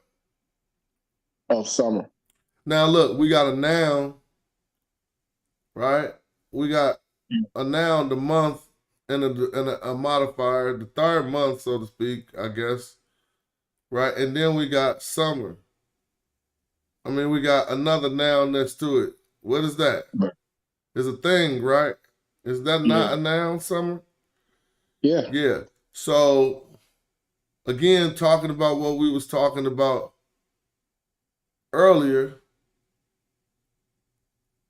Yeah, talking about opposition or Yeah, exactly. So now we're looking at this like it is the 3rd month, but this whole phrase really is just one exact. It's one state. It's not and because you ain't gonna say and, but what we say, because these things actually go back into this. So when we talk, I would love Chris if he could come back to detail what that type of construct is, because you think about it, it is the 5th year, the 3rd month. That's the 3rd month of the summer. Yeah. So it's the 3rd month of the summer. I bet Shemu. So the 3rd month is probably modifying the summer, right? Yeah. I'm saying because it ain't just summer, but I would love for the grammar to break out on that. And then what we got next right here, what we see. Just probably a determinative. Is that day 3? I want to ask anybody, do y'all think this? Oh, somebody said it right. I'm sorry. I was already about to try to throw us off. But what's the word for day in this instance then? Anybody? We got options. Ra. I would say Sue, but y'all gonna say Hey Roo probably. What y'all would put here on your homework? Sue or Hey Roo? Or anything else? In this rendition, it would be Sue. Yeah, I would put Sue too, just because that's what I was thinking. But those are 2 different ways. They both work for day. But I don't know if I'm right. It but doesn't. Yeah. I don't know. I mean, again, so I don't want nobody to be taking my words as authoritative. I'm saying that's the way I would render it. And then he said he would too. Now we got the next. This is probably, you could probably put these together and say that it is a no, well, no, you don't want to do that. You're just going to do this one right here first. So it's hard for some people who don't know that the top circle is actually the KH because you got too many circles to try to choose which one they is. So if you know that this word is KHR, and then you know the transliteration scheme we use and might render that as XR, you could go to a dictionary and you start to see one that look like it, but we ain't on it all the way. Core means to be under something, kind of like, but not necessarily like, look, this is with, by, near, during, but look, it's say a king. Notice that? So, and it's also by an agent of something or of an agent speaks to say. This is a preposition that in this instance is just going to mean, now I said it mean under. So when I say it mean under, it's this use of under, it's under the king. So it don't mean under, you don't use this like in the sense of under, like height, so to speak. They saying this type of agency under the king. Let's see if the second definition has it as under like height. Yeah, I can I'm make not this seeing the screens, man. Just the Oh yeah. Oh, I'm sorry. Dang, I thought I was sharing that. I was sharing just See with it the on the YouTube. YouTube. It's on the YouTube though. Now it's back. Now y'all should see it. Now you should only see got it. my one phone. No, I got you. It's right here, right? Y'all see it now or not? Yep, we see it. So that core right here is the same one we're dealing with. And notice how it's under the king. It ain't just under. We use a different term just to say under and either as a particle, as a preposition verb, we got it as under to say to tell, but as a particle, we got it as although, moreover, whereas, but, now, however, furthermore, and besides. But it would be under. Yeah, it's gonna be under right here because after that we got this him. So Eddie or anybody who want to say, but you know, who learned and want to say what this is right here. I'm here. I'm listening right now. Oh, well, this is just a hymn. I probably can help you because you probably ain't encountered this. Isn't this a hymn? To you. Pardon me? To you. To you? Yes. Oh, to you. I'm sorry. Yes. I'm so used to I saying thought, to you. yeah, look, he was saying out. yes in Metu Neter, and I thought you was actually saying that the symbol was a TU.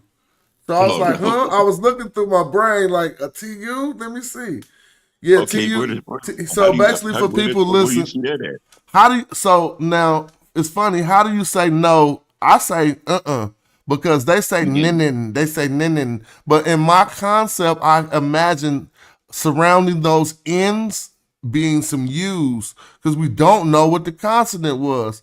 So then to me, I'm like, that's closer to but grammatically correct is nin or inin, right? For no. To Yep, TU. All right, so cool. So right now we got under his majesty, Eddie. You see how that's working?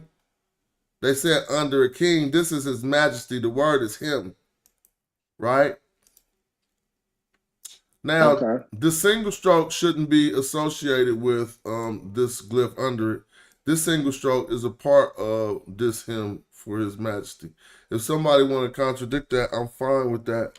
But then tell me what the single stroke is doing just sitting there above an N. So it's probably going with that. Now we can add, it's like under his majesty in. Now let's see, we got an A after that. So this A right here ain't working by itself with just a raw after it. This ain't a Horus vulture. Someone could say, yes, it is. I'm not trying to be, it could be a Horus version. It could, but this is what I'm about to think. First of all, under his majesty. Now, when remember we was just talking about these ends that we encounter in these situations, Eddie and Patah. Yeah, exactly. Now, this end we know that ain't dative, right? Because it says under his majesty in. How about that? If it was dative, what was after this noun is about to receive what's before it. So that's not working here. You feel me? So now let's entertain a knee being here and this being Horus, because you gotta look at all of your options. You see the determinative behind this falcon is for Ra, right? But is the Ra in the form of Ra Harakti or Ra associated exactly when he's associated with Horus? And so if we can have a Horus in front of that with a Ra determinative, that would work. But this is a noun, it's say under his majesty. Now, if this is a knee, we get back to belonging to or of, remember? So is this under his majesty of Heru? Now, Heru naked, by the way, the powerful, the bull, or do somebody else want to translate that different? I agree with that. Because this could not be Heru. I'm going to show you another option. What if this was what if this was a nay? Now, in this text, I know they use nay a lot, but I know this isn't a nay because they normally put a Y on it, meaning that he wanted this N to be connected to this word like this. That ain't it. So look at this A right here, right? And all we got to, we have to determine how the facsimile, if we had the primary and a clear rendition, it'd be better. But I'm going with his majesty, under his majesty. This is Heru, I think. What do y'all say? Heru naked. Or y'all can Yeah. probably say Ra. Harakti naked, but pardon me? That's what I think. Yeah, because of that symbol above the falcon with the snake and the sun. Yeah, I'm gonna say Ra Harakti. And that's a knee, as if he. Yeah, I think that's that. What you think, the hoodie? You think that's Horus or not? I'm saying Harura. Haru Ra. Yep, Oh, yep. so that would be Yeah, Ra I'm saying Harakti then. Haru. Hmm? You know, I mean, if it's Haru Ra, they combine them together to make Ra Harakti. You know what I mean? So we could look if anybody want to check us. Aketi. Yeah. I mean, you know, I know that happens sometimes. Rahir Aketi. Yeah, but Ka Naket. so you I saying see it. ka naked? I just see naked. But But yeah, I say Ka. The yeah, it is the bull. bull. It is the bull. Ka naked. Naket. You're right. So Horus the mighty bull, right? Now this is what we're gonna do to have fun. I'm gonna not put over no transliteration. I'm actually going to have the English translations open too, so we could settle those matters. I'll just put translations. And Now, is that man, the man with the raised arms, is that the determinative for like Ka, spirit, or is that something different? I know this is just real quick. I know this is a Christian website, but I think they use Lechium's translation. Right? Let me qualify that real quick, and then I'm gonna answer that. No, I'm not gonna use this because even though I know that's our translation, go ahead again, and then I'm gonna try to find it. This is the one I was talking about. They use Lechium's translation. What was your question? I was asking the man with the raised arms behind it. Is that a determinative, or is that at something else in the sentence? Let me go look. Oh no, I think it's that's part of. determinative. Well, real quick, I don't think that's determinative for that. That's a whole nother. That's the next word, I think. But we'll talk about that real quick. You want to know why?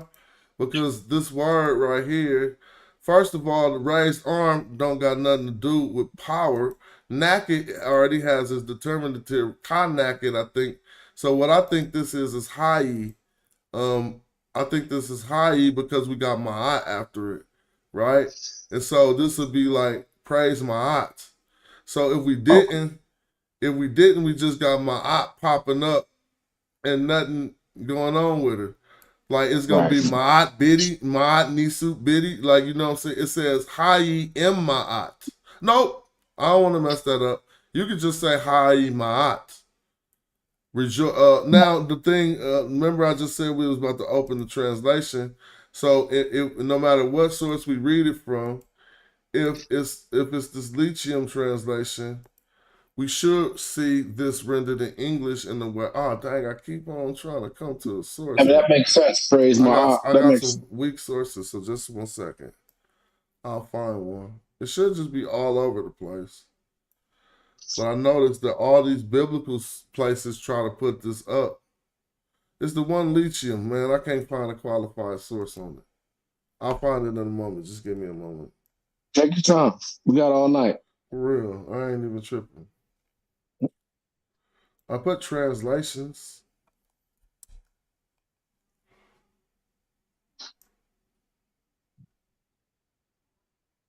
What's this? Should I try this one? Yeah, they only dealing with the one passage. I want to do the whole thing. Maybe if I go previous slide. Yeah, they making a different point. Introduction to the Bible. Now notice that's why I be thinking something is up with this Stella Murray or whatever, because man, why can't I see her name? So this one I'm gonna go EEF, and it should change if I find it in the EEF right here.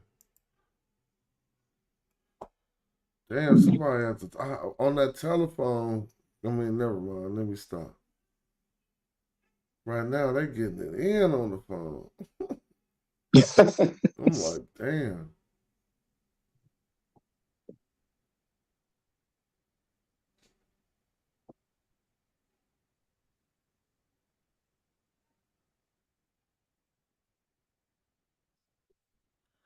I can't find this. Oh, I'm looking for Marin Patat, and I'm just doing my slow roll. So I came in here, and I gotta go through all of this for some strange reason. Here we go. The victory hymn of Marin Patat, Israel Stella. Cool. Oh, man, damn.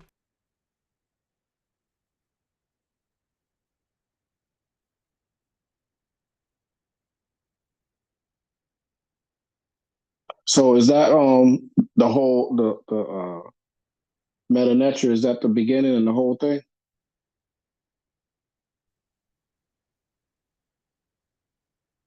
Yep, yep, that's the beginning. Yep. Oh, where'd it go?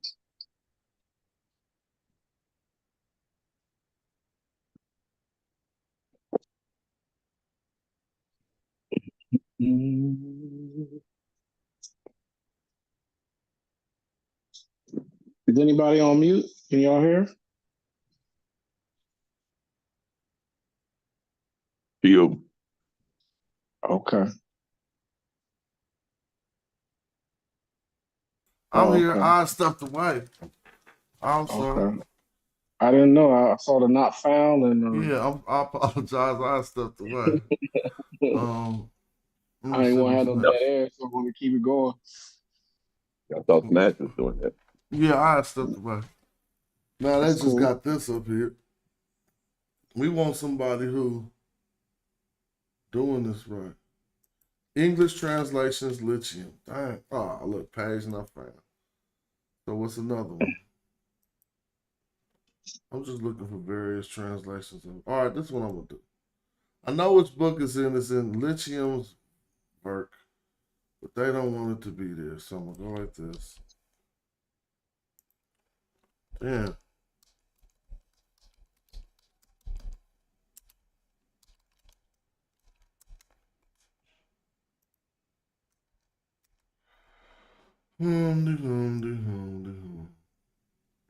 All right, here we go. Ancient Egyptian literature. Now, finally, shout out to the 50 people who were in for the marathon. This people tapped in. I'm with that. We're going to get back to some good learning as soon as where's my computer doing? Oh, but I ain't dedicated none of this free time I got today to video games. Now, y'all see, if I study for 15 hours, I can at least do my imaginary sticks sometimes. When I play the sticks, I do full imagination. I don't halfway with it. Like, I be thinking that this stuff is real. Well, y'all see what's happening when I click on this source even, right? It just start turning circles on me. So we don't need, oh, there we go. Now we're going to put Israel. Woo! Poetic Stella Morning Baton. What page is that? 75. Finally, thanks for being patient, gentlemen. So when we get to page 75, I'm about to go take my family out to eat, man. We ain't eating yet. Even though my daughter cooking, I was gonna do that. My daughter, I said I want some more of them asada fries, man. But I'm not gonna throw nobody off. Now, right here, we're gonna reduce this to one page, and they said it's right here. Let's see if we can find it. 73. I thought they said page 73. This ain't 73. That's 73 right there. It ain't 73 in the book. Sometimes the search engine in the book are two different times.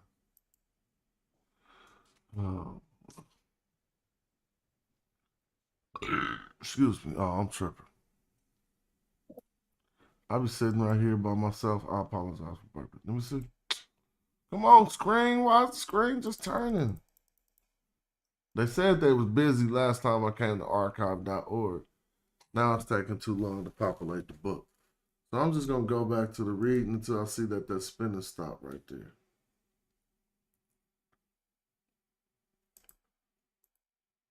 And again, once you read one of these type of texts, whenever you know it's going to be the reading year, the month, the third month, the season, and then they're going to start talking about the king. Right? Telling you whose reading year it was. That's going to be the same formula every time. So when if we dig into that, and we can skip over to hella text that's like this, and they'll all be starting the sign. About how many regional years have you found in the glyphs? What you mean? Text? What you mean? Like how many have you read where there's regional I mean, years? almost everything you start to read about a king start about if it's a story that he went through, they tell you in which regional year that story happened most often. Oh, okay. So I'm gonna blow these glyphs back up so we can get into some fine detail. Let me see. And we're gonna continue. We don't have to go that slow, but I like breaking it down for everybody. So far we ain't really read nothing. It was in the 5th year of the 3rd month of summer, on the 3rd day, under His Majesty, under His Majesty of Horus the Bull, right? You can say belonging to Horus the Bull of His Majesty. So now we wanted to have the book, dig of the book, to see if praise my art. Yep, if that's exactly what she said. Yeah, this is by Enra, so we close. Yeah, now look, this is it. Year 5, we got it. Let's make it one page. All right, we can't. Year 5, we are 100% correct. Year 5, 3rd month of summer, day 3, under the majesty of Horus, the mighty bull, rejoicing in my eye. I want to stop it because that's what we said. And that's how I knew that this word was ha'i ma'at here, and that this was possibly not a determinative on the former word. This is rejoicing in my eye. And then who want to knock down what's right after that? Eddie, this is an easy one. And if you're still with us, this is... Eddie know that. Yeah, if you get this one, I'll probably cash up you dinner. You feel me? Get it, Eddie, get it. Eddie, you on mute. No, don't be sneaking now. He doing something quiet on mute getting the answer. Eddie, he gone. He gone. I was going to cash out him dinner, like $35. You said you was going. Oh, there you go. Is that Eddie? Nah, Eddie ain't there. So this is not hard for any of us, I'm pretty sure. And anybody watching, all we see is an abbreviated Nisut Biddy.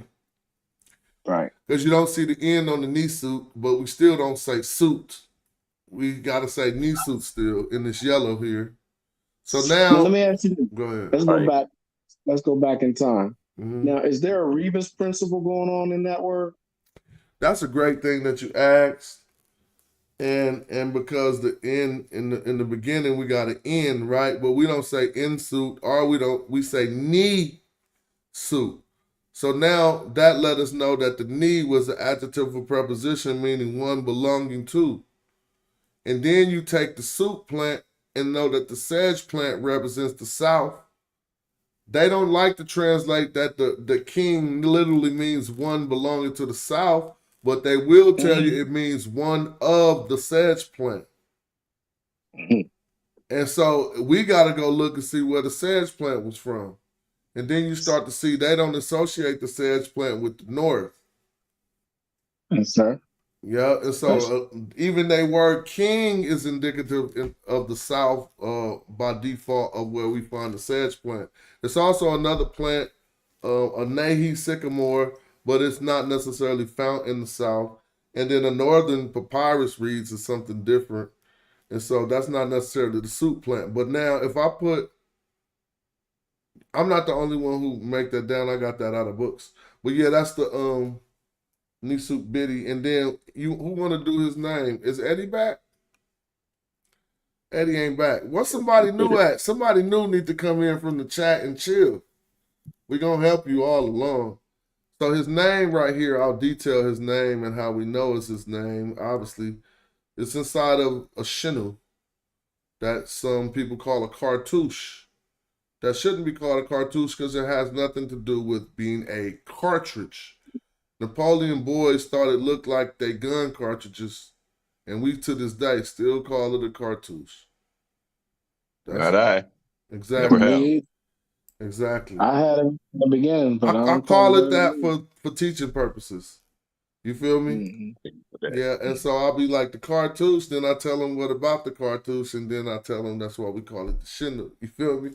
And so, Mm-hmm. and then right here, what's in the cartouche? Now we see there I go. What's in I'll the take a stab. Chinook? I'll take a stab. All I'll right, take a it's stab. not gonna be that easy, but I ain't gonna mess you up. All right.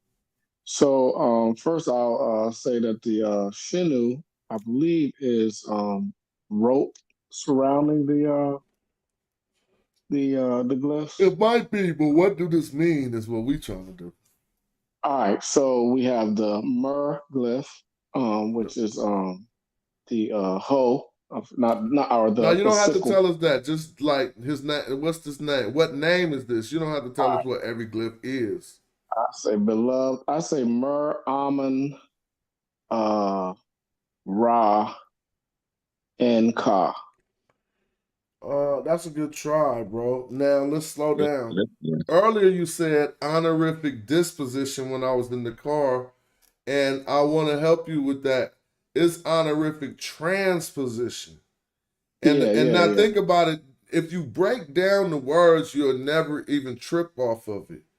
To honor something, you changing, or you trans just mean to move through, like you changing the position of the words. And you notice whenever you see a neter inside of a shinu, most likely, not every time, nothing's 100%, most likely you're going to be dealing with a phenomenon of honorific transposition. So then you're going to start thinking about a little ranking system. Basically, in order to figure it out easiest, you have to figure out I know this ain't a real phrase in Egyptology, but it's kind of like a natural ranking system. Yeah, hierarchy to let you know who is the most honorable that's inside of the Shinu, then who's under him, and then when do the image or the effigy of the natural man that we talking about come into existence. So if you go by that, let's look at the natures that we can identify. Who did you say right here? Amun Ra or Amun. It looks like plume. It look like the wasp and like plumes on his head. I'm not sure. I see the wasp, but I'm gonna stick with that. I'm gonna say that's Amun. Okay. Eddie ain't there, so now who do you say this is? The second one, or are you talking to you right here? Who Oh. you think this is? Oh, this talking about the next god or the next god. Yeah. I'm gonna say that's Ra. Those are great. Now that's some beef right there, right? And luckily it's settled by this name. And notice that. How do you hierarchy Ra and Amun? Which one would be said first if these were said together? Guess how they solved this in this phenomenon? They put it in order. Well, they separated these two names. These two, even though they're inside of the cartouche, these aren't in the same name. This is Ba. Right here is the Ba. And I'll show you this. In Ra. Now you can ask if this is Mary Amun. You want to know why? Because when we come to the other one, we're going to get the name everybody know him by. So you was right. What they did was separated Ba in Ra and Mary Amun, right? And then what we're gonna look over here, y'all can tell me if that's wrong or not. But where you see Ba? Where you see Ba? Well, that's the cow. This is a different version of. It's not Ka, because it got these horns going out, not up. So we gotta pay some detail. His horns go straight out, right? Have you noticed that they almost flat? So now, if I come to the dictionary and I look for something in that category, if I put Ba. I ain't gonna put a lowercase a, I'm gonna put a capital A. And then what did I say it was? Ba and Ra, Mary Amun. Let me just see if I can put Ba cow. No, I can't put by cow. I want to be able to see how I can put this. By. All right, well, now I'm going to have to show you the long way unless I go into the TLA. Maybe we could go into the TLA. But we know this. I can tell you this. His name is Ba In Ra, right? And that's what Mer Ptah's name is. So I think we got a translation open. So look, the king of Upper and Lower Egypt, Ba In Ra. She even put it. You see it right here? Ba In Ra. Yeah. But she's not saying In Ra. She messed it up a little. She say Ba Neri. Ba Neri. Because she keeps trying to do Egyptological speak. If we don't look at that N in the middle as a conjunction between Ba and the Ra, he's Ba Ni Ra or Ba In Ra, the spirit of Ra. Now, how am I getting the spirit out of this Ba? That's a cattle. And then it says Mary Amen. Now notice the Mer in Ptah, content with my eye, is in the next Shinu if we go back and look at the text. Watch. Because this is the Sarah that they said. Didn't they just mention this Sarah right here? The son of Ra. Right. So now we know the first one got Ba and Ra in it. And it was Mary and you was right. And the difference, the way that we would tell really, you said the double plume, and this one got the, what, Po Chief? What's the name for the Po Chief? And the Medu is like a Jedu or something. I forgot the divine beard's name actually in the Metu Neter. But anyway, it got the divine beard, so we're going to probably associate him with Ptah. Now we got to do the same thing. Is there a ranking system between Ptah and Ma'at? Who would you think is higher up? I would think Ptah. Thank you. Yeah. But so they solved the problem again by separating the names. And this is, then what do I got? Let's slow. Let me go slow. Hotep. We see Hetep, right? Well, Hetep don't need to be honorifically transposed, right? Hetep and my Mary Amen. But that's Hetep. It looked like Hetep hair. Oh, okay. That's a face underneath. Yeah, that's probably a face, right? And don't that look like Hetep hair? Yep. Hetep hair, but why would a hair be after N? So I got to get this right. Because it ain't going to be Hetep hair in my eye. Maybe Hetep hair is a phrase. It would be hair Hetep. That ain't working. So I'm just right now, for me, I'm going to leave off the hair, even though it might be there when we look. She said content with my eye. I mean, content in my eye. And content is coming from the Hotep.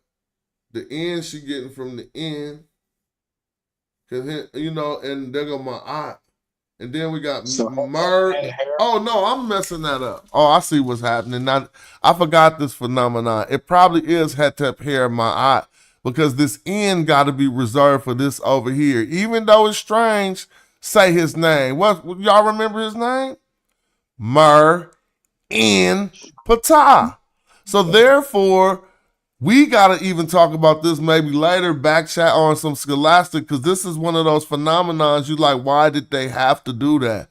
Why is the N way over here? We know that this is the Mer.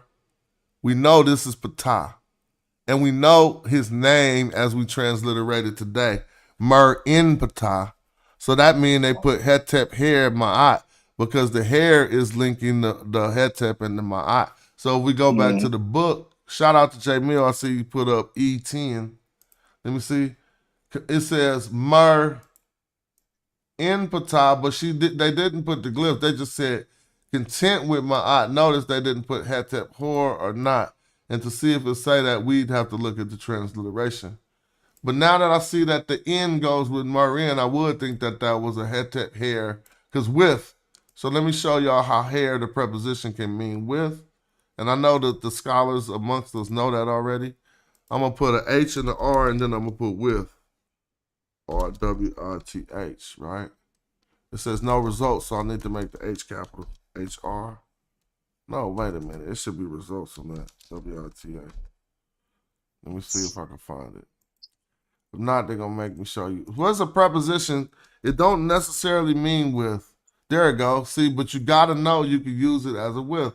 Now, this is a hair being used as a with, but they say with a beautiful face. The face and they got beautiful, and the face just coming from the anat, and then this heret, but whatever. I don't want to mess that up because now that's the face probably, right? So I want to get it where it's the right hand. That could have just been the face on that one. Anyway, we see what's happening. I don't want to answer whether they're using hair as this width because it's going to take me hella long. Maybe if we go to the TLA, it'll show you hella quick. And the TLA is going to limit it down for you and show you faster. What's this? That we know this preposition to can be used to say with sometimes. Now look. So it's hair to face, but we got a preposition. To or towards from a providence. But it's also hair plus an infinitive. We're not dealing with that here. Hair can mean because, on, upon, up, at the time of, in, on the account of, or concerning.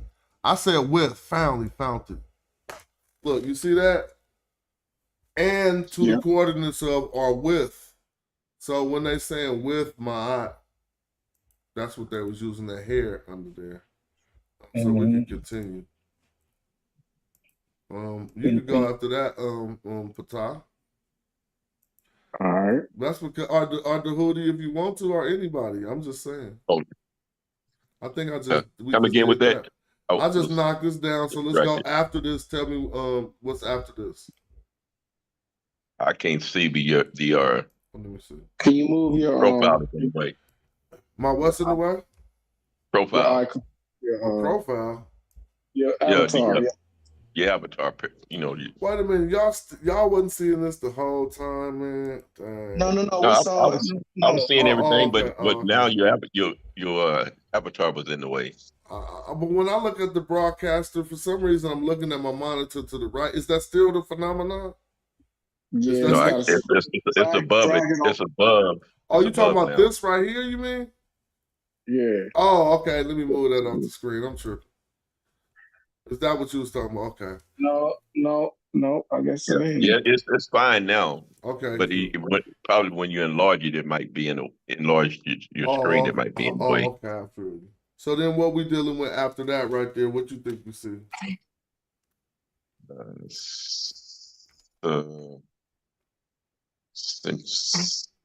Like Senat, Petit. So really, if you take this S off of here and read it, you'll know what you see. And I'm gonna help you. This is a broken papyrus roll at the bottom. He just didn't put the part to the right. Take the S off first and then read it.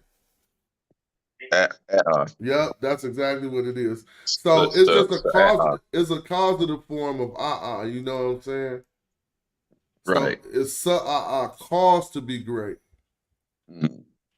And then that's just a broken papyrus roll. Who want Eddie, you ain't back with us yet? He like, I ain't gonna know none of this. No, we gonna work to everybody level. If you don't look like you need no help, you ain't gonna get none. If you know what I'm saying? Eddie, you ain't there? Oh, he ain't there. What about Shazlu? You wanna go next? Okay. I see the T and I see the I guess that's a stick in his hand where he's giving something. But you jump down to the bottom. You basically saying you don't identify the top two? Two horse heads. I don't know what the. No, not horse heads, but you hella close. You did identify them as heads of some type of animal, right? Yeah. Which heads of what animals do you be seeing in the glyphs? It ain't birds. Cow. It don't look like birds. You said only cows. Is one more that you be seeing. Sheep. Nah, I never seen a sheep head, but y'all can show me one. It's like a lion head. Oh, that's the. Or I could just say a canine head. It might be a jaguar or whatever. But it's two lion heads. You mean feline.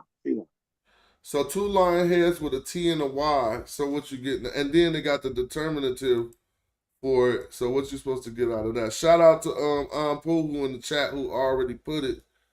But I'm glad he didn't say what it mean to y'all. I'm gonna tell y'all what it mean. But this is petty. It's petty. What does petty mean in Metu Neter? P-H-T-Y.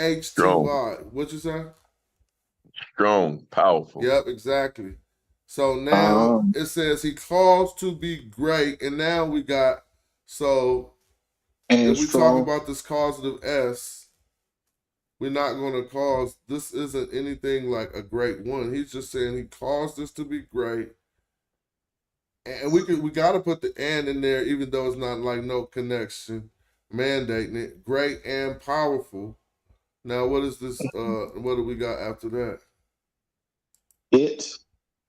Huh? You talking about the folded cloth? Well, yeah. Is that it? No, that's because you part got of it. this triangle thingy. I mean, this upside down triangle So thing. sock, What does it represent? so sock, ma. Huh? Is it sock? That's right. But That's it. it's probably some things on this word that fell off of it. So let me show us how to find. And we're just gonna do. You know how we're gonna go to the dictionary and do SQ and see is everything. Is it just SQ? Or if they got, and we'll talk about different forms of this word. Now we see the sec right there by itself with nothing else on it, right? It means to gather, it means to assemble, it means to raise or to lift. But we're gonna see if we find it with any other determinative. Now notice it means to raise or to lift. So let's go back. Look at dude with his hands in the sky. Right? So now we know that this is the determinative for this word right here because it means to raise or to lift. And this means to exalt or to raise as not like lifting over your head like it looked like. If you had this determinative alone, you probably say high or something like ha, which means to praise, right? So now we know what type of sect this is. So it's like he calls to be great and powerful, and now we got something about exalting or being lifted up. But what is happening with him after that, right? Somebody can say, oh, compressed. Thank you. I said with him, if you turn this hoof and stand it up, you might get it with him. But y'all correct. This is compress. So before we go in on compress, we see what type of angle they want us to come from with it because they got this hand with the stick. Normally, who want to break down compress? Because I think I'm gonna throw us off. Is that a ruler? No, so a kapesh could be an axe. It could be a crown of war. It could be a cut of meat. It could be a lot of things. And so in this kapesh, we need to see if it got that power hand down there. We might think it might be, and it just said it caused to be great, right? It said it made him powerful. Now it says something about praise. So now what is this right here? Or exalting, lifting up. And what is this right here? What we think. So if we totally lost and we can transliterate it, we just let the dictionary do the work and see which one is fitting. At XP as Kapesh. Now I put XPS with a capital X, so that should be my fault. It should be lowercase XPS. Now, so you see the hood right here, but look, skilled of arm. Let's note this, but you also see this head of some type of I don't think that's a bovine, some type of an animal. That ain't the one we're looking for. Now this look, with seer compress is powerful if we got those two together. These are those two lion heads we was talking about when we seen the word petty earlier. It means strength. It's just a coincidence we just accosted it. Now here's a compress that's simply power, force, and a strong arm. But notice something. They already said that. So we gotta get, I mean, we're not saying that they ain't saying it again. We just gotta make some sense out of the wording because it's like he calls to be great. I mean, he calls to be mighty or whatever and lifted the powerful maybe. But let's see if that is how that's going. We got the English. We got the English. I'll take that to the English. Y'all want to take that to the English? Look, it says magnified the power. What did I say? Lifted up the power, huh? But we got it right. Exalted the strength of Horus. Well, we didn't get all the way to the Horus. But we did know that it was caused, we said caused to be great. And then she says magnified by the power. I will retranslate that. She tripping. Let me ask you this: is that the Kapesh? Is there a crown called the Kapesh? Yep, there is a crown called the Kapesh. So that crown is the alternative, right? So that should go inside No. that blue. No. That's not what's happening here. In this period of time, this is about to work as a preposition. Oh, okay. So this is in this time period, you could think of this as the preposition in. And it's a way to distinguish between, this in and a ni. So this is definitely working as a preposition in right here. Why? Because all right, think about if it wasn't. What did we just identify this as? Some type of something. No, Kapesh was like strong, some type of might, some type of power. So it would be that. Is that a noun or is that an adjective? Yeah, that's an adjective. Well, they got this as power as a noun because it's a thing.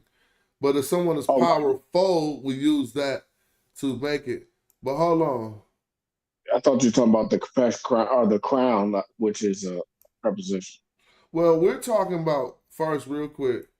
What we see in our rendition has this leg and a hand, right?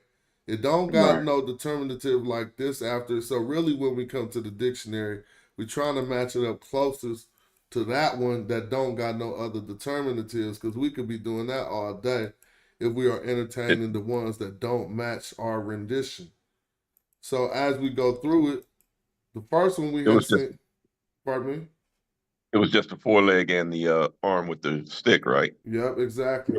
So there's one that say a sword or some type of weapon, but we know it don't appear that he's talking about a weapon in that instance. Now, another thing to note is that the determinative we see right here, when space is limited, it is shorthand for this one. So if this one means like a valiant arm, then we would have to consider that too, because they are not all the way interchangeable. But sometimes you can see that they're not talking about a sword, but strong arm. And let's see what did Lithium say again? She just said power, right? Right. So I think we could get past that. I think Lithium just said power. So she said exalted the power. Now that is raising up the power, right? Exalt is to raise up. So now this is of or in. What is in if it ain't a ni? It's going to be a 2 or 4. So exalting the power of Ra. No, I said that wrong. Of Horus. This is Horus. Horus, the bull. And then we got something else I'll let somebody else do. So since I went too far, Horus the bull is just one simple word. And I'm going to help him with the word. The word is just right here. Now, what do you get? I see the twisted flag, but I don't see what's behind it. That's that man with no, it ain't going past that man right there. He holding the stick. Well, I can't see anything behind it. Okay, you say you want more. Yeah, I see you. Hold on, just real quick. Your profile is in the way. That's why. So I wonder how that's happening, because I don't think that's happening to the people on YouTube. You should be seeing a clear, all white screen of me for some reason. But you saying a profile is in the way. He's on his phone. Yeah, it's the same for me too. It's maybe you. Can you turn? I'm on the Zoom screen. Oh, is your phone turned to the side? You know, it's turned sideways. You can drag his. You can drag his. When it's turned sideways, your profile is in the way. But if I turn it. Oh, you know what? You can move where my profile is, I think. Yeah, you can touch it and drag it. Oh yeah, okay. We good now. Okay, great. Yeah. We're never. So I was at this blue twisted flag H and then just the man. I stopped there, but y'all can keep going if y'all want. But I tried to parse it right there because we know the next term is the 9 bows. So is that blue? Is that high? That's perfect. But what you getting out of that before we look? Is a man with a stick and it's saying ha. Think karate, like a karate chop. I mean, we already said with strength of the bull. I'm putting it on thick. I said hi, ya, and you still didn't get it. Hey, I guess Ki. That's your All right, let me see. I'm gonna put ha And then I'm going to put strike, S-T-R-I-K, and let's see if that works. Not strike? Okay. Let me just put strike. Now, watch this be a word for striking something. I was trying to give us hints by saying hi-ya, but I'll be doing that funny stuff. Yeah. Strike. Huh? Striking But the hold on, let's see if that works. Because somebody might say, hold on. Oh, I need to put H-A-I or H-I-A? Capital H, H-A-I. Okay. Hiya! I'll just play. See, so this is rejoicing, but let's watch when it becomes. Let's see if the man determinatives see to take under what coercion, but that's this word huru, but it still got the man on it. Let's see if hai turns to striking something or hitting something. Now, I mean, I know it will eventually, but because he ain't praising the what you call it, so maybe I need to take this I off the end. Let's see if I can find it. Right? That's lowercase a, but it should be capital. It's gonna be capital one A. in here to strike eventually. We coming across it. Oh yeah, they got it transliterate different. Well, I was just gonna go through all the words for striking something. If it don't mean to strike, should I put hit? So we got hit in the paint. Secure to hit. Sheki. It's gonna eventually be a ha, right? Oh, there you go. Told you hit. So who need? But the knee don't need to be there because I can see that the who is the part that we already know what knee means. These strikes these hands is belonging to who these hands belong to, man. Who knee? But I got people laughing, but now I found it right here. So it means to strike, to hit, but it's saying who right here, but this is the rendition. He says to surge up, to overflow, to smite, to strike, to hit. So we got that hui. I should translate it as hui, as to beat the hands. So who you put hands on, I already gave it away. Oh, the 9 bows. Yep. So, and since I gave that away, how do you say that in Metu Neter, good brother Patah? Let's see. That's So a bow in this instance is not going to be like a set to you bow, or it's going to be a pejet. And then the reason why the 9 bows works the good, because we can learn about ancient Egyptian wordplay. It's going to be like pejet, pasejet. Pasejet, which one is 9 and which one is the bow? Is pasejet the bow and pejet 9, or is pejet 9 and pasejet the bow? I think pejet is 9 and pasejet is the bow. I'm not sure. I think 9 is passage.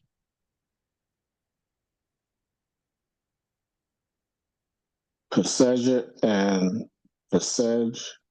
One of them is 9, and one of them is the bow. Passage is 9. Oh yeah, so it's pejet passage, right? I mean, you can say passage, but they match the gender.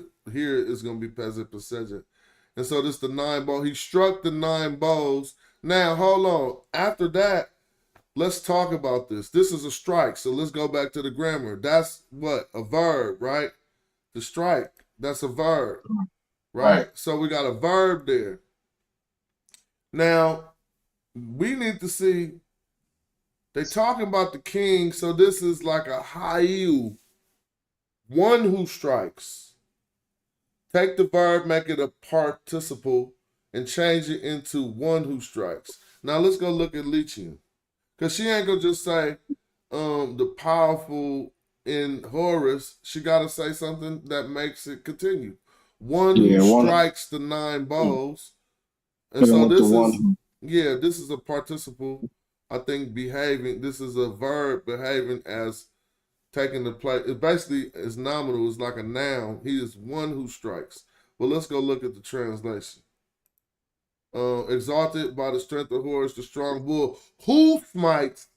But notice this. She didn't put the one who, but she just put the who. But let me notice something for you, for us. Who, whenever you got a who, it indicates a person. I know we all know that, right? Because you can't say who and you talk about a cow. No. You can't say who.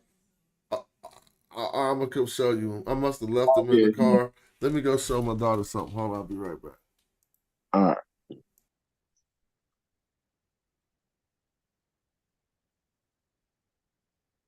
So far we got rejoice. We got third month. Well, we got year 5, third month of summer, day 3, under the majesty of Horus, mighty bull, rejoicing in Ma'at, the king of Upper and Lower Egypt. Baner, what is that? Yeah, Baner Meraman, the son of Ra, Mern Patah, content with Ma'at, magnified by the power, exalted by the strength of Horus, strong bull, who smites the 9 bows. And that's where we stopped. Mm-hmm. And then we're getting ready to go into, I know I saw D and F, which is one who gives, or something like that. DNF, I think it was the I don't want to say cartouche, but what's the word for Shinu? DNF Shinu. And I'm going on. Oh, it's on my screen. The on the YouTube, it's got the I was going by memory. I didn't even realize it was on my phone. It's got the rendition. I put it right back here. I'm yep, sorry. Yep. So no, what? You good? Where you was at? What did you call the next thing? I said DNF. Well, hold on. Why you saying that? Look at what you're looking at. The shin. Yeah. Yep. Shin. Oh, that comes first. I was saying DNF shin. No, because look at you see the shin. Nah. But first of all, you said the NF, and this is FN. You notice that? I thought that was a form like DNF. No, so well, it's not actually F. It's not actually FN. It's Shanu F Nahah. Yeah, but I was just showing them. I wasn't saying that these go together. I just was showing them 7 and 8, basically, like in order. But yeah. So he's right. This is D Shanu F. Go ahead. Oh, okay. So you know that because I'm going by past learnings with that what's the form? There's a form with DNF like well, this is particular to a Sejm F form, but this is kind of different. Sejm NF, this because the N is now let's think about this. Let's ask ourselves. The N serves a function in the Sejm NF form, and you can replace it by other things, but it changes the function. So like a Sejm 2F form is different than the Sejm NF form. Sejm 2F is perspective. So it's like you wish he gives. You feel Am me? I also thinking? Yeah, I do. And am I also thinking because you know how we have Jed Medu N? Jed Medu An. Okay, Jed Medu An ain't a Sejm NF, is it? Word said by. Word said by. I don't know if that's considered. No. Follow me. That's not pin the Sejm. I'm not the form. Okay. I'm just thinking about what I've seen with that D. There's a like when it's a common thing where you see that like you're giving. Well, you calling this a D right here? Oh, you talking about this D? I'm sorry, D. Erdy, D. Yeah, okay. It's something you seen with the D, like what? That you see it all the time when it's like the king gives something or. Nah, that's not what's happening here. Okay, but I'm saying that's why I went. It seems like what I see all the time is that DNF. So we about to work out how we got here. You do see that all the time. That's a regular Sejm NF form. You right. But this is something different happening, and let me show you why. If we appreciated this like a Sejm NF form, we're going to go back to the M and start with his, right? Then we'll go to the middle one, and normally in the NF form, the N holds the state of past tense, So we're going to say he has, and then we come to the action of the verb and say given, or putting it in the tense that matches the form of subject NF. If we do that here, we're going to miss the reading, because this says giving his name to eternity forever. Now, you feel what I'm saying? And it's kind of like, if someone gonna say he has given, then I'll just ask, okay, where is the has? So this was what even though I kind of we read ahead a little bit, when I was reading the Metu Neter in this case, I was thinking something like he has given no name. Since it was an empty shenu, so I was like he was wiping them out. You good on that, but that is close, but the name about the empty shenu. This is his name, a different way to say it. Now, I'm just putting that there. This ain't the way that they will always say. They would put Renev. And so if you want to go literal, it'll be like giving his cycles to eternity forever. But we know normally it'd be a name in there. A name is Ren, and this don't say Ren. Now, when we look at what Lithium put, I'm going to pretty sure she's not going to say he has given his cycles or his name. Well, she might. Don't betray yourself. But I'm just going off of what I think I know about the Sejm NF form. If you just got a Sejm F form, it is present tense. And so a Sejm 2F would be perspective, like we wish it to happen. He don't wish this to happen. He's the boss, and so his name is given. I'm thinking his name is given to eternity forever, or however you want to say Nahi, forever and eternity, or forever and ever, basically. Just now, and that's what she said. Let's see what she said. You read it already? Yes. See, look, she do. She say, whose name is given to eternity forever. But notice we was focusing on the whose part. Because she said who, and before I had to talk to my daughter, I was pointing out that who, you can't say who without indicating the person, so she didn't have to say the one who. She just said who smites the 9 bowls. Whose name, so she did say name, and if we go back here, his name is given. So notice that she put this in the present tense, actually. If it is given, oh, there go Chris. Wow. So whose name is? I know, now, Chris. I know I was holding it down, kind of cool. I know when I got in the car and I heard Pata, I started hitting 90. I was like, get back. He messing the whole show up. Nah. But now, I think we was right on that. Hold on, okay. So they're using Shanu as name. Yep, they appear to be using Shanu as name in this instance. And now this is what I do want to ask Chris. Even though we chose, this is not a Sejm NF, we could clearly see because it's in the present tense. But is this what you would call, it's not a Sejm F either, right? This is just a whole nother construct. Yeah, so this is instead of a Sejm F, this is a Sejm N. Okay, so where's the N though? The Sejm N. No, capital N, as in a nominal.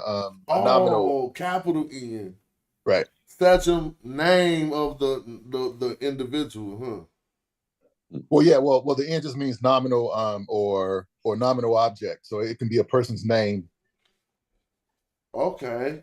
Or it could be, or it could literally be, instead of being a suffix pronoun, it can just be a straight up noun. So John gave. Now, Dave gave. What book? Because the books I know only gave me like 4 Sejm forms, and I don't think Sejm N with the capital name was one of them. Yeah, it's one. James P. Allen in his newest edition, they're actually 9. There are 9 Sejm. Okay. So I'm gonna get this update. Maybe I'm just lacking only knowing 4 of them. Sejm F, Sejm NF, Sejm 2F. I know a few more. That's right. Sejm Ref, right? Right. So you can have a nominal.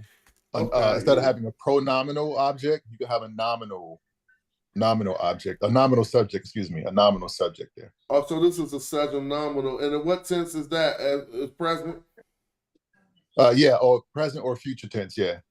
So here's in this case, present probably works the best in this case. And the transliteration is you're gonna put D dot Shinnu. Yeah, so D dot S N equal F. Okay. I just wanted to make sure because that confirms that it is a sexual capital N form. When you first said Sejum N, I thought you meant the Sejum lowercase n. That's why I was like, where the N at? But I can see that completely. So then his name is, well, we read the Lithium, and so it confirmed our reading. So this is what I was trying to figure out about this,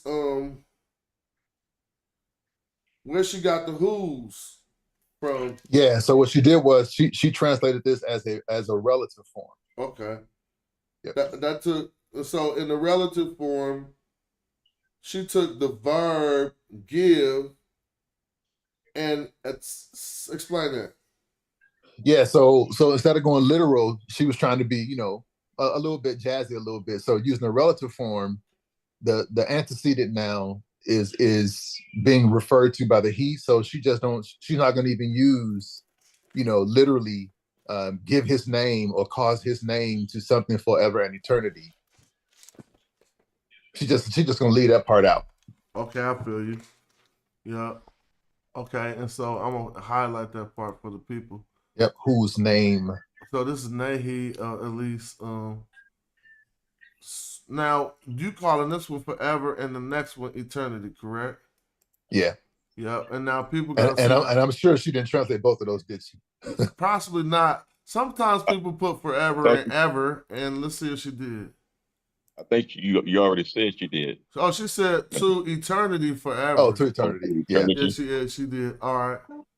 Oh no. Okay, no, she did it. Yeah, she said it's still a relative form, but she said whose name is given. Yeah. Oh, she forever. right, because she made this again. What to eternity? Yeah.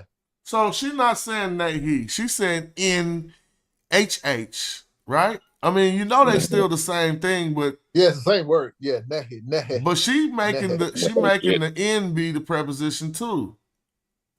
Yeah, to eternity. Yeah. Yeah. All right, to eternity forever, perfectly fine. Now we got Sajed. So and then we got a T. I know Chris, you're gonna explain that too easy. And if you want to do it, Dahuda, you can too. Or Patah. But what we got going on with this right here?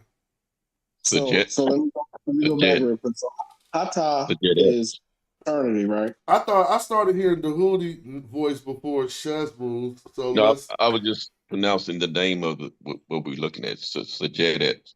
Sajedet, okay. And then you want to break that down, or what you got right there? Not familiar with that word. Okay, so let's take the S off of it and take the T off of it.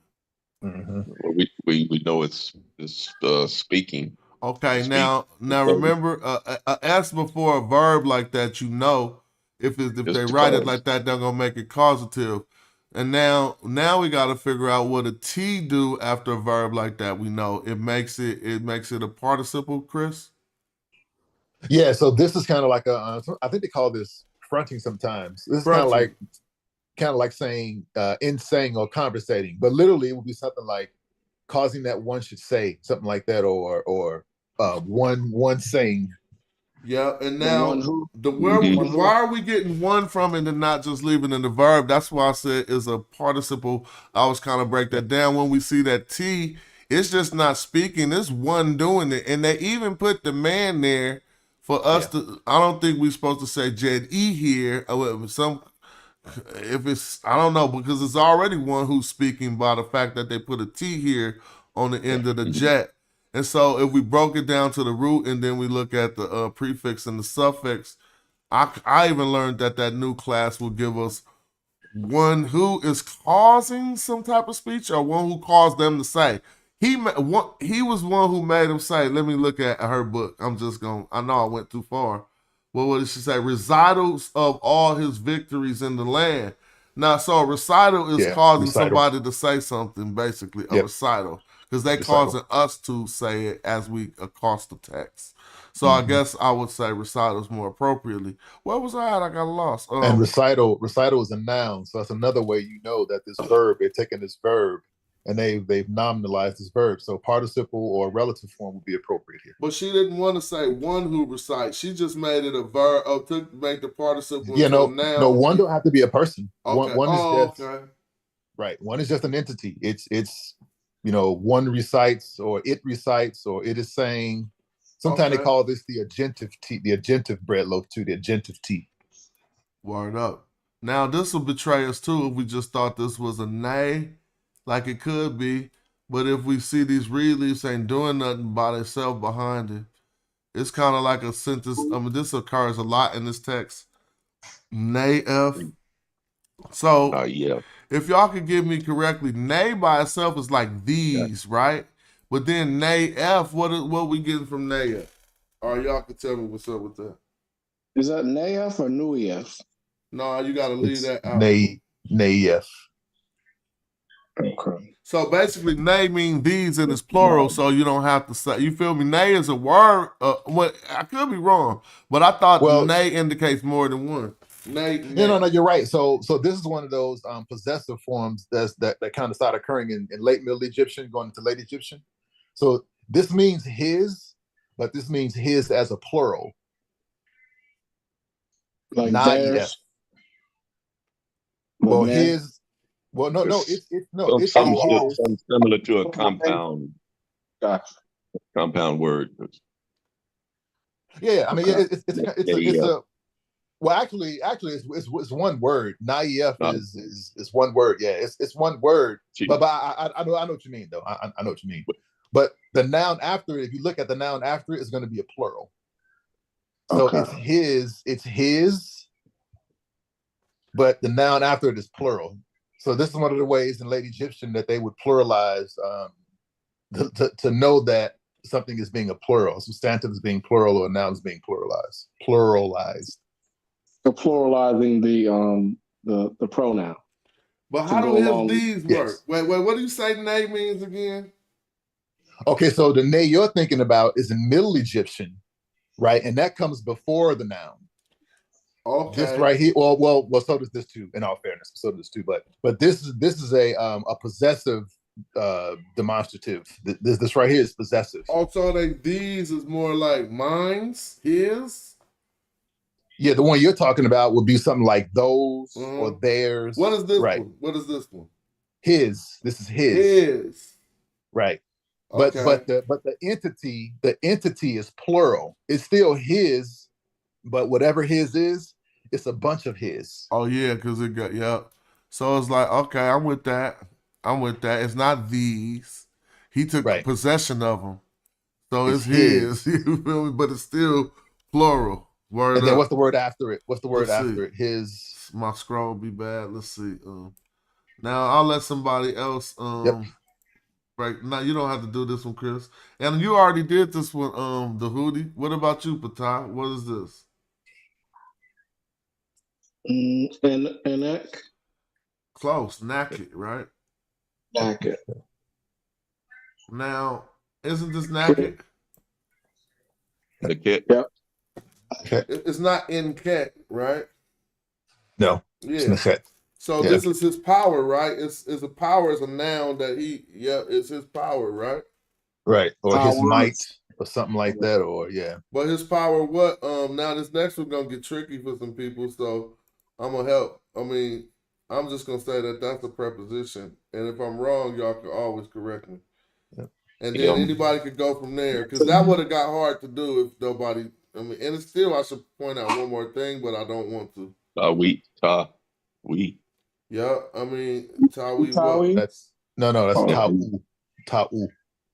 Yeah, I say Tawi. Oh yeah. So now the difference is if it was we'd only see two of those strokes, correct? Right. And the way you know is by looking at the word nebu. The word nebu gives it away because the adjective has to agree in gender and number. Word up. And so now we got three, so it's not the two lands, it's all the lands basically, right? Mm-hmm. And so people could see how we came to that conclusion. So his power or his might or his strength is in all the lands. Yep, it's in all the lands. Now, all right, this next one about to be fun too. But I'm sure Lictum did something real jazzy. Oh yeah, let's see. I can guarantee she did something real snazzy. Recital of his victories in all the lands, yep, and said to I don't want to mess up the next part. Yep, she said his victories, and she said victories, we said power. That's the only thing. And both are qualified by Naked. And I think she might be better to say, since he already spoken his power up here, now he probably speaking on his victories. Yep, she don't want to be repetitive. Yeah. And so I'm just gonna help us with this one. But everybody in here is on a level, so we could just read it because it ain't really no beginners in here. You know what I'm saying? Sir, deep. So yeah, but how's you stating this part of speech? Deep. So why is it not just a regular?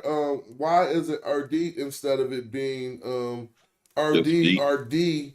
Why they put the T on it too? If it's first, it don't got no gender to match. So then again, we dealing with another participle. Am I wrong?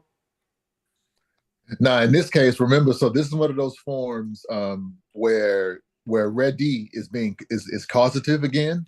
Okay. But in this case, it's an infinitive. So when you have third week verbs, when you make them into infinitives, you can put a T at the end of it. Okay, so this is the case of a third week verb, but but so the third week in this would be an A, but the A's still there. I'm just trying to learn it. So I thought that third week would fall off. Oh, the third week don't have to fall off. It can still be there. Yeah, well, ready, whether or not the I is weak, it's still a third week verb. It's a weak verb, yeah. Still a weak verb. Okay, so that would allow us to attach a T onto it and to do what again? I'm sorry. Yeah. So that gives it the that nominalizes the verb, right? So permitting or allowing or giving wouldn't probably be good here, but permitting or allowing, and then the verb after it, because the verb is after it as well. The verb. So the process is we know it to mean like to give, and in your brain you're doing what to say allowing, like you're changing. What are you doing? You feel what I'm saying? So I'm making it. Go ahead, my bad. Go ahead. I was just saying allow, put, place. I see the result, but I'm trying to understand the process. I'm trying to understand the process. It's causative. So another way to create causation in a verb form. Yeah, I'm silly. I slapped myself. So to cause to give is to allow or to let. Yes, right? to permit, like brother said, yeah. Yeah, okay, yeah, good brother. I just had to understand the process so it could fit. I can explain it to others and it fit in my brain right. And now my is a verb, but it's the object of this infinitive here, redit. So my is a nominal, it's a verb acting as a noun, a nominal form. So let's go back. The infinitive is still a verb, right? It's a noun. It's a verb, but it's behaving here as a noun. Yeah. So literal translation would be, like I said, putting, allowing vision. Granting, letting them to see. It's a verb. Letting them see. Letting see. Allowing them to see. Right. Yeah. Let is the simplest one. Yeah. We say let. But then we got vision. Then this is a preposition over I. Yeah, the land, something in all the. Hold on. I want people to be able to follow this. So if this is C, this is the preposition M. Yes. Which is giving us in, but then we got an I under here. Oh wait, no. That's part of my Yeah, that's what I'm saying. So wait. Not the regular I do.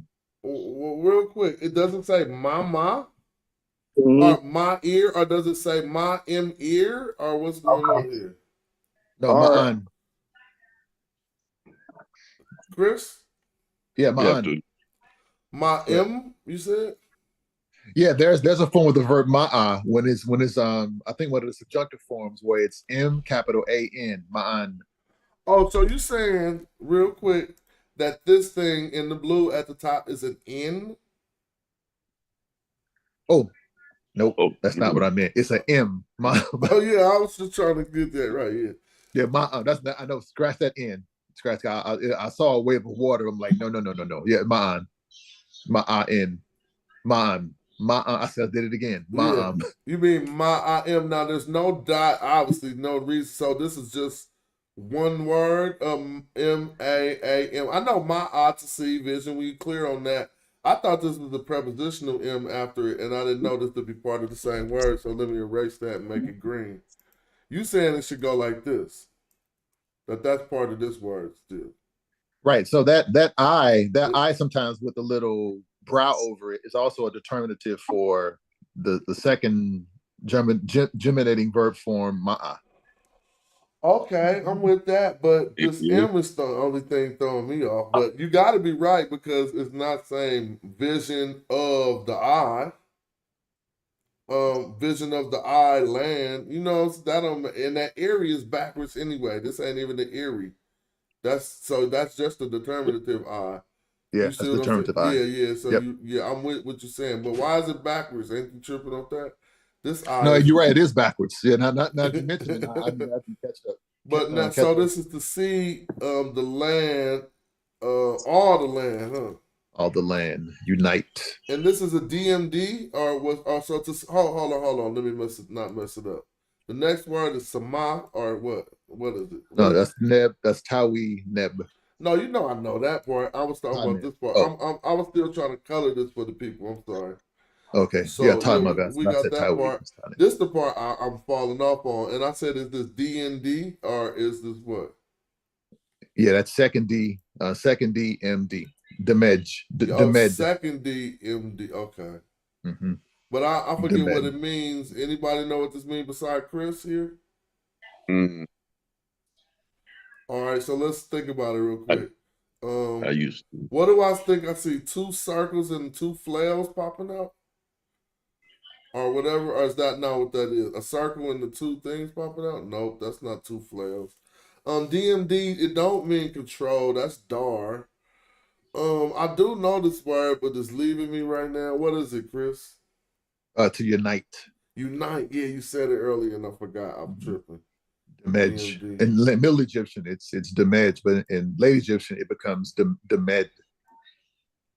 In Late Egyptian. So we know this is pretty much all together right here, right? Or what? I mean, ain't no beginner, so I'm just gonna read what I see. I see another erdets, right? Erdete. Yep. Something like that. And then after that, I see it. Y'all can say this isn't an eretu, but I think this is an I. I mean, I shouldn't have put it in the same color. I think this is I, or even though they're using a different I here, that someone can say, no, that isn't. This is the I that that's a different one. Yeah, that's a different I. That's not IR. I don't. I think it has a different. All right. Well, then the other one is going to be like the rim I. I know this to be this is not the rim I. Like in the tears. The way to figure it out is remember after the causative verb redit, what comes after it has to be a verb. All right, well, but then they put a "u" on it at the end. A 2, yeah. Oh, a 2. Okay, I'm with that. So it can be passive. Okay. It can be a passive construction. Because there is a redit sejam F, and then there also is a redit 2 F. Hold on. Oh, I thought the Instacart was here already. I'm looking for my food. All right, so look, yeah, that's right. So then what's happening here? So then I heard what you said. So that means deep or I still don't know which I this is. What y'all gonna just call that a ma? What y'all gonna call that? Ma too? Yeah, I think they didn't have enough room to write ma'ah, so they just wrote they abbreviated it and used ma'ah again. Because if you look over on the other side, right to the left, they did it over there. Well, when I say they did it, there's the determinative. Yeah. I mean that's why I think it is. I mean it could be another word, but Well, I noticed here's another eye too for Ma, and they put the two eyes. So this is literally the two eyes, but we'll get to that in the future. Yeah, put the pupils. And so I guess this could be Ma. Well, then two. Now you ain't saying like a dependent pronoun too. Yeah, ma'atu. Yeah, dependent pronoun. So he seen or what? What's that? Made it so that one can see, or made it so that well, sometimes you can translate it as you. Yeah, okay. Yeah, Right. made it so that you are one seen, and now we see Nefer that they didn't want to spell out F. Oh, so that people could follow us. He didn't have to spell out this Nefer every time, and he didn't. He just put the Nefer so that you ain't gonna always see the F and the R following it. But it's still Nefer. And then we see of. Oh well, in, right? I don't want to say M is in, right? Unless you want to say that other. Now let's say in his beauty, because this is his, right? Well, so what? Yeah, but no, the beauty don't go with that though. The word that comes after that goes with the. Oh well, hold on. This was what was this? See one's or see your beauty or see your appearance. See one's. Now that so the never going with that. Right. But it's then the after that we got an M. Yep. So your which is in his. Your beauty in, right? Yep. His. Okay, I feel you. I was attaching it back. I made the his be his beauty. No, it's the beauty in his, and then the next is his bravery, right? Again, I think that means I think we did valor. That. I think valor, bravery. yeah, valor. Valor. Yeah. I can look it up to show people, but I think we encosted this like 3 or 4 times in different texts. It was the same word for the gold of Kemet, right? Gold of valor. Remember we went over that? Yeah. Uh-huh. All right, and so then I mean that's kind of broke down. Bravery. And all of this part, I'm just gonna put one long line through this because everybody know that that's just a repeat of. I shouldn't have made it yellow. I mean, maybe everybody don't know, but from Nisu Biddy all the way to the Saira Ba Imra, this just is a repeat of his name. So if we transliterated it once, we ain't gotta do it again. So that's what that is. Hopefully. Now, what's stated right after his name seems to be the definite article pa. Right here. Which, if it would be the, y'all can say it's not that, but I think that, let's read and see. The, now I see a bull, right? I mean, some type of bull. So, pa ka neb. Now, that's kind of weird because, do that make sense? The bull all. He's not the Lord of strength. Yeah. You know what I'm saying? You think he is the Lord of strength? Yeah, Lord of strength. Oh, okay, cool. So then this is the bull, the Lord of strength? Yep, the mighty bull, Lord of strength. And so the strength is going to go back with more determinatives, huh? Or is that another all word? Of that. Yeah, knife, the arm. Mm-hmm. All right, so the Lord of strength. Now, if anybody, I don't want to mess this up, but I see Karui. Am I messing it up? I don't know why I think I see Karui F. Yeah, it looks like yeah. And I know it's not Cine F like an arrow. He hitting his head. I think this is about. I think I came across this before. I can't remember it. Do you know this, Dahudi, or you got anything on this? I've seen it before, but I don't remember where. We talk about this whole and for everybody looking. And then I'm in the hospital right now, so I. Oh yeah, and don't stress do too much. Oh, it's not gonna help today. I don't have the other resources I need. I feel you.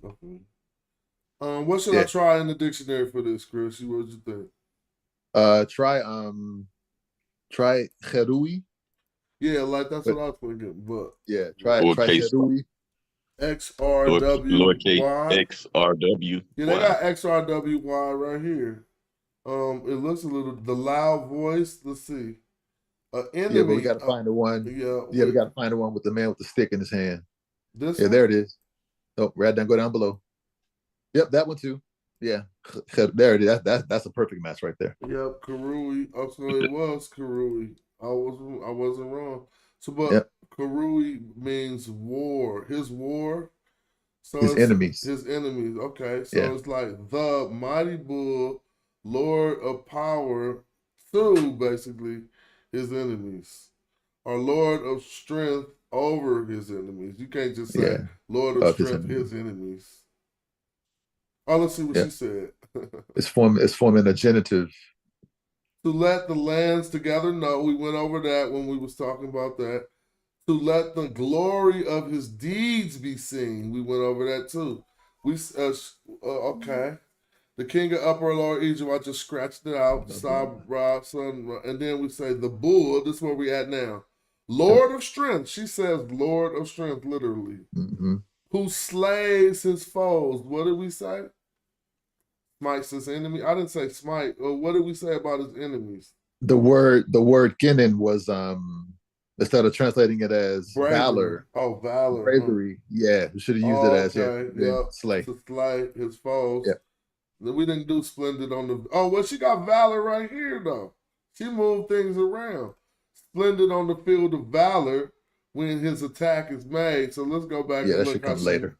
she might have moved it around though, unless we see valor again. Oh, it ain't no field of valor in what we was antagonizing. So you are right. That was way before the sentence. Oh wait, my bad, Smash. We missed something. Go back up. Let me see.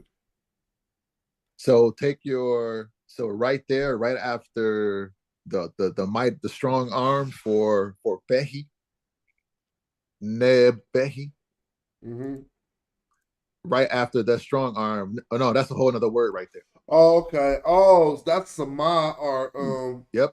Sama, to smite or to kill. Who smites? In this case, it's a participle. Who smites? One who smites. Sama. So now we just figured out that knife is giving us maybe Sama, which means to smite or to kill. Yeah. Smite is an old ass word. We still be saying it. It means to smite. It means to smite. That's hella funny. But okay, cool. Yep. So that is Peti Sama Kui, huh? Mm-hmm. And then there's the word fields, and there's the word valor right there. See the word valor after land. After land. The word valor. Go over. Way go over. back. Right oh yeah. Okay. Right here. there. Yep. Okay. So that means we got now what we got directly after this. His this wasn't his loud voice again. This was his enemies. Yes, his enemy champ. And then we go right here to on. Do y'all think this is just an on like by? This is an on that now that looks like an I without the I in it, but I think this guy was right. This ain't shining appearances. I mean, you know that one that is like Kau or Ku. I mean, yeah. Ka or Ka, yeah. Ka or Kau. That's not Qui. That's not Qui. Which Qui? Nah, the cow with the curly Q and the... Hey, Asar, I know you listening. Man, you gotta stop messing up like that. When we learn it, we be learning, Asar. It don't be no competition. He be What's like, going on I with know, Asar? and I was first. I'm talking about not Asar Imhotep. I'm talking about Asar, our partner, our homie, Asar Mkop. Yeah, and I was first. Every time I say something warm about Wu, like, nah, Wu know what's up. He gets to saying how he was first and everything. But it's all good, and that ain't a shot. I'm just saying we ain't competing no more like that. We can all be great at something different. So this is on what? What y'all saying here? It does look like Kau or Kau. Baui or Baui? Baui. Baui? Baui. Yeah. Yeah. So now if this is the shining appearances, if we think that's that, Well, No, that's an I. There's a word on that means beauty or handsome. I don't know if that's this all right. word, but Yeah, all right, that might be. Well, let's try that. yeah, on. After he smite his enemies, what he doing being beautiful and handsome? Well, I said beauty, but it's probably a better word to try to convey what's going on with the with the scene. But I know we got something up on the land of valor, right? So, yeah, but we got hair, ba'ui, ta, Kemet. So what we working with that? That's not a hair infinitive. What's this going on? That's sweet. That's the preposition, yeah, hair, and then noun after it. Hold on a second. I gotta find out what ba'ui is. Ba'ui. It's gonna be here. Everybody. Yeah, I know. I just make in that instance, I'm making the W into a U. But I feel you, we could be the same thing. It's right here. It says, well, this one says a house. That's not the same we. Now, that one got the ba. Do y'all want to, this might be it. A field, Yeah, a fields. battlefield.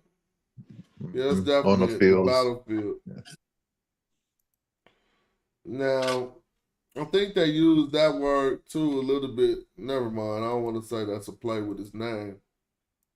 But his name was Ba-En-Ra. They could have used plenty of ways, but I ain't gonna even go there. Upon the battlefield. Yeah, of valor. So what was the first word there?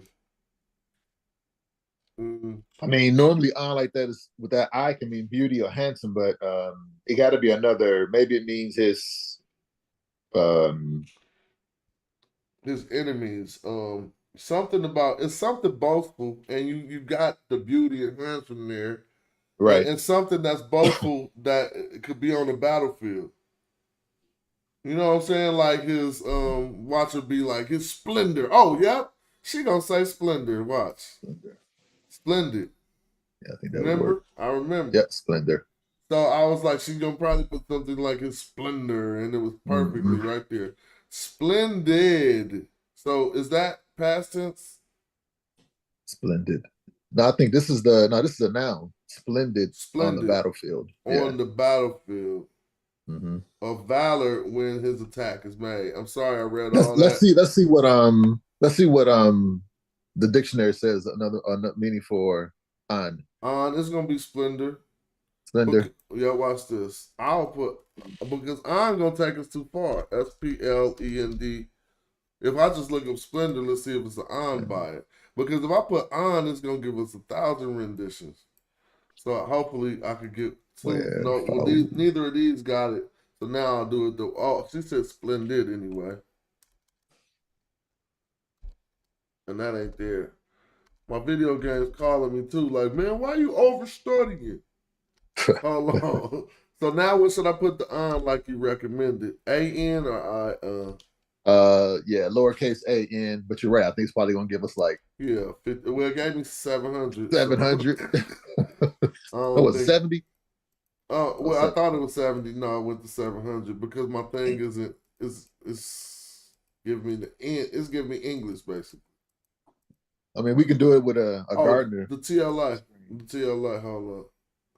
No, we can do it with a Gardner string. You can put the Gardner code in. Oh, you know it? All right, yeah, I'll do that right But there. an arm, I know the arm. I don't know what the N water is. We gotta look up the N water. N something. N35. There we go. N35. Oh, there y'all go. We rocking. N35. Oh, we getting some scientists together. No, D. N30, no, do the D first. Well, okay, D. The order matter, D36. Yeah. And N35. Yep. Y'all some scientists knowing that stuff. Here go where it's together. Now, what was he looking for? The A and the N, not that. We need other versions. Man, ain't that many. It's only 3. Now, this bust somebody's head, though. Who was we just start? Oh, no, I didn't mean to. No, I ain't trying to bust their head. No, this does. Yeah. It's spelled phonetically. But they doing it kind of different though, because I don't see the X is giving people something crazy. But at least we see that as an on and on with all of these renditions. Yeah, but remember, Smash, that's Ptolemaic era stuff. Yeah, I know the crowd. That's why I kind of backed off it. And I seen that this S is being used for the X. I'm like, did they even know? Yeah, I've been ordering that. Hold on. Let me see. Yep. So no, this is now you can see phonetically that it's a A. It's a ah. Oh, look at the front door. Excuse me, I'm sorry, y'all. I thought I was on mute. It does. I'm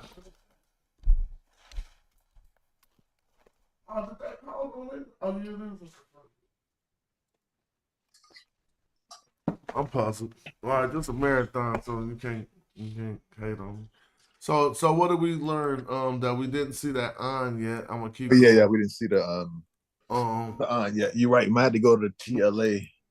Yep. And then that maybe adding that I, whichever I that was. But let me think about it. Wait, we're gonna use some help. I'm gonna look at what she say it is. After his enemies, let's see what she say. Yeah, she said splendor. Oh, okay, splendor. That's right. His splendid, not his splendid, but splendid up on the battlefield So of I'm gonna put it valor. in the TLA. It's gonna help. JN in the TLA? No, AN in the TLA. Lower. AN. Yeah. Let me see. See if that pops up. With the I, there you go. A pleasant man. He ain't a pleasant man on the battlefield. And this is here go another one down here. Beautiful. That's why she is saying splendor. Yeah. To be so kind of like us, like you said, she said beauty don't go right. So she took a yeah. She was like, I'm with that. Splendor works. I mean, yeah, splendor works. Because you're trying to say beautiful actions, grace. She could have said graceful on the battlefield. I mean, even though that would work too. Yeah, it's trying to say something like beautiful actions, I guess. Oops. Now I'm starting with this. I ain't trying to start. She was like, I need a synonym for beautiful. So then we got basically on hair ba'ui, or some say bawe. Then we see ta in kinu. Or did you not say ta with these two? Yeah, ta ni kin. Now notice how this ta is written. Everybody, they lightweight use a determinative to write the whole word. Yeah, they did. And then they put the in. And then we got the kin again, which if anybody watching this 8-hour show on your airplane flight, you remember this word from earlier. It's either valor, victory, or bravery, or just valor or bravery. Right? Yeah, I know valor is definitely one of them. I'm sure bravery works. Yeah, bravery was there too when I looked in the dictionary. So then what we got next? Hinda. I think something happened with this word before. This is the old school ancient Honda. But what you say this was? What did you call it? Haned. Ned. What about this D right here? That's what's it. Haned. Oh, Ned. Yep. Haneda. Yep. Thank you. Haneda. Right? It's Haneda F. So whatever Haneda F is his, huh? Yep. Is we doing that right? Haned F. Yep. And then after determinative.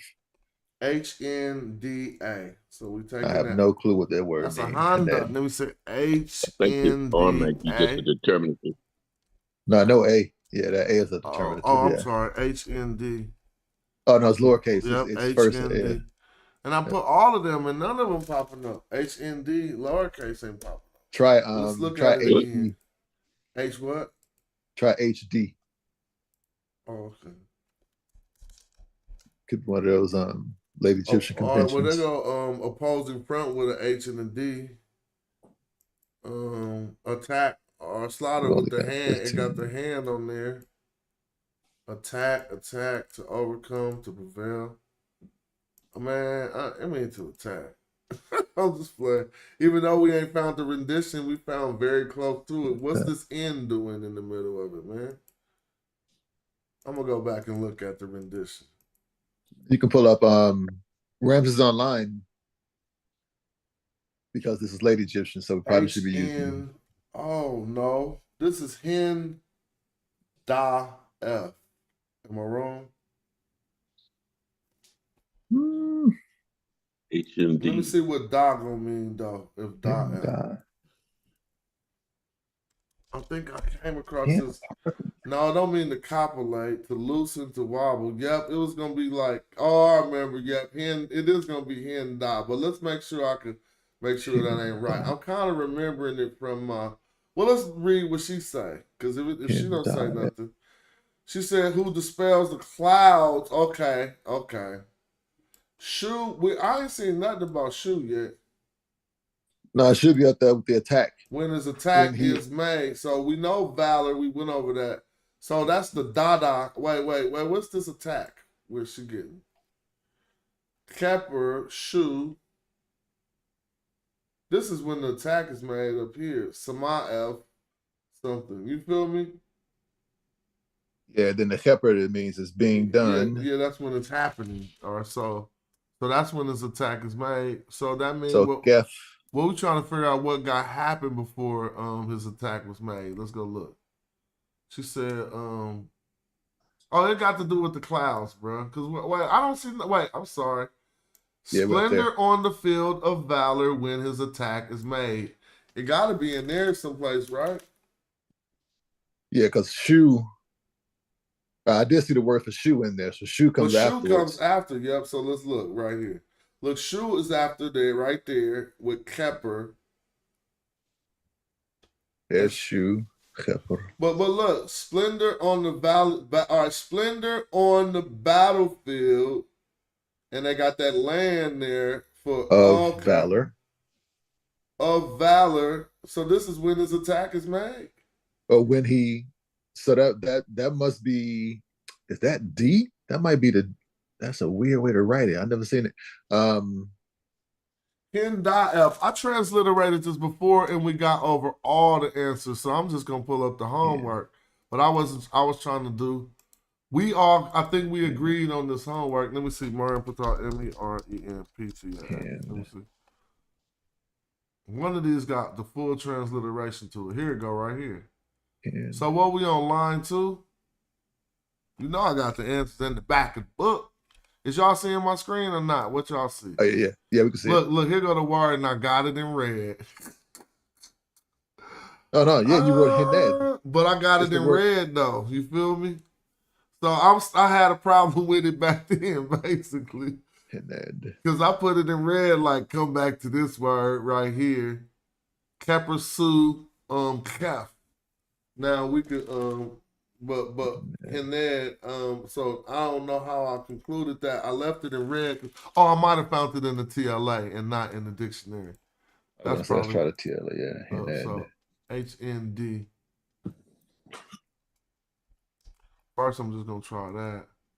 Something made me see, this is HNND. That ain't working. I'm gonna try capital H. And I don't even know if that's gonna change nothing in this TLA. Go to Ramses Online. All right. I just type Ramses. Oh. Yep, Ramses Online. I gotta save this one into my stuff. Connection ain't private, but this is qualified. Ramses ULG ACBE. Mm-hmm. All right, that's cool. Yeah. Yeah. I'm advancing. Come on, man. Proceed to Ramses. All right, cool. Now what I'm popping on here? Damn. HND, right? Oh, dang, it do just like that, huh? Capital HN and then a D. And wow, this word. What other H could I put in here? No, that's it's only the capital and the lowercase. It should be the lowercase. Oh, that's gonna be a G, huh? Remember the times where that H, don't this H couple over sometimes though? I'm just saying, if it ain't working for an H, I know it probably don't couple over as a G. Well, I'm just about to try my weird reading too many books chances. Watch this. G and D. I know it don't work as a G, but watch this. G and D. Nope, nothing popped up. I knew it didn't work as a G. I mean, we could put in the Gardner string again and see what happens. All right, which one was that? Now we got. What's the H? H. 04. Well, real quick, let me slow down. Are we convinced that this is a D? Because I'm just promoting us to say D. Um, Well, it was a D right here, right? Yeah, it was a D in this word. So that's a D. Okay, so hey. So the Gardner string, I'm gonna pull up the TLA and if you can read the string out too. Don't put it here, do I? Do I put the Gardner string here? No. You can't do Gardner string on this. Oh, You gotta okay, I think the TLA, not TLA, Vigus. I think TLA, I think the only ones that can do that. Okay, we're gonna go back there. So let's do it. So 04. 04. And then N35, like the brother said earlier. And then what's the hand? Shit, I don't remember the hand. I should. The hand is D something? No, D ain't. It ain't D something. What's parts of the body? I'll find the hand real quick. We'll find it. D. I'm just gonna put a D and find it. Is it it's D46. D46. Well, didn't I say D something at first? At least I knew the category was parts of the body. D46. I'm gonna get better. D46. All right, let's see if this does anything. There we go. So we got a few things to look at now. Is it a lot of them? Damn, it's not that many. So we okay. I thought I saw it too. Let me try. Oh, you did already? Let me see. Yep. To tremble or to be angry. Oh yeah, that's what's happening here. Guess what they did? It ain't cryptic because this N is before the H and the D, and the one we looking at need to have the H and the N. It's not in the hand. Is the H got to be first? Mm-hmm. It's So we still ain't got it. He could have did it for spatial reasons. To bow, to touch the ground, to the forehead. This is what these combinations is giving us in different ways. Right, the hand. But then we don't actually got one that's going the way we. What is this? Oh no, it's supposed to be HND, not HDN. Right. I think it's a variation of this word, bro. I'm telling you, the tremble. Yeah, that one up for trembling. But she said a pulsating brain. Trembling. I think it's a variation on this. Oh, I thought she said it meant to fight something. She said fought. Let's go look. Oh, attack? You think? Attacked. When he attacked. His attack. His attack. Well, if that's the case, which kind of attack was she talking about? I'm going back to this book in the English now that she say attack. I'm just going attack, bro. It's not going to be 1,000 words for that. See, this is what she doing. Well, no, this is DB. Hold on. We're going to get there. I just seen that hand and got too happy. I got to make the book smaller. That's the longest I ever stream. I'm on 10 hours. Cool. I might stream me sleeping tonight. Let me see. Pay, reach, nope, it's not attack. Odd, nope. I'm just looking through all the different attacks. Never mind me. I'm about to pull out Budge. Well, even on my homework, I haven't finished this one out, so I'm glad we're getting this contribution. Sasa. Ehi, nope. Them ain't candidates. They do got the H in them, but that's all I see. Oh, no. I'm trying to look for different things that could have happened, like a scribal error, anything. I'm going to look at Budge. All right. There it go. We found it, though. No, so this is what's going on. They just threw an N in there, bro. Because we got a word HD for attack, like you said before. It got 3 of the determinatives, and just the N is tripping. Look, ain't this what we looking for, man? Yep. So, since the scholar is cooperating, and I don't think we gotta find it exactly with the Let me see if it's a version. Yeah, because the two determinatives match. All right, so let me go back so I can fix my old homework. Which one should I put? H just HD, HDF, huh? Yep. Hedef. All right, let me see if I can find that. The funny part is I should start redoing it because I got to like line 20, heck of far. And I'm like, why did I pick this up and not start from where I left off? Because then I can have it finished by now. But maybe we're checking the work here. So let me tell you what Egyptology told me one time. She said sometimes when scribes be writing these texts, that they copy them from papyrus. And she said sometimes the actual scribe, there's been cases where the scribe did not know how to read, but they knew how to copy. Oh, yeah. And yeah, they make errors like this. So he probably looked at the wave of water and looked at the hand, or the papyrus copy could have had the error on it, and he just copied it the way it was.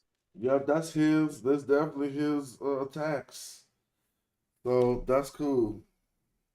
Yeah. I can't front 10 hours, man. I'm about to, oh no. Who got a presentation? In the underworld text, that happens a lot too sometimes. They copy stuff wrong. Or they copy it backwards. I'll put that wrong, I'm sorry. That's just Kepershu. Yeah, Kepershu. Yeah, Kepershu. Gefi or Kef. That's shoe, and even then we got the thing, and then we got Kef. What's Kef? Yep. Since it got this power thing behind it, I think it still got something to do with some type of might or something. Yeah, Kef or Kefi. I think I remember his name. What's she say? When it's attack, she got Splendor in there. She got Valor. We figured out a Valor attack and Splendor. Kefi? She tripping. Let's see the word Kefi. Discover as a verb. It's actually a verb. Kef? What comes after Kefi? What's the word? Gef. Kefi Sena. That's like a storehouse, I thought. Sena. Yeah, I know Kefi. Kefi is a verb here. So the actual part we're looking for is that little short part, the verb we just found. So I know the verb Kefi means to discover, to strip, to remove. I forgot what this Sena means. I forgot a lot of this. But I can't front. I tried to do as long as I can. I'm over here falling off. So we got to there. And so Shazmu, Patah. I had them baby back ribs. I'm quiet. I'm in my corner. The boy said baby bags. Boy, I need me some big old beef ribs if I'm gonna eat some ribs. But I hope you enjoyed them good things. Wow. He said add space between. Oh, he said add space between D6 and N35. My bad. Yeah, Shani means storm clouds. Oh, that was storm clouds. So that wasn't storehouses. There is one if we look into the dictionary, another option. I just know my vocabulary. If we take that in let's say Shana. Shana, yeah. Storehouse.